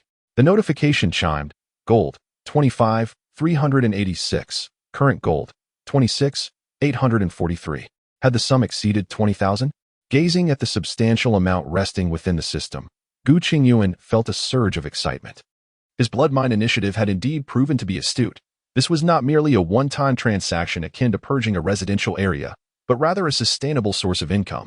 Taking into account the growing proficiency of the militia and the efficiency with which the blood mine could eliminate zombies, a combined estimation suggested that the blood mine could yield approximately 5,000 brain nuclei daily. This indicated that, barring unforeseen circumstances, his daily revenue could surpass 30,000 gold coins in the near future. To sustain the operation of the blood mine, the station troops would require a significant amount of ammunition daily. The expense for one infantry battalion's ammunition supply was approximately 450 gold coins, amounting to 900 gold coins for 2 battalions. As for Li Kuan's armored infantry battalion, which consisted of merely 1 platoon, their ammunition expenditure was negligible, as they only occasionally fired a few rounds under heavy defensive pressure. Therefore, even after accounting for ammunition costs, Gu Chengyuan could still anticipate a stable income of around 30,000 gold coins each day. Elation surged within him, suppressing his excitement.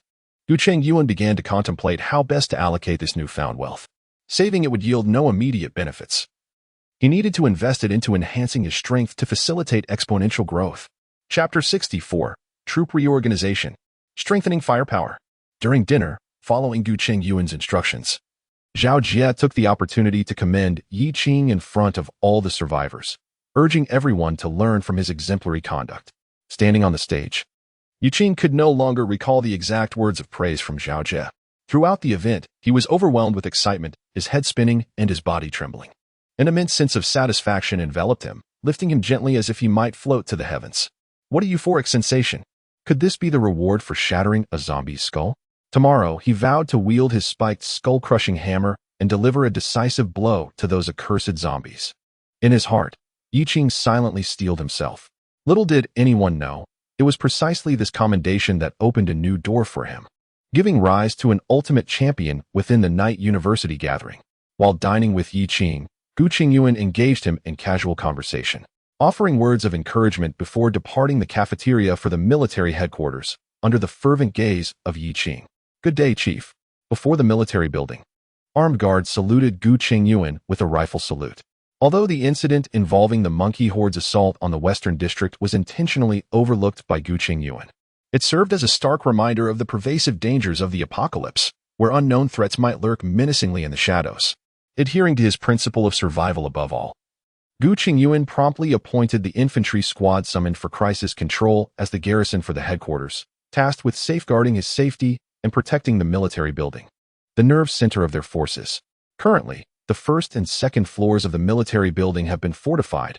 All external windows have been sealed, with steel bars welded in place by survivors skilled in welding. Additionally, an infantry squad has been stationed on each of these floors to serve as daily security forces, with an extra squad available for support and rotation. Gu Chengyuan swiftly arrived at the operations room located on the second floor. Upon pushing open the door, he discovered that Deputy Battalion Commander Wu Bin and two other company commanders were already seated within. Haha, old Wu, you are indeed quicker. The Eastern District arrived before me. Well, I had the advantage of the command vehicle. The Eastern District operates on a strict schedule and dines early, which is why I arrived sooner. Haha, now that everyone is present, let us commence the meeting. After exchanging pleasantries, Gu Chengyuan took his seat at the head of the long table, formally initiating today's conference. The meeting encompassed three primary topics. The first was the position of company commander for the first company, which holds significant sentimental value for me, as it was my former unit. Due to the pressing nature of the recent conflicts, the position has remained vacant since my promotion to battalion commander, which is detrimental to operational efficiency. Hence, I propose that Sergeant Gu Chengyuan, the squad leader of the first company, be appointed as the company commander. What are your thoughts? Agreed. In matters of personnel appointments, the system soldiers, who are unwaveringly loyal to Gu Chengyuan, displayed no dissent, and this proposal was merely a formality to ensure proper procedure. Understood, Commander. As the responsibilities expanded, it was clear that this was no longer akin to leading just one or two squads. The processes must be formalized to prevent any potential chaos in the communication of orders. Now, let us proceed to the second agenda item, which concerns the adjustment of troop configurations. This adjustment primarily pertains to the platoon and company levels, as the foundational squad units remain unaffected. A small vessel turns swiftly. It is better to act promptly than to delay. Now, the deputy battalion commander will announce the specific changes in configuration. Upon hearing his name called, Wu Bin abruptly stood up and saluted the assembly with a gesture of respect. The two company commanders, Zhu Jun and Li Kuan, exchanged concerned glances, eagerly awaiting the orders that were directly pertinent to them. The announcement regarding the adjustments in the battalion's troop configuration begins. The composition of the platoon is altered to include one elite infantry squad paired with two standard infantry squads, in addition to one platoon leader and two communicators, bringing the total strength of the platoon to 35 personnel. The company structure will expand by incorporating an additional infantry platoon, resulting in a total of 4 infantry platoons.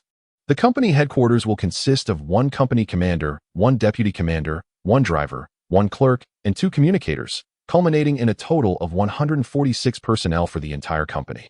With the orders from the battalion commander concluded, is everything clear? Clear. Zhu Jun and Li Kuan responded in unison. Excellent. Now let us proceed to the final topic of discussion regarding the selection of troops for the mission to rescue my parents. Report. As the words fell, 2 voices called out simultaneously. Zhu Jun and Li Kuan exchanged astonished glances, seemingly taken aback by the other's boldness. Enough of the contention. The consensus between the deputy battalion commander and myself is to assign the first company. This company is a veteran unit, having participated in multiple zombie purges, urban combat, and building clearing operations, thus possessing considerable combat experience. The distance from here to Prime Minister Town is approximately 300 kilometers, a considerable distance with a complex mission, therefore. It is more suitable for the first company to undertake this task. Upon hearing this, Zhu Jun and Li Kuan gradually settled back into their seats. Although neither was willing to concede weakness in their own units, the battalion commander's words left them with no room for argument. After all, they had arrived later. Ultimately, he had come before me. Moreover, those are the parents of the commander. To indulge in a moment of pride could lead to an irreparable failure. Li Kuan. At that time, you shall allocate an armored platoon to reinforce the first company. Initially, thinking he had no further involvement, Li Kuan's face brightened with delight upon hearing Gu Chengyuan's words. Casting a slightly provocative glance at Zhu Jun recently, Zhu Jun had been incessantly mocking his armored company, which seemed to possess little more than a few strands of hair, likening their armored vehicles to mere mobile homes. Observing Li Kuan's triumphant demeanor, Zhu Jun merely tilted his head, feigning ignorance. Well then, do you have any further matters to discuss? If not, let us adjourn. Report, Commander. I have something to address. Second company leader, what issue do you have? Well, I would like to inquire if we could receive an increased allocation of ammunition. Although we currently have enough, we always seem to get resupplied only when we are nearly out.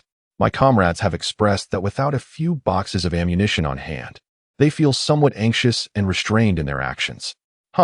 Is the fear of insufficient firepower creeping in again? Gu Chengyuan, having just received a substantial income, responded with exuberance, waving his hand and declaring, very well, let's increase the allocation. Starting tomorrow, the Eastern District combat units shall maintain a stockpile of 3 times the standard ammunition. Have someone come by tomorrow morning to transport the ammunition. How much could 2 companies' worth of 3 times the standard ammunition cost? Just under 3,000? Is that really a concern? Gu Chengyuan mused grandiosely. Zhu Jun's expression brightened at this news. Goodness. I, Zhu, have never fought such a prosperous battle. Now we can truly train without restraint.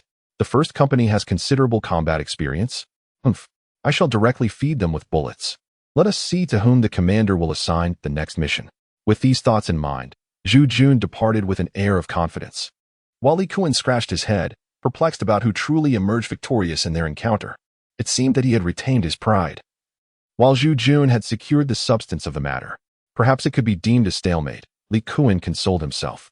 Chapter 65. The 3rd Infantry Company at the break of dawn the following day, as the militia team arrived at the zombie disposal site. They were greeted by the sight of 13 armored assault vehicles and 104A infantry fighting vehicle lined up in a neat formation along the road beside the northern side of the East District Sports Ground.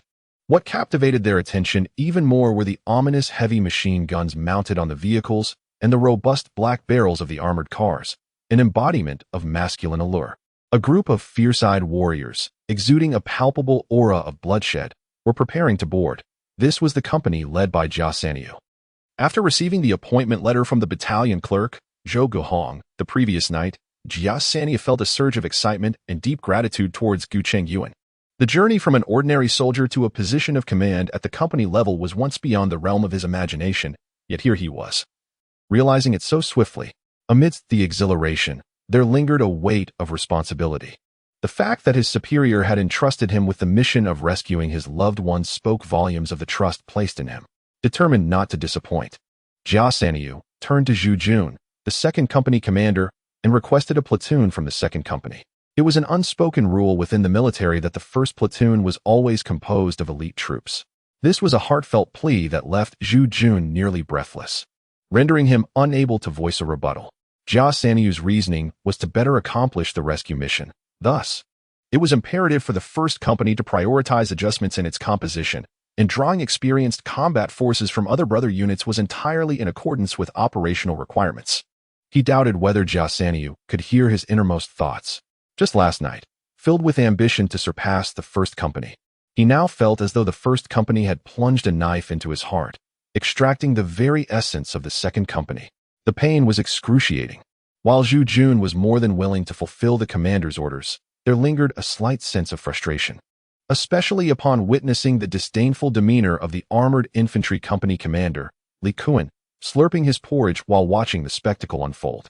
Company Commander, Company Commander. The voice of Deputy Battalion Commander Wu Bin crackled through the intercom.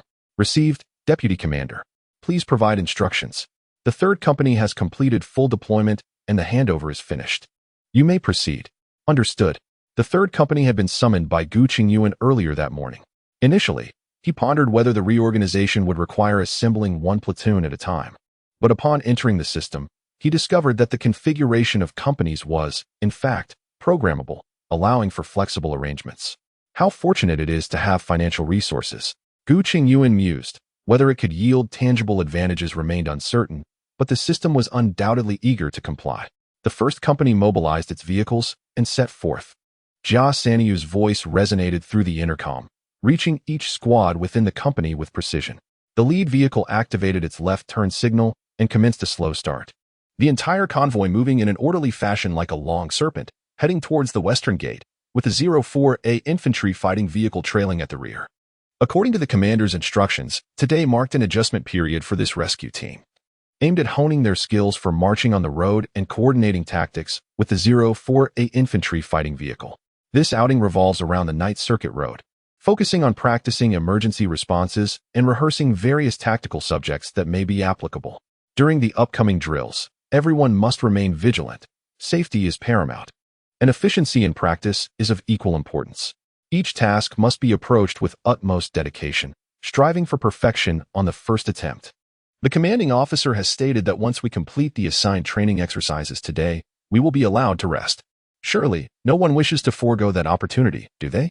Upon hearing the prospect of rest, the entire company seemed invigorated, akin to having received a surge of energy.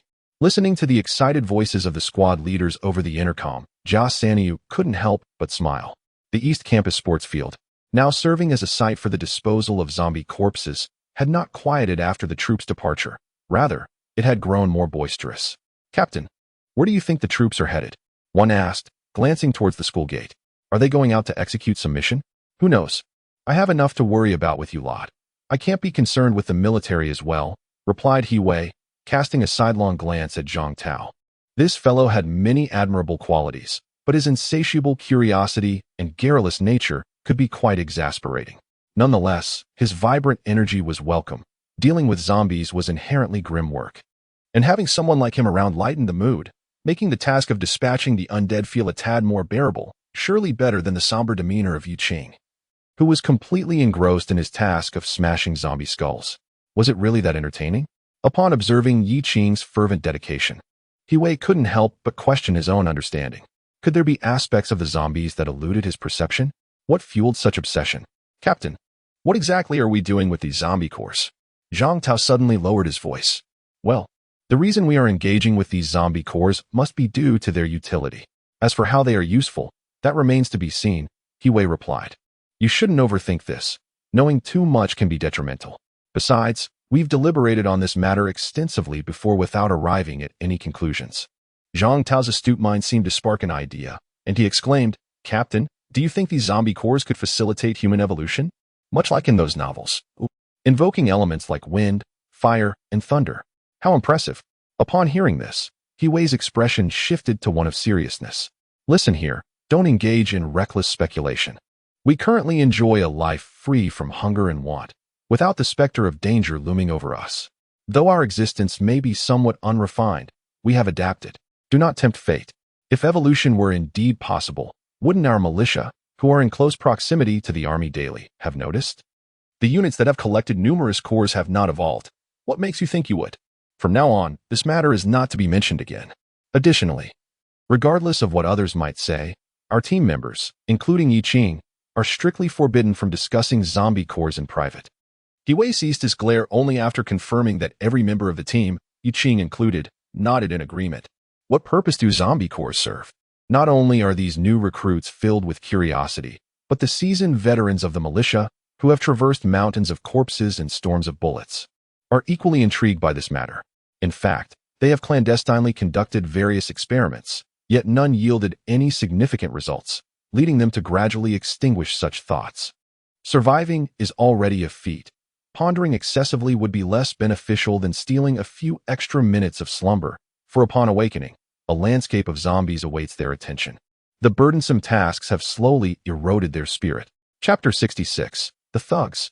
Upon exiting the gates of Night Daxi district, Gu Chengyuan and his troops commenced the cleansing of the zombies littering the road. Fortuitously, due to the remote geographical location of Night Da, traffic was relatively sparse at the onset of the apocalypse, and congestion on the highways was minimal. Vehicles, having lost control, were strewn along the sides of the road, with only a few abandoned in the middle, preventing any significant blockage. Deploy in formation. With the command issued, the convoy of the Mengsher 3 armored assault vehicles began to decelerate, while the 04A infantry fighting vehicle accelerated to overtake and positioned itself at the forefront of the convoy. Weighing a formidable 25 tons, the 04A infantry fighting vehicle was undoubtedly more suited for breaching obstacles than the mere 8-ton Mengsher armored vehicle. A roar emanated from the 6-cylinder, water-cooled diesel engine of the 04A infantry fighting vehicle, drawing the attention of the wandering zombies on the road. The beasts slumbering within them awakened. The zombies, activated from standby mode, surged forth with ferocity, baring their teeth in a ravenous display of bloodlust. As the barrel rotated, the 7.62mm coaxial machine gun showed no mercy to the zombie horde, spewing forth tongues of flame that swept through the throng, reducing them to mangled limbs and shattered bodies. The cold, unyielding tracks of the 04A infantry fighting vehicle relentlessly crushed the remnants beneath it, their remains bursting forth like overripe tomatoes. Dark, foul blood smeared across the streets. The desolation surrounding the Night University meant that the unit encountered little in the way of formidable resistance. Those zombies that charged forth met the same fate, becoming nothing more than minced flesh clinging to the vehicle's tracks. The greatest triumph lay in the infantry fighting vehicle's imposing bulk, which had cleared numerous obstructive wrecks along the Night University's transport route. When confronted with trapped zombies within vehicles, the driver took pity, swiftly ending their suffering. With a press of the accelerator, the armored vehicle rolled over them, reducing them to a compact mass. The driver, Gu Chengyuan, was not reprimanded for his playful antics. After days of intense combat, such lighthearted yet effective methods of dispatching zombies were deemed permissible within the safety parameters. All units, proceed to the Bamboo Grove gas station. Acknowledged. With those words, the leading 04A infantry fighting vehicle accelerated, its powerful 440-kilowatt engine allowing it to traverse the road with surprising agility for a tracked vehicle, reaching speeds of approximately 75 km/h. At that moment, the Bamboo Grove gas station was home to two modified pickups, their windows and windshields reinforced with steel bars, and their tires protected by a makeshift wire mesh. At the front of the vehicle, a solid steel anti-collision bar is welded, its exterior reflecting a cold, harsh light, unmistakably polished to a razor-sharp edge as if it were a colossal, glistening razor blade. The generator roars ominously as two middle-aged men scurry up and down, laboriously filling fuel barrels into the bed of the pickup truck. For heaven's sake, hurry up. Have you eaten too much? Why the delay over refueling? With all this noise. If the zombies come, I'll be the first to throw you to them. One of the men, with a buzz cut and a firearm, suddenly barks. The two mid-aged workers flinch in fright. One, in a panic, slips and tumbles from the truck bed, his fuel nozzle clattering to the ground, spilling gasoline everywhere. Damn it. Was that intentional? I swear I'll make you pay for this. Every time we try to work, something goes awry. All right, Long Go. I assure you I'll handle him in a way that is both satisfying and efficient, grins a youth named Chong as he strides towards the middle-aged man, raising his police shotgun to deliver a brutal but stroke. Just as the man attempts to rise, he is struck down again, blood gushing from his head. With a swift maneuver, Chong flips the gun and mounts the man, unleashing a flurry of slaps, landing a dozen or more blows in mere seconds until the man's face swells grotesquely. Still pretending, are we? Speak. Brother Chong, I swear I'm not pretending. I haven't eaten in days. I'm parched and starving. I truly lack the strength. Oh, so you're implying that I'm mistreating you? Want food? Come, let me feed you. Xiang indiscriminately seized a few unidentifiable clumps from the ground and forcefully stuffed them into the mouth of the middle-aged man. Ugh, he spat. And as a final touch, he pinched the man's chin and expectorated a thick, viscous phlegm into his mouth. Consider this a gift, my exquisite nectar. With that, Xiang hurled the man violently to the ground, rising with a triumphant laugh. Ah, what a thrill. Brother Long, this apocalyptic world is truly exhilarating. In our prison days, that old dog held dominion over us. Now, we can do as we please. It's a pity we haven't encountered any women on this outing. Those few at the military factory are all mothers, far too aged, lacking any allure. I've heard whispers of a nearby university. Shall we not fuel up and take a stroll there? At this, Xiang and another armed youth were ablaze with excitement. Brother Long, think of the fresh-faced, tender university girls. So fair and alluring. Another companion, with a sharp face, licked his lips and urged. Brother Long felt his throat dry up, caught in a moment of conflict. Today, the leader had tasked him with gathering fuel. However, the university did not seem too far, and with his firepower and vehicle, the risk appeared manageable. All right, let us. Wait a moment. What is that sound? A cacophony of approaching vehicles echoed, as if a convoy were hastily nearing. Upon confirming the source of the noise, the three exchanged glances and shared a sinister smile. Brother Long, perhaps we won't even need to go to the university for young girls. Fortune seems to be smiling upon us. The sharp-faced companion grinned lewdly. As before, we shall conceal our firearms from the guards of the military factory, deceiving them into disembarking. And only when we are close enough shall we make our move. Very well. Warden Wong, you must behave. If you jeopardize our plans, it matters not if you perish. For I shall take my wrath out on those two loathsome prison guards within the factory. Chapter 67. I can see at a glance that you are not human. Brother Long and his companions discreetly stashed their weapons beneath the seats of the pickup truck, standing by the open doors, poised to seize their arms at the first opportunity. As the sound of approaching engines grew louder, their excitement mounted, their eyes sparkling as they fixated on the bend of the road and the gas station. There must be women. There must be beautiful women. With a sharp turn, the angular front of the 04A infantry fighting vehicle emerged, and as the turret's ominously deep barrel swung in their direction, a chill coursed through their bodies, from their souls to their very minds. The fervor that had surged just moments before cooled in an instant, and the once fiery anticipation turned into a palpable dread. Their legs felt utterly weak. The arrival of several armored Hummer 3 assault vehicles, each equipped with a heavy machine gun, completely drained the last vestiges of their resolve. "Hey, come over here." One of the Hummer 3s halted not far from them, its bulletproof window sliding open to reveal a large hand clad in camouflage and black tactical gloves. "A Chong, they're calling for you. Hurry over," Brother Long whispered to A Chong. "No way. Brother Long, I think they're calling for you." A Chong's calves trembled. Despite his bravado just moments earlier, the daunting shadow of the state's violent machinery loomed large in his mind. "When I say he is called, he is called. Hurry over." Brother Long scolded A Chong in a hushed tone, not daring to lift his gaze towards the window of the Hummer 3 armored assault vehicle. Under the weight of Brother Long's intimidation, A Chong shakily approached the window, forcing a smile that was more pitiable than a cry. Suddenly, with a resounding slap, a large hand clad in tactical gloves struck him sharply, leaving him dazed. "Did I summon you? You just come over? You, the rotund fellow with a worm tattooed on your neck." Lu Chong's tone was impatient as he unleashed his ire, disdainful of these tattooed brutes who were clearly no good. Yes, yes, I shall go at once." Tears welled in A Chong's eyes from the blow as he hurried to Brother Long's side, his voice tinged with grievance.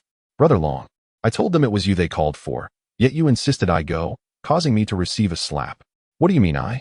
Although I have a dragon tattoo on my neck, I am not fat. They must be referring to chicken feet. You go." "Ah, elder brother, I do not have a dragon tattoo." The nearby chicken feet, with his sharp features, recoiled in fear. "Are they going to hit me as well? Damn it. Enough of this dilly-dallying," Lu Chong exclaimed as he stepped out of the vehicle. The soldiers inside, armed and alert, followed suit, while the mounted machine gun atop the Hummer 3 pivoted in their direction. With his towering stature, Lu Chong approached Long Gu in just 2 strides, raising his hand to deliver 2 resounding slaps that caused the flesh on Long Ji's face to quiver like gelatin. "What the hell? Have your ears been stuffed with donkey hair? Can't you hear me calling you? Do I have to come over here myself? Is it so difficult for you to move your car?" With that, Lu Chong swiftly struck the scrawny figure of the man with a pointed chin, sending him spinning in surprise. "And what are you? Such an ugly sight. You look like a filthy rat from the gutter. Clearly, you're no good. Execute him. Execute him. Drag him away for execution." Upon hearing Lu Chong's words about execution, Long Gu, who was still dazed from the blows, suddenly came to his senses, kneeling on the ground and grasping Lu Chong's trousers. "Huh, military officer, we are good people. Please spare us." The other 2 men promptly knelt as well, their eyes clouded with fear. Is this really a soldier? How can he be more ferocious than us, resembling a member of the underworld? Not only did he slap us twice right off the bat, but he also threatens execution? Is there no law left? No sense of justice? Private A. Ben, serving as a communications soldier, hesitated upon hearing this. These men indeed appeared to be troublemakers, but to execute them solely based on their appearance seemed like indiscriminate slaughter. Report. Squad leader. We found 3 guns in their pickup truck. One soldier in the squad excitedly raised a police shotgun he had just retrieved from the driver's seat. As they gazed upon the weapons held by the soldiers, a wave of darkness enveloped Long Gu and his companions. In their haste to execute their ambush, they had neglected to secure the car door, and now, without the need for a search, their vulnerability was laid bare. "I can see at a glance that you are not human," shouted Lu Chong, gesturing with a sweep of his hand. "Bring those 5 over here and execute them immediately." "Commander, Commander, I must report." At that moment, the long-silent Warden Wong finally raised his voice. Chapter 68, The Military Factory. For the esteemed leader, an extra update. Report, sir.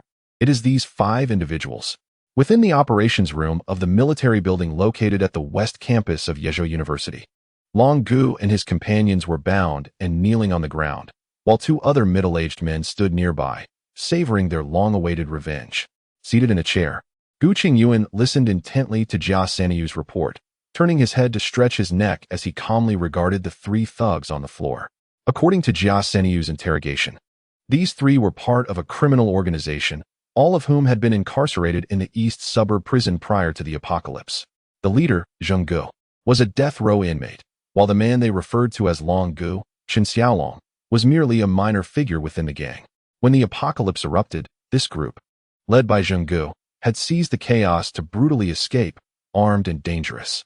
During their flight, they fortuitously passed by the 1411 factory, also situated in the east suburb. Zheng Gu dispatched a few trusted subordinates disguised as survivors to deceive the factory guards, gaining their trust and tricking them into opening the gates.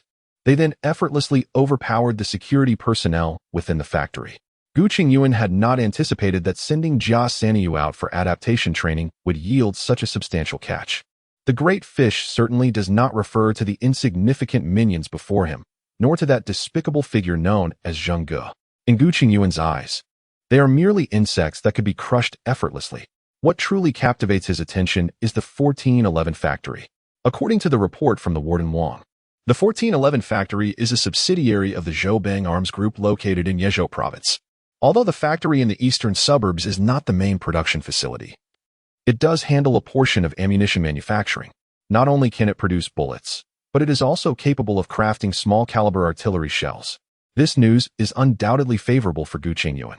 While the current daily monetary gains mean that the expenditure for ammunition replenishment constitutes a minor fraction of the income, the ability to supplement in reality could result in substantial savings.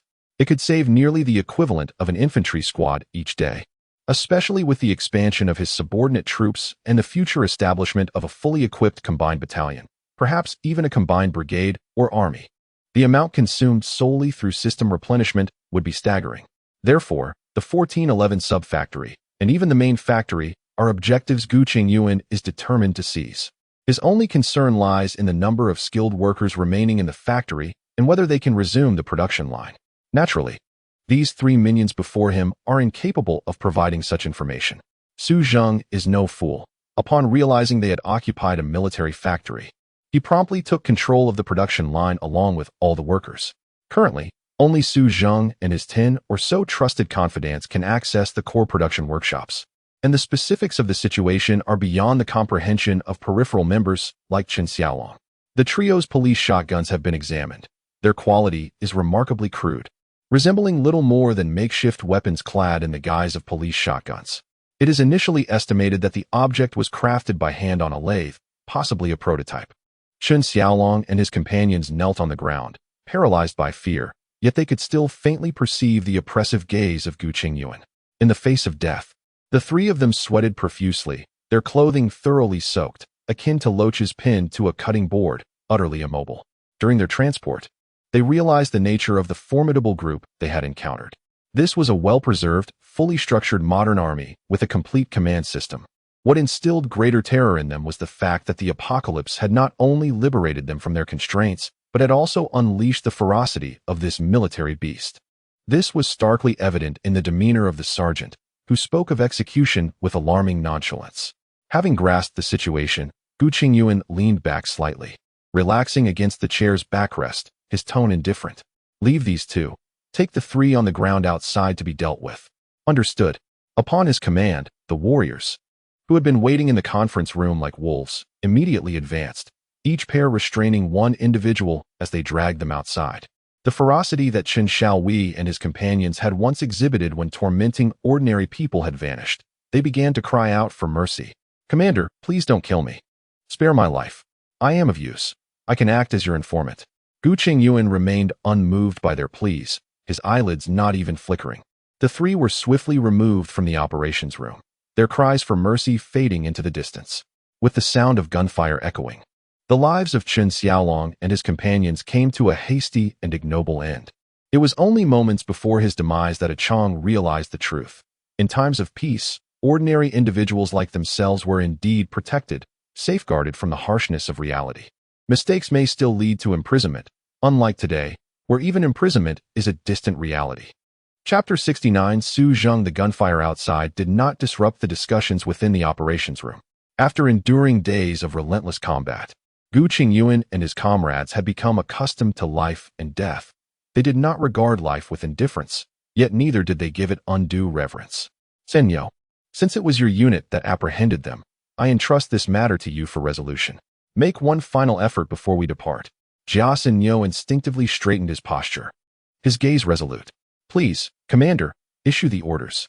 You are to set out at once, guided by Warden Wang. Today we shall seize that munitions factory." Whenever I reflect on how national assets are held hostage by these marauders, my heart aches with anguish.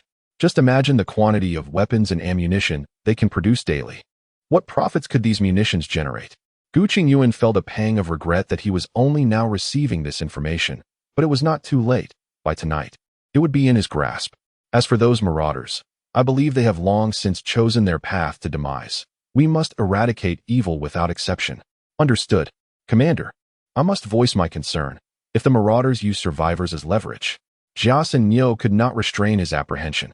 Warden Wang, upon hearing this, cast a glance at Gu Chengyuan, his expression betraying uncertainty. Lu Chong performed admirably today. He shall receive a reward tonight. Upon hearing this, Jia Senyo trembled slightly. Lu Chong's demeanor towards those individuals today can only be described as ruthless. It was not that he dismissed Lu Chong's suggestion, but rather that those three would not survive to reach the military headquarters. Thus, the commander's stance is clear. The sacrifice of survivors is inconsequential. Yes, Commander. Ensure the completion of the task. Time is of the essence. Please follow me. With that, the remaining soldiers in the room did not wait for Warden Wang and his companion to respond, but rather surged forward, escorting them out.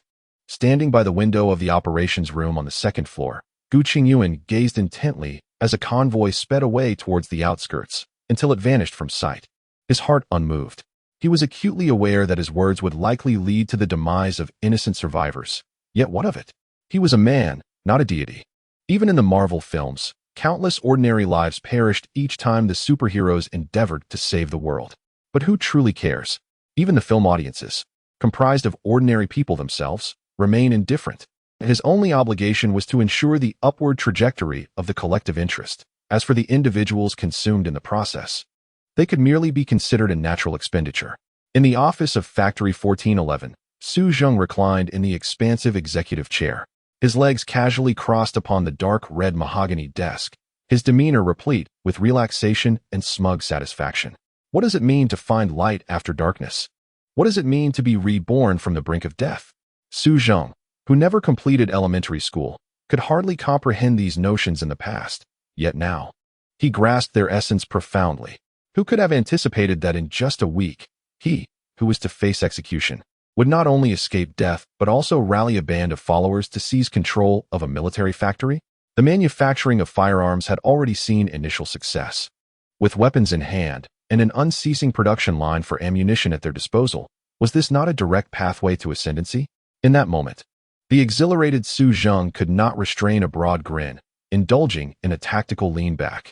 The report from his subordinate interrupted his ongoing plans, leaving him somewhat displeased.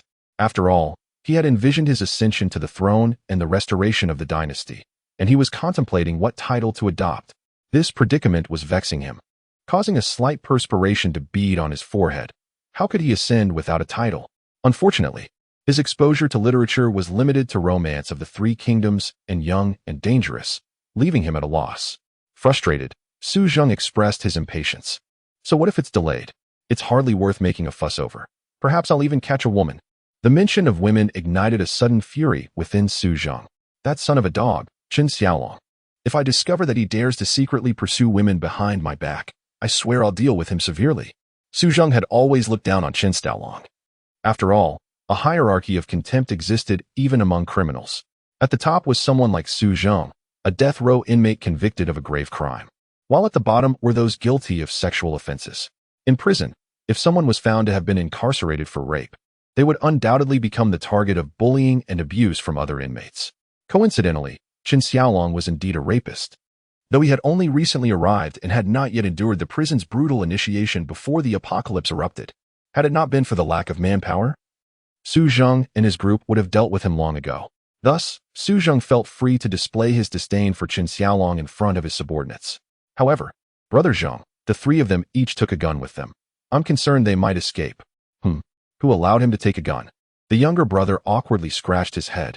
Were it not for Chen Xiaolong's promise of a substantial reward and his assurance of introducing him to a captivating woman in the future, he would never have consented to let Chen Xiaolong wield a firearm. This group, being trusted confidants of Su Zheng, had been entrusted with the most secure guarding duties. Yet this very privilege left them devoid of opportunities to venture outside. Whenever their spirits were ignited, They could only direct their frustrations towards a few female employees of the former 1411 factory. However, the youngest among them, lauded as the belle of the 1411 factory, had merely 5 years left until retirement.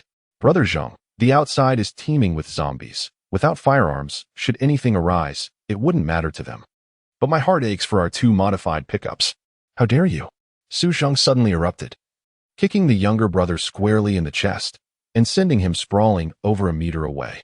Gazing at the younger brother, who curled up on the ground, clutching his abdomen like a shrimp, Su Zheng's eyes glinted with menace.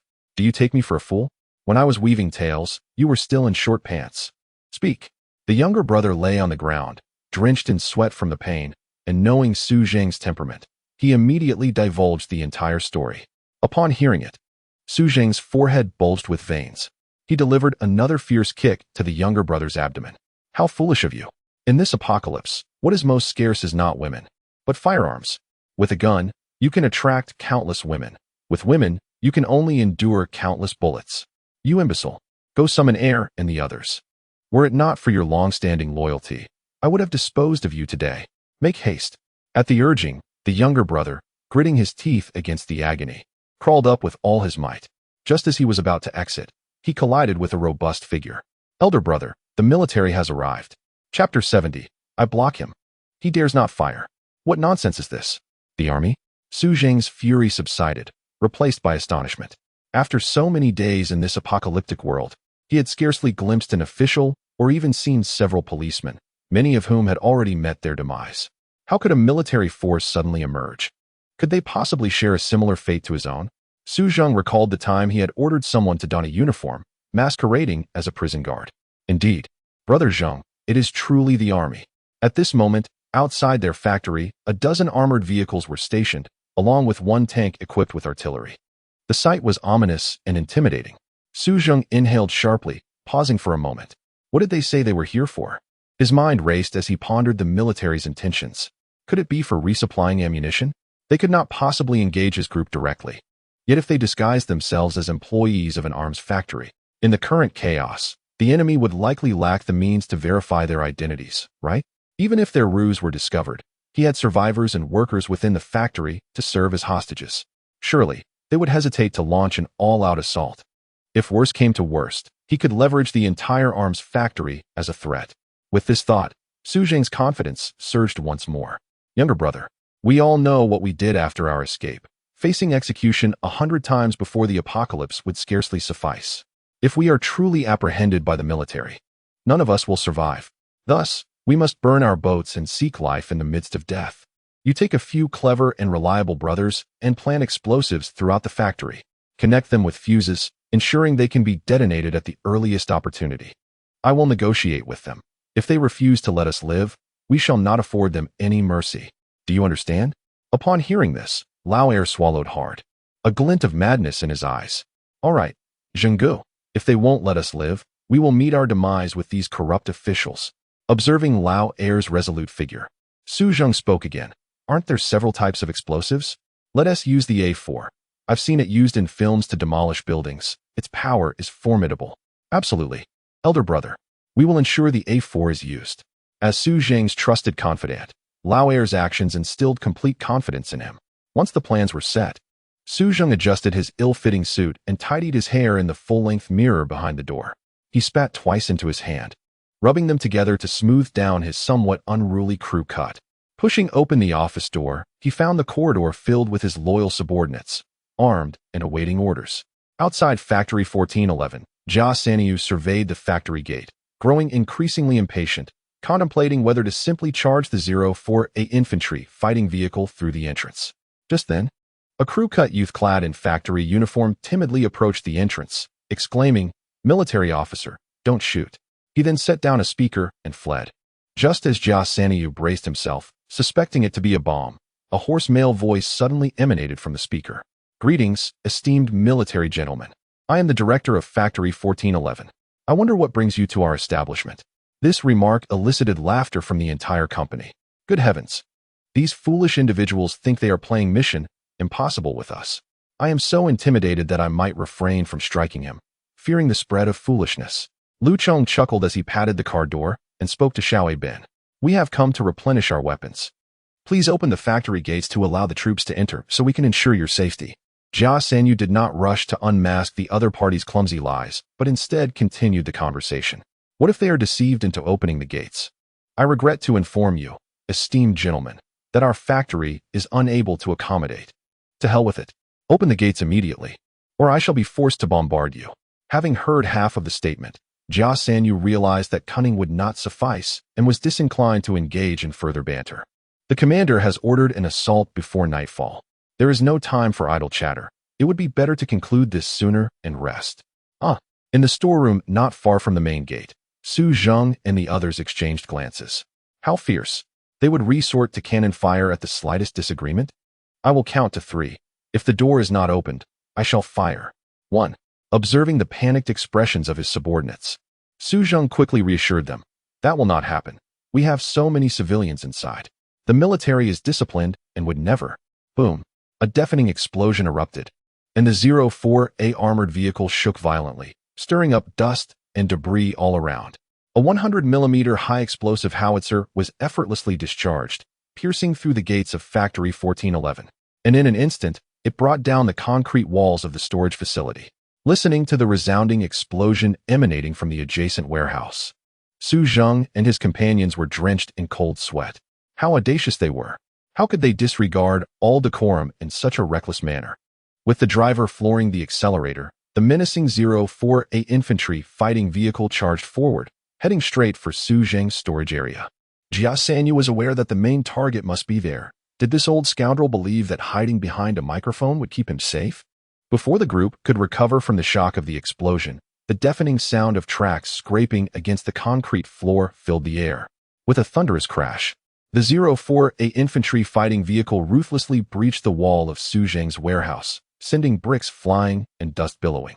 Caught off guard, the vehicle struck its mark, rolling over the crowd with barely an inch to spare from Su Zheng. The protruding edges of the vehicle snagged his suit. Su Zheng, momentarily dazed, glanced at the tattered remnants of his suit hanging from the vehicle's edge, then looked down at the only remaining white vest he wore.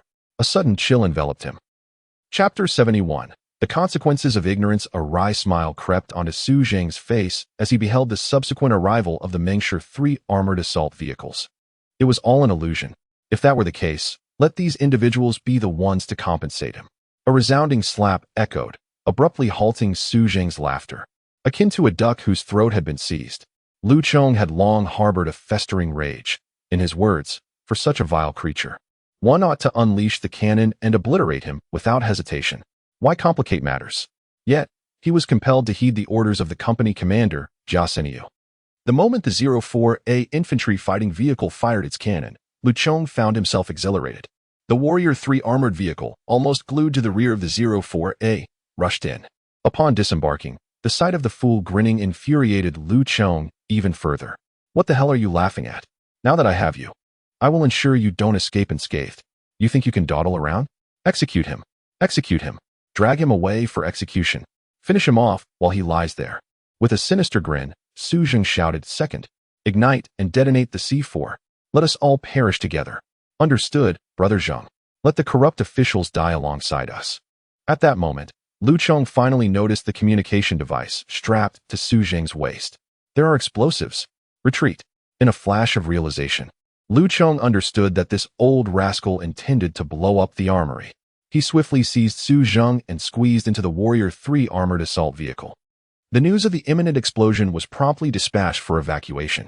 The detonation of the armory was no trifling matter. The immense stockpile of explosives, when ignited, would not merely threaten those inside the vehicles, but would obliterate even the most fortified structures. The sheer force of the explosion could upheave everything within. The entire company executed a swift retreat, with the 04A infantry fighting vehicle executing a sharp turn on the spot, crashing through 2 layers of walls to make its escape. Meanwhile, the drivers of the armored assault vehicles displayed their own unique skills. After several minutes, the first company had nearly withdrawn from the eastern outskirts to the borders of the monk village, yet there was still no sign of an explosion. The sound of slaps echoed once more as Lu Chong, his face flushed with anger, hurled insults at Su Zheng. "You dare to toy with me." Su Zheng, however, was too preoccupied with the thought of why there had been no explosion.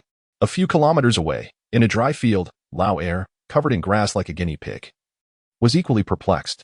He had locked all the personnel from the munitions factory in the operations room, and without a key, they could not possibly escape.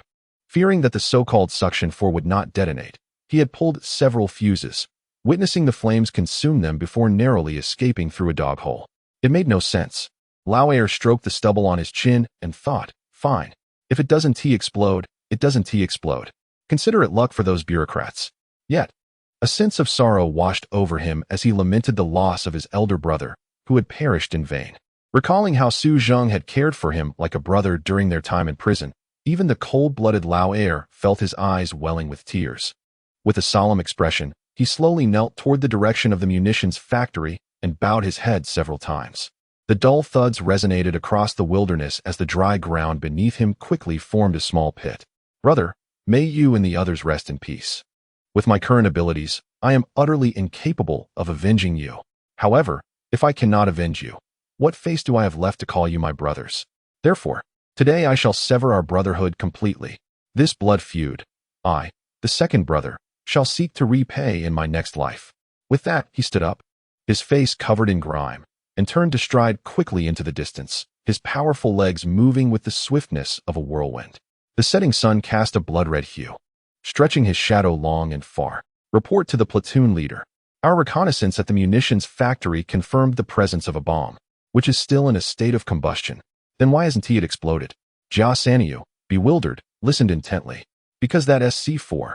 At this point, the reporting squad leader could no longer contain himself and burst into laughter, followed by a chorus of hearty chuckles from everyone present. It is well known that C4 requires a detonator to ignite. Burning it is even safer than kindling. Not even a spark would leap forth. Curse it. This is what you get for not studying properly. Now you're suffering the consequences of ignorance. Chapter 72. The bullet production line. When the camp clerk came to report to Gu Chengyuan, he was taking a leisurely stroll on the vast playground at night, with Deputy Commander Wu Bin digesting their dinner. Not far from them, a select infantry squad was stationed for security. Before dinner, Zhao Jie had delivered 455 zombie brain cores, a slight increase from the previous day, indicating that everything was progressing in a positive direction. Feeling affluent, he decided to replace the previous guard platoon with one composed entirely of elite infantry. Recognizing that with wealth comes the necessity for enhanced security measures, for life, too, has become more precious. The original security platoon has been reassigned to the second company, compensating for the deficit of troops requested by Jia Sanyu. A gentle breeze wafts through the forest, carrying with it a refreshing coolness. Evening strolls are indeed delightful. Both he and Wu Bin take a moment to relish this rare pleasure amidst their busy schedules. Commander, the report from the first company has arrived. They have successfully accomplished their designated mission, not only annihilating the criminal gang led by Su Zheng, but also completely reclaiming Factory 1411. With these words, Zhou Guihong respectfully presented the report with both hands. Gu Chengyuan received it and casually flipped through the pages, unable to suppress a chuckle, which prompted a curious glance from Wu Bin as he handed the report to him. In no time, the high-ranking military officials gathered in the night echoed with hearty laughter, devoid of any semblance of decorum. It wasn't particularly humorous, yet in this world rife with devourers and the devoured, finding a sliver of amusement, however tainted by blood, remains an invaluable treasure. After a brief respite, the two men turned their conversation to serious matters. I wonder how the commander intends to handle Factory 1411? Gazing at the magnificent crimson hues sprawling across the horizon, Gu Chengyuan pondered for a moment. I plan to relocate the ammunition production line from the military factory here. Given the current shortage of troops, it would be unwise to disperse our forces.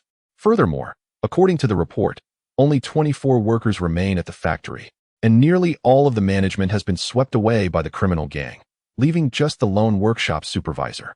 Moving operations to our main base will facilitate a revitalization, allowing us to rapidly restore production. It is indeed a pity that half of the artillery production line has been dismantled, particularly the crucial hydraulic press. Otherwise, we could have secured an entire production line.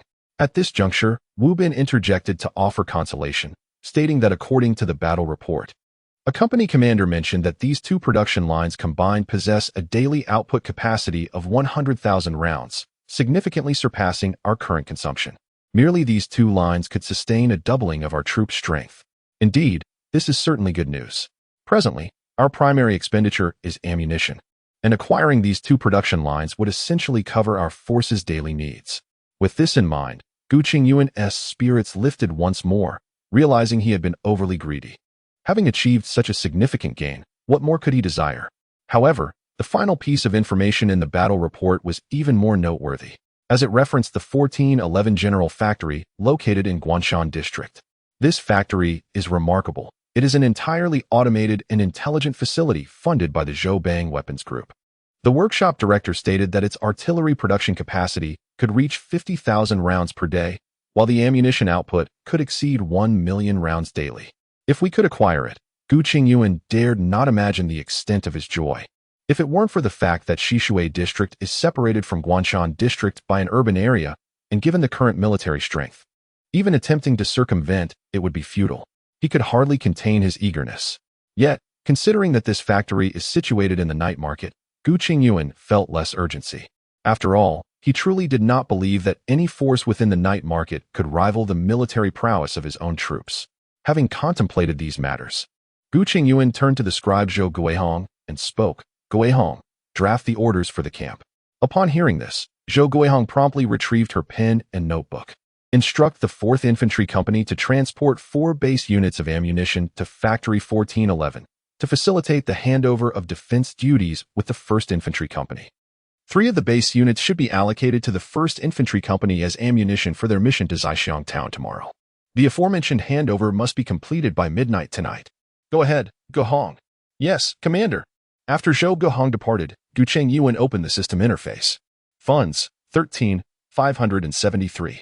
For 2 consecutive days, profits had hovered around 25,000, yet Gu Chengyuan had no habit of saving, aside from a small reserve for emergencies. He converted all into military resources. The 4th Infantry Company was summoned immediately following today's brain core yield conversion.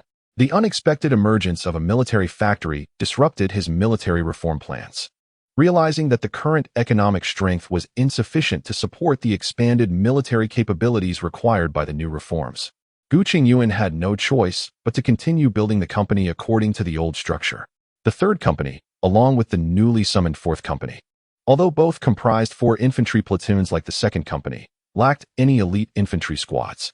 One could only say that the new military reform plan had a long and arduous road ahead. It echoed the adage, the only flaw of expensive items is their cost. Having only just tasted the life of a wealthy man for a day, Gu Chengyuan suddenly felt impoverished again. Despite the increasing profits, why did he still feel financially strained? Chapter 73. The military factory at 5 o'clock in the early morning, as the distant sky began to blush with the first light of dawn. The village road outside the 1411 military factory was filled with the gathering glow of headlights, resembling a long, sinuous dragon. Amidst the hum of engines warming up, the soldiers of the 1st Company meticulously inspected their supplies, making the final preparations before boarding the vehicles. Aside from the array of 3 armored assault vehicles, a lone 048 infantry fighting vehicle was finally joined by a similarly solitary companion, a Shaanxi 6-wheel transport truck laden with ammunition. The 3 armored assault vehicle accommodates 10 personnel, and squeezing 12 elite infantrymen into it was already a tight fit. Adding an additional base of ammunition was pushing the limits. When the commanding officer allocated 3 bases of ammunition, it was a delightful dilemma for Gu Chengyuan. While the abundance of ammunition was certainly a boon, the challenge of transport was another matter entirely. Fortunately, the battalion headquarters had anticipated this issue and provided a dedicated Shaanxi 6-wheel transport vehicle to accompany the 1st Company, specifically for logistical support. Otherwise, Gu Chengyuan would have found himself in quite a predicament. Although he could gather civilian vehicles, he harbored reservations about using them for transporting ammunition. Commander Jia, wishing you a safe journey. May you perfectly fulfill the mission entrusted to you by the commanding officer. At the entrance of the command vehicle, 4th Company Commander Huang Haoliang came to bid farewell to the 1st Company. Absolutely. This military factory has been entrusted to you. Understood. Take care on the road. Take care. As the 1st Company prepared to depart, the atmosphere was charged with anticipation, as the voice of Gu Chengyuan resonated through the intercoms of the entire unit. The serpentine procession of vehicles, illuminated by their headlights, began to glide slowly along the suburban village road, resembling a luminous sword piercing through the encroaching darkness. Beep, beep, beep. Rise and shine. The first platoon had its orders, and the fourth platoon faced its own burdens. Why is everyone up so early? In the factory dormitory, the workshop director, Wang Dahai, stirred awake at the commotion outside, his bleary eyes still harboring remnants of sleep. Knock, knock, knock. The urgent rapping echoed before each dormitory door, while the corridor was filled with clamorous shouts. Get up. Hurry up. Gather in the open space in front of the dormitory in 5 minutes. Wake up. Stop sleeping. Just 5 minutes until assembly. Responding to the soldiers' insistent calls from outside, the survivors within the factory felt compelled to hasten, clumsily tumbling out of bed and fumbling in the dark to don their clothing. Hey, where the hell are you pulling? Is this rigid piece the same as your soft belt? Where are my shoes? Who the hell took my shoes? Step back, step back. You're pushing against my backside. After a chaotic scramble, the formation of 28 survivors managed to assemble just in time. However, compared to the adjacent 4th platoon, fully armed and impeccably disciplined, they appeared as a ragtag group of defeated soldiers. Huang Haoyang merely cast a cursory glance and immediately noticed several individuals with their shoes on the wrong feet, clothes inside out, and even one who had mistakenly donned a short-sleeved shirt as trousers. Upon closer inspection, there stood a bare-chested youth at the end of the formation, using a pair of trousers to shield his chest. Huang Haoyang refrained from chastising him, choosing to overlook the sight. After all, for an ordinary person unaccustomed to training, gathering on time within 5 minutes was already a commendable achievement, a testament to the rigorous instruction they had received the previous day. Specifically, it was the squad leader named Lu Chong who had instilled such discipline. It was said that during the execution of Su Zheng's criminal gang, he mandated that all survivors attend the event, requiring each one to share their reflections afterward. Should their accounts fail to reach 500 words or lack sufficient depth, they would be treated as accomplices. Accomplices faced the dire consequence of execution, dragged away to meet their fate. This ordeal caused immense psychological torment for the survivors, leaving them as frightened as startled quails, utterly shaken. Now, witnessing their obedient demeanor, Huang Haoyang felt a pang of disappointment. He had contemplated making an example of a few who failed to arrive on time, but that plan had dissolved. However, his discontent did not linger for long. He swiftly transitioned into work mode, distributing breakfast to each survivor, a can of 8 treasure porridge, a bag of bread, and a vacuum-packed braised egg. As everyone enjoyed their meal, he began outlining the tasks for the day. Today's objective was straightforward: to dismantle the bullet production line and all useful equipment from our factory and transport it to Yezhou University. The logistics of the move would not require our factory workers to intervene. Individuals from the gathering site would be dispatched to handle the task. You are responsible for providing technical guidance, such as which machines require disassembly, how to dismantle the production line, how to transport the raw materials for ammunition, and how to categorize them, among other professional matters that I shall leave to your expertise. My duty is to eliminate any potential threats posed by terrorists attempting to sabotage the production line. It is imperative that the ammunition production line is escorted to the assembly point safely and intact. Let me emphasize this. Regarding the definition of those terrorists who must be decisively eradicated, I must assert that anyone who causes damage to the production line is deemed a terrorist. As he spoke, Huang Haoyang raised his voice, his expression growing stern. At that moment, the entire area fell silent. Even the sounds of chewing food ceased, and the few survivors who had been eating became as quiet as the cicadas of autumn and winter. Wang Dahai, seated among the crowd, seemed to catch a whiff of the impending scent of blood, and the sweet taste of his 8 treasure porridge suddenly turned faintly metallic. The previously relaxed atmosphere of the meal shifted to one of tension due to Huang Haoyang's words. After the meal, Wang Dahai, determined to prevent his group from becoming terrorists, swiftly summoned the workers to prepare. However, 4 individuals among them were left behind, their faces reflecting the puzzlement of their peers. You are Wang Chenghua, correct? Huang Haoyang's tone had softened compared to his earlier severity. Yes, sir, replied the woman, approximately 50 years old, clad in a drab factory uniform, her hands nervously twisting the hem of her clothing as she bowed her head. What are your plans moving forward? Reflecting on her recent, harrowing experiences, Wang Chenghua found it difficult to conceive of any future awaiting her. The only action she could muster was to tilt her head slightly upward, striving to control the tears that threatened to spill from her eyes. You all can cook, right? Wang Chenghua attempted to speak, her lips moving several times without sound. for she feared that uttering a word would unleash her tears. Crying, she believed, was the most futile of actions, and she vowed never to weep again in her life. "I can prepare some home-cooked meals," spoke a woman among the four, her neck marred with marks of struggle. "That is sufficient. I shall report to the commanding officer and arrange for your transfer to logistics. You will be reassigned from Factory 1411. Is that acceptable?" Huang Haoyang endeavored to moderate his tone, infusing it with as much gentleness as he could muster. "That is acceptable. Absolutely acceptable." Upon hearing this, the previously dazed expressions of the four women flickered with a semblance of change. Each moment spent in that place subjected them to torment, as every object and every individual around them became a wound to their souls. "Do not carry any psychological burdens. It is all in the past. Life must go on. So let the past remain in the past." With that, Huang Haoyang instructed them to rest, stating that he had other duties to attend to, and bid them farewell. As they watched him depart, the four women could no longer contain their emotions.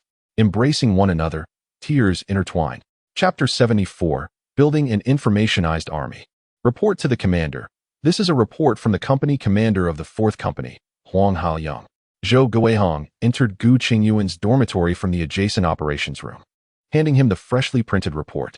Gu Chengyuan, while savoring his breakfast, perused the document. He had recently transitioned from the student dormitory to the military headquarters, facilitating more efficient command over the troops. His quarters were conveniently located next to the operations meeting room, with a bite into the spiced beef bun. The blend of spices mingled with the unique richness of the beef unfolded delightfully on his palate. The fragmented tofu within the filling countered the greasiness of the beef, rendering Gu Chengyuan particularly satisfied. A splendid day commenced with a delectable breakfast. Gu Chengyuan neither smoked nor drank, nor did he indulge in card games. He even shunned romantic pursuits. Having diligently practiced his martial arts for nearly 2 decades, his singular passion remained the enjoyment of food. Since assuming command of the troops, although he had not deliberately sought out any particular pleasures or excessively displayed his preferences, there was an astute little aide, Pu Guangxiang, who had taken it upon himself to discern Gu Chengyuan's likes. Having worked in nightlife and served as a bar manager, Pu Guangxiang possessed an instinct for detecting preferences akin to that of a military dog. Was it that the leader's silence signified disinterest? Certainly not. With a sense of duty toward his responsibilities as an aide, Pu Guangxiang, after ascertaining Gu Chengyuan's tastes, discreetly arranged for his meals to be switched to a small pot, ensuring specialized support. Due to work commitments, Gu Chengyuan had recently dined less frequently in the cafeteria, thus he had not given it much thought, privately attributing the change to an overall enhancement in the cafeteria's standards. However, even if he were aware, he would remain indifferent. The lives of leadership figures have been a commonplace sight for him since childhood. Upon ascending to leadership, one inevitably becomes an object of intrigue for those around him, who will devise various means to fulfill their desires, or even create needs where none exist, only to satisfy them. A mere glance or a fleeting expression is subjected to the scrutiny of countless individuals, akin to solving a mathematical puzzle, as they endeavor to interpret, comprehend, and fathom its significance. So what does it matter to know? Gu Chengyuan is an ordinary man, who only finds pleasure in it. The saying power is a man's aphrodisiac is not mere rhetoric. Of course, he will not become overly elated, for pleasure is often followed by a period of sober reflection. These are all unfortunate souls, burdened by their fates. After the meeting, he informed Qianxin to ensure proper arrangements were made. Understood. As Zhou Guihong departed, she took with her the empty plates from the table. Satiated, Gu Chengyuan leaned back in his chair, pondering the issues surrounding troop development. Once again, he sensed the bottleneck in the expansion of power, primarily stemming from 2 factors. The size of the troops is constrained by the limits of financial gain, which in turn is restricted by the availability of labor. Given the blood mine's capacity to process zombies, under optimal rotation conditions, it should be feasible to eliminate over 10,000 zombies daily, translating into a monetary gain of approximately 70 to 80,000. Yet currently, the daily yield hovers around 26,000, and although it is on the rise, the increase is minimal. The root cause lies in the insufficient labor resources. After all, managing the disposal of zombie corpses, ensuring logistical support for the troops, maintaining the operations of the gathering place, overseeing civil engineering projects, and the imminent resumption of bullet production require a substantial investment of manpower. Where do humans originate? Reclaiming zombie-occupied territories is one approach, yet it proves insufficiently swift. Suddenly, Gu Chengyuan seemed to have an epiphany. He summoned the system panel from his mind and swiftly navigated to the unit summoning section. Combat Support Company Communications Platoon 10,000 skilled personnel specializing in battlefield connectivity and information exchange, adept in both wired and wireless communication. They can employ verbal means or physical movement to establish a robust network of information connectivity. Yes, this is precisely what is needed. He could effortlessly construct a high-powered radio station capable of transmitting signals continuously, 24 hours a day, to survivors throughout the city and even within a radius of several hundred kilometers. He would inform them of abundant food, clean water sources, and the protection of troops. This would undoubtedly attract survivors to come forward voluntarily. If combined with the reclamation of zombie-occupied territories, the issue of insufficient manpower could be resolved expeditiously. Stealth summon. Ding. Summon successful. The communications platoon is en route. 10 minutes later, upon hearing the sound of vehicles outside, Gu Chengyuan rose and approached the window to gaze outside. In front of the military headquarters, an unusually shaped convoy consisting of one large and two smaller specialized vehicles was stationed. The larger vehicle was an 8-wheeled, boxy military truck adorned with digital camouflage, topped with a half-circular cover resembling a pot lid, and featuring a chimney-like exhaust pipe welded to its rear. This would significantly enhance the operational coordination of the troops. It is known that modern military strength lies in its information capabilities. The arrival of the communications platoon signifies that Gu Chengyuan's combat effectiveness, excluding the use of major national assets, could nearly revert to pre-apocalyptic levels. The endeavor of combating zombies aside, should one engage with certain factions of wild survivors, it could indeed escalate to the extent of mercilessly overpowering primitive beings. Life is, without a doubt, replete with surprises. Chapter 75. The establishment of the radio station, apology and additional content, under the guidance of Gu Chengyuan. The preparations for the radio station at the night gathering place progressed with remarkable swiftness. Following the establishment of communication lines in the afternoon, the construction of the radio station commenced immediately. Concurrently, the selection of the radio host and the associated personnel was undertaken. The talent pool within Gu Chengyuan's faction primarily consists of military personnel, individuals unafraid of violence and adept at wielding it. Take Lu Chong, for instance. When it comes to engaging in physical confrontations, he thrives, seamlessly executing techniques to incapacitate foes with a myriad of methods. However, when tasked with uttering a few words, he can only produce the eloquent language of the military, commencing with mother and concluding with bastard, creating an exquisite juxtaposition. Evidently, the purpose of establishing the radio station is to attract rather than intimidate. Thus, selecting a professional and reliable host becomes exceedingly vital.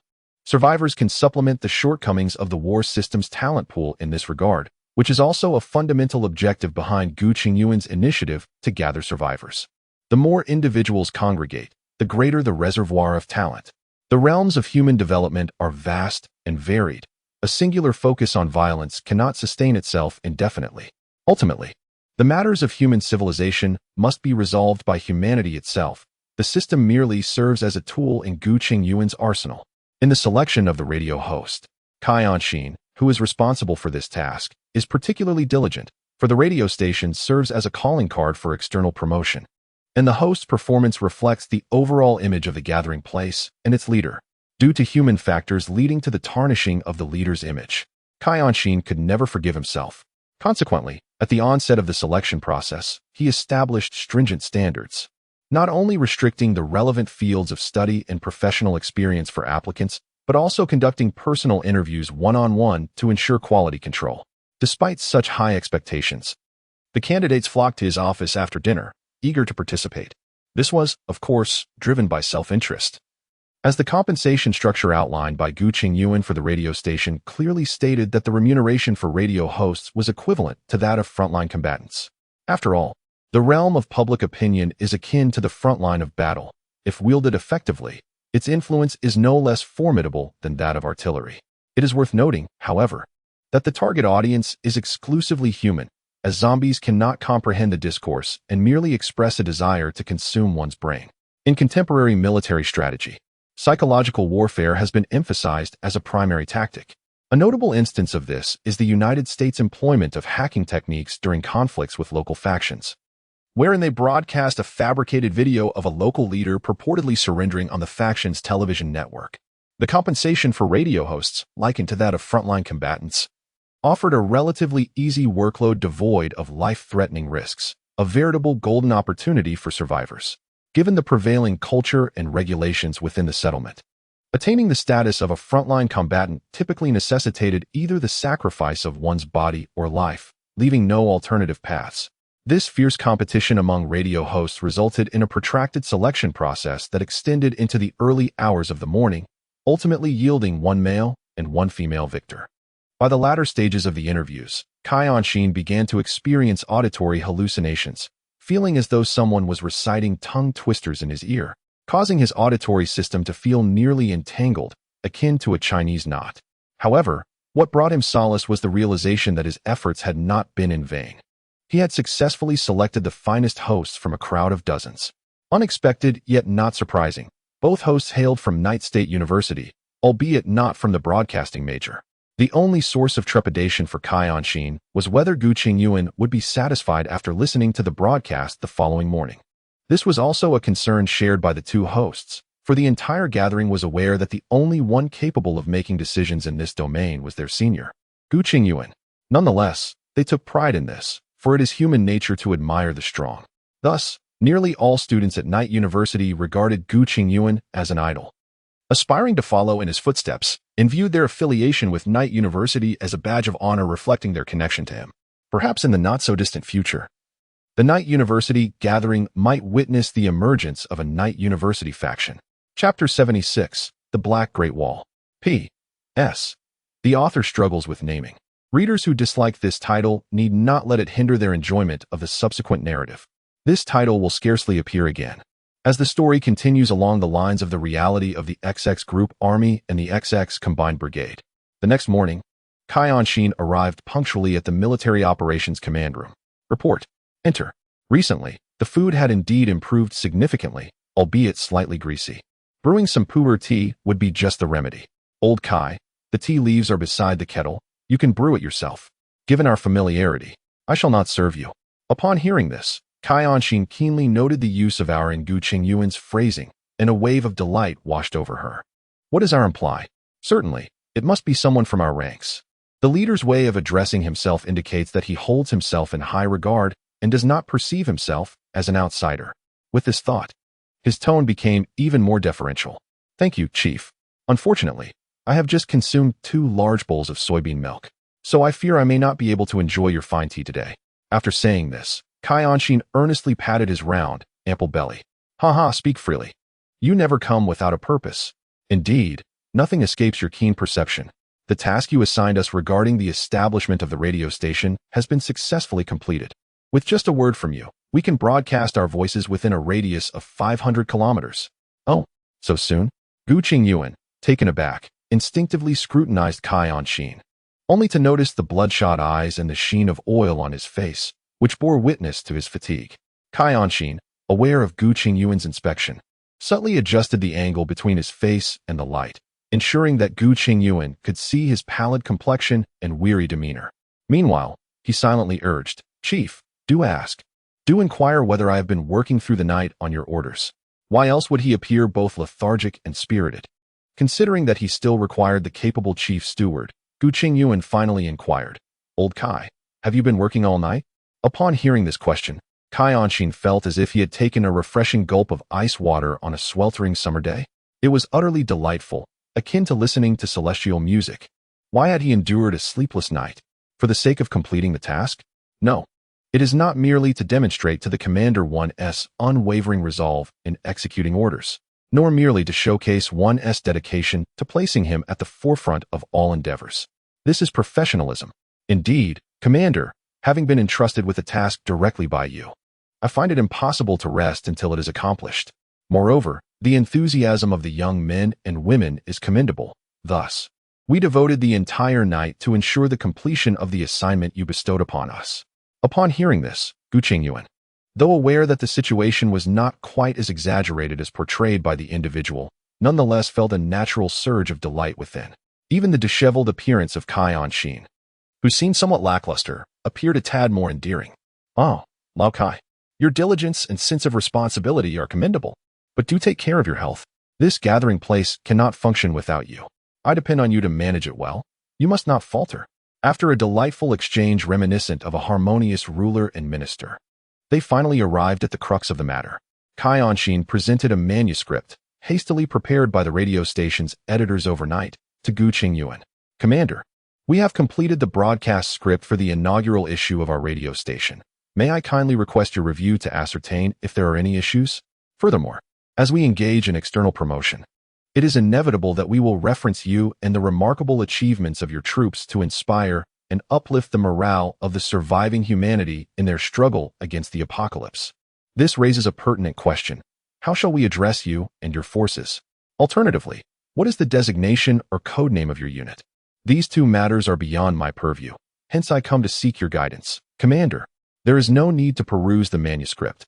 I have complete confidence in your capabilities. The document itself is not worthy of his attention, being merely a trivial piece of material that cannot influence the grand scheme of things. Thus, it is not worth expending energy on. His greater interest lies in the military code or designation mentioned by Cai Anxin. In the blink of an eye, the scale of the system's military has reached that of an infantry battalion, and with the passage of time, it will soon burgeon into a formidable entity. Naming this future behemoth of warfare has indeed become an urgent matter. It is unacceptable to delay bestowing a name, akin to a scoundrel who, on the verge of fatherhood, hesitates to acknowledge his offspring. In truth, Gu Chengyuan has long contemplated the naming of the troops, yet his indecision has not stemmed from the name itself, but rather from the dilemma of the troops' existence. Should they continue in ambiguous obscurity, cloaked in an official faade to mislead the public, or should they forge a new path, boldly declaring their identity? This is a conundrum. However, as the military steadily grows and evolves, his thoughts have begun to crystallize. Why has he hesitated to part with the official guise? At its core, it is a manifestation of his unrecognized insecurity, akin to a suddenly affluent individual grappling with self-doubt. Having initially acquired the system, he has yet to cultivate the confidence to control everything. Deep within, he does not believe he possesses the ability to lead the survivors. Nor does he think they would place their trust in someone named Gu Chengyuan. Thus, he resorts to borrowing the official faade. Is this akin to a fox assuming the authority of a tiger? Gu Chengyuan does not believe so, for he has never considered himself a fox. Rather, he envisions himself as a tiger, a young cub learning to roar in the mountains under the guidance of its mother. Now, this young cub, having endured the crucible of blood and fire, has finally grown its claws and fangs. With the world's most loyal soldiers pledging their allegiance, they have cultivated a regal heart of their own. Confidence. Confidence. Indeed, confidence. Thus, let the roar of the tiger resound through the mountains and forests, proclaiming a true king's voice to the world. The Black Wall Army is aptly named the Black Wall, enduring hardship to achieve greatness. Chapter 77. The first radio broadcast after breakfast. Aiko, who had tied her hair in a high ponytail to project a sense of professionalism, donned a simple khaki uniform. With a bun in her mouth and a script in hand, she walked briskly towards the military headquarters, her eyes scanning the pages. Although she was not formally trained in broadcasting, her extensive experience and remarkable adaptability honed since childhood allowed her to carve a path through the selection process last night, emerging victorious in a fiercely competitive arena to secure this coveted position. This morning, she finally indulged in the large meat bun she had long desired. Coming from a wealthy background, she had never anticipated that such a simple bun could evoke tears of joy and satisfaction. Standing before the building, Aiko silently observed the structure, which, despite its lack of grandeur and uninspired design, commanded her attention like never before. The tall, robust guards stood resolutely at their posts, rifle in hand, resembling statues frozen in time. The fleeting figures within moved with urgency, akin to the intricate gears of power, each fulfilling their designated role. Amid the military green camouflage, an overwhelming sense of solemnity enveloped the space, instilling a sense of awe. Even the four sharp edges of the building, in Aiko's eyes, appeared as rigid and straight as a finely honed eight-sided sword, evoking a sense of piercing coldness at a mere glance. After undergoing scrutiny by the guards, Aiko finally stepped into the epicenter of power within the night gathering place. In a corner of the first floor of the military building, the former multimedia classroom now bore a simple A4 paper that concealed its original plaque, on which the words military broadcasting room were inscribed in a clean and succinct manner, embodying a rugged minimalist beauty. As the broadcasting room was about to commence its operations, Gu Chengyuan decided to officially integrate it into the military system. Recognizing the importance of having a significant voice of public opinion firmly under his control, the personnel in the broadcasting room, who arrived for work that morning, were filled with joy upon hearing about the shift in affiliation. Who could be unaware that the military represented the highest authority within the gathering place? Now, being affiliated with the military meant that everyone effectively received an elevation in status, enabling them to stand taller within the gathering. To claim association with the military, even staff members of the Survivor Management Committee would have to yield a degree of respect. After going through the procedures 6 or 7 times, the temporary head, Chengyuan, finally declared that preparations were complete and the official broadcast would commence shortly. Aiko performed exceptionally well, exuding grace and ease. Maintain this demeanor. Juan, relax a bit more. You mispronounced a word earlier. Please pay attention next time. Today marks the inaugural broadcast of our military broadcasting room. It must be executed flawlessly. With that, Chengyuan exchanged a meaningful glance with the equipment operator. 3, 2, 1. As the green indicator light illuminated before Aiko and Juan, the Night University gathering took its inaugural step in resonating its voice across the desolate world. Greetings, dear survivors of humanity. I am the broadcaster Aiko. I am the broadcaster Juan. Welcome to the Night University gathering, situated in the Yi Market Creek area of Yezhou province. We are transmitting our message to you via wireless broadcast. The Night University gathering spans over 5,000 acres, encompassing more than 1,000 acres of its own farmland, and can accommodate 100,000 inhabitants. We are blessed with ample food, pristine water sources, a comfortable living environment, and a formidable military. The Night University gathering was established by the military force known as the Black Wall, led by Commander Gu Chengyuan. Commander Gu and his powerful combat forces are dedicated to carving out a space for humanity's survival amidst the apocalypse, relentlessly combating and eliminating threats. All personnel in the military broadcasting room, under the leadership of Chengyuan, applauded in celebration of the successful conclusion of the inaugural broadcast. Thanks to the diligent efforts of all the staff at the military broadcasting room, I am pleased to announce that the first transmission has been successfully completed. The staff in the broadcasting room wore expressions of joy. Although the smooth execution of the broadcast was anticipated and not particularly momentous, it nevertheless marked a promising beginning. At least these individuals have managed to stabilize themselves in the short term, envisioning the benefits they can eventually enjoy. The staff clapped with greater fervor, their smiles radiating even more brightly. Aiko also smiled amidst the crowd, yet her peripheral vision remained fixated on the entrance, absurdly pondering whether he might arrive at this moment. Chapter 78. The Voice of Hope after the live broadcast concluded. The military broadcasting room did not cease operations but instead commenced a repeated airing of recorded content. Gu Chengyuan mandated that the military broadcasting station must provide continuous 24-hour broadcasts without interruption. However, fulfilling this task solely through carbon-based hosts would certainly prove unsustainable. Thus, Chengyuan conceived the idea of this live-recorded format. The decision to broadcast around the clock was born out of necessity, primarily to maximize the chances of survivors tuning into the Black Great Wall broadcasts. With 24-hour transmission, anyone equipped with a radio receiving device would eventually be able to receive the signal, wouldn't they? Before the apocalypse, the advancement of technology had significantly encroached upon the viability of radio equipment, as the convenience and functionality of powerful mobile phones dominated the landscape. Aside from radio enthusiasts who still clung to their devices, the average person likely only encountered radios in their vehicles. Therefore, theoretically speaking, using radio to gather survivors might not be as effective as hoped.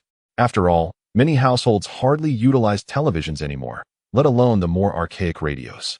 However, this remains mere theory. One must never underestimate the adaptability and resilience of humanity. Shortly after the onset of the apocalypse, many resourceful individuals and factions, upon accepting the reality of severed internet connections, began to experiment with radio equipment to gather and disseminate information, as well as to establish communication networks. Within just 2 weeks of development, the regional information network constructed through radio has flourished remarkably. The foundation of this prosperity lies in the widespread and easily accessible radio devices. Although their usage had diminished prior to the apocalypse, The sheer number available means that one can readily dismantle a unit from any vehicle. If one lacks the skill to disassemble, simply sitting in a car to listen for a while before departing is a viable option. This phenomenon has become a significant source of emotional support for many survivors. Overall, the barriers to utilizing radio communication are exceedingly low. Individuals can delineate roles within this newly established radio network based on their technical proficiency. Those skilled in radio technology send out messages, while the less knowledgeable remain in the shadows, diligently clutching their devices, absorbing vital information beneficial to their survival like sponges. Among them are Old Ding and his wife, residing in the night market of Qinghe Town, who serve as receivers of radio information. During the apocalypse, the couple fortuitously found themselves at home, escaping both the transformation into the undead in the initial wave of zombie attacks. In their 50s, Old Ding and his wife are traditionalists. Disinterested in the burgeoning world of the internet, he enjoys playing mahjong, while she finds solace in fishing. After experiencing the bewilderment following the apocalypse, Ding suddenly recalled the radio left by his father. It was a radio as large as a pillow, capable not only of playing cassette tapes, but also of receiving broadcasts. During his father's lifetime, it was ever present, like a sycophantic old servant, disregarding others and loudly catering to his father's hearing impairment.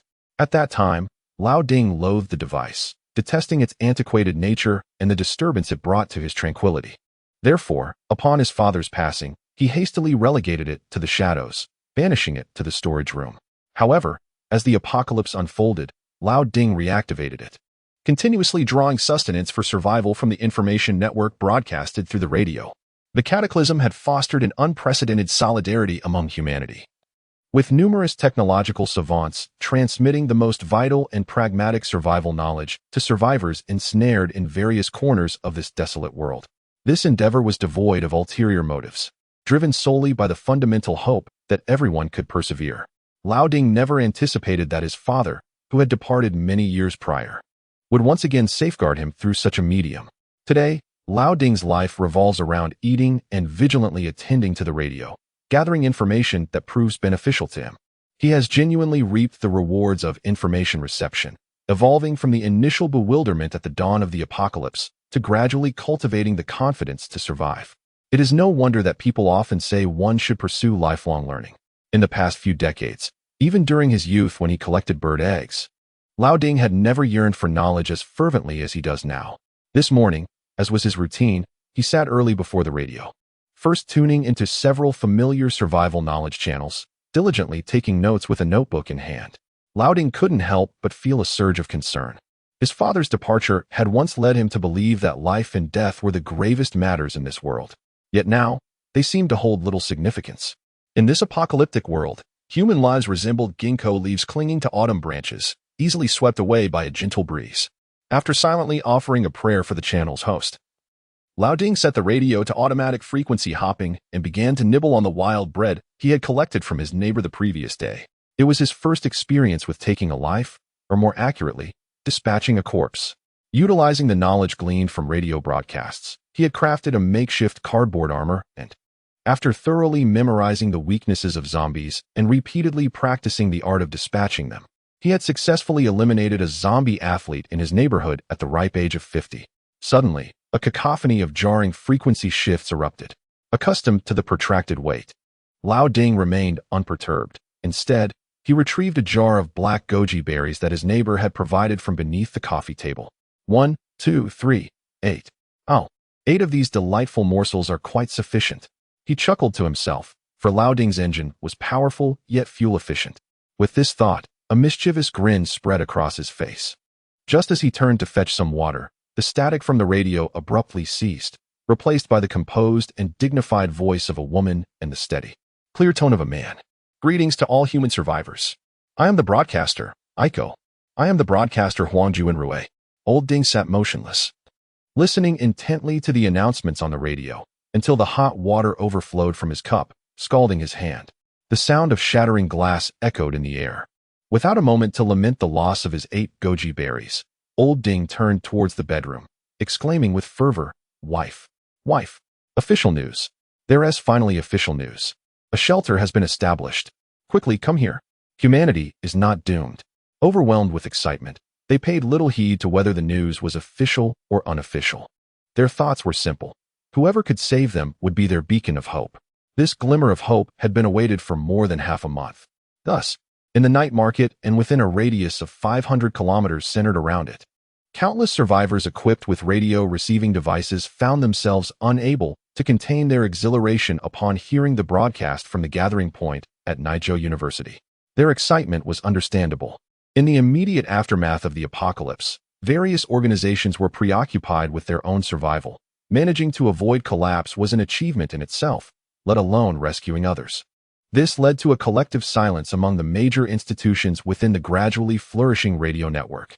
Such silence only intensified the atmosphere of despair in the post-apocalyptic world. Humans, as social creatures, are instinctively drawn to unite in times of peril. Although the apocalypse had only erupted for 2 weeks, for those stranded on their islands of survival, each day felt like an eternity of torment. In the midst of despair, where hope seemed elusive, a ray of light has finally emerged. Perhaps due to the constraints of distance, most survivors find it challenging to reach this beacon. Nonetheless, it does not diminish their ability to establish a direction in their hearts, providing them with an additional reason to persist. The Black Wall serves as a profound sanctuary for the spirits of the survivors, far exceeding its actual protective capabilities. At the very least, a significant human faction has finally stepped forward to voice their presence. Human civilization has not yet met its demise. Chapter 79. The response of the inner guard. Knock, knock, knock. Report. Enter. As the lieutenant aide pushed open the door with the report in hand, he was immediately enveloped by an acrid scent of smoke.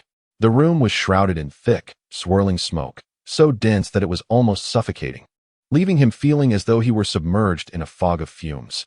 The dim lamp cast a murky yellow light, saturating the entire space with an oppressive atmosphere, prompting Luo Cheng to instinctively hold his breath. Amidst the haze, Liang Yuming was hunched over his desk, his short silver hair resembling steel needles pointing toward the doorway. The ashtray beside him was overflowing with cigarette butts, forming a small mountain. Speak up, what is it? Report. Cough, cough, cough. A sudden inhalation of secondhand smoke had brought tears to the eyes of Luo Cheng, who was unaccustomed to smoking. Report, sir. The agency's radio equipment has just received a broadcast. According to the announcement, a military unit codenamed Black Wall has established a settlement in the area of Shishui District, near Yezhou University, capable of accommodating 100,000 inhabitants. This morning, they released news inviting survivors to seek refuge. What? Liang Yuming abruptly lifted his head to gaze at Luo Cheng, his bloodshot eyes filled with astonishment. Observing this, Luo Cheng hastily handed over the report he held. Liang Yuming rubbed his weary eyes vigorously before placing the document under the lamp to scrutinize it.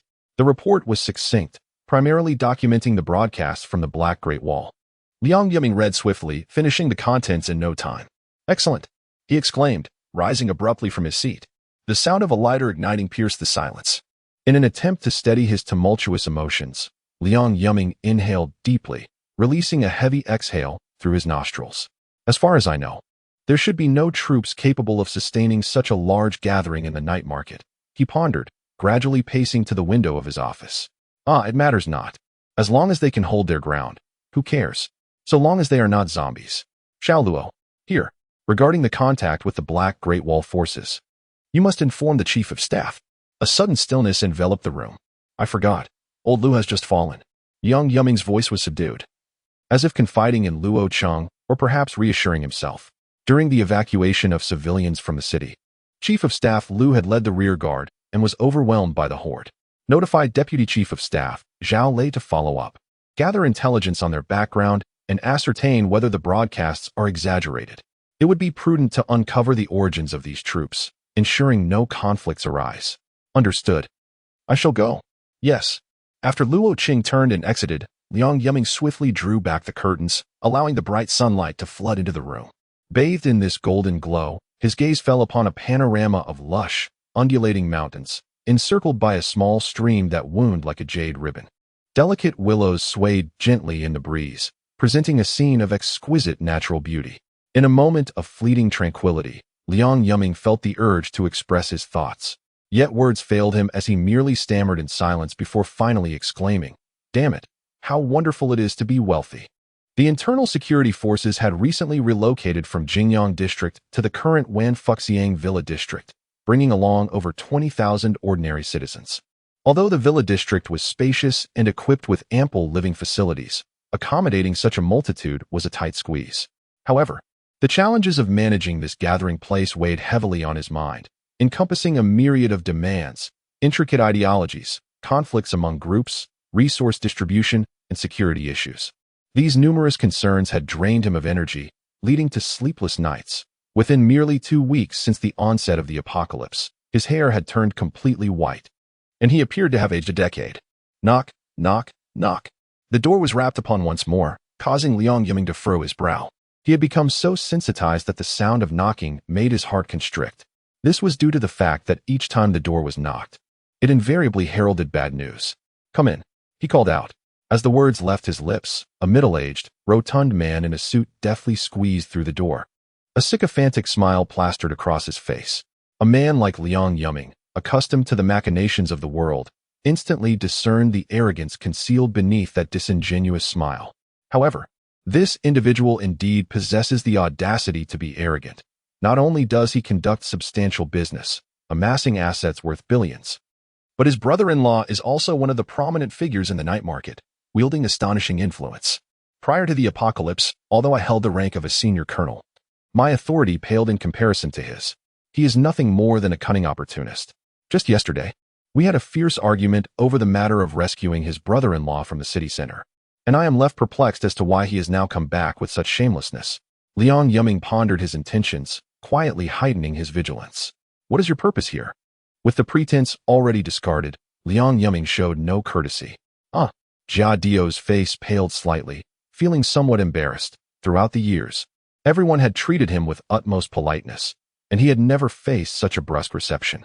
Clearing his throat, Jia Dio, as if performing a magic trick, produced a bottle of wine, presenting it with both hands. Liang Yiming did not even glance at the wine. Instead, he was contemplating where this fellow had conjured it from, as he had not seen it upon his entrance. Could a corpulent figure conceal such a thing? Noticing Liang Yiming scrutinizing him, Jia Dio mistakenly assumed he was reluctant to accept the gift for fear of being discovered. "Rest assured, Chief, this gift will remain a secret. I, old Jia, have always delivered gifts without anyone being the wiser," he declared, puffing out his substantial belly. "It was hidden right here. Even the guards at your door were oblivious." Upon hearing this, Liang Yiming remained motionless, refraining from extending his hand to accept the offering, his tone laced with indifference. "Mr. Jia, if you have something to convey, please do so directly. My time is rather precious." After yet another unsuccessful attempt, Jia Dio felt a surge of frustration within, yet he dared not reveal it. Indeed. Nothing escapes your keen perception. I find myself with an unwelcome request." Liang Yiming, disinterested in his ramblings, promptly interrupted and declined. "Very well, Chief Liang. Then I shall take my leave." With the conversation reaching this impasse, Jetta Ao discerned that further attempts with Liang Yiming would prove futile. He grasped his drink and turned to exit the office, inwardly cursing, "If I don't bring about your downfall, may my name, Jetta Ao, be written in reverse." With this thought, upon leaving the villa that housed the internal security agency, Jetta Ao hurled the drink forcefully into the bushes and stormed off. However, shortly after his departure, a voice from the head of security called out, "Young man, retrieve that drink from the bushes for me." "Yes, Chief." Chapter 80. The Gathering Place of Ministers. After nearly 2 weeks of development, the Gathering Place of Ministers has expanded from a mere few thousand inhabitants to over 10,000. With this number continuing to rise as time progresses and the dissemination of information broadens. Currently, the survivors predominantly reside in the South Ring Road area, where numerous buildings, completed yet unoccupied, facilitate immediate accommodation for those in need. The rapid growth of the Gathering Place of Ministers can be attributed not only to the leadership and comprehensive planning of Gu Chengyuan, but also to its inherent advantageous conditions. As the second largest town in the province amidst the apocalypse, the administrator Gu Chengyuan sincerely lamented that its conditions were almost excessively favorable. With a slightly stronger armed force, it could undoubtedly evolve into the epicenter of southwestern Yinzhou province. The infrastructure, far surpassing that of an ordinary county-level city, enabled it to accommodate a substantial number of survivors. Its geographical location in a rural area meant a sparse population density and vast arable land. This advantageous geographical setting naturally granted the gathering place of distinguished individuals a greater sense of safety and a bountiful granary compared to other cities of similar stature. Gu Chengyuan once commissioned an estimation, even without cultivating the land in the short term. Merely harvesting the crops already sown would suffice to feed 50,000 people for an entire year. This calculation was based solely on the administrative boundaries of the gathering place. If extended to surrounding towns, and even the entire Fengmao County, the figure would multiply several times. Thus, while survivors in the night market trembled in their rooms, relying solely on radios for external information, some daring survivors in the gathering place were already racing around on their motorcycles. The buzzing sound of a few gray-haired zombies, donned in outdated clothing, trailed behind them, howling in desperation yet utterly helpless. "Ha ha ha, Nan, watch me toy with the old lady zombie," exclaimed a young man with blue hair as he exerted force at his waist, lifting the front of his motorcycle, balancing solely on the rear wheels, and circling around an elderly zombie, playfully tapping its head before departing. "Ha ha ha, am I not impressive? Look at me, a real-life version of a brutal motorcycle stunt." As the young man with yellow hair slowed down, he boldly approached the elderly zombie behind him and delivered a powerful kick with his right foot. The old man in the checkered shirt lost his balance in an instant, tumbling into the roadside paddy field, becoming entirely enveloped in yellow mud. "Ha ha, truly. He is one of my valiant subordinates," he exclaimed with glee. "Tonight, let us seek out a target and indulge in some thrilling escapades." Nan, with his striking purple hair, promised with a hearty laugh. Brother Nan, if we get caught by the gathering, we could face dire consequences. Remember, that director's nephew was executed last time," cautioned a green-haired youth riding alongside him, concern etched on his face. "Indeed, Brother Nan, perhaps we should entertain ourselves with those girls from the underworld instead. They are both lively and playful. I was truly startled the other day. That girl was audacious enough to jump. I thought she was merely trying to frighten us. Though we managed to clean up the mess, I hope it won't be discovered," added the young man who had just kicked the elderly zombie, riding up to join Nan. As he listened to the discussions of his companions, Nan suddenly interjected with a scornful retort. "What are you afraid of? Who has ever intimidated us at Carrot Village? Even before the apocalypse, the authorities dared not cross us, let alone now. It is common knowledge that we have the largest number of people at the gathering, fearless and ready to fight. If anyone dares to challenge us, they should first seek the consent of our village." Although Na-en's words brimmed with arrogance, they undeniably stemmed from a place of confidence. Prior to the apocalypse, Luabwa village was renowned as the largest ethnic minority settlement in the region, famed for its valor and unity. In light of collective incidents intertwined with sensitive ethnic issues, local authorities preferred to avert their gaze, often feigning ignorance regarding ambiguous matters. This tacit complicity only served to embolden the youth of Luabwa village, affording Na-en the audacity to speak as he did. "Moreover, have you not heard? Rumor has it that the superior of the police chief's nephew, who was executed, might soon be ousted. Is it true? I heard he is a high-ranking official. Who could possibly bring him down, no matter how powerful he may be? If he acts without regard for the local populace, can we simply tolerate him? So, are we proceeding with our plans tonight? No pressure, of course. Those with timid hearts need not attend." Upon hearing this, several of Na-en's companions hesitated momentarily, but ultimately chose to join. "Very well. Let us embark and seek our targets. Ha ha ha, engaging with the undead is far more thrilling than pursuing mere girls." The roar of motorcycles filled the air as Na-en and his companions twisted the throttles, swiftly outpacing the feeble, aging zombies and steering towards the gathering point. By the time the elderly zombie emerged from the flooded fields, the group had vanished without a trace. Chapter 81, Arrival. The waning moon hung high, its light obscured by heavy clouds, when a sudden beam of brilliance shot forth from a bend in the mountain road. 1 beam, 2 beams, 3 beams, 4 beams. In short order, a vast convoy, composed entirely of light and stretching for hundreds of meters, shattered the stillness of the mountain roadway. After a prolonged silence, the 213 National Highway once again resonated with the thunderous sounds of human civilization. Seated in the passenger seat of the Mengshi 3 armored command vehicle, Jia Sanyu glanced at the electronic map displayed on the onboard computer. He casually picked up a can of Blue Bull. The crisp sound of the tab being pulled slightly alleviated his drowsiness. "Come on, Daji. Give it your all." Daji, whose full name was Udaji, was an experienced sergeant driver. after Hu Juping took over driving for Gu Chengyuan at the battalion headquarters. Daji had assumed the responsibility of driving for the company commander of the 1st Platoon. Wow, Gu Chengyuan exclaimed, startling the 3 soldiers in the back who had been resting. Daji, the rascal, was driving with his eyes closed. Observing his steady and rhythmic breathing, it appeared he had fallen into a deep slumber. You've got to be kidding me. Gu Chengyuan swiftly grabbed a crowbar that lay beside him and jabbed it forcefully into Daji's side. Hiss! Daji opened his eyes wide, gasping in pain. Were you asleep just now? Faced with the inquiry from the company commander, Daji, who bore a striking resemblance to the legendary figure Lu Zhishan, wiped his mouth and repeatedly denied the accusation. No, company commander, how could I sleep while driving? I'm a seasoned driver. There are countless roads, but safety is paramount. I keep that firmly in mind. I saw you with your eyes closed. You weren't asleep? Gu Chengyuan retorted. There are so many people in this vehicle. You're driving an armored command vehicle, not a hearse. Understanding the fatigue Daji was experiencing, Gu Chengyuan chose not to chastise him further. Now, drive with full intensity. Upon witnessing Daji take a handoff of the blue bowl, he promptly opened another bottle. Not to drink, but to hold while gazing at Daji. Drink up, Daji. Once you finish this, there's still another bottle. Commander, I can't drink anymore. I've already downed nearly 10 bottles of blue bull this afternoon. Even my urine reeks of it. Please, spare me. Daji pleaded with a pained expression.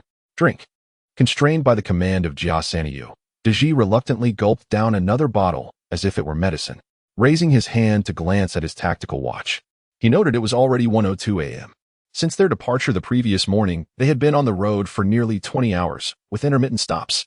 The robust 04A infantry fighting vehicle pushed through the highway's obstructions, nearly stripping its paint in the process. Observing the markings on the 7-star electronic map, Gu Chengyuan encouraged Daji, keep going, we're just 13 kilometers away.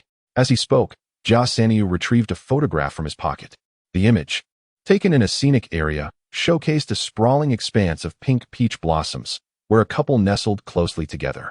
The wife, with her hair elegantly styled, donned a qipao, exuding grace and beauty, while the man, sporting a neat side part, donned a formal jacket, radiating composure and capability. Both smiled joyfully at the camera. Yet in the corner of the photograph, a young man bearing a striking resemblance to Gu Chengyuan cheekily peered in, attempting to steal the spotlight. I hope the commander's parents are still alive, Gu Chengyuan silently wished. Time slipped away, and the exhaustion from the long journey rendered Gu Chengyuan's spirit somewhat numb. Compared to ordinary soldiers who can rest on the vehicle or drivers who can pause at service areas, he, as the company commander, has persevered from the moment of departure until now. While the troops are en route, he must constantly monitor the overall situation of the convoy, ensuring the safety of personnel and vehicles. During rest periods, he is tasked with studying routes and planning subsequent operations, while also taking the time to inspect the temporary resting area for potential safety hazards. The unfamiliar paths and perilous surroundings, along with the safety of over 100 individuals and a dozen pieces of equipment resting solely on his shoulders, demand his unwavering vigilance. Company commander, it seems we have arrived. There are many houses ahead.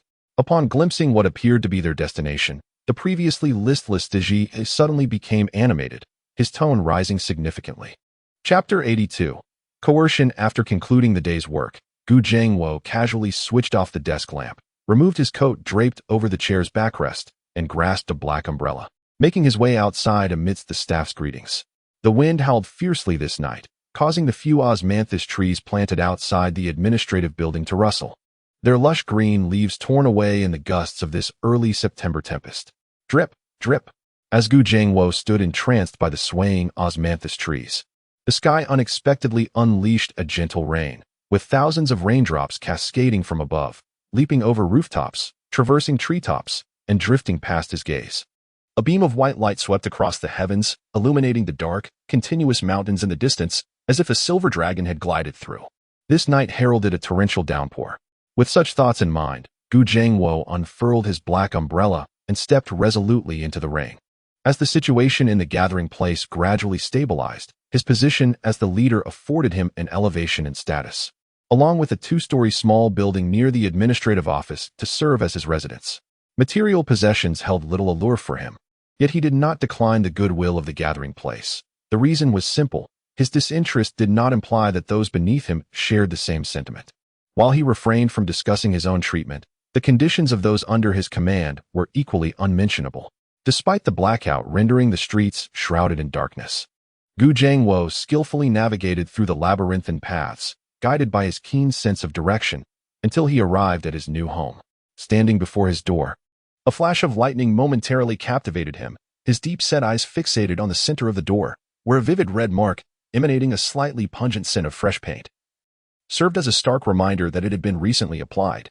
His gaze lingered on the crimson X for a moment, before he casually picked up a piece of half-damp cardboard from the ground, wiping it haphazardly until he could no longer discern its original form. Then he entered the house.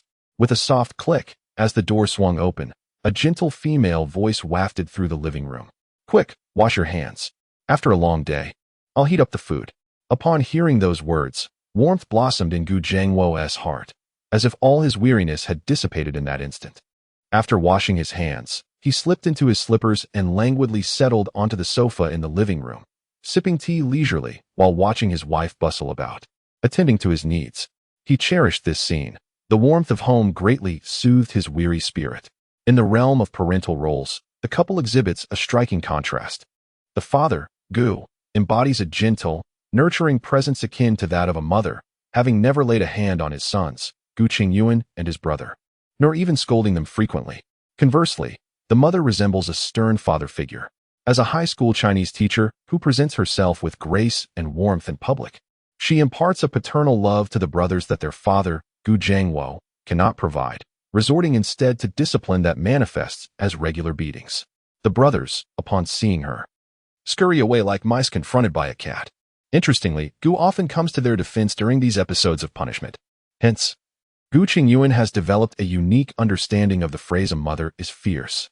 He perceives that no matter how gentle a woman may be, she transforms into a formidable force when facing her own children. "Come, it's time to eat." Today, the gathering place has sent over some pork, freshly slaughtered from local farm-raised pigs, with excellent quality. After serving Gu Chengyuan his meal, she magically produces a bottle of wine from behind her, casting a sideways glance filled with playful provocation. "Care for a drink?" "Ha ha ha, splendid. I'll fetch some snacks to accompany it. There are still some drunken peanuts in the kitchen." Watching his wife cheerfully head to the kitchen, Gu Chengyuan slowly suppresses his smile, a chill settling in his eyes. Just this afternoon, he had emphasized the importance of resuming production at full capacity. The 2 breeding pigs collected from the countryside yesterday were to be safeguarded. Yet, that very evening, someone delivered pork, courtesy of the director, Fang Wu. While live pigs are easily sourced, breeding pigs are rare.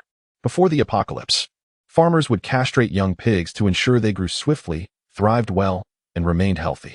Thus, it is rare for farmers to rear such breedable pigs. To draw an inappropriate analogy, these 2 pigs are akin to auspicious omens in the current gathering place of the Prime Minister. They are vital assets. They symbolize the endless generations to come. The future source of meat for the gathering place has, astonishingly, been slaughtered by this group of individuals for the sake of demonstration. Even Gu Chengyuan, who usually exhibits remarkable composure, found himself somewhat incensed. Handing over the gathering place to such fools would inevitably result in chaos. However, the pressing issue now is that abstaining from involvement is no longer an option. If the struggle were confined to the framework of established rules, everyone would adhere to their limits. Even if Fang Wu has currently aligned with the opposing side, Gu Chengyuan possesses 100 methods to dismantle, overpower, or defeat them. Yet, it is evident that the adversary no longer wishes to abide by the rules. They seek to overturn the table and engage in lawless conduct, resorting to personal threats. The red cross at the entrance serves as a warning of force, while Fang Wu's offering of pork serves as a reminder to himself not to expect protection. "Come on, old Gu." A plate of spiced drunken peanuts was placed before him. The crystal-clear liquor swirled in the transparent glass, bubbling with froth. "Let us have a drink." Gazing at his wife, whose smile was as radiant as a blossom, Gu Chengyuan felt a sense of relief. Water flows without a fixed shape. One must adapt to the circumstances. He had already done all that could be done for the gathering place, and further insistence would lead to nothing but the couple's demise. Without altering the outcome, the difference would merely be whether the head of the gathering place resigns voluntarily or succumbs to an attack from mutated creatures. It is better to withdraw proactively, securing some tangible benefits, and seeking his son at the night market. Family is of utmost importance. Having come to this understanding, Gu Chengyuan calmly raised his glass. Cheers. Let the matters outside the home be handled independently. The only thing one can do is to strive to protect one's family as best as possible. Chapter 83. Reconnaissance amidst the sudden downpour. Gu Chengyuan and his convoy finally arrived at the Prime Minister's town. The convoy halted at the roadside, approximately a kilometer from the town, for the sake of safety. Apart from the indicators on the vehicles, all other lights were extinguished. Knock, knock, knock. Noticing a flicker of light on the window, Gu Chengyuan opened the car door. As the door creaked open, a gust of cool air, mingled with the dampness of the rain, swept inside. Report, platoon leader. The drone's test flight yielded unsatisfactory results. The rain is too heavy. We lost one, barely managing to gather a morsel of information, making it impossible to conduct a thorough reconnaissance of the town. Wang Yu, clad in a military green camouflage raincoat, stood amidst the torrential rain, which cascaded down like a waterfall, drenching him. Each time he spoke, he had to wipe the rainwater from his face to clear his vision. Indeed, platoon leader, we just lost that drone. It cost several tens of thousands. It pains my heart to see it gone. The rain was relentless, making it impossible for the drone to fly steadily. Allow me to take our third squad for reconnaissance. The tall Lu Chong squeezed out from behind Wang Yu, his raincoat bulging with equipment, resembling a small mountain. Just a morsel of information? Gu Chengyuan disregarded Lu Chong's words. It was night, and with such heavy rain, visibility was reduced to barely 2 meters. Sending someone in for reconnaissance at this moment would be tantamount to courting disaster. Unless absolutely necessary, he was reluctant to issue the command. Indeed, Commander, he said, as Wang Yu half leaned into the vehicle, retrieving a display screen from his pocket. Although my territory drone has crashed, it was not in vain. Before its descent, it managed to capture some footage. Observe this corner. Wang Yu magnified the dimly lit lower right section of the dark image. Notice these buildings. There are several faint lights. Based on my years of aerial photography experience, I can confidently assert that these are the lights of human activity. Furthermore, considering the distribution in shadows, I speculate that there are quite a number of individuals present. Wang Yu earnestly engaged in analysis with Gu Chengyuan, desperately seeking to validate his worth. Prior to the apocalypse, he had been an enthusiast of drone photography, relishing the opportunity to travel and document landscapes with his drone, subsequently editing the captured videos to share online for profit, which garnered him a modest following of 100,000 fans. With a stable income, he became even more resolute in his passion, transforming his off-road vehicle into a compact drone platform capable of accommodating 12 different types of drones, each serving distinct purposes. However, 2 weeks prior, while en route to his next aerial photography destination, he had paused at a service area for a brief rest when the apocalypse erupted. After witnessing the dire traffic conditions on the highway and the horrific scene of live humans being consumed, Wang Yu and his assistant resolved to remain still, taking refuge in the vehicle as they awaited rescue. As a result, this button was pressed for a fortnight. These two individuals truly exemplified the essence of caution. To avoid attracting the attention of zombies, they ensured that even their excrement remained sealed within the confines of the vehicle. When rescued by Gu Chengyuan and his companions, the moment the doors swung open, the odor that wafted out was nothing short of pungent. With such a remarkable feat, Wang Yu and his companion were covertly dubbed the dog gods. No matter how much they jested, Wang Yu remained unfazed. After enduring the apocalypse, his aspirations had metamorphosed. He no longer yearned to be a carefree drone photographer. Instead, he aspired to enlist in the military. He wished to dedicate himself to the welfare of the state. Well, he was indeed haunted by shadows of fear. In an apocalyptic world, what could provide more security than aligning oneself with the military? Drones may be visually splendid, but how would one respond to my 12.7mm caliber, 3,000 rounds per minute, vehicle-mounted rotary machine gun? Lu Chong, present, in the midst of the lightning. Lu Chong gazed at Gu Chengyuan with eyes gleaming with determination. Take your squad and scout the location Wang Yu mentioned. Ascertain whether survivors are present. Upon confirmation, report immediately. This mission is of utmost importance. Proceed with caution and do not let your guard down. Understood. We will accomplish the task. With that, Lu Chong swiftly turned, retrieved his walkie-talkie, and bellowed, "Third squad. Those still outside, hurry and board. Wrap it up if you're relieving yourselves. We depart in 30 seconds. With that, Lu Chong pulled down the hood of his raincoat with fervor, charging into the torrential downpour like a grizzly bear. Chapter 84. Such rudeness? The rain is truly torrential. Even with an umbrella, one is thoroughly drenched.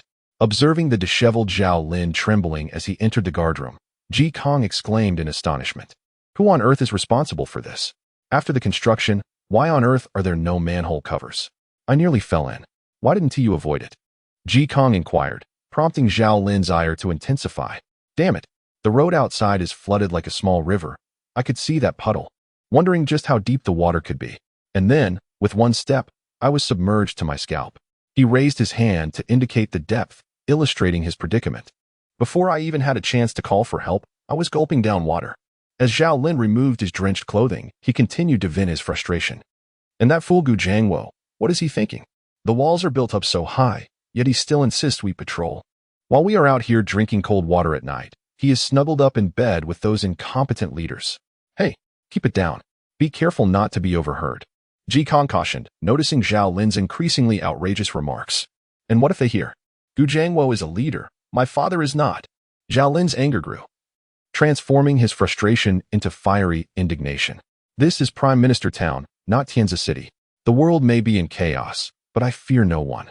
If provoked, I will simply rally the brothers from Luobua village to deal with him. Minister Fong has ceased to support him. It seems his downfall is imminent. Suddenly, a cacophony of blaring horns shattered Zhao Lin's tirade. Instinctively, Zhao Lin and Ji Kong turned their gaze towards the iron gate. The guard booth, a mere repurposed mobile security station, offered no refuge from the blinding light, as the car's headlights pierced through the darkness like miniature suns, rendering their eyes nearly unable to open. Curse it! Who drives with lights on and honks in the dead of night? Are they not afraid of attracting zombies? I shall see which fool of a survivor dares to escape, Zhao Lin exclaimed, his frustration boiling over. Hey, let me go. You're drenched enough. Take a breather. Ji Kong, sensing Zhao Lin's desire to vent his anger and fearing potential trouble, hastily grabbed his arm. To hell with it. I'm polite to you in everyday matters. And you take it seriously, don't you? How dare you hold me back? Who do you think you are? Infuriated, Zhao Lin sought an outlet for his rage and, upon noticing Ji Kang's restraint, unleashed a torrent of abuse. With a swift motion, he discarded Ji Kang's grip and seized the sharp knife used for cutting fodder in the guard booth, storming out into the night, leaving Ji Kong pale and rooted in place. Damn it, let me see which scoundrel is honking. Zhao Lin, bare-chested and displaying tattoos across his torso and back, brandished the gleaming knife as he charged into the rain, defying the harsh elements. The downpour was relentless, and with no shelter above, Zhao Lin struggled to keep his eyes open against the onslaught of raindrops. The blinding lights had left him disoriented, and as he squinted at the surroundings, everything appeared in distorted shadows. His fury propelled him to the front of a green SUV, where the stark contrast of light and darkness rendered the menacing front of the vehicle starkly visible. A vague sense of unease lingered within him, yet anger clouded his thoughts. As a local tyrant, he had long cultivated an air of arrogance, believing that no matter how wealthy one became, they would still be subject to the authority of the local power brokers. How dare they? Your mother. Get down here at once. Was he out of his mind? No. Was the local mafia truly this disrespectful? Did they think they could threaten him with a knife? Did they believe his establishment was a mere bumper car? The window of the green SUV gradually rolled down, and a dark tube slowly extended out. At this sight, Zhao Lin, who had been filled with rage just moments before, suddenly found clarity, freezing in place, unsure of how to react. The warmth of his anger dissipated, replaced by a chill as rain began to fall upon him. A flash of lightning illuminated the dark sky above. It was then that Zhao Lin comprehended the terrifying reality concealed in the shadows. An armored vehicle. No, 3 of them. 2 more remained in the rear, their lights extinguished. The hand brandishing a firearm at the window remained still, while another gloved hand gestured toward him. Trembling, Zhao Lin extended the cleaver he held, but that hand waved dismissively, indicating it was incorrect. It beckoned him again. After a moment of contemplation, Zhao Lin cautiously approached the window. Bang. Damn it. Chapter 85. Do you also feel despair? With a start, Fangwu jolted awake from his slumber, sitting upright in an instant. A streak of light outside cast a ghostly pallor across his face. In a moment of startled realization, Fangwu thought he had heard the sound of gunfire. Fangwu, there's no gunfire, merely the rumble of thunder. A delicate voice cooed beside him, as a soft, voluptuous figure languidly pressed against him, reminiscent of a seductive enchantress. Besides, in this room, you are the only one with a firearm. With a lingering sense of trepidation, Fong Wu prevented the woman's hand from reaching him, wiping the fine sheen of cold sweat from his brow. "Let us not," he murmured. "I'll have a cigarette."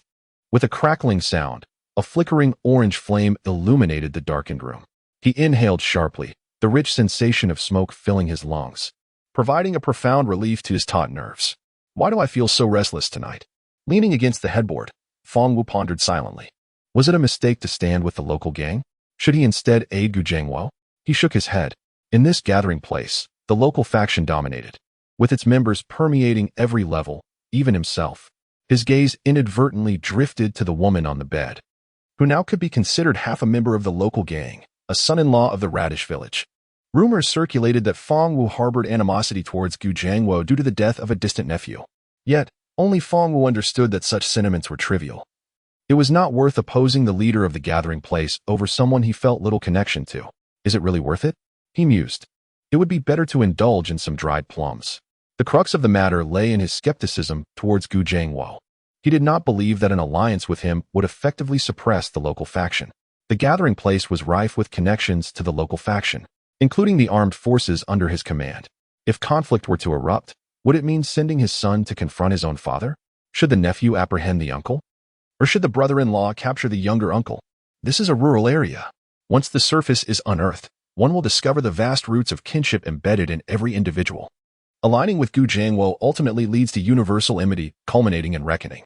Unless a formidable external force intervenes, such as Zhou Bang. But is that truly feasible? Why has he only decided now? Because he did not wait for the moment to arrive. It is precisely this realization that prompts him to seize the opportunity to rebel and sever ties with Gu Chengyuan. Knock, knock, knock. The urgent sound of knocking suddenly erupted, nearly causing Fong Wu's heart to cease. His trembling hand dropped the cigarette. Minister Fong, open the door. There's been an incident. Open the door quickly. Upon hearing this, Fong Wu sprang from his bed like a coiled spring, racing barefoot toward the door. Outside, Ji Kong stood soaked to the skin, cloaked in black mud, his slippers having slipped down to his ankles, presenting a rather disheveled appearance. It's dire. Zhao Lin has been killed by the military. The alert squad has sounded the alarm. I heard that Uncle Luobo is leading people over there. You must go take a look. If they clash with the military, it will be disastrous. Observing Ji Kang's panicked demeanor, Fong Wu's mind became clouded with confusion. Military? From where did the military come? How could they have killed Zhao Lin? Zhao Dong has but this one son. How many troops have arrived? What impact will this have on the situation at the gathering place? In an instant, countless questions surged in Fong Wu's mind, leaving his head buzzing. However, now is clearly not the time for contemplation.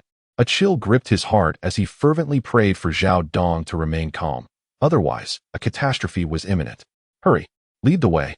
Grabbing a piece of clothing, Fong Wu followed Ji Kong out the door, racing toward the gathering place. As time passed, the torrential rain showed no sign of abating. Rather, it intensified, presenting an overwhelming force. Trailing behind Ji Kong, Fong Wu was assaulted by the rain, which fell like piercing arrows, nearly blinding him. With squinted eyes, he struggled to keep pace with Ji Kang's increasingly blurred figure, as the deluge seemed to muffle his senses, leaving him feeling utterly isolated in the vastness of the storm. Suddenly, a cry of anguish escaped Fong Wu's lips as he sensed an object trip him. In an instant, he lost his balance and fell to the ground. Gasping in pain as he attempted to rise, he was struck by a sharp jolt of agony. Trembling, he reached for his chest, only to discover a multitude of jagged protrusions embedded within him. How could there be so many shards of glass on the ground? With great effort, Fong Wu managed to turn onto his back. The uneven, muddy earth was relentlessly battered by the rushing water, assaulting his body.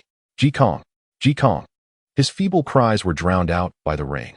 The sharp glass shards lodged deep in his chest left him in a state of trepidation. Any exertion sent waves of torment through his insides. As the rain continued to pour over him, Fong Wu could feel the warmth of his body rapidly dissipating. The numerous wounds on his chest oozed a copious amount of blood with each passing second. His entire body felt weak, and he was growing increasingly feeble. The army and Luobozai faded from his mind, leaving only thoughts of Ji Kong. He prayed that the fool had realized he was gone. Gradually, his weakness caused double vision to cloud his sight. Minister Fong? Ji Kong. Fong Wu struggled to open his eyes wider, striving to discern the figure looming above him. You fool, why did you take so long to arrive? Ji Kong stood coldly over Fong Wu, his expression stern and his gaze filled with derision. This despicable creature, even in such a weakened state, looked down upon ordinary beings. Is it because I wanted to see you struggle a bit longer? Upon hearing this, Fang Wu's dilated pupils suddenly constricted with alarm, illuminated by a flash of lightning. He finally discerned that Ji Kong was holding a shard of glass identical to the one embedded in his own chest. It's you, Ji Kong. What do you intend to do? You are still young. Do not tread the path of crime. Fang Wu desperately attempted to move away from Ji Kong, his movements as pitiful as maggots writhing in a restroom. Suddenly, Ji Kong felt a wave of disinterest. It appeared that even the lofty figures, when faced with death, could experience the same panic, pleas for mercy, and helplessness as his sister. He too feared death and could suffer. The thought of his sister, driven to the brink of a precipice by Na En and his gang, twisted Ji Kang's heart with anguish. Even through layers of thick newspaper, his grip on the shard of glass drew forth crimson blood. With a fierce expression, Ji Kong crushed the multitude of glass shards protruding from Fang Wu's chest beneath his foot, like crushing a cockroach. 1 piece, 2 pieces, 3 pieces. He meticulously angled the shards of glass, driving them into Fang Wu's body, as if only by doing so could he alleviate the hatred festering within. Fang Wu's eyes bulged with desperation as he weakly tugged at Ji Kang's pant leg, pleading, "You cannot kill me." Raising his gaze towards Fang Wu's home, Ji Kong reverted to his original disheveled state, panic-stricken as he fled in that direction. Chapter 86. Uncle Dong, please employ your cunning. Zhao Lin lay sprawled in the rain, shot in the head, resembling a large character scribed on the ground. The sharp guillotine lay discarded beside him, and his blood had nearly run dry, the surrounding rainwater transforming from deep crimson to a pale pink. His ashen face bore wide-open eyes filled with disbelief. Unable to fathom that a gun had truly been fired, unable to accept that he was indeed dying. Not far from his lifeless body lay the crumpled iron gate, also lying on the ground. As the rain cascaded over it, it too was stained a dark red, though that hue was merely rust. Thus, whether living or dead, all were equally fragile and powerless before the machinery of violence. It was only in his final moments that Zhao Lin grasped this truth. Lu Chong was currently seething with anger. He had never anticipated that Zhao Lin's death would lead to such complications. He had assumed Zhao Lin was a mere petty figure, only to discover that there was more to him than met the eye. Damn it, have we stirred a hornet's nest? So many people. The front of the armored vehicle, Brave 3, had already crashed into the gathering of ministers. Lu Chong, clad in a raincoat, stood at the front of the vehicle, his gaze dark and brooding as he observed the ever-growing throng. Young and old, solitary and in groups, they continuously emerged from the neighboring residential area, holding lanterns that flickered like fireflies. This assembly, armed with an array of weapons, machetes, cleavers, hammers, shovels, and steel bars, comprised around 100 individuals, creating an imposing presence on the somewhat narrow street. Damn it. So these soldiers are the ones who killed Shaolin, right? Rest assured, at your command. Not a single soul in our radish village will back down. Indeed, Uncle Dong, to dare kill Shaolin is to stand against us radish village. Not even the soldiers are exempt. Shaolin treated me so well. I must avenge him. Yes, let us slay them. Let us slay them. The villagers of Radish Village were incensed, cursing and brandishing their weapons as if mourning their own sons. Witnessing this, Lu Chong immediately ordered the soldiers of the 7th Squad to remove the oilcloth that covered the rotating machine gun atop the Mengshi 3 armored assault vehicle. As the oilcloth was torn away by a soldier scaling the vehicle, the formidable CSLM 512 7mm rotary machine gun was unveiled before all. The cold rain fell relentlessly upon the hardened gun body, the scent of gun oil mingling in the air, as if the very essence of death began to permeate the atmosphere. Silence. Everyone, please calm down, called out Zhao Dong, who stood at the heart of the throng. Holding a black umbrella, clad in a somewhat worn gray suit, and sporting black rectangular glasses, his slender frame appeared rather drab. Cast into the crowd, he resembled a somewhat cultured, yet not overly sophisticated rural elder. There was no way to associate him with the infamous Radish Village, nor could one envision him as the village chief of Radish Village. Uncle Dong, what are you waiting for? Just strike them down. Kill Shaolin. And even if they're soldiers, they must pay with their lives. A burly man brandished a watermelon knife, his emotions running high, as if Zhao Dong's silence would compel him to charge forward at any moment. All right, Lao Air, you go, Zhao Dong commanded. What? The air abruptly fell silent as the surrounding villagers turned their gazes toward Wang Lao. Me? Wang Lao, incredulous, pointed to himself. Yes, it's you. Go and slay them. Zhao Dong's voice pierced through to Wang Lao, cold as the torrential rain. Feeling the villagers' hopeful stares fixed upon him, Wang Lao sensed the watermelon knife, measuring nearly a meter in length, felt as though it weighed 1,000 pounds. He could hardly lift it. In the past, when significant matters arose, Radish Village would rally in such a manner, but that was merely for show. Who would dare take action? Only a fool would. Wang Lao believed he was not such a fool. Thus, he stammered, ultimately unable to advance even a step forward. Finally, his face flushed crimson as he said, Uncle Dong, you devise a clever strategy. Chapter 87. Dare to insult me? Zhao Dong raised his right hand, and immediately someone handed him a loudspeaker. Adjusting his emotions slightly, Zhao Dong's sorrowful voice emanated from the distorted speaker, sounding even more heart-wrenching. Yes, this indeed sounds more gut-wrenching. Uncle Dong expressed his satisfaction with the tone. Respected officer across from me, I am the father of Zhao Lin. May I inquire, by what authority do you wield such power against an ordinary citizen? He is but 22 years of age. As a father nearing 70, I am beset by the tragic injustice of a white-haired man mourning a black-haired one. There is a saying that the common people do not confront the officials, yet today, I demand justice. I seek an explanation. If not only shall I, an old man, refuse to acquiesce, but the 100 or so residents of Luobua village shall stand in solidarity with me. We shall risk our very lives to bring our grievances to you. Zhao Dong's final cry echoed with a sorrowful resonance akin to the lament of a cuckoo, albeit tinged with a performative element, yet undeniably infused with genuine emotion as it pertained to his own son. As his voice faded, the gathered multitude of Luobua village erupted in unison, chanting, Yes, we shall bring you to justice. We shall see you ruined. Meanwhile, Lu Chong stood amidst the torrential downpour, his raincoat failing to shield him from the pervasive dampness, leaving him in an uncomfortable state. After straining to listen for a while, he grew increasingly agitated and rubbed his ears in frustration. What nonsense are they spouting? It is all a cacophony. What are they shouting about wanting to harm me? The southern dialect of Lu Chong rendered him unable to decipher their words amidst the harshness of the rain and the raspy, accented Mandarin blaring from a faulty speaker, further intensifying his impatience.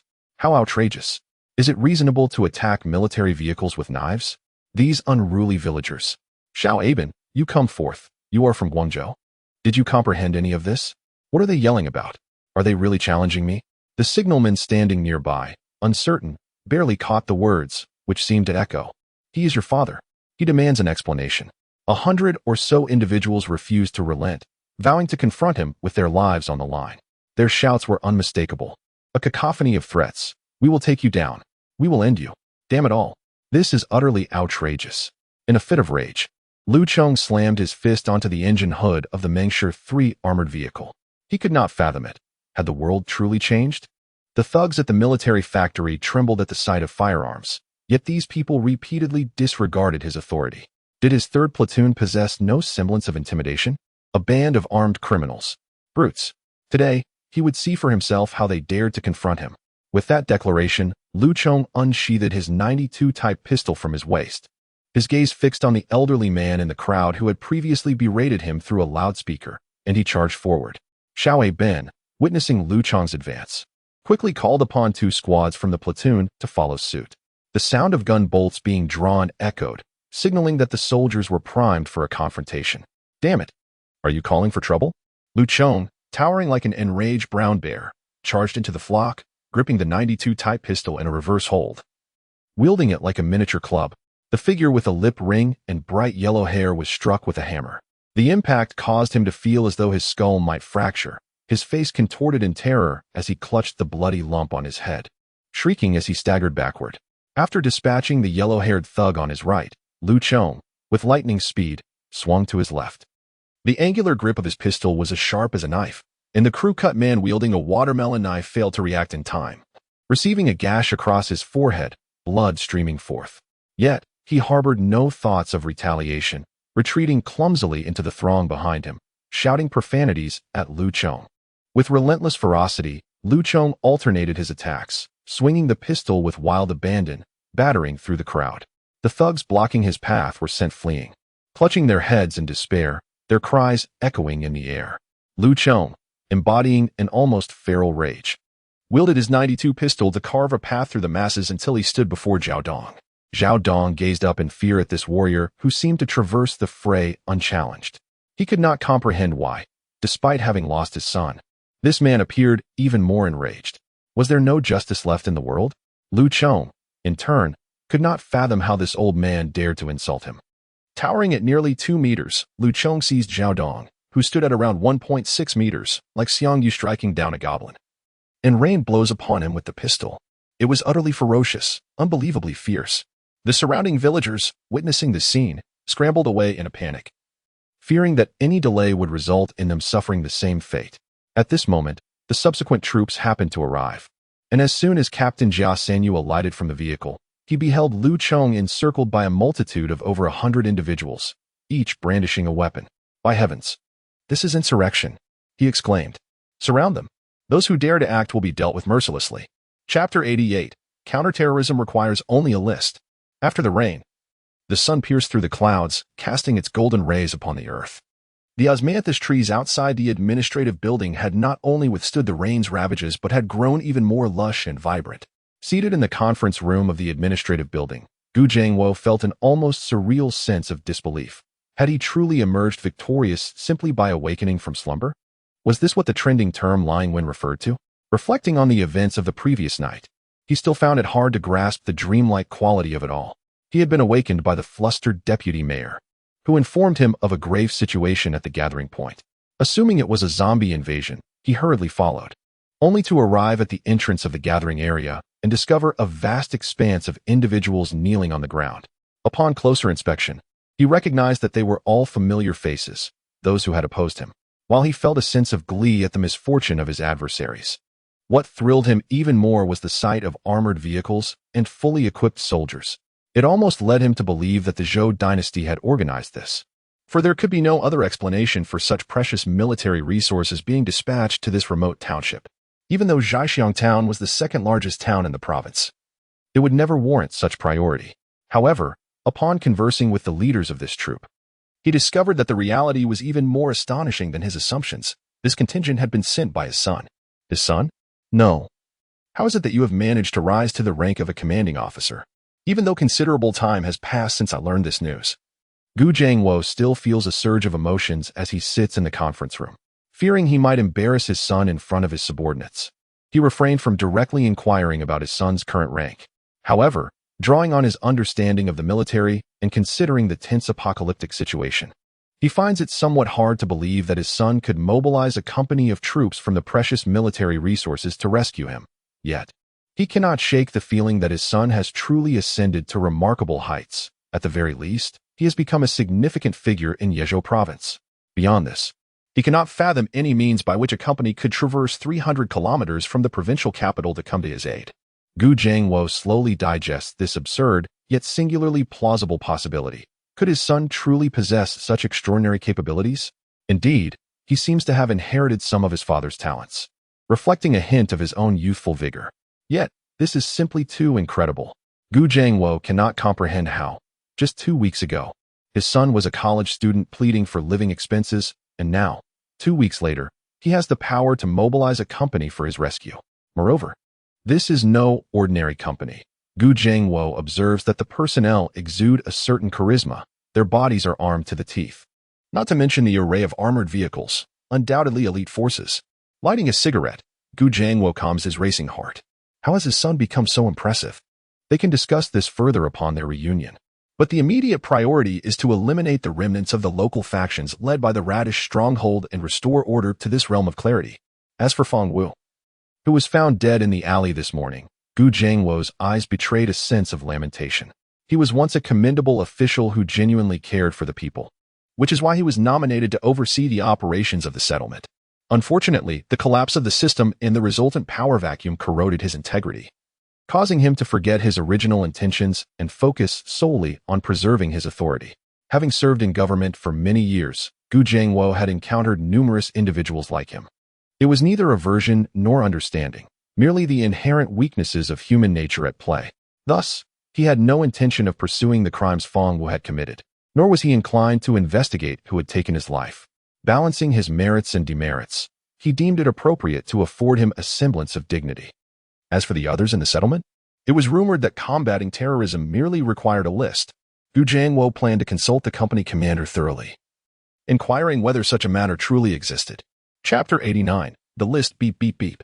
The sound of a whistle echoed outside the administrative building of the Prime Minister's settlement, where fully armed soldiers swiftly assembled. Count off. 1, 2, 3, 4. Report, company commander. 1 platoon should be present. Attention. Stand at ease. The commotion of the troops gathering quickly attracted the attention of the surrounding survivors, who began to discuss this suddenly appearing force. The survivors in the settlement felt as though the world had transformed overnight, with sensational news unfolding one after another. First, the Radish village had been detained by the military, with over 100 individuals apprehended. Then, Feng Wu, formerly of the armed forces, was discovered tragically dead in the alley. Regarding these developments, the onlookers could not contain their exhilaration. The eyes of the people are astutely perceptive. Although they may struggle to discern right from wrong, they are acutely aware of those who oppress them. Take Feng Wu, for instance, who mistakenly believes himself to be performing admirably. Yet, within the confines of the settlement, the residents are all too aware of his collusion with the Laobua village, engaging in their nefarious deeds. Thus, in the wake of Feng Wu's tragic demise, the most frequently uttered phrase among the settlement's inhabitants is Mr. Justice. Ji Kong, blending into the crowd, anxiously observes the assembly of troops before the administrative building, speculating on the possibility of his own capture. Though Feng Wu was a heinous figure, Ji Kong cannot escape the fact that he has taken a life, and that of an official at the settlement, no less. The act of killing Feng Wu was not premeditated. It was merely a response to circumstance, a realization spurred by the torrential rain and chaos that presented a rare opportunity. Thus unfolded the scene of the hastily set trap, the ambush that claimed Feng Wu's life. This apocalyptic world has forced him into such actions, compelling him to become a killer. Feng Wu ought to direct his ire inward, for he has transformed the meek into predators and the virtuous into madmen. Consequently, even though last night marked Ji Kang's inaugural act of murder, he felt no remorse. Killing deserved retribution, and death was an inevitable consequence. What could possibly be amiss? Not only that, but he employed the same ruse once more, deceitfully gaining entrance to Feng Wu's abode, glass shard in hand, and swiftly, decisively plunged it into the artery of Feng Wu's mistress. Indeed, leaving no witnesses. For him, this was merely the beginning. According to his plan, he would eliminate more of these nefarious individuals one by one, savoring the despair reflected in their eyes as they faced their demise. Yet, the military's purge unexpectedly interrupted his design. Why must justice always arrive belatedly? Why must it wait until the victims become deranged? Ji Kong found himself in a state of confusion, reflecting. At ease. Attention, comrade leaders, the entire team has assembled. Please give your instructions. Jia Sanyu saluted Gu Chengyuan and shouted loudly. Gu Chengyuan gazed upon the well-disciplined, well-equipped armed forces before him, and momentarily felt a surge of emotions. If only he had possessed such a formidable force earlier, he would not have had to cower in fear and navigate the treacherous waters with the rabble in the gathering place. They should have all been apprehended and put to the target practice. These past 2 weeks, it is no exaggeration to say, have been the most frustrating of his political career. As a dignified municipal leader, being threatened by a gang of thugs without any recourse was utterly humiliating. However, he took solace in the fact that he had a strong son. With this thought, Gu Chengyuan cast his gaze upon the armed warriors before him, exhaling a long breath of pent-up frustration, feeling rejuvenated. How exhilarating! Zhao Lianzhong had overstated the matter. At present, he was merely a leader of a small gathering place, and from the perspective of jurisdiction, there was no superior-subordinate relationship. Regarding the eradication of the malignant tumor in the gathering place, I am profoundly grateful for your willingness to assist, considering the tens of thousands of residents in our gathering place. Therefore, this is merely a request, not a command. With that, Gu Chengyuan turned to face all the soldiers of the first company, raising his voice, "Comrades, I, Gu Chengyuan, on behalf of all the residents of our gathering place, implore you to take action to restore a sense of integrity and clarity to our community. I beg of you." After speaking, Gu Chengyuan bowed deeply to all the soldiers of the first company. No, The direction indicated by the leader's finger is the path we shall advance upon. As the leader's father, you are family to us. There is no need for such formality. Beside them, Gu Chengyuan hastily assisted Gu Chengyuan to his feet. Did the leader's father not comprehend the situation? How could he allow himself to bow to individuals such as us? That would be utterly inept. Gu Chengyuan asserted that he was the squad leader and had much to learn, with aspirations for further advancement. Nevertheless, although Gu Chengyuan's bow left the soldiers of the first company somewhat bewildered, it simultaneously fostered an immense admiration for him. This admiration was undoubtedly augmented by the esteem for Commander Gu Chengyuan, yet it was equally attributable to Gu Chengyuan's personal charisma. Gu Chengyuan garnered the soldiers' favor through his respect. With the soldiers' goodwill secured, it signified that someone was destined for misfortune. All platoon leaders, assemble here. Collect the apprehension list. I reiterate, every individual named must be captured without exception. Should there be any resistance en route, execute them on the spot. The first platoon shall seal off all exits of the gathering site, ensuring not a single person escapes. As Gu Chengyuan issued his command, Gu Chengyuan, in his capacity as a member of the management of the gathering site, declared a temporary military control status over the entire area. As for any dissent, yes, there was some, but that was in the past. Now, there is nothing that he wishes to accomplish that cannot come to fruition. Chapter 90, Purge. As a series of commands were issued, a tense and somber atmosphere enveloped the gathering of the ministers. Armored personnel carriers, laden with soldiers, departed from the square outside the administrative building, stirring up clouds of dust in their wake. These armored vehicles initially sped along the main thoroughfare of the Southern Ring Road. Then, as they progressed, one or two would diverge from the convoy, turning into or halting within the narrow alleys of various residential districts. Each squad leader possessed a capture list, with most names accompanied by a corresponding passport-sized photograph for clarity, to prevent any omissions or mistakes. Local residents were also enlisted as guides for those without photographs. The unit to which Liu Chong belonged had been assigned the task of apprehending the remnants of the rogue faction known as Luobuizhai.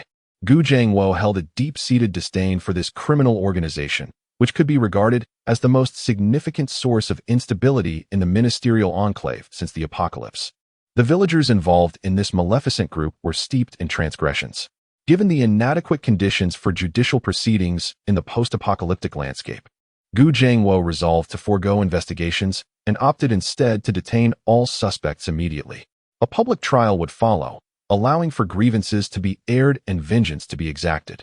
Those without grievances would meet their fate as well, for in the avalanche, no snowflake is innocent.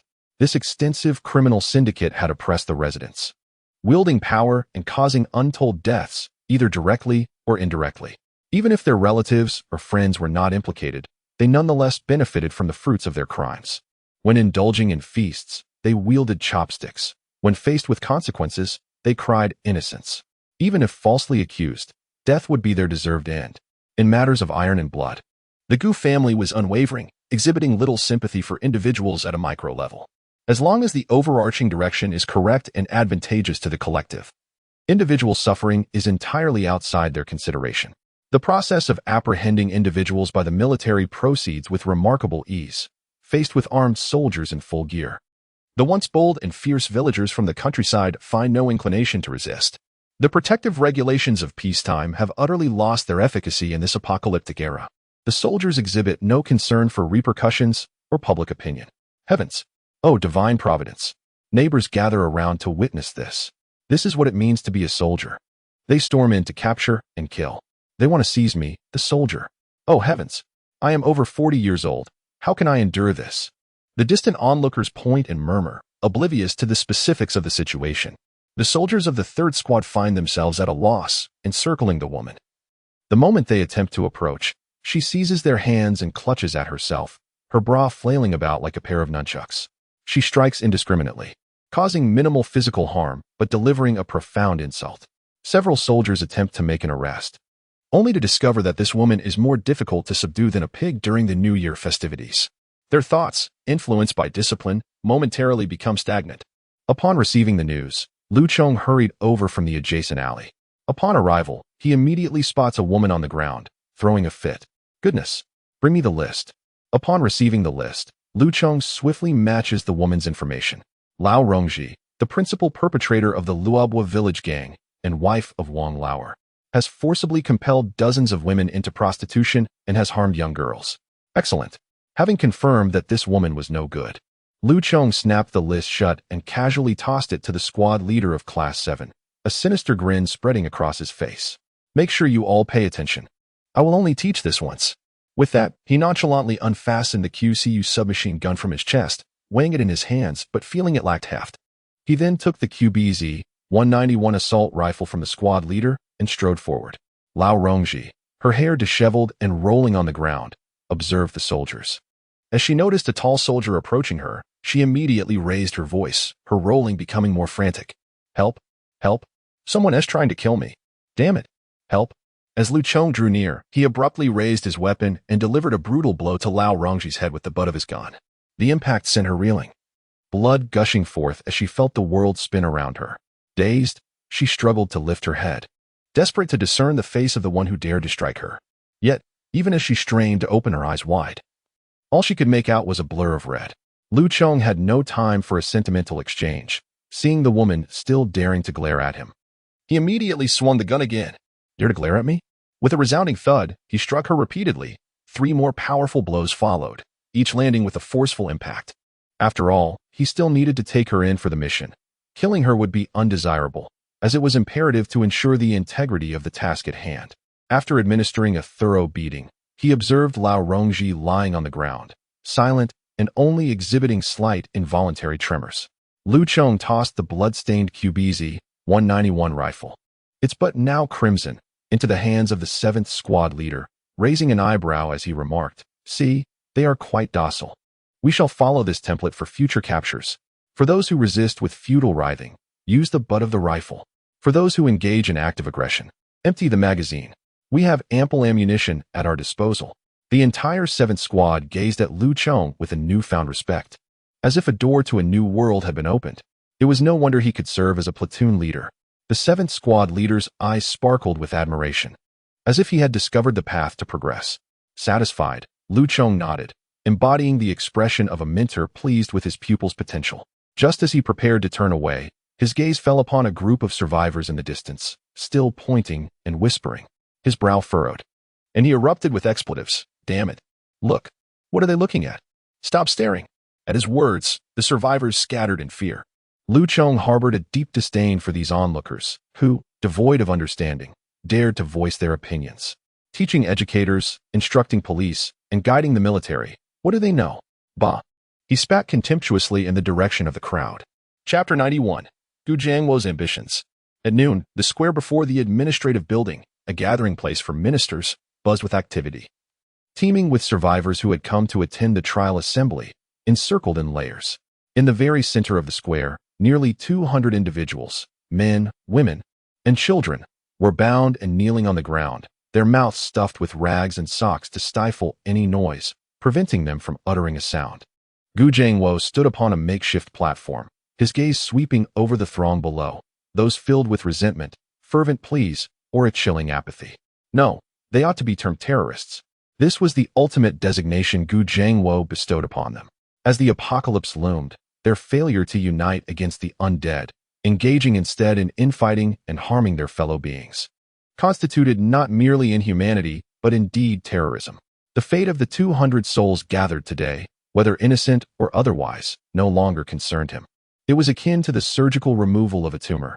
Would one refrain from excising it merely to preserve a fragment of healthy tissue? Such compassion would be the gravest error. A tumor left uncut could inevitably recur, had it not been for the potential repercussions. Gu Chengyuan would have preferred to forego the trial altogether, opting instead for immediate execution, perhaps a more prudent course of action. Reflecting on this, he lamented his own softness of heart, realizing he could not even execute a complete eradication of evil. His son must never emulate his leniency. The process of judgment was strikingly simple. The terrorists were brought forth to the hastily constructed platform, where any voice from the crowd proclaiming their guilt, coupled with a list of charges, would lead to their immediate execution. Verification or proof were unnecessary. As the atmosphere intensified, a fervent zeal began to permeate the air, and the exhilarating control over another's life and death swiftly rendered individuals irrational.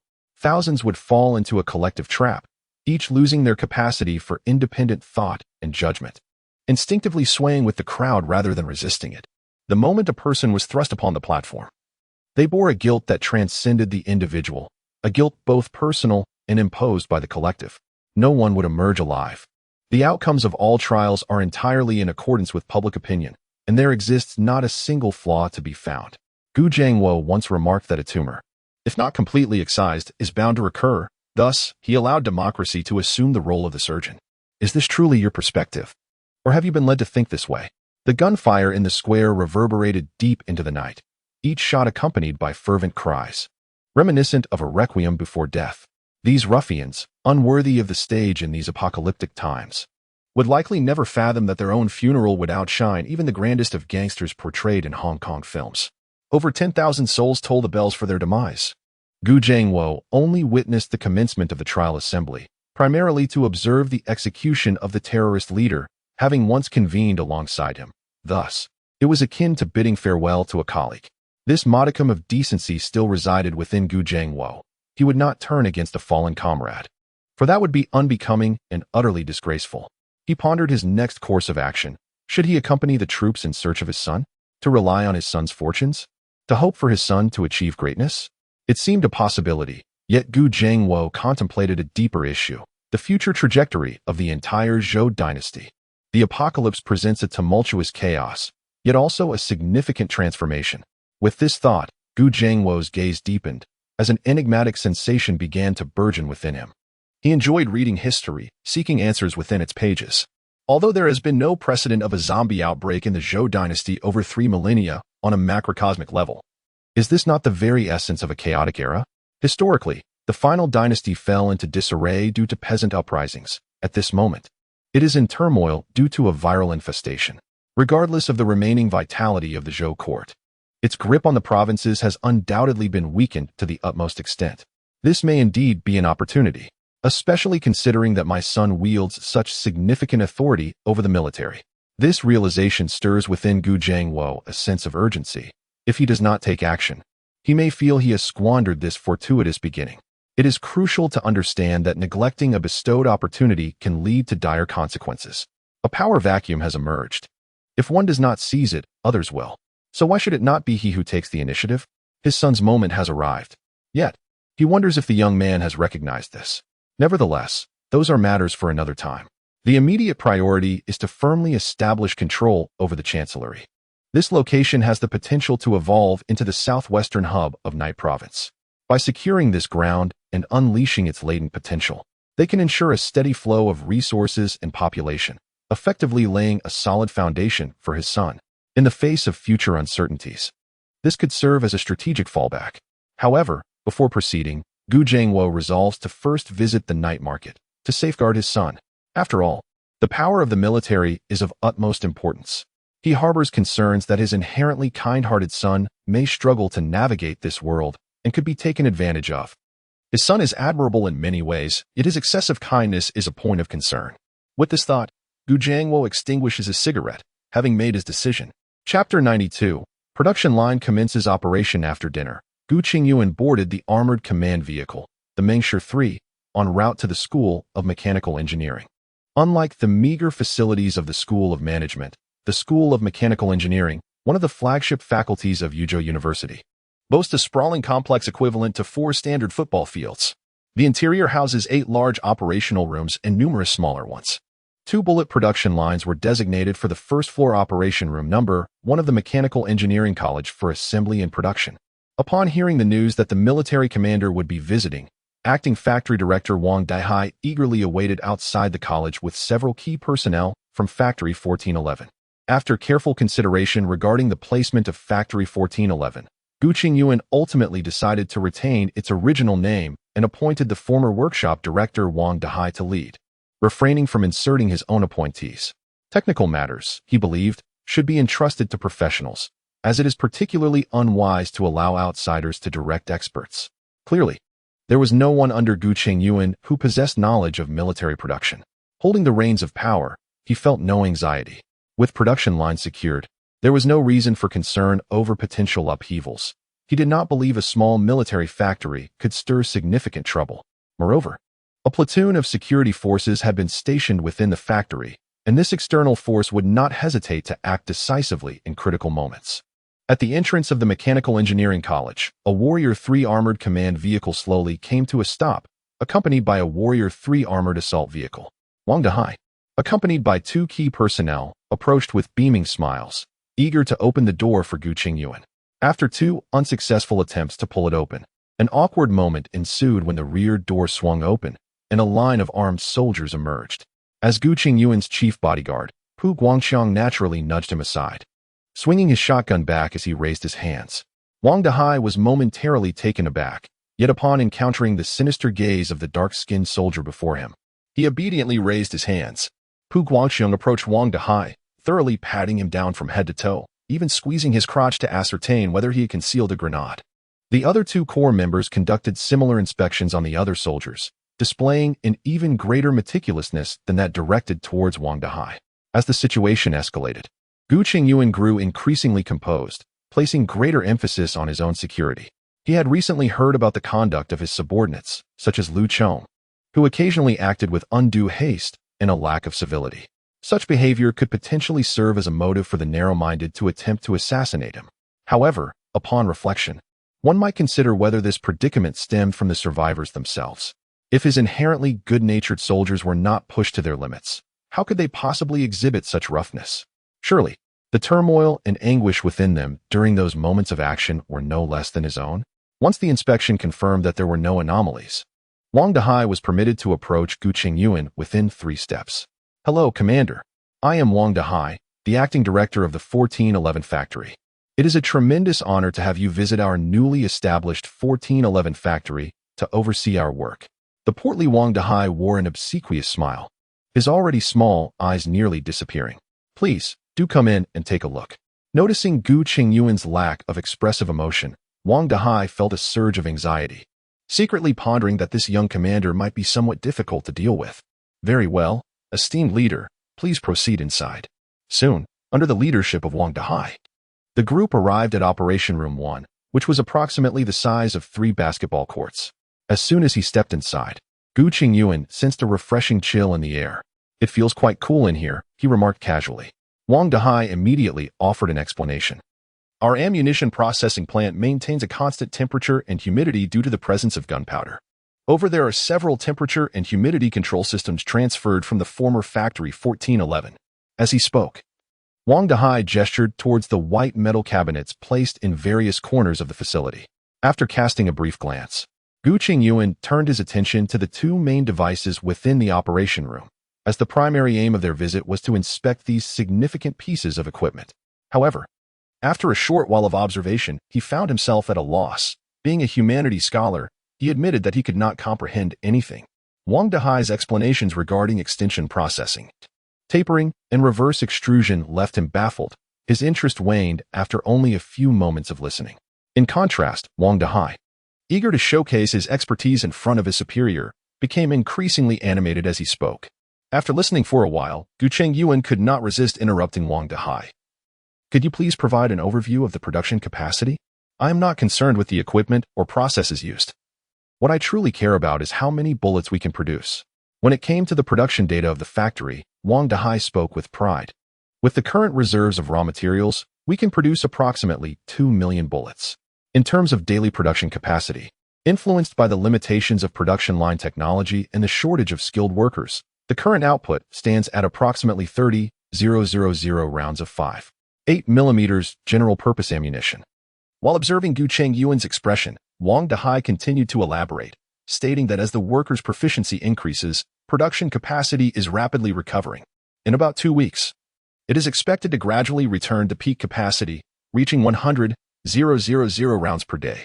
After listening to Wang Dahai's introduction, Gu Chengyuan felt relatively satisfied with this figure, considering that the ammunition production line had just been assembled and most workers were freshly recruited from the settlement.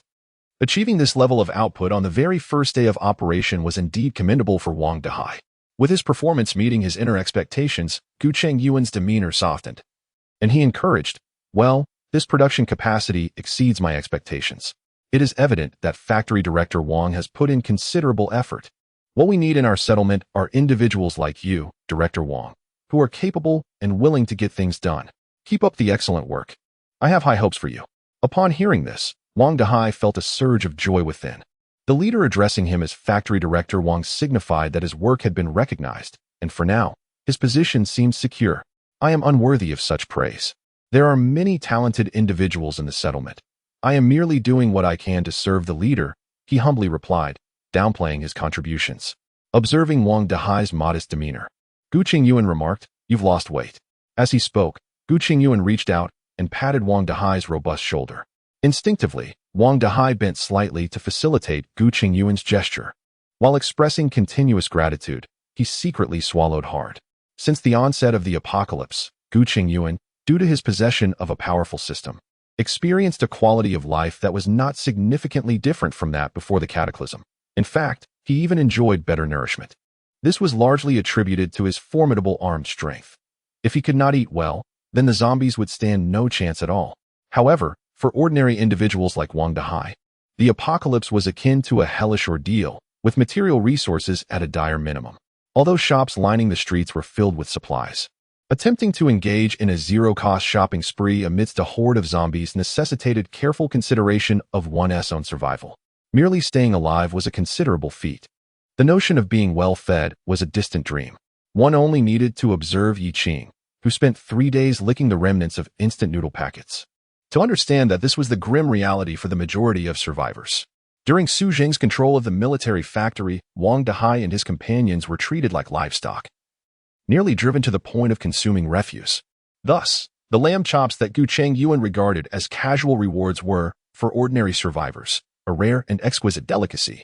Upon exiting the mechanical academy, with 10,000 freshly produced bullets loaded, the armored command vehicle continued its journey towards the blood mine, escorted by the armored assault vehicles. Chapter 93, The Radiance of Humanity. Upon arriving at the zombie disposal site outside the blood mine, Gu Chengyuan noted an atmosphere markedly more vibrant than usual. According to past experiences, this was quite anomalous.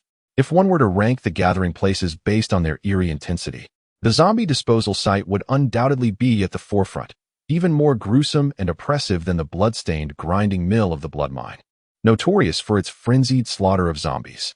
In the blood mine, the handling of zombies is characterized by a swift and decisive approach. A single shot from a distance suffices. For the unfortunate zombies that are met with machine gun fire, they are reduced to mere fragments, emphasizing the principle of exterminating rather than torturing the undead. However, the zombie processing facility operates under a different ethos, one that revels in the torment of the deceased. Skilled workers manage reasonably well, akin to the ease of opening a coconut, merely lifting the lid. Yet, for those less adept or lacking the requisite talent, the outcome can be catastrophic, resembling the brutal act of cracking a walnut, where, despite the core remaining intact, everything else is shattered. Due to the burdensome and oppressive nature of their work, the 200 or so skull crushers labor in silence, with the only sound being the incessant thud of blunt instruments striking bone, creating an atmosphere that is disturbingly eerie. It is a sight that would deter anyone under 18, and even octogenarians would require parental accompaniment to witness. However, all of this is poised for transformation today. The harbinger of change is the recently arrived semi-automatic brain core extraction machine. This device was developed under the guidance of a professor from the mechanical engineering department, boasting complete intellectual property rights. Had it been conceived before the apocalypse, it could have easily been patented and perhaps even garnered a Nobel Peace Prize. When Gu Chengyuan first received the research application for this dubious contraption, he was momentarily taken aback, struggling to comprehend the mental state of the professor who had envisioned such a device. Yet, upon reviewing the materials and discovering that Yi Qing was also from the mechanical engineering department, the peculiarity of the situation began to fade. Perhaps in the future, another individual from the mechanical academy will approach Gu Chengyuan, speaking of the frailty of flesh and blood and the aspiration for mechanical ascendance. He may not find it peculiar. Such is the nature of those who work with machinery. How pitiful. The arrival of the semi-automatic brain core extraction machine is, for the dismemberers in the zombie disposal field, akin to the sacred first machine of creation. It heralds a revolutionary era in the industry, perhaps many years hence. The semi-automatic brain core extraction machine will hold a status in the field comparable to that of the spinning jenny during the first industrial revolution. Oh, the frailty of flesh and blood. What does it mean to be amidst the crowd, awaiting the final adjustments of the semi-automatic brain core extraction machine. As the once numb gazes gradually begin to shimmer with light, "Greetings, Commander. Greetings, Commander." Gu Chengyuan walked forward, his desert-colored military boots treading upon the blood-smeared concrete. A nauseating stench of decay assaulting his senses, nearly bringing him to tears. His gaze swept across the militia present, observing the expressions directed towards him: excitement, reverence, awe, and a hint of fervor. The last speech Gu Chengyuan delivered in the cafeteria had inspired many. In times of despair, humanity instinctively seeks a source of spiritual solace. They harbor no doubt that only Gu Chengyuan possesses the capability to lead them out of the apocalypse and to reconstruct civilization. Witnessing this, Gu Chengyuan could not help but reflect upon himself. Had his mindset shifted since acquiring the system, causing him to drift further away from them? At the beginning of September, the weather remained oppressively hot, due to the inefficiency of manual processing. The piles of corpses from the zombies had accumulated to nearly 2 or 3 meters high, extending from the basketball court into the athletic field. As the blood mines continued to operate, the number of bodies rapidly increased. Within the heaps, some corpses had begun to decompose severely under the high temperatures. And after a brief downpour, the bodies became waterlogged, releasing a putrid stench that was unbearable. It is difficult to fathom the conviction that drives this group of militiamen to persevere in their work here, still without a single complaint. Witnessing their determination, Gu Chengyuan suddenly realized where humanity's hope lies. It is undeniable that humanity possesses immutable flaws, yet in times of calamity, there always emerges a group of individuals willing to step forward, bearing the burdens of others, protecting those behind them, and illuminating the profound brilliance of human nature. Perhaps it is time for him to alter his perspective on these radiant souls. As he pondered, a sudden sound of blunt instruments striking broke his reverie.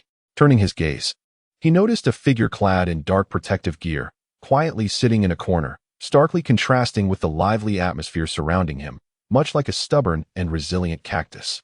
Thump, thump, thump, he continued to strike with unwavering focus. While the commotion thrived around him, he possessed nothing but the zombie skulls beneath him.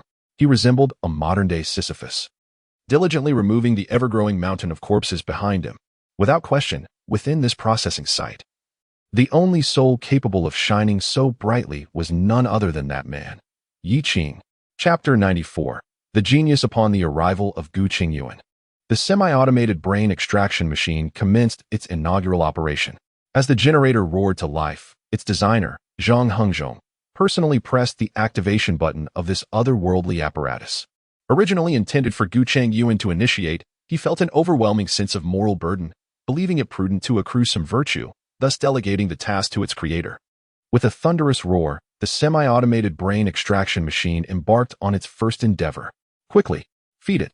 Under Zhang Hengzhong's command, 2 militia members hoisted a zombie corpse onto the conveyor belt, positioning it correctly with its head facing forward.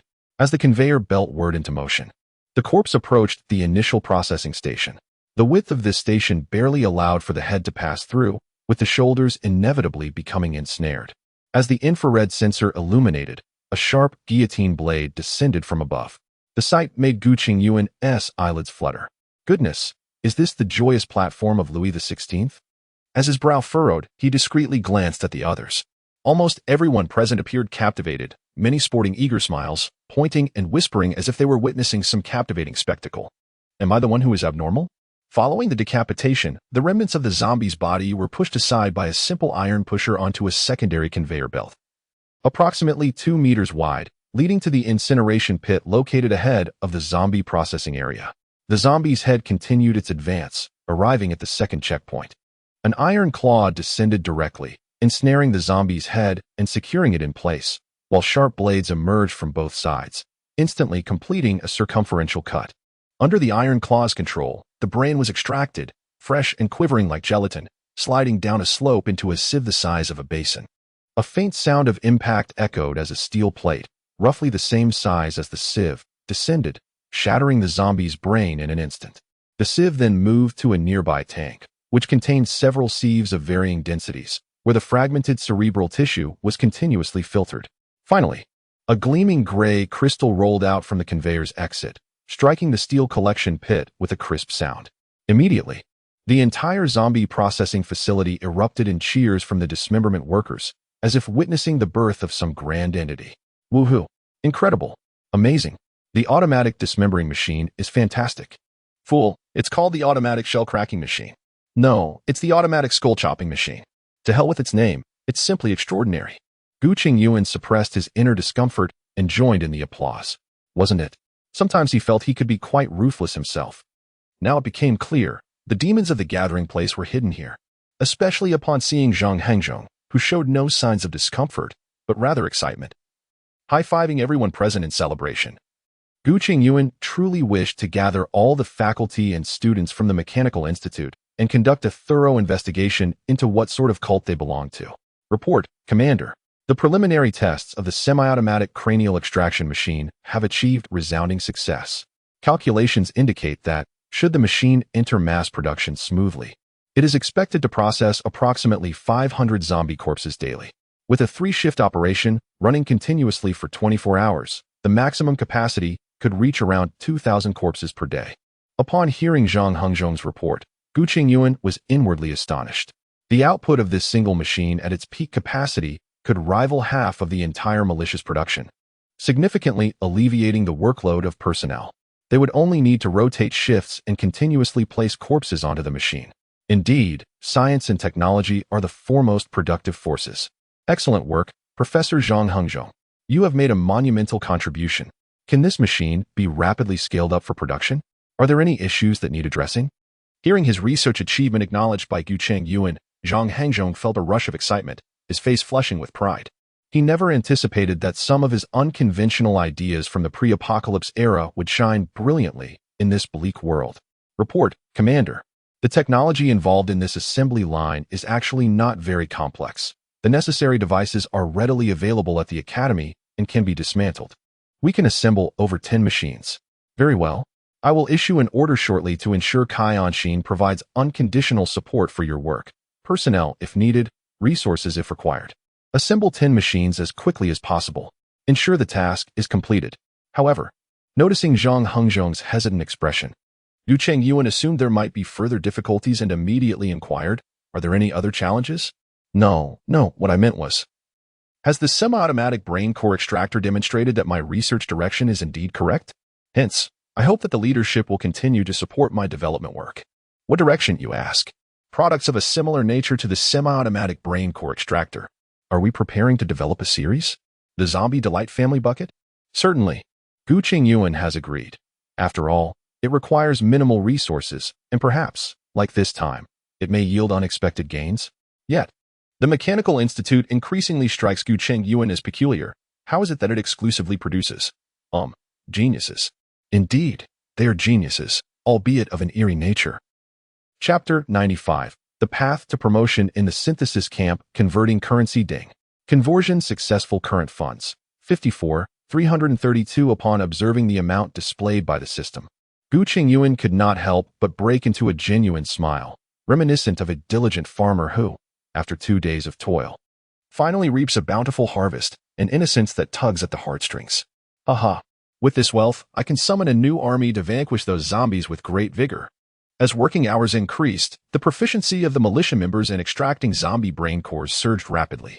For 2 consecutive days, the output from the zombie processing plant has been consistently rising.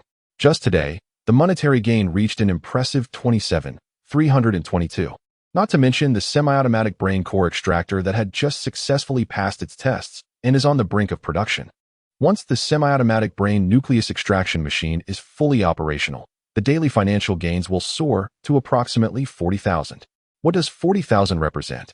Contemplating this figure, Gu Chengyuan found himself disdainful of using a mere infantry battalion as a measuring unit. It equates to a fully equipped armored infantry battalion each day. We all have a bright future ahead. Calming his excited emotions, Gu Chengyuan focused his thoughts and swiftly navigated to the troop exchange interface. However, upon gazing at the troop exchange page, he was suddenly engulfed in hesitation. A serious question arose in his mind. Should he continue exchanging for infantry battalions, or opt for other types of troops?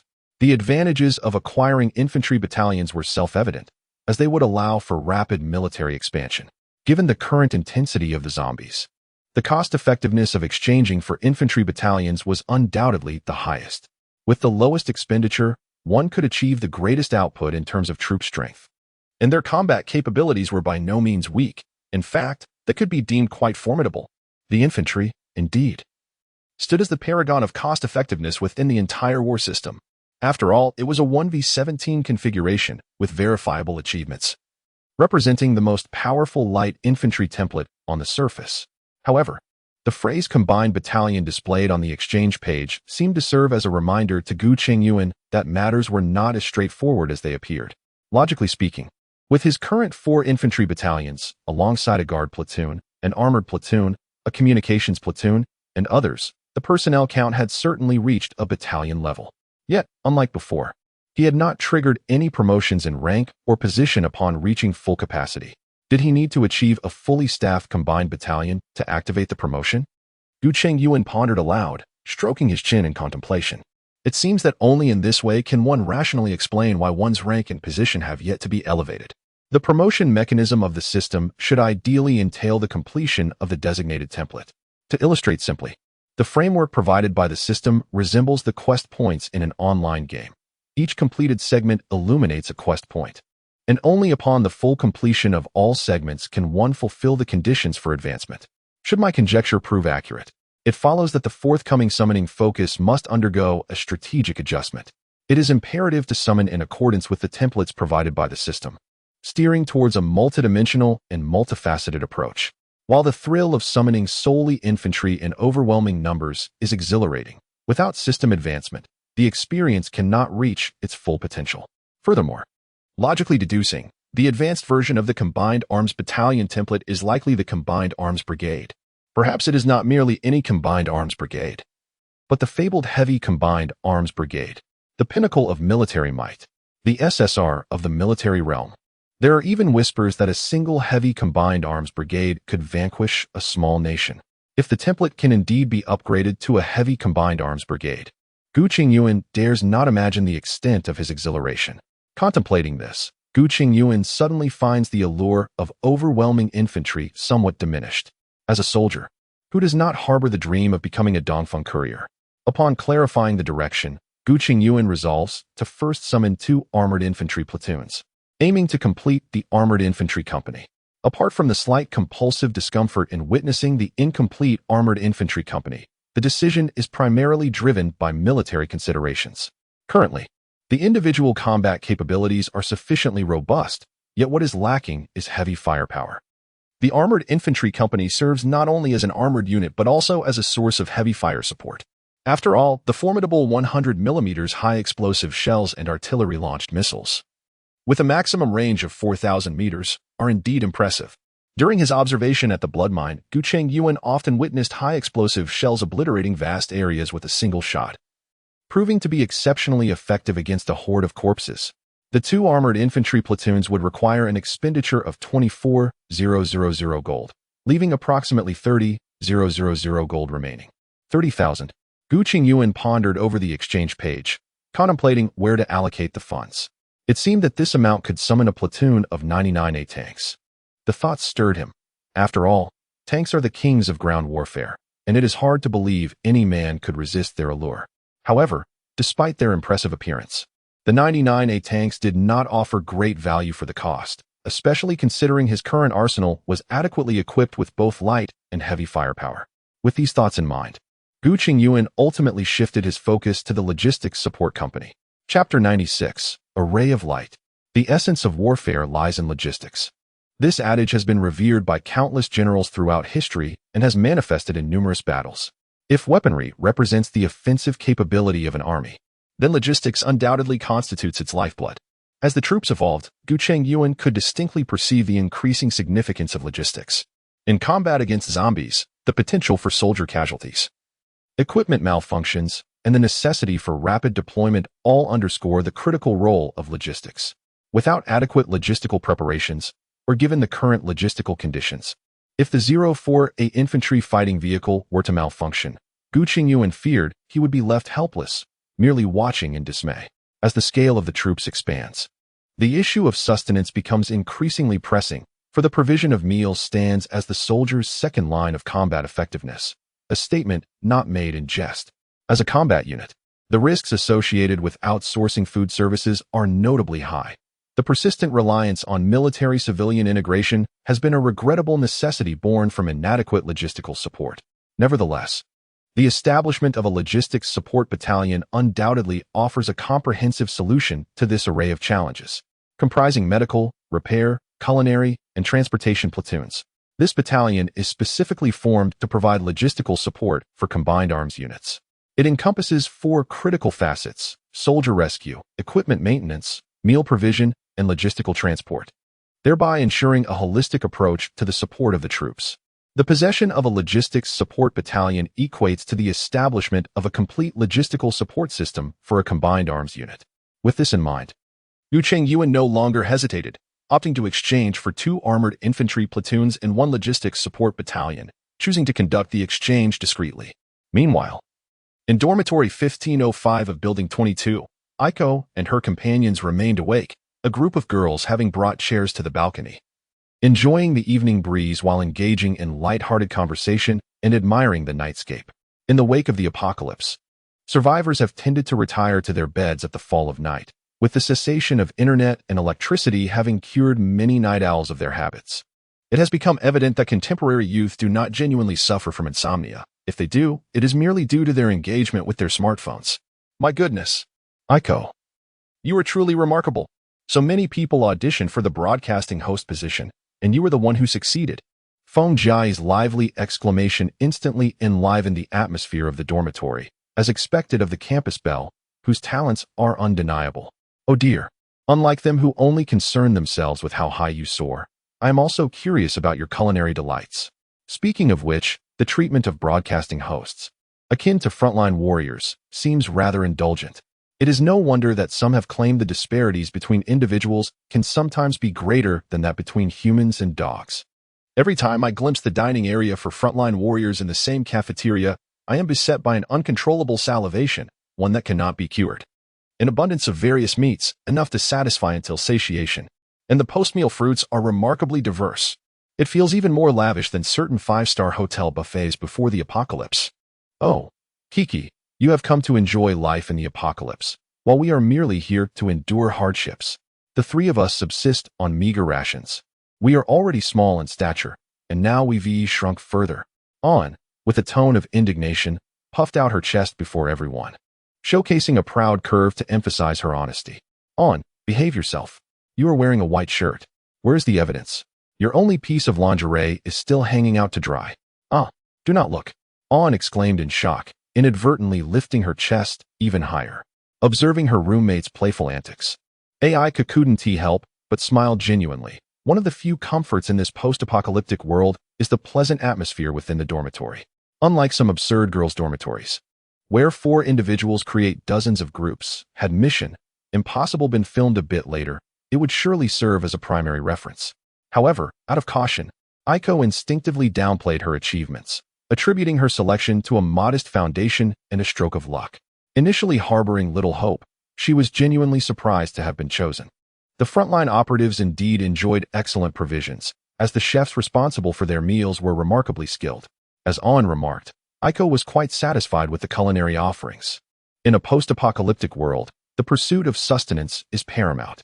Gu Chengyuan demonstrated considerable generosity towards his frontline combatants. Yet this generosity stemmed from the robust military power that underpinned it. For the overwhelming majority of ordinary individuals, the apocalypse felt like hell. However, for Gu Chengyuan, many areas resembled a paradise ripe for the taking. The resources that remained elusive for these ordinary survivors were mere spoils gathered during zombie eradication for him. Perishable goods, such as fruits and fresh produce, were always treated as surplus inventory, constrained by preservation requirements. To prevent spoilage and waste, Gu Chengyuan naturally opened the floodgates for supplies to the frontline fighters, as any surplus would simply rot. Yet, despite the abundance that could not be consumed before it spoiled, Gu Chengyuan never contemplated distributing it to ordinary survivors, for he understood the precarious precedent that would set. Just as a few were casually discussing Aiko's experiences in the military broadcast room, the distracted Tang Jingwen caught sight of the lights illuminating the northern gate. Oh, light. Chapter 97. logistics support company.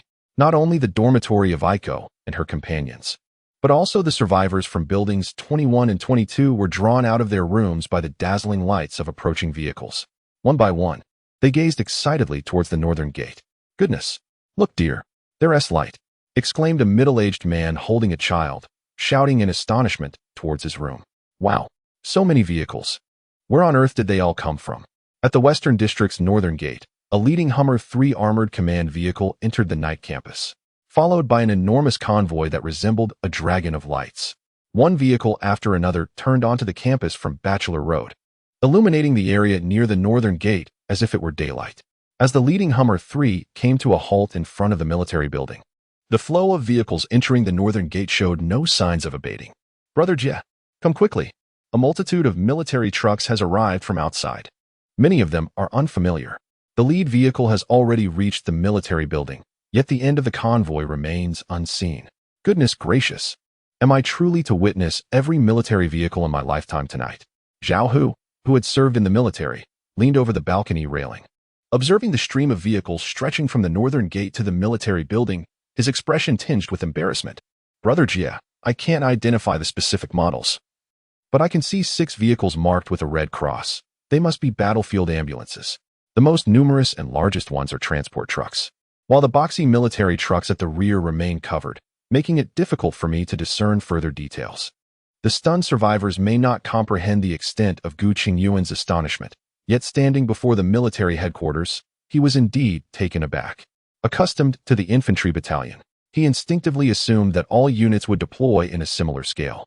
However, this seemingly inconspicuous logistics support company imparted a valuable lesson today.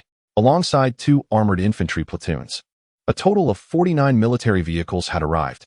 According to the report from the logistics support company commander, the entire company boasted 43 military vehicles.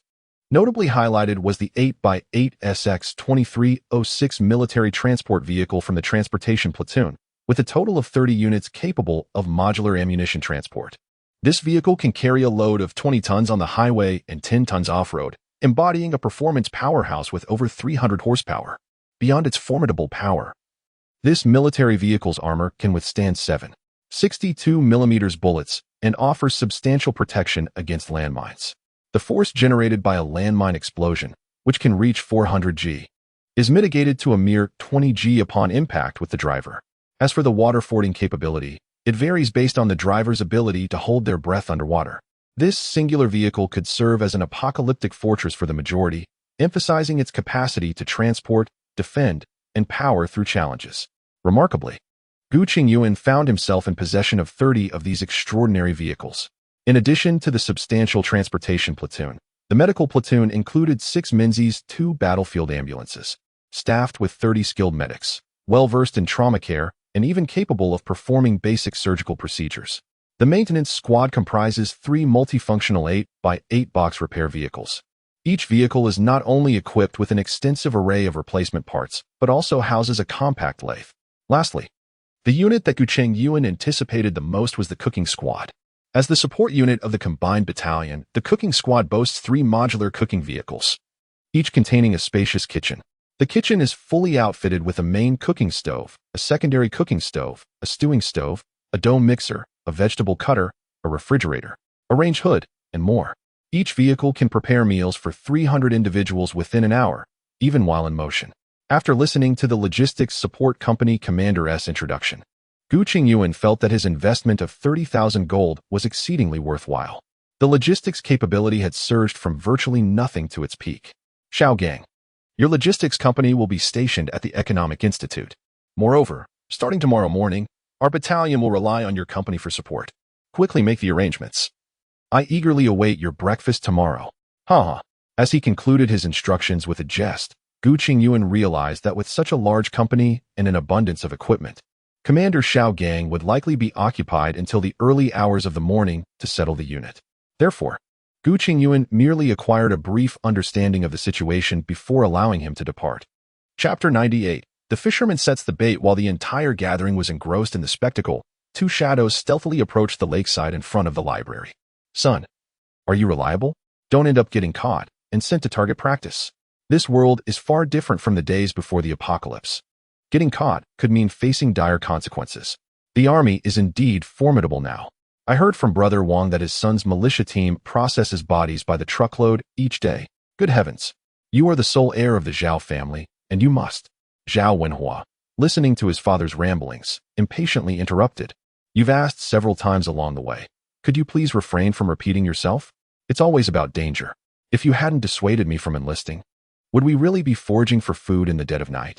Upon hearing his son's grievances, Zhao Qiliang's eyes flickered, and tears streamed down his cheeks as he sobbed. Your mother entrusted you to me before her passing, imploring me to take good care of you. It is my inadequacy that has led you to. The moment Zhao Qiliang began to cry, Zhao Wenhua's head buzzed, and he hastily interrupted. All right. I was wrong. I did not mean to complain. I just wanted you not to worry. We won't be shot for scavenging a bit of food, as we aren't taking from the military. Zhao Qiliang nodded slightly, falling silent. Could you please stop crying? When you turn your head, your eyes seem to float in the air, and it frightens me. Is it a crime to be dark-skinned? The night is my best camouflage. Without darkness, how could I operate covertly? Then quickly dig up some worms. I will find something to bait the hook. Zhao Wenhua expressed his desire to dismiss his father's incessant lamentations and tossed him a small shovel. He then turned, broke off a branch from a tree, and began to tie it with the knitted line he had salvaged from his pocket, securing a bent nail at the other end. As he contentedly surveyed his brand-new fishing rod, the corner of his eye caught sight of his father still lingering in place, now seated. Good heavens! Were you not supposed to be digging for worms? I understand that you might be a bit weary from the walk, but come now. Father, I must insist. At 60, one should be in the prime of their endeavors. How can you afford to rest? Do not scold me. I shall attend to it at once. Upon seeing his father finally spring into action, Zhao Wenhua hefted his fishing rod and began his search for the ideal fishing spot. As a seasoned angler, Zhao Wenhua expressed a firm unwillingness to engage in the grim task of disposing of zombie carcasses. However, when it came to fishing, that was an entirely different matter. He felt invigorated. Finding a suitable place to settle down, Zhao Wenhua inwardly lamented why the settlement couldn't allocate a few fishing positions. Surely, the waters were teeming with resources. The leadership of the settlement left much to be desired, lacking vision. They still sought to compel him to toil? Not a chance. Just as Chun Daozi once turned $20 into $37 million in Macau, today, Zhao Wenhua too could satiate his hunger with but a fishing rod. Watching his father laboriously unearth worms without approaching, Zhao Wenhua, unable to contain his excitement, cast out his empty hook into the lake. What if he were to catch a fish on an empty hook, it would surely be a tribute to the fishing sage Jiangxia. With a plop, the fish hook broke the serene surface of the lake, sending ripples cascading outward, the water undulating from the hook's epicenter, stretching far and wide. Beneath the murky depths, a 10-meter-long cephalopod quivered slightly before it began to slither towards the source of the disturbance. After waiting for a while, the fishing rod remained still, while Zhao Wenhua's stomach grumbled audibly. Unable to contain himself, he urged his father once again. Father, have you found anything yet? Must I descend myself to bait the fish? Almost there, my son. I have unearthed a plethora, but they appear rather peculiar. They are densely packed and somewhat repulsive. Forget about how they look. Hurry, suddenly. Accompanied by the sound of a heavy object crashing into the water, Zhao Wenhua's voice was abruptly silenced. What? Upon hearing the commotion, there was no trace of his son by the lakeside. No, this child has always had a fiery temper. Could it be? My dear son, you are the sole heir of our Zhao family. You cannot sacrifice yourself as bait. Rise, the water is too cold. With a cacophony of splashes, the chilling water surged into his lungs, and the overwhelming sensation of suffocation compelled Zhao Wenhua to struggle desperately, clawing and flailing like a mad dog at the monstrous entity beneath him, striving to pry it loose. Yet, the creature was too massive and unwieldy. A mere thrash from it sent colossal waves crashing through the lake. Zhao Wenhua's resistance was nothing more than a tickle to it. The icy, foul-smelling water surged around him, splashing onto Zhao Qiliang's face. At that moment, he realized that his son was not merely baiting. He had become the prey to a monstrous being. The worm-like creature was nearly as thick as a barrel and longer than the stone bridge spanning the lake. The colossal earthworm engulfed Zhao Wenhua's lower body entirely, its mouth lined with densely packed teeth resembling sharp saw blades, firmly embedded in his flesh, rendering him unable to escape. With a dull thud, the giant worm forcefully plunged to the lake's depths, effectively crushing Zhao Wenhua into its gullet. A blood-red bubble ascended from the lake bottom, bursting and ultimately dissipating into nothingness. Cursed creature, return my son. Zhao Chengyuan, consumed by grief, erupted in a furious tirade by the lakeside, clutching a branch and contemplating a desperate leap into the water. Yet, in the end, he chose to sprint toward the military headquarters instead. Knock, knock, knock. Report. Just as Gu Chengyuan had settled into slumber, he was roused by the urgent knocking of Pu Guangqiang. Enter. Gu Chengyuan flicked on the light and sat up. The faculty and students of the Mechanical Institute had just assembled a large generator, ensuring a continuous power supply to the military headquarters, 24 hours a day. Sir. A survivor just came downstairs, claiming that his son was devoured by a monster while fishing at Yu Lake. Yu Lake? A monster? Upon hearing Yu Lake, Gu Chengyuan immediately envisioned the artificial lake situated in front of the library. It was a picturesque locale, expansive and serene, often populated by groups of ducks from the senior students' projects, with rows of willow trees lining the shore. Before the apocalypse, he had relished spending time there, lost in contemplation amidst the beauty. Rumor had it that Yu Lake housed fish, shrimp, and crabs cultivated by the agricultural college. Could it be that these creatures had mutated in the wake of the apocalypse? Though taken aback, Gu Chengyuan's inner composure remained steadfast, bolstered by the unwavering strength of his troops. What was the current situation? Today, Captain Li Kuan, on duty at the Military Operations Center, has already dispatched his team to the scene, yet no updates have been received. Just as the saying goes, when one speaks of Chow Chow, Chow Chow arrives, suddenly. A boisterous voice from Li Kuan emanated through the walkie-talkie attached to Pu Guangqiang. Gu Chengyuan seized the walkie-talkie and pressed the communication button. Li Kuan! Li Kuan! This is Gu Chengyuan. What is the current situation? Upon recognizing Gu Chengyuan's voice, Li Kuan's tone shifted immediately to one of deference. Reporting to you, sir. My armored infantry company has arrived at the incident site and has secured the area around Yu Lake. We have not detected any anomalies. Please, sir, give your orders. As Li Kuan spoke, his gaze roamed the surface of the lake, his expression rife with vigilance. He pondered how to establish firing points and maximize the combat potential of his entire company. Earlier, during the journey, he had conferred with Zhao Chengyuan, and if the latter's account was not exaggerated, then the creature in Yu Lake was indeed formidable, 1/2 meter in diameter and over 10 meters in length. It would be considered a giant wherever it appeared. Moreover, according to the description provided, it seemed to be a mutated beast, which necessitated that Li Kuan approach the situation with utmost caution. Once Li Kuan finished relaying the information via the walkie-talkie, Gu Chengyuan contemplated briefly before issuing a command. Li Kuan, I order you to prioritize containment, ensuring the creature remains within the lake and does not escape. We shall devise a plan for handling it at dawn. Understood. Upon receiving the order for a lockdown, Li Kuan felt a slight sense of relief. Although the situation could be managed at night, the risks would undoubtedly be significantly higher. While fulfilling the mission was crucial, he also had a responsibility towards the soldiers under his command. As night descended, visibility became exceedingly poor, and with the monsters lurking in the water, any misstep could lead to casualties. The entire armored infantry battalion was alerted.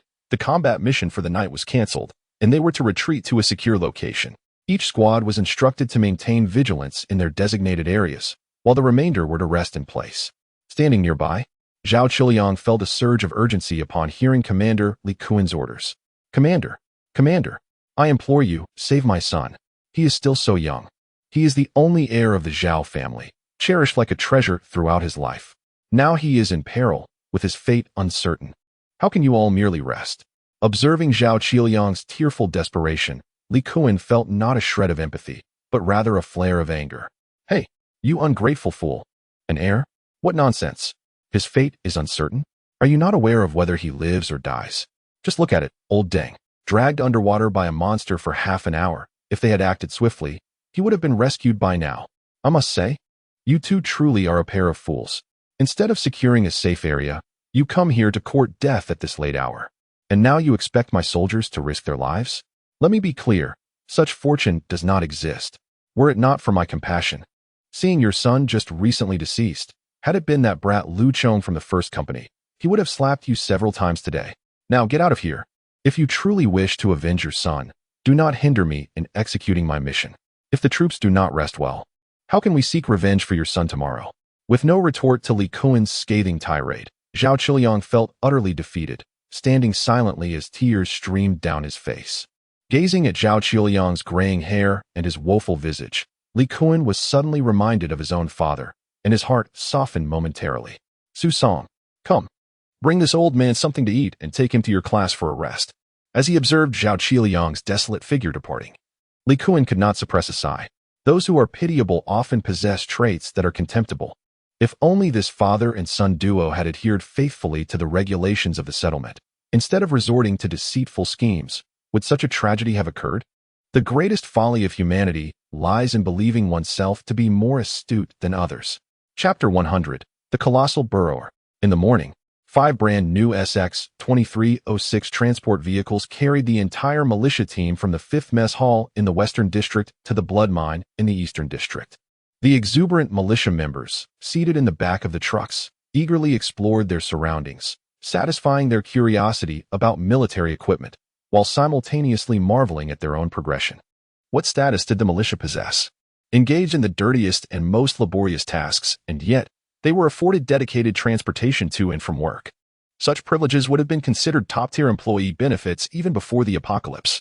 Just last night, they believed they were merely spectating, not realizing they were truly implicated in the matter. It turned out that the leaders were indeed aware of the militia's existence, who claimed that the militia was invisible to the commanders. When good fortune arises, it is the militia that springs to mind first, is it not? With this thought, many members of the militia unconsciously displayed expressions of pride akin to Wang Yuxing from the Bright Sword. The leaders truly value us. As the militia members reveled in the spacious confines of the SX-2306 vehicle, lounging and reclining, an unexpected exclamation pierced the air. Whoa, there are so many infantry fighting vehicles at Yuehu. Is there some military operation underway? It feels as if Yuehu has been completely sealed off. Suddenly, a thunderous sound erupted from the top of the library. Gu Chengyuan, clutching a cannon-shaped telescope, surveyed the entirety of Yuehu. His ears filled with the roar of 10 pumping machines working tirelessly by the lakeside. At times, Gu truly felt like a military genius for having the foresight to establish the command post on the library's rooftop. The library, with its 10 stories, offered an unparalleled vantage point for overseeing operations, ensuring both effective command and, most crucially, safety. What is of utmost importance for a command post? Certainly, it is safety. Safety. Safety. And once again, safety. However, there was a slight drawback. The communications personnel at the battalion headquarters bore the burden of running telephone lines up 10 stories. With the drainage gate of Yuehu opened and all 10 pumping machines operating at full capacity, the water level in the lake was visibly diminishing. 2 hours later, Pu Guangqi arrived at the command tent on the rooftop. Reporting, sir, the water level in Yuehu is nearly depleted. Yet we seem to have found no trace of the so-called giant creature.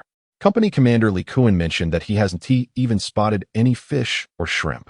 Not a single fish or shrimp. Gu Chengyuan keenly sensed the anomaly, as Yuehu served as an experimental site for the agricultural college.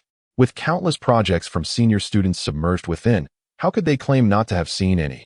This blow to the university students is akin to a bank telling depositors that their savings certificates have been incinerated. Let me observe. Gu Chengyuan emerged from the command tent, accompanied by his security detail, raising his telescope like a cannon. As he continually adjusted the knobs, the view of Yu Lake was magnified before his eyes. At this moment, the lake was nearly drained, with only a few small depressions still harboring stagnant water, while the rest of the area revealed a foul, dark sludge. After a cursory glance without detecting any activity, Gu Chengyuan issued a direct order to inform Li Kuan that he had entrusted this matter to him. Granting him full command of the scene, he would only await the results. Yes, historical experience taught Gu Chengyuan that micromanagement on the battlefield is a harbinger of misfortune. Beside Yu Lake, upon receiving the order from the battalion, Li Kuan instantly felt a surge of excitement. Damn! Finally, I can unleash my artillery. I've been utterly stifled. After saluting the distant figures atop the library, Li Kuan seized the intercom and began to bellow. Attention, Armored Infantry Company. This is Li Kuan speaking. The entire company is to heed my commands, immediately assume battle formation, and commence with a preliminary barrage to let those creatures in the lake sample the flavor of our might. Received. Received. With his words echoing, the entire Armored Infantry Company, comprising 9048 infantry fighting vehicles, began to space themselves out, preparing for combat. Soon, reports came in. Report to the company commander. First platoon is ready for firing. Second platoon is ready for firing. Third platoon. Fire. Boom, boom, boom. The 100mm caliber low-pressure rifled gun of the 048 infantry fighting vehicle erupted with a blinding flash, unleashing a thunderous roar. 9 high-explosive shells detonated at various points within the lake, sending mud soaring dozens of meters into the air. Gu Chengyuan even felt droplets of sludge splatter nearby. The tremendous shockwave, laden with shrapnel, swiftly ravaged the once relatively calm surface of the lake, leaving a scene of devastation and chaos in its wake. Good heavens! They fired.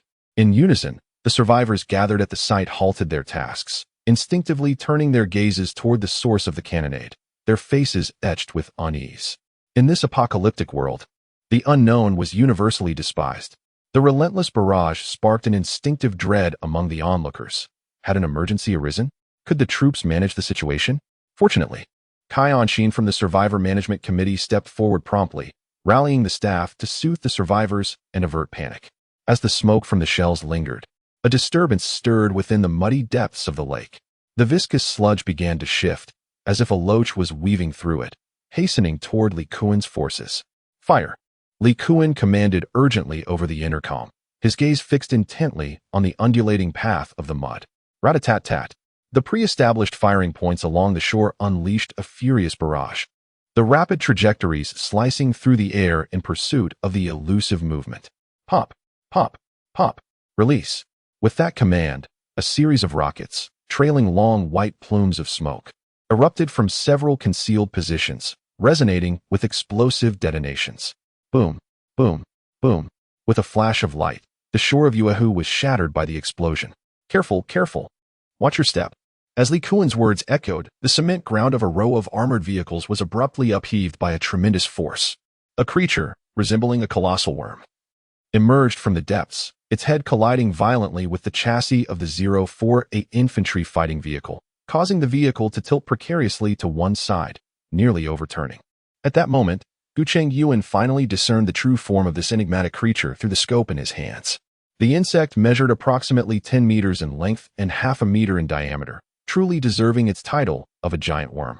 Its head bore no visible eyes or other discernible features. An enormous maw nearly consumed its entire face. If one were to disregard the densely packed, serrated teeth within its gaping mouth, one might mistake it for an oversized water pipe.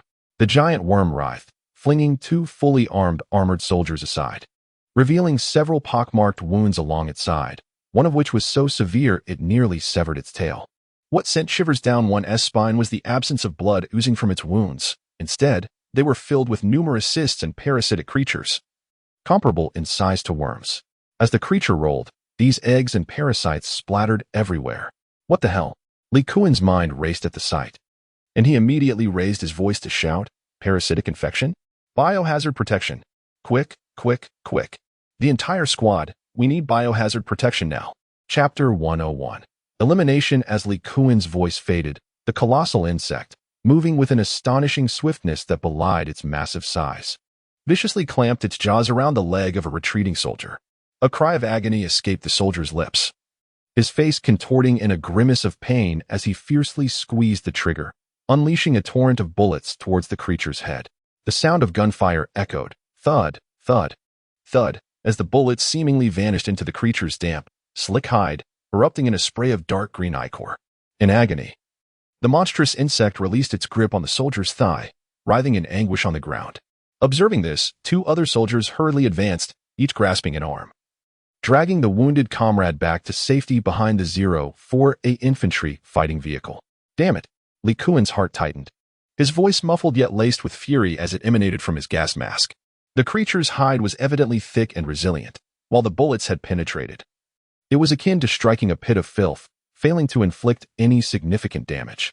This was unacceptable. The commander was still observing from the rooftop of the library. The armored infantry company was executing its first mission, intending to make a grand display, yet they found themselves momentarily at a loss. All soldiers, disengage from the creature immediately, he commanded. 048 infantry fighting vehicle crew, activate and unleashed the autocannon upon it. Upon hearing the order, the soldiers of the first company provided covering fire as they swiftly retreated, bullets raining down upon the colossal insect with reckless abandon. Provoked by the pain, the creature thrashed about in a desperate attempt to burrow back into the earth. Witnessing the monstrous creature's intent to escape, the soldiers of the armored infantry company could no longer hold back. Our situation has become quite dire, and it seems those who pretended to be formidable are now attempting to flee. How outrageous! Confirming that our comrades have completely retreated. The 04A infantry fighting vehicle beside the colossal creature made a sharp turn. The driver pressed the accelerator with determination. The 6-cylinder variable power diesel engine roared to life.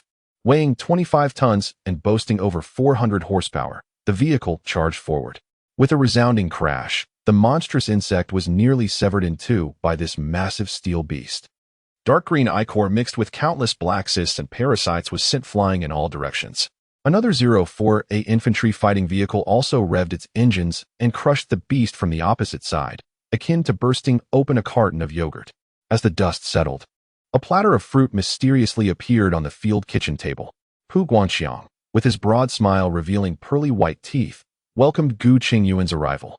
No sooner had Gu taken a seat in the folding chair than Pu handed him a cup of brewed honeysuckle tea. "Commander, it's quite warm. This tea will help cool and refresh you." Receiving the cup, Gu relaxed in his chair, slightly squinting against the sun. The honeysuckle flowers danced within the cup as steam rose, and above him stretched a clear sky adorned with a few delicate, fluffy clouds. Company Commander. Company Commander. This is Gu Chengyuan reporting. The giant insect has been confirmed eliminated, with 2 lightly injured and 1 severely injured in the entire company. Please advise. Li Kuan's voice, in contrast to his usual tone, was noticeably weakened. Standing beside the 04A vehicle, he appeared somewhat anxious, holding his breath as he listened intently to the radio, mentally bracing himself for a reprimand. 9 infantry fighting vehicles, with a preemptive tactical arrangement, were deployed to tackle a single pest.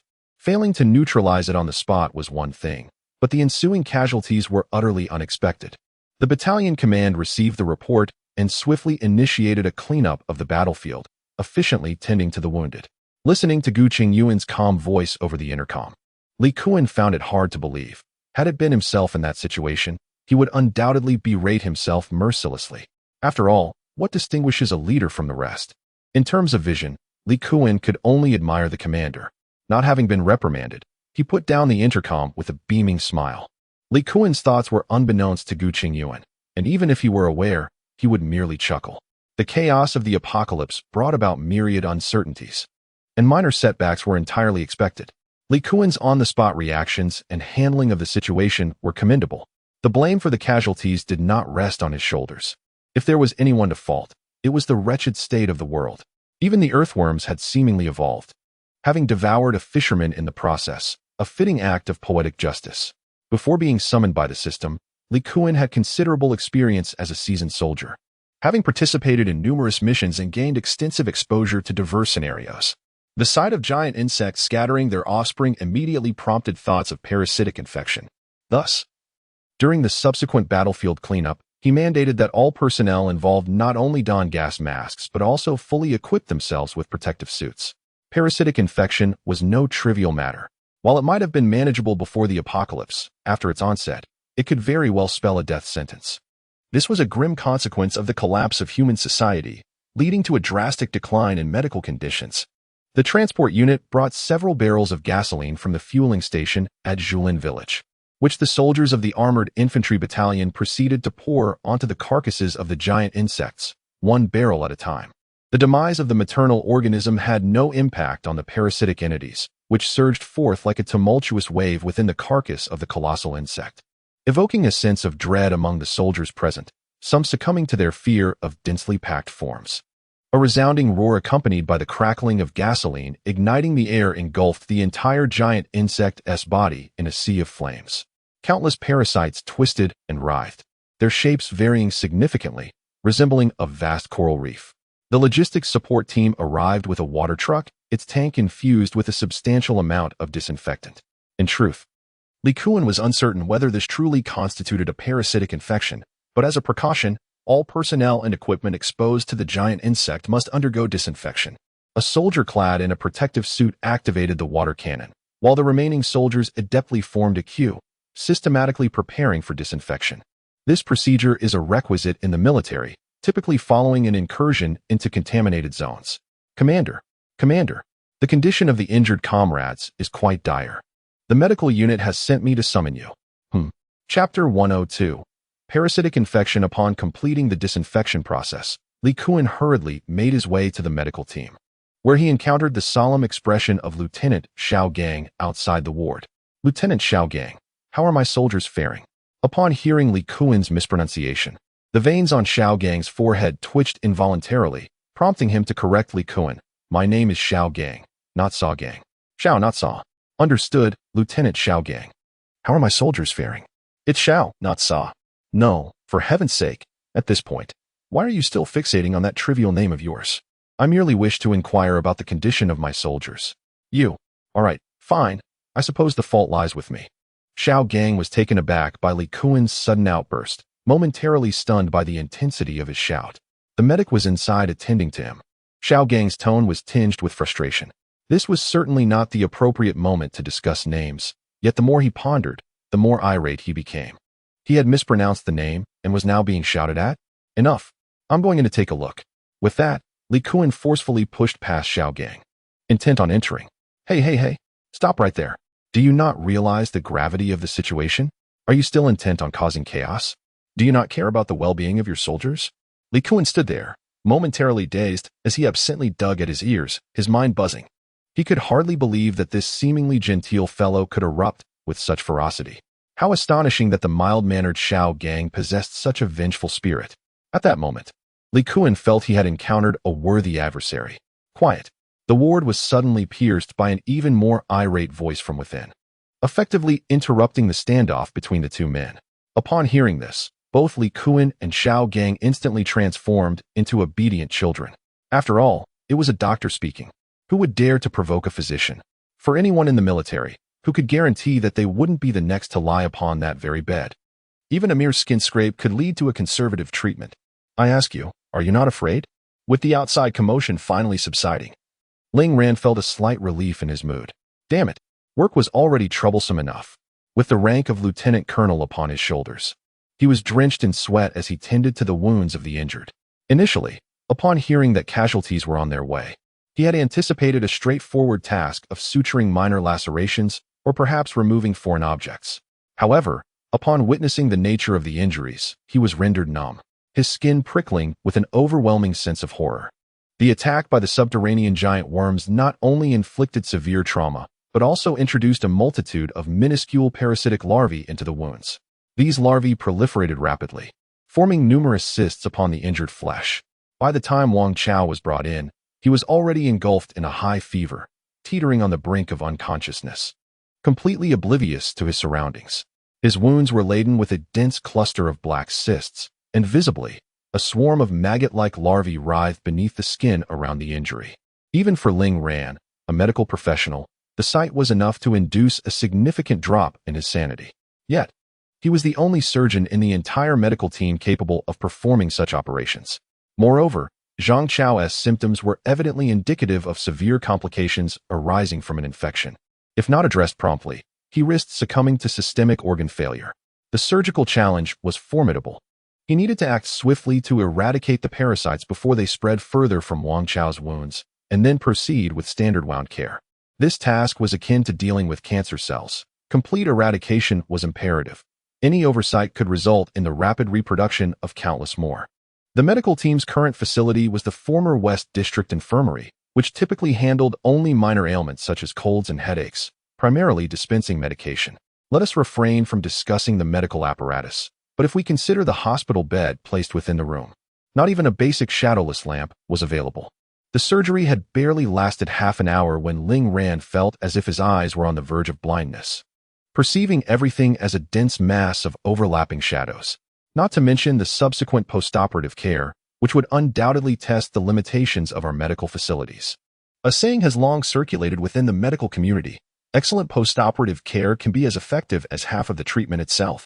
Were it not for this adage, Ling Ran would gladly take responsibility for its validity. Indeed, I claim this.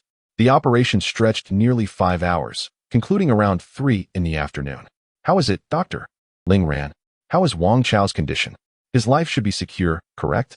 Ling ran appeared exhausted, his complexion pale, revealing a degree of frailty.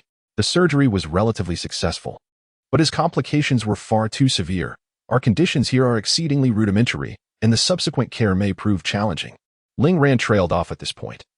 Considering the inadequacies of the environment, not only was there a lack of sterile conditions, but even adjusting the hospital bed required the use of cushions and pillows. Yet, there remains a glimmer of hope. If Wang Chao possesses sufficient willpower, he might endure. The remainder of Ling Ran's words faded into obscurity for Li Kun, who, long after Ling Ran's departure, suddenly struck his fist against the wall in frustration. "Damn it. Chapter 103, Ambitions for the Healthcare System Chief, Old Li? What troubles you?" Gu Chengyuan had just finished his dinner and was preparing to leave the military headquarters for a leisurely stroll on the playground to aid digestion. "I am here to report on Wang Chao's condition." "Wang Chao? Is it the young man who was injured this morning? All right, let us converse as we stroll." As Gu Chengyuan walked along the campus path, he gazed into the distance at the setting sun, inhaling the refreshing air outside the building. Having satisfied his hunger, his spirits were notably elevated. "Speak, Old Li," he urged. "Commander, I have come to implore you to save Wang Chao." Li Kuan's expression was somber, devoid of his usual exuberance. "The military doctor informed me about Wang Chao's condition.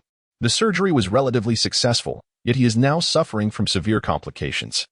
If the nursing conditions do not improve, his chances of survival will be exceedingly low. You are aware of our medical facilities here, aside from the military doctor, Ling Ran. We have merely a few hospital beds. Wang Chao is truly an exceptional young man. He was at the forefront during the assault on the giant insects. This situation is entirely my fault. My misjudgment in command has led to his current state. I do not mean to burden you, but my heart is heavy. A soldier who does not perish on the battlefield meets his fate in logistics." Upon hearing Li Kuan's words, Gu Chengyuan felt a profound stir within. Indeed. While the surface of the gathering place appeared to be developing adequately, when the time came for action, it was evident that everything fell short. The standard of medical care was starkly inferior to that of the pre-apocalyptic world. In the future, one could not escape afflictions. Would one be forced to lie in bed like Wang Chao, relying on the elusive strength of will? However, Gu Chengyuan refrained from hastily voicing his thoughts. He understood that given Li Kuan's character, his visit signified that a plan had already formed, with his agreement being the final missing piece. Furthermore, as a commander endowed with extensive combat experience, Gu Chengyuan could hardly believe that he would exhibit such a demeanor due to the casualties of his soldiers. His affection for them would manifest in their daily lives rather than in their losses. Moreover, the emotions of sorrow and the desire to save Wang Chao were not mutually exclusive. "Old Li, there is no need for you to beat around the bush. Please express your plan directly." Upon hearing this, Li Kuan's expression shifted, revealing no trace of sorrow. "Chief, it seems nothing escapes your notice. The location has already been selected. Once you give the command, I, Old Li, will promptly lead a team to secure it for you." Observing Li Kuan's eager demeanor, Gu Chengyuan felt a slight twinge of caution. Was this fellow considering an assault on the municipal hospital? Yet, it appeared that only by capturing a hospital could they swiftly enhance their medical capabilities.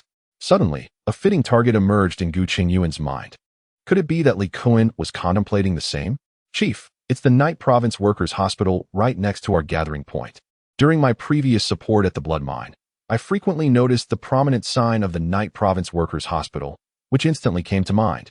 Indeed, Gu Chengyuan mused. "Old Li and I are in perfect accord. If the objective is to seize a hospital, none could be more suitable than the Night Province Workers' Hospital. This establishment is a tertiary comprehensive hospital, originally a military hospital, but in recent years, it has been reformed and placed under the jurisdiction of the Night Province Federation. The entire hospital was completed and put into operation only a few years ago. Excluding medical equipment, the construction investment alone reached 1.5 billion. With a total floor area of 160,000 square meters and 1,500 open beds, along with more than 40 clinical and technical departments.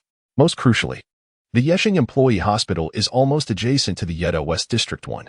Previously, Gu Chengyuan had undergone his military enlistment examination at this very hospital. He recalls being too lazy to walk and simply climbing over the wall from the school. If they could secure this location, the pressure on defense would be significantly alleviated. as they would merely need to extend the existing school wall to encompass it. However, he wondered how many doctors remained alive in the hospital after 2 weeks of the apocalypse. If any survived, it would represent a tremendous enhancement to his own inadequate medical resources. At this thought, an even bolder plan suddenly emerged in Gu Chengyuan's mind. What if he established a rescue team to search for doctors throughout the entire Shishui district and even the hospitals across Yexing? He envisioned gathering those who were still alive, the experts and leaders from the medical field before the apocalypse, into his stronghold. Moreover, it seemed that Shishui district itself housed a medical university, which should have a considerable number of medical talents. As these thoughts unfolded, Gu Chengyuan felt as if his mind had expanded from a mere school to encompass the entire city. Li Kuan gazed intently at the silent Gu Chengyuan, his heart sinking into doubt. Could it be that his ideas were too radical? Old Li, you are still too conservative, Gu Chengyuan remarked, having connected the dots in his mind. Chapter 104, Operational Deployment Meeting, Deputy Battalion. The Deputy Battalion Commander stood beside the Mengsher 3 armored command vehicle, wearing a broad smile as he observed the 2 company commanders, Zhu Jun of the 2nd Company and Ren Lin Tao of the 3rd Company, engaged in conversation while approaching. Deputy Battalion Commander, you're remarkably swift. I thought Lin Tao and I were quick enough, Zhu Jun chuckled. It's not much of a feat. I've only just arrived. Wu Bin replied with a wave of his hand. How are the arrangements on your end? Everything in order? Indeed, everything is well organized. We have left a deputy company here to discuss the matter at hand. Zhu Jun and Ren Lin Tao's expressions turned serious. Before the trio could continue their discourse, a voice echoed from a distance, coming. Deputy Battalion Commander, I apologize for my tardiness. Huang Haoyong rushed over, clutching a military notebook, urgency evident in his demeanor. I'm so sorry. Our company has just arrived, and I wanted to ensure everything was in order, hence the delay. Not to worry, carefulness is paramount, especially now. With the weight of our responsibilities, even a slight oversight could lead to significant consequences. Why not to learn from Haoyong? By the way, is there any issue at Gate 3 where your company is stationed? Thank you for your concern, Commander. There are currently no issues. Everything is in perfect order. Presently, 3 companies are stationed at the blood mine, the 2nd, 3rd, and 4th companies. To facilitate management and clarify responsibilities, Wu Bin, with the consent of Gu Chengyuan, deployed these 3 companies at the 3 gates of the blood mine.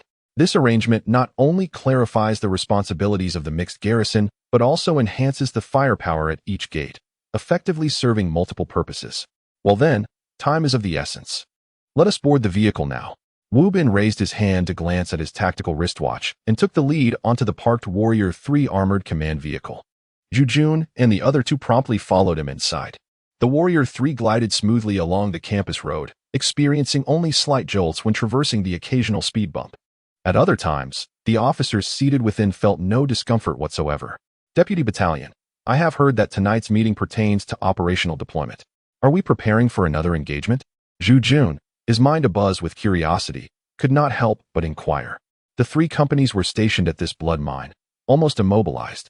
Although they claimed to have contained the zombie tide, one could argue that it was, in fact, the horde that had trapped them.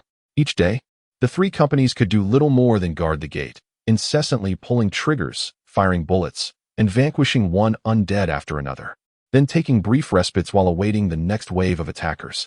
The newly arrived 3rd and 4th companies fared reasonably well. Yet the 2nd company had been stationed here for several days, prompting Zhu Jun to entertain a small notion. He yearned to undertake a new mission, to lead the 2nd company out for a breath of fresh air, while daily marksmanship practice honed their shooting skills. Prolonged exposure to such monotony could dull the spirits of the soldiers. A unit devoid of morale, lacking the fervor to roar, could hardly be deemed an elite force, let alone surpass the 1st company to become the commanding officer's ace unit. You've been doing quite well with the intelligence work while holed up in this mine. Haven to you? It must be that Li Kuan fellow who shared this with you, right? Ah, indeed. Nothing escapes your keen observation, Deputy Battalion Commander. With a smile on his face, Zhu Jun couldn't help but recall Li Kuan's cheeky demeanor from their earlier phone conversation. Oh dear, old pig. How did you know I was taking the team to the hospital? What? You even knew about my plans for tomorrow? Hello? I haven't even spoken yet. I informed the commander that the responsibility is significant. Our infantry company is arriving later than the 2nd company and needs additional training. Can you guess what the commander said? He remarked that among our battalion, you, old Li, are the only one capable of handling tough battles with exceptional military qualities. This mission is solely yours. Oh, old pig. With the commander placing such trust in our infantry company and in me, Li, what can I say? I can't even suggest promoting you to the second company. Alas, it's all for the commander's confidence. Not so, old Li. You're just pretending to be naive with me. Beep, beep, beep. The phone was abruptly ended amidst Li Kuan's boisterous laughter. I'll let you in on a little secret. Tonight we will convene a strategic deployment meeting. The target of this operation is the Provincial Workers' Hospital adjacent to District 1 West. Yes, that very hospital. At that moment, the vehicle traversed the intersection between the Eastern District and District 1 West. Wu Bin casually pointed, and the three company commanders in the vehicle beheld the outpatient building of the Provincial Workers' Hospital looming in the distance. The sky had not yet sunk into darkness, and the large characters spelling Night State Provincial Workers' Hospital were still distinctly visible.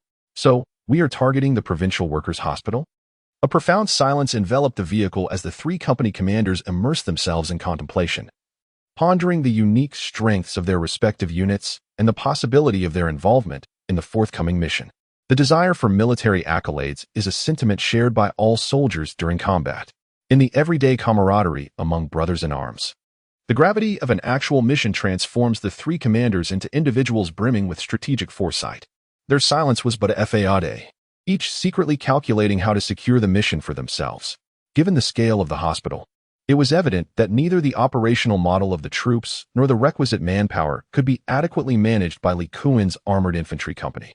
The convening of all company commanders for a meeting that night strongly indicated that additional battalions would be necessary to bolster the impending offensive. Otherwise, calling everyone together would serve no purpose. After all, the commanding officer was not one to indulge in mere formalities. Meetings were a customary practice for matters both significant and trivial. With this realization, the atmosphere within the Warrior 3 armored command vehicle grew increasingly hushed. Yet the inner thoughts of all present surged with heightened activity. Before long, the Warrior 3 began to decelerate, finally coming to a steady halt at the entrance of the military headquarters. Just prior to disembarking, a spark ignited in the exchanged glances of the three company commanders. Chapter 105. Activation of the Special Forces template in the operations conference room. As Gu Chengyuan pushed open the door, all unit leaders were present, save for Gu Chengyuan, who was engaged in an external mission with Company 1. Upon noticing Gu Chengyuan's entrance, the military leaders immediately ceased their discussions. At Wu Bin's prompting, they rose in unison. Sit. Gu Chengyuan took his seat at his designated position, where a cup of tea had already been prepared for him. Glancing at the tables of others, he noticed that each one had a cup of tea as well. Quite commendable, he mused internally, acknowledging that the logistical support team had indeed elevated the standards of his unit's provisions. As the commanders of the entire camp cast their gazes upon him, Gu Chengyuan wasted no time and delved directly into the matter at hand. Guangchang. Upon uttering these words, Pu Guangxiang entered with two soldiers, carrying a blackboard that displayed an aerial view of the Provincial Workers' Hospital. Given the beads of sweat adorning Pu Guangxiang's forehead, it was highly probable that the map had been hastily extracted from the promotional board at the hospital's entrance. Surely, the deputy battalion commander must have briefed everyone on the purpose of this meeting during their journey here. To enhance our medical capabilities, after careful consideration, I have resolved to seize the Provincial Workers' Hospital adjacent to District West 1. The task force has been confirmed, comprising the 2nd Company and the Armored Infantry Company, with the 2nd Company designated as the main assault force and the Armored Infantry Company providing fire support. Is that clear? Clear. Upon hearing their names called, Li Kuan and Zhu Jun promptly stood, their serious expressions betraying an undeniable excitement. Was it truly this swift to reach a decision? Battalion commanders Ren Linhao of the 3rd Company and Huang Haoyang of the 4th Company were somewhat taken aback. They had anticipated a longer deliberation. Just as their disappointment began to set in, Gu Chengyuan reiterated, "Is that clear?" "Clear. There remains one final topic. I intend to establish a specialized rescue unit dedicated to the search and rescue of exceptional talent, codenamed Spark, tentatively classified at the level of a battalion. This unit will receive the utmost resource allocation and favorable policies. As the hour grows late, the meeting is adjourned, and the various battalion commanders depart the conference room in small groups, enveloped in silence as they absorb the discussions of the day. The assault mission on the Provincial Workers' Hospital has been settled, and the 3rd and 4th Battalions have relinquished their aspirations. However, the notion of the Spark unit has indeed piqued the interest of Ren Lintao and Huang Haoyang. From the superior's remarks, it is evident that the Spark unit is intended to function as a Special Forces team. What constitutes a Special Forces unit? It is comprised of the elite within the ranks. One must ponder, which commander would not yearn to lead such a distinguished force? Yet, there lies a conundrum. The battalion commanders present hail from conventional military backgrounds, possessing scant experience in the management of special forces. While the desire to lead is present, the ability to do so effectively remains uncertain. As he observes everyone departing, Gu Chengyuan leans back in his chair and takes a sip of tea. The concept of the Spark unit was indeed a spur-of-the-moment proposition, primarily influenced by the recent need to locate medical talent. Previously, he had been inclined towards a strategy of quantity, given that the tactic of overwhelming hordes of zombies would not be feasible with an elite force. Yet this incident made him realize that elite forces still hold immense significance in the apocalypse. Although their impact in combating the zombie tide may be minimal, the benefits they offer in other realms could very well surpass the output generated by the undead.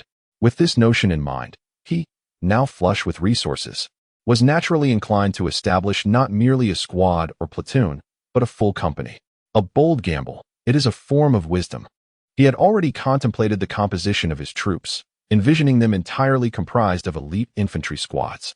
However, he found himself troubled by the official side of matters. As the military talents around him were predominantly conventional in their combat expertise, seemingly lacking in knowledge of special operations. Thus, he devised a rather ingenious method to encourage self-recommendation. He summoned the system interface, navigating to the troop exchange page. Funds, 31,213. With the gradual deployment of semi-automatic brain nucleus extraction machines, his daily income had been significantly increasing, and today, it had even surpassed the threshold of 30,000. Gazing at the 3,000 gold required for an elite infantry squad, he silently calculated that, under a 3-squad arrangement, the funds would suffice. A company composed of 9 elite infantry squads would cost 27,000 gold. However, under his current enhanced company structure, comprising 12 elite infantry squads, the requirement jumped to 36,000 gold. After pondering for a moment, he resolved to relinquish the conundrum to the system and awaited to see if it would rise to the occasion. System, summon a company-sized elite infantry squad. After a brief wait of several seconds, the system remained unresponsive. System? System? Is this foolish system malfunctioning? Congratulations, host. We have sensed your desire for the quality of soldiers and activated the new troop template, Special Forces. Shall we proceed with the summoning? No. Upon hearing that the Special Forces had been activated, Gu Chengyuan was uninterested in further summoning. Wouldn't the Special Forces be more desirable? After canceling the summoning, he immediately navigated to the troop summoning interface, where the word Special Forces prominently appeared on the screen. Special Forces, Squad 6000? Gu Chengyuan scrutinized it closely. No, system brother. Are you certain there hasn't been a mistake? A single squad of Special Forces costs nearly as much as a Type 99A tank. Chapter 106, Fire Seed Assault Team. Clearly, Gu Chengyuan's complaints were of no consequence. The system remained as aloof as ever. The price was set, and one could either engage or abstain. System. Summon a Special Forces platoon. Ding. Summoning successful. Moments later, a familiar roar of engines echoed through the tranquil campus as Gu Chengyuan descended to the military building. Soon, 3 Hummer 3 armored assault vehicles came into view, gradually slowing to a halt before him. Is that all? The vehicles are the same as those used by ordinary infantry squads. I am curious to see what makes them so valuable. Although he had many grievances regarding the price. Based on past experiences, one could criticize the system for its costs, but not for being a scam. If one is willing to pay, the system truly delivers quality. Having observed the neighboring unit's mobilization of the 56 model, one cannot help but notice the incongruity of wearing the 80 helmet. In stark contrast, this system truly excels. The resounding clang of vehicle doors echoed as 3 teams of Special Forces personnel emerged in succession from 3 armored assault vehicles, their movements fluid and seamless. Akin to a well-rehearsed performance, a sight to behold. A line to the right. Forward look. At ease. Stand straight. The imposing leaders swiftly organized the ranks. Reporting to Gu Chengyuan with a powerful voice. Report, sir. Special Operations Platoon 1 is assembled, with 27 personnel expected, all present. Please provide your instructions. The first platoon stood in 3 neat rows, their heads slightly raised, eyes sharp and resolute, bodies leaning forward, resembling a pride of poised leopards, exuding an aura of fierce determination. The sheer spirit displayed surpassed even the elite infantry squads under Gu Chengyuan's command. Gazing at the equipment of these special operatives, one could not help but be impressed. Each soldier was adorned with an array of gear, averaging over 2 weapons per individual, with some even equipped with 3. "Are you the commander of this special forces unit?" Gu Chengyuan inquired. "Report, sir. I am Wang Wu, the platoon leader of this special unit." "Platoon leader?" Gu Chengyuan remarked in surprise, noting Wang Wu's captain insignia. "Please proceed to introduce the personnel structure and composition of your unit." "Yes." Wang Wu saluted Gu Chengyuan before turning to shout, "First team, step forward." With that command, the 9 soldiers of the first platoon moved in unison, their advance radiating an indomitable spirit of valor and strength. "Report, Chief. I shall use a team as an example to present the personnel division and firepower configuration. Our Special Operations Platoon primarily engages in squad-based combat, with each squad functioning as a complete operational unit. Each squad consists of 9 members, organized into 3 groups of 3, the firepower group, the assault group, and the support group. First, allow me to introduce the basic configuration of the Special Operations Squad. Zhang Hao. At this command, a soldier adorned with the rank of second lieutenant stepped forward and briskly approached Gu Chengyuan. "Chief, please take a look," Wang Wu said succinctly, gesturing towards the fully equipped Zhang Hao.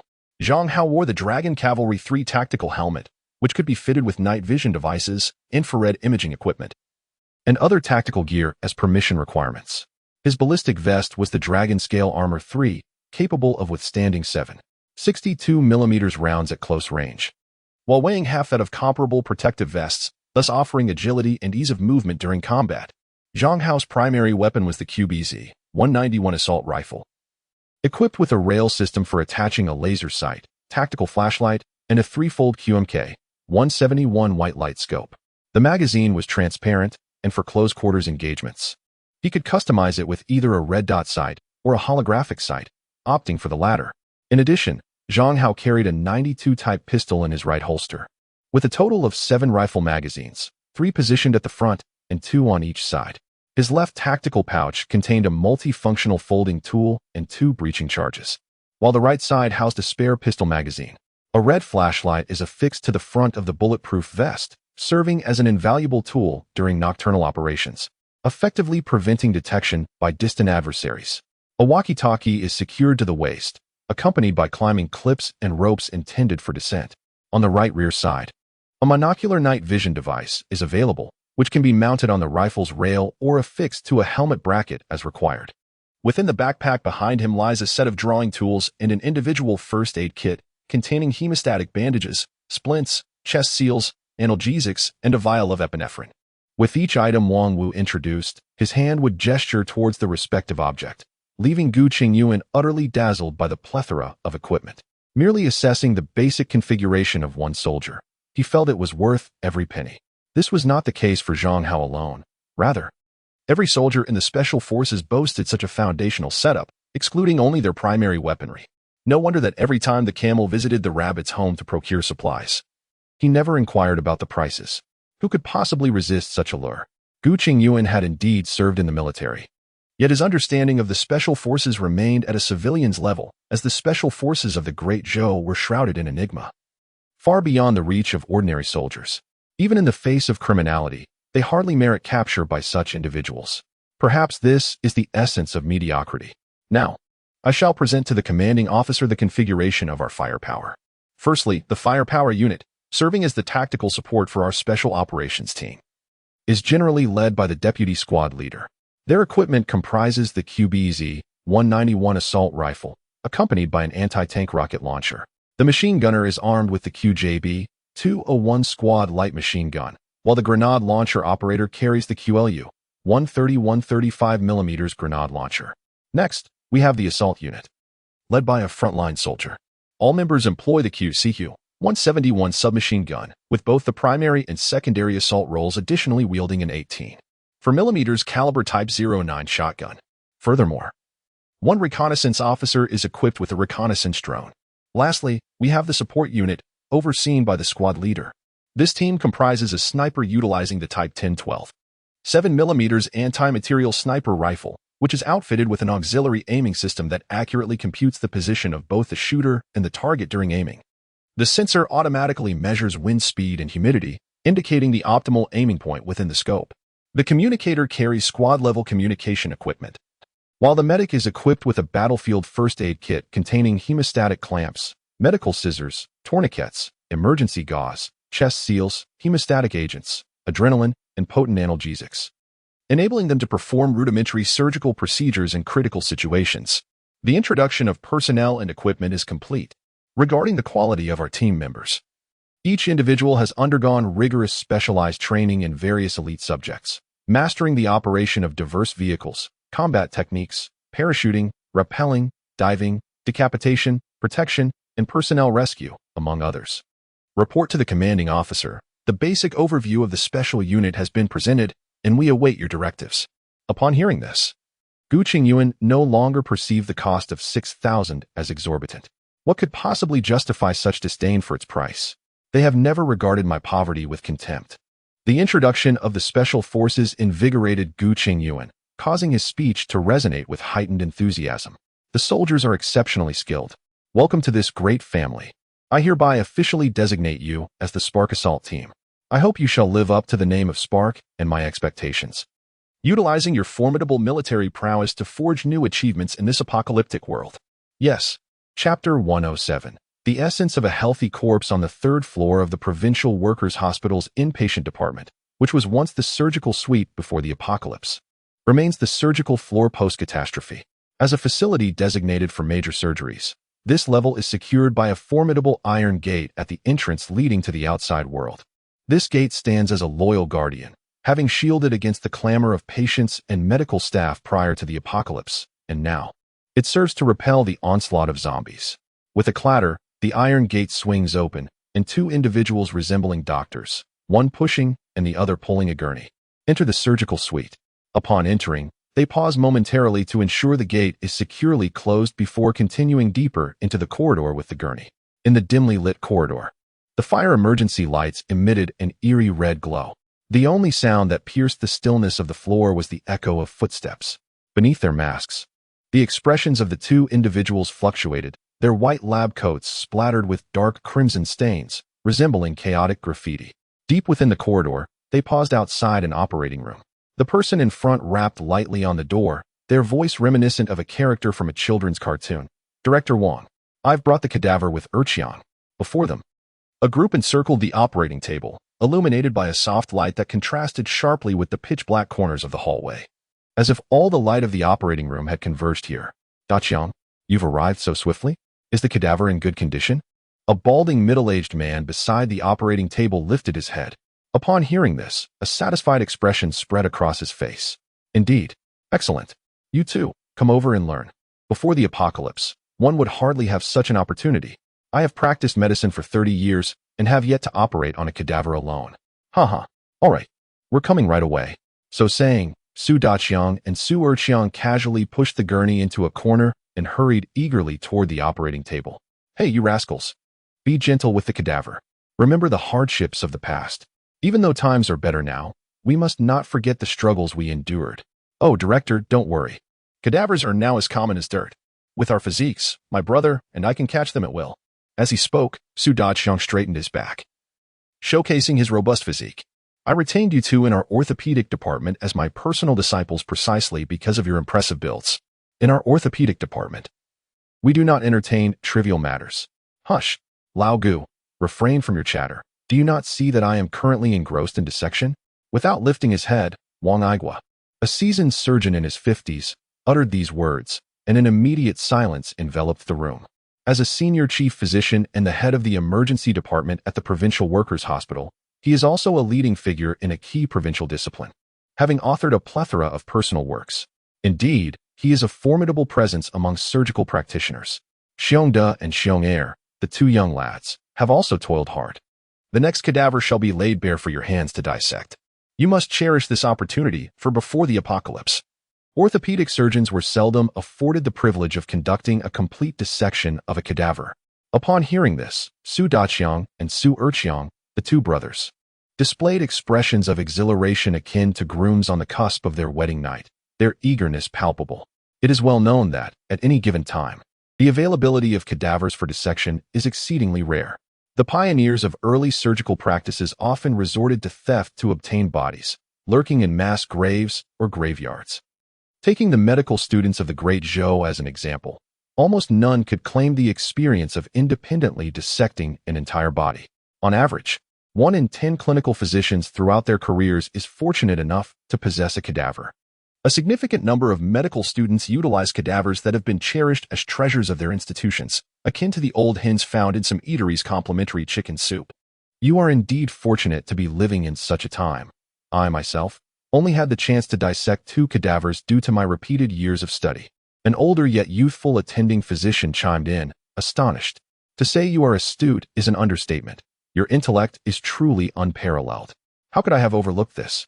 During my university days, I participated in a dissection, albeit a mere quarter of a cadaver, alongside my peers. Alas, my stamina has waned. Lao Gu. It is your turn to take over. Wang Igua straightened his back, sighed, and handed the scalpel to the orthopedic chief, Lao Gu. Under the bright lights, Lao Gu's demeanor was grave as he accepted the scalpel, reminiscent of a knight receiving his accolade in a medieval ceremony. Almost as if he were to kiss Wang Igua's boots. The other attending and deputy physicians surrounding the operating table gazed with eager anticipation. Akin to lions in the wild awaiting the feast of their king, Wang Igua settled onto the small stool designated for the anesthesiologist. Retrieving glucose from his pocket and sipping it, his gaze directed at the operating table akin to that of a satiated lion surveying his flourishing pride. Apart from hunger, this truly felt like a golden age of medicine. During the outbreak of the apocalypse, Wang Igua and his fellow surgical experts experienced their share of panic. Yet they quickly regained their composure. They swiftly determined that this was a contagious disease. As seasoned physicians, they were well versed in the various forms of cadavers, severed limbs, victims of accidents, those who had succumbed to fatal falls. Such forms were second nature to them.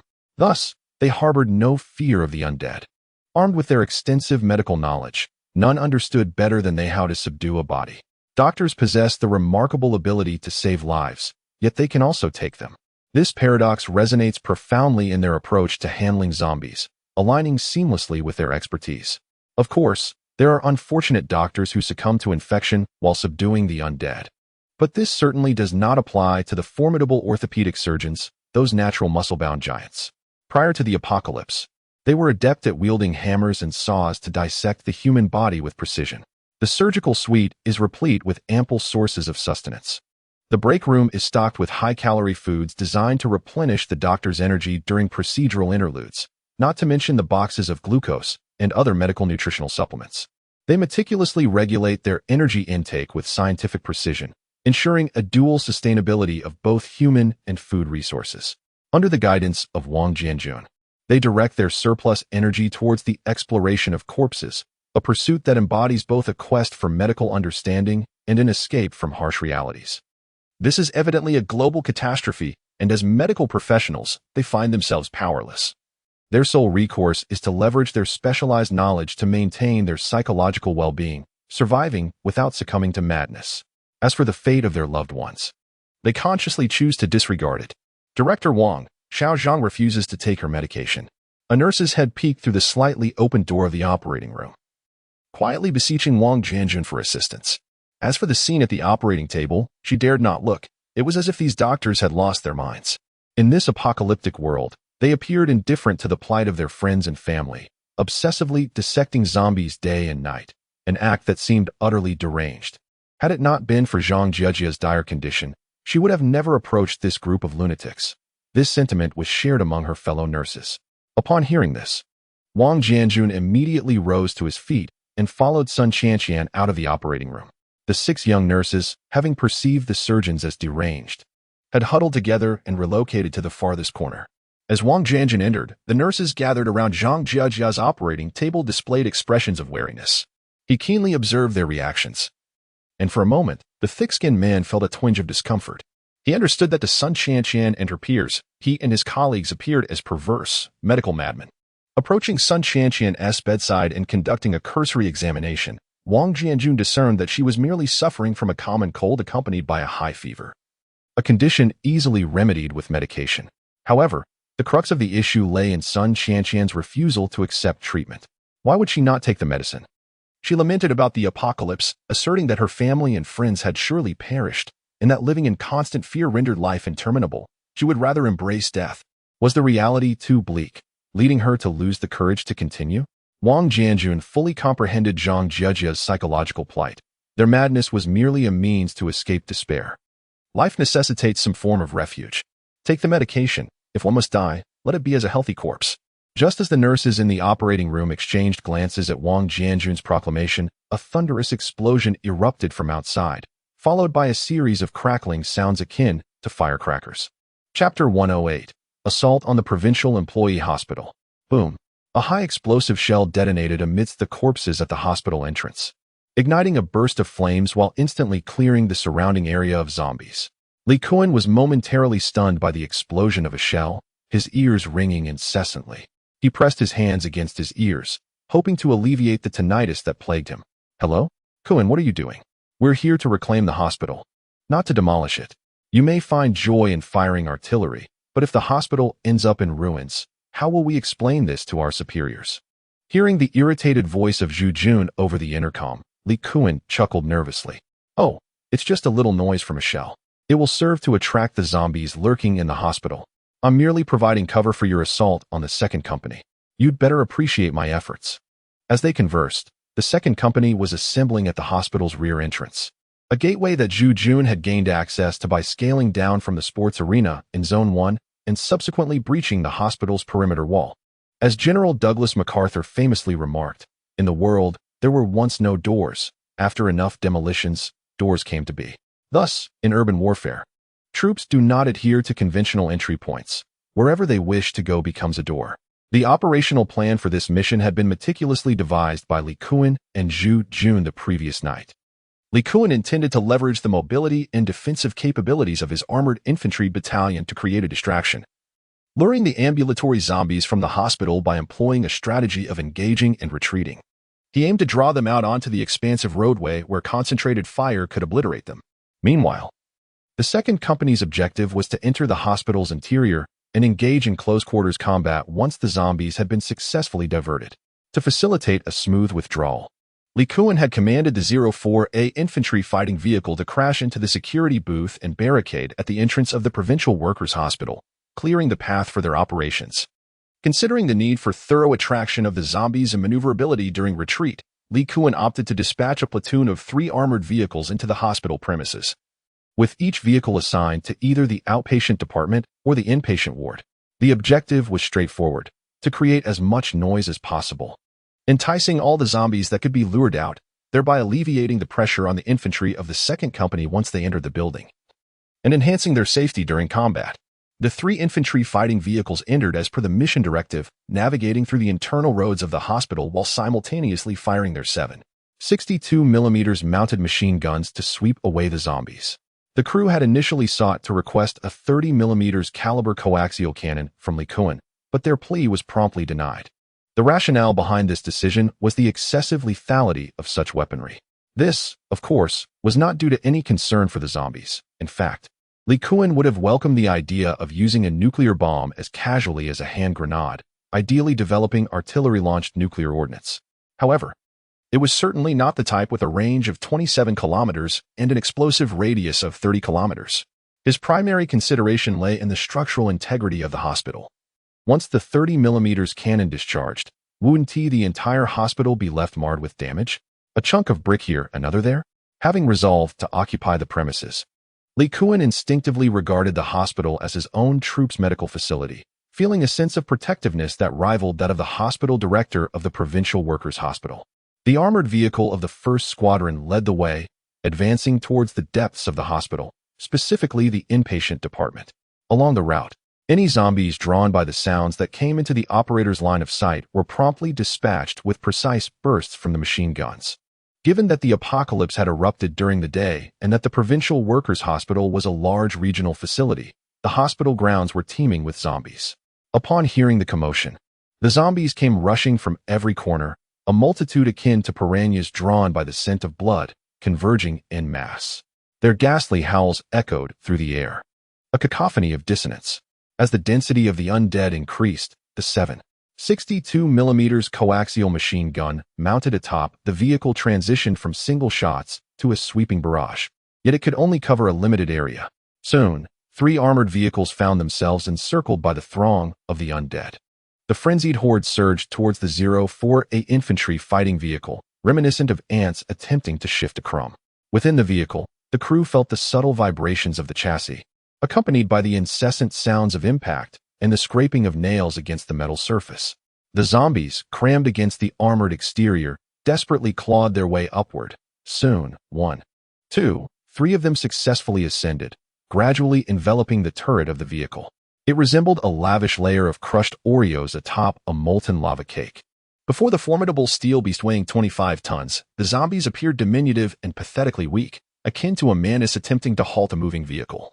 Crushed layer upon layer beneath the treads, their putrid blood and decaying flesh mingling until the ground itself turned to muck. Viewed from above, it seemed as though the 3048 infantry fighting vehicles were relentlessly pushing the horde forward. The driver, seated within the vehicle, gradually felt a rising tension. Years of training had harmonized them with their trusty machine, and as time passed, they could distinctly sense their steadfast companion becoming increasingly hindered by the accumulating bodies of the undead. This sensation compelled the driver to press the accelerator deeper and deeper.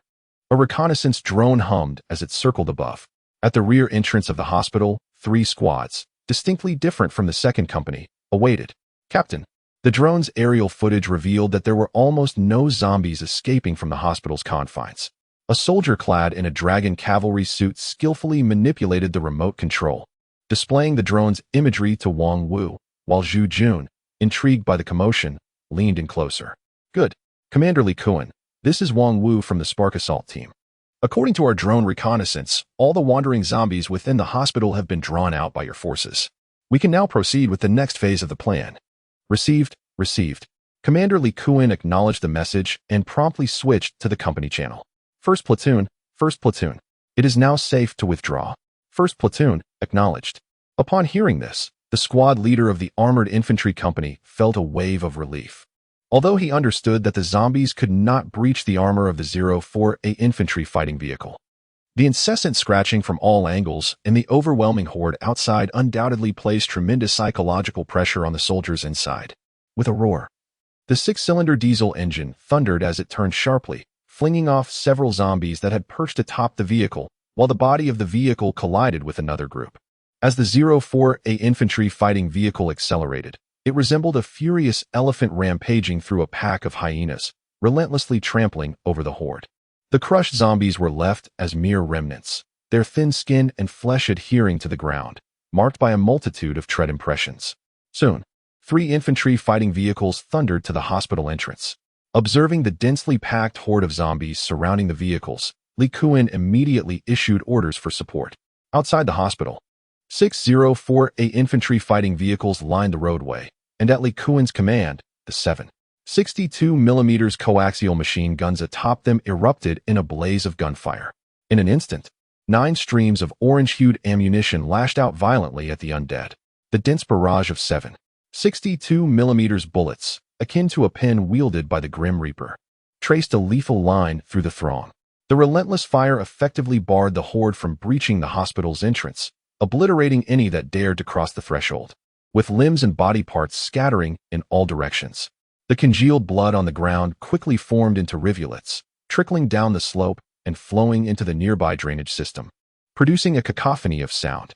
According to the original plan, we would retreat while engaging. Li Kuan's voice resonated through the communication systems of every vehicle as the 9 infantry fighting vehicles began to execute the rehearsed formation, drawing the horde toward North Creek Road. Occasionally, a vehicle would inadvertently collide with a parked sedan, momentarily pausing before crushing it as if it were merely another zombie. Before the might of these 25-ton behemoths, both the lightweight sedan and the 100-pound zombies crumbled like paper. Captain Zhu, we are ready to move, Wang Wu remarked with a smile. Observing the drone footage alongside Zhu Jun understood. Second company, proceed into the hospital as per the operational plan. Maintain utmost vigilance. Move out. Received. Acknowledged. Chapter 109. The courage to live is already remarkable. Buzzing. Once the horde of corpses was lured away from the hospital, a profound silence enveloped the entire establishment. The soldiers, who had entered in tactical formation, could distinctly hear the hum of low-flying reconnaissance drones. Report to the captain. Survivors spotted on the third floor of the inpatient department. The reconnaissance team of the Firebrand Assault Squad jubilantly relayed the drone's feedback to Wang Wu. From the footage, a large white bedsheet was seen being waved from the window of the third floor, upon which the words "Save me" were scrawled in congealed blood. Bring the drone closer. Yes. The scout maneuvered the drone towards the window, hovering before it. The camera clearly captured the visage of an elderly face alongside two young female nurses. All three displayed expressions of intense excitement, with the nurses frantically waving and wiping away tears. Wang Jianjun and Sun Chanqian glimpsed the troops' arrival through the window, nearly bursting into exclamations of joy, but at a crucial moment, Wang Jianjun swiftly covered Sun Chanqian's mouth. Despite the troops' proximity, the threat of the zombies loomed even closer. Wang Jianjun held no confidence that the iron gate on the third floor could withstand the onslaught of the undead. Celebrating prematurely is a grave misstep in warfare. Thus, the pair resorted to signaling the troops by inscribing words on the bedsheet, fervently hoping for an expeditious escape from their dire predicament. News of the troops' entry swiftly reached all medical personnel on the surgical floor. Old Gu, for heaven's sake, stop the dissection. At the entrance of the operating room, Wang Jianjun burst through the door, gasping for breath, and exclaimed with excitement, "Ah? Director Wang, I've only just begun. I haven't even finished the dissection of the hand." Director Gu, believing that Wang Jianjun was requesting a shift change, spoke with a hint of grievance. "What dissection are you talking about? The military has arrived. The troops are here," Wang Jianjun said eagerly. "What? Are we violating the law?" Director Gu exclaimed in disbelief. "Indeed, we are, Director Wang. We are in violation. We dissected without the proper approvals, and we've done quite a bit of it. This is going to get us into serious trouble." Observing the frantic and somewhat deranged state of Director Gu, Wang Jianjun fell silent for a moment, his expression complex, before shouting, "Stop the madness. The troops have come to rescue us. There is no need for hysteria. Everyone, calm down and regain your senses." A brief silence enveloped the room, only to be shattered by an eruption of jubilation. "Oh my goodness! The troops have finally arrived. We're saved!" cried out one voice amidst the chorus of relief. Old Zhang, the world is not ending. We can still survive. My wife and children must still be alive. They are surely alive." Witnessing the mix of tears and laughter, the manic expressions of his colleagues, Wang Jianjun finally broke into a smile. He leaned wearily against the doorframe of the operating room, one hand resting on his waist, his eyelids drooping, and a look of exhaustion etched across his face, tears shimmering in his eyes. After a long, drawn-out sigh, he finally felt a semblance of normalcy return. It is not that they lack understanding. There are many matters more significant than dissection, and numerous individuals who weigh heavily on their minds. Yet, precisely because they comprehend this, they seek a reason, a rationale to continue living, to stave off despair, to prevent their own collapse. They are merely ordinary people, not the superheroes of cinema, unable to conquer the hordes of the dead. Their only battle is against themselves. Thus, the operating room becomes their sanctuary, a space where they can invest their spirits and take refuge. They endure, living for their families. This encapsulates the helplessness of ordinary individuals in a world on the brink. Is this weakness? Perhaps, for they are hesitant to step outside. Is it courage? Indeed. Simply managing to live bravely is a remarkable feat. We are all ordinary beings. There is no need to compel ourselves to become superheroes. Accepting oneself as flawed is also commendable. The mere act of surviving is already impressive. Good night. Chapter 110. Open the door. Military rescue. Captain Zhu. The inpatient department is entrusted to our fire seat assault team, while the outpatient department is assigned to your second company. Is this allocation agreeable? Upon hearing this, Zhu Jun had no objections. The commanding officer had mentioned during the meeting that there would be resource and policy support for the fire seat assault team. This naturally encompasses the authority to allocate tasks during combat, although both units are at the company level. The Special Forces indeed possess the right to request assistance from regular troops in the execution of their missions. Certainly, no issue arises from that. Let us wish for a successful operation. Success in our mission. Upon concluding his remarks, Zhu Jun's second company and Wang Wu's fire seat assault team diverged at a fork in the road. the second company advanced towards the front half of the hospital, while the fire seat assault team stealthily approached the inpatient department nearby. The sharp crack of the 191 assault rifles echoed in rapid succession. At the entrance of the inpatient department, Wang Wu instinctively raised his weapon, dispatching two zombies that had just charged down from the upper floor. With an indifferent gaze fixed upon the lifeless bodies of the two fallen undead, he muttered disdainfully, "Even eating dung would be more timely. Team members, we anticipate entering the inpatient department in 3 minutes. You now have 2 minutes to adjust your gear and make your final combat preparations." Hearing Wang Wu's command, the members of the fire seat assault team commenced checking their equipment. They donned gas masks and ensured their airtight seals, as the known virus transmits through blood, while other infection routes remain unclear. Thus, taking protective measures is of utmost importance. From the tactical pouch at his side, he retrieved a suppressor and affixed it to his firearm, not out of fear of alerting the zombies, but rather to mitigate the noise in the confined indoor combat environment. The reduction of gunfire sound proved essential in minimizing auditory disturbances. Additionally, night vision goggles were a focal point of inspection, as the entire hospital building had lost power, rendering visibility extremely low indoors. Thus, operations would rely heavily on night vision for effective search and engagement. After Wang Wu adjusted his gear, he lowered his gaze to check his tactical watch. All right, the time for gear adjustments has concluded. In this final minute, let me reiterate. The combat tactics were thoroughly discussed last night, so I shall not elaborate further. Each of you is a rare elite. To overemphasize tactics would be an affront, for we are no longer children in kindergarten. Ha ha. Hearing this, the team members erupted into laughter. However, I must stress, do not underestimate the enemy. When a lion hunts a rabbit, it exerts its utmost effort. Do not assume that your military prowess, coupled with a firearm, allows you to recklessly engage the zombies. They may make countless mistakes, but we can afford to err only once. Should we sustain injuries, we lack the film-worthy vaccine serums. The only lingering energy you might have left will lead you to the neuroextraction device at the zombie processing facility. Action. Yes. As his words fell, the alert tone of the tactical watch resonated. The members of the Spark Assault team promptly lowered their night vision goggles attached to their tactical helmets and, organized by their combat unit, advanced into the darkened hospital building in tactical formation. Through the night vision goggles, the interior of the hospital appeared in chilling hues of icy blue, eerily silent, so much so that Wang Wu could almost hear his own heartbeat. In the corridor, various medical instruments lay scattered on the floor, and the dark stains on the walls were unmistakably blood. Several disfigured human remains were present, appearing as though they had perished many years ago, their skeletal frames nearly picked clean. It was evident that in this apocalyptic world, not only humans suffered starvation, but also the countless zombies. Bang!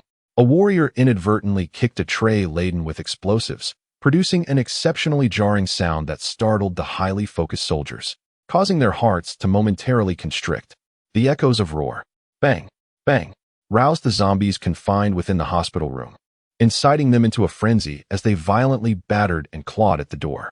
Team 1 on the first floor, Team 2 on the second, Team 3 on the third. It was imperative to operate in squads. Solitary actions were strictly prohibited. Wang Wu swiftly allocated tasks via his earpiece. Through careful observation, he had discerned the distribution pattern of the zombies within the building, most of whom were trapped in rooms and unable to move. Thus, employing a divisional approach would yield the highest efficiency. Team 2 was currently clearing the outpatient department, and a sense of rivalry often lingered among the troops. It was only natural for the Spark team to outpace Team 2. Any lethargy would signify inadequacy. On this inaugural mission, failure was not an option if they were to avoid disappointing their commander.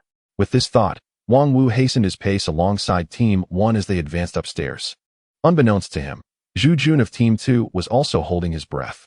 While it was expected for regular troops to support special forces, Zhu Jun felt a twinge of discontent. They were all soldiers, and regardless of elite status, he was determined to match their prowess. 8 floors in the outpatient department. Let's swiftly ascend, with our 2 squads tackling 1 floor each. Understood. As the command was issued, the soldiers of Team 2, donned in gas masks, began to methodically enter the outpatient building, and soon the sounds of gunfire erupted. Puff, puff, puff.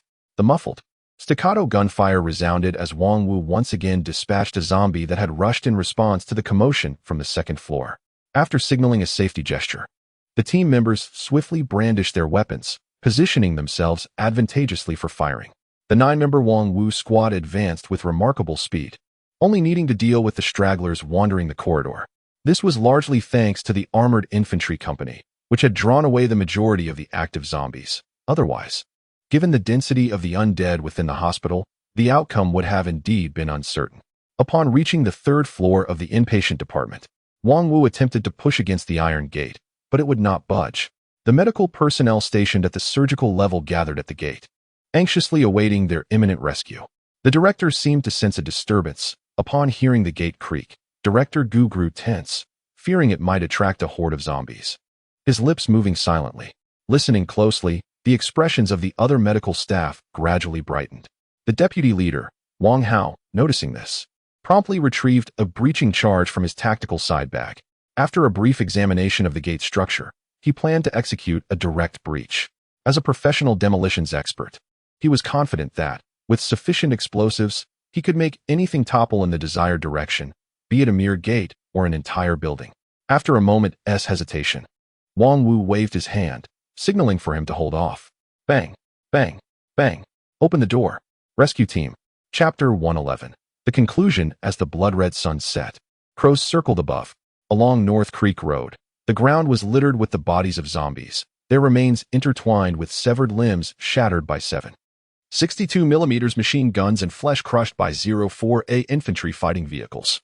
The dark, foul-smelling blood pooled into channels, silently flowing as if narrating the brutality of the battle. Outside the gates of Yezhou University, 904A infantry fighting vehicles are stationed, their camouflage paint marred by splattered blood, and their armor riddled with varying degrees of scratches. Among them, a trio of vehicles displays the most concentrated array of scars, the camouflage coating on their bodies severely damaged.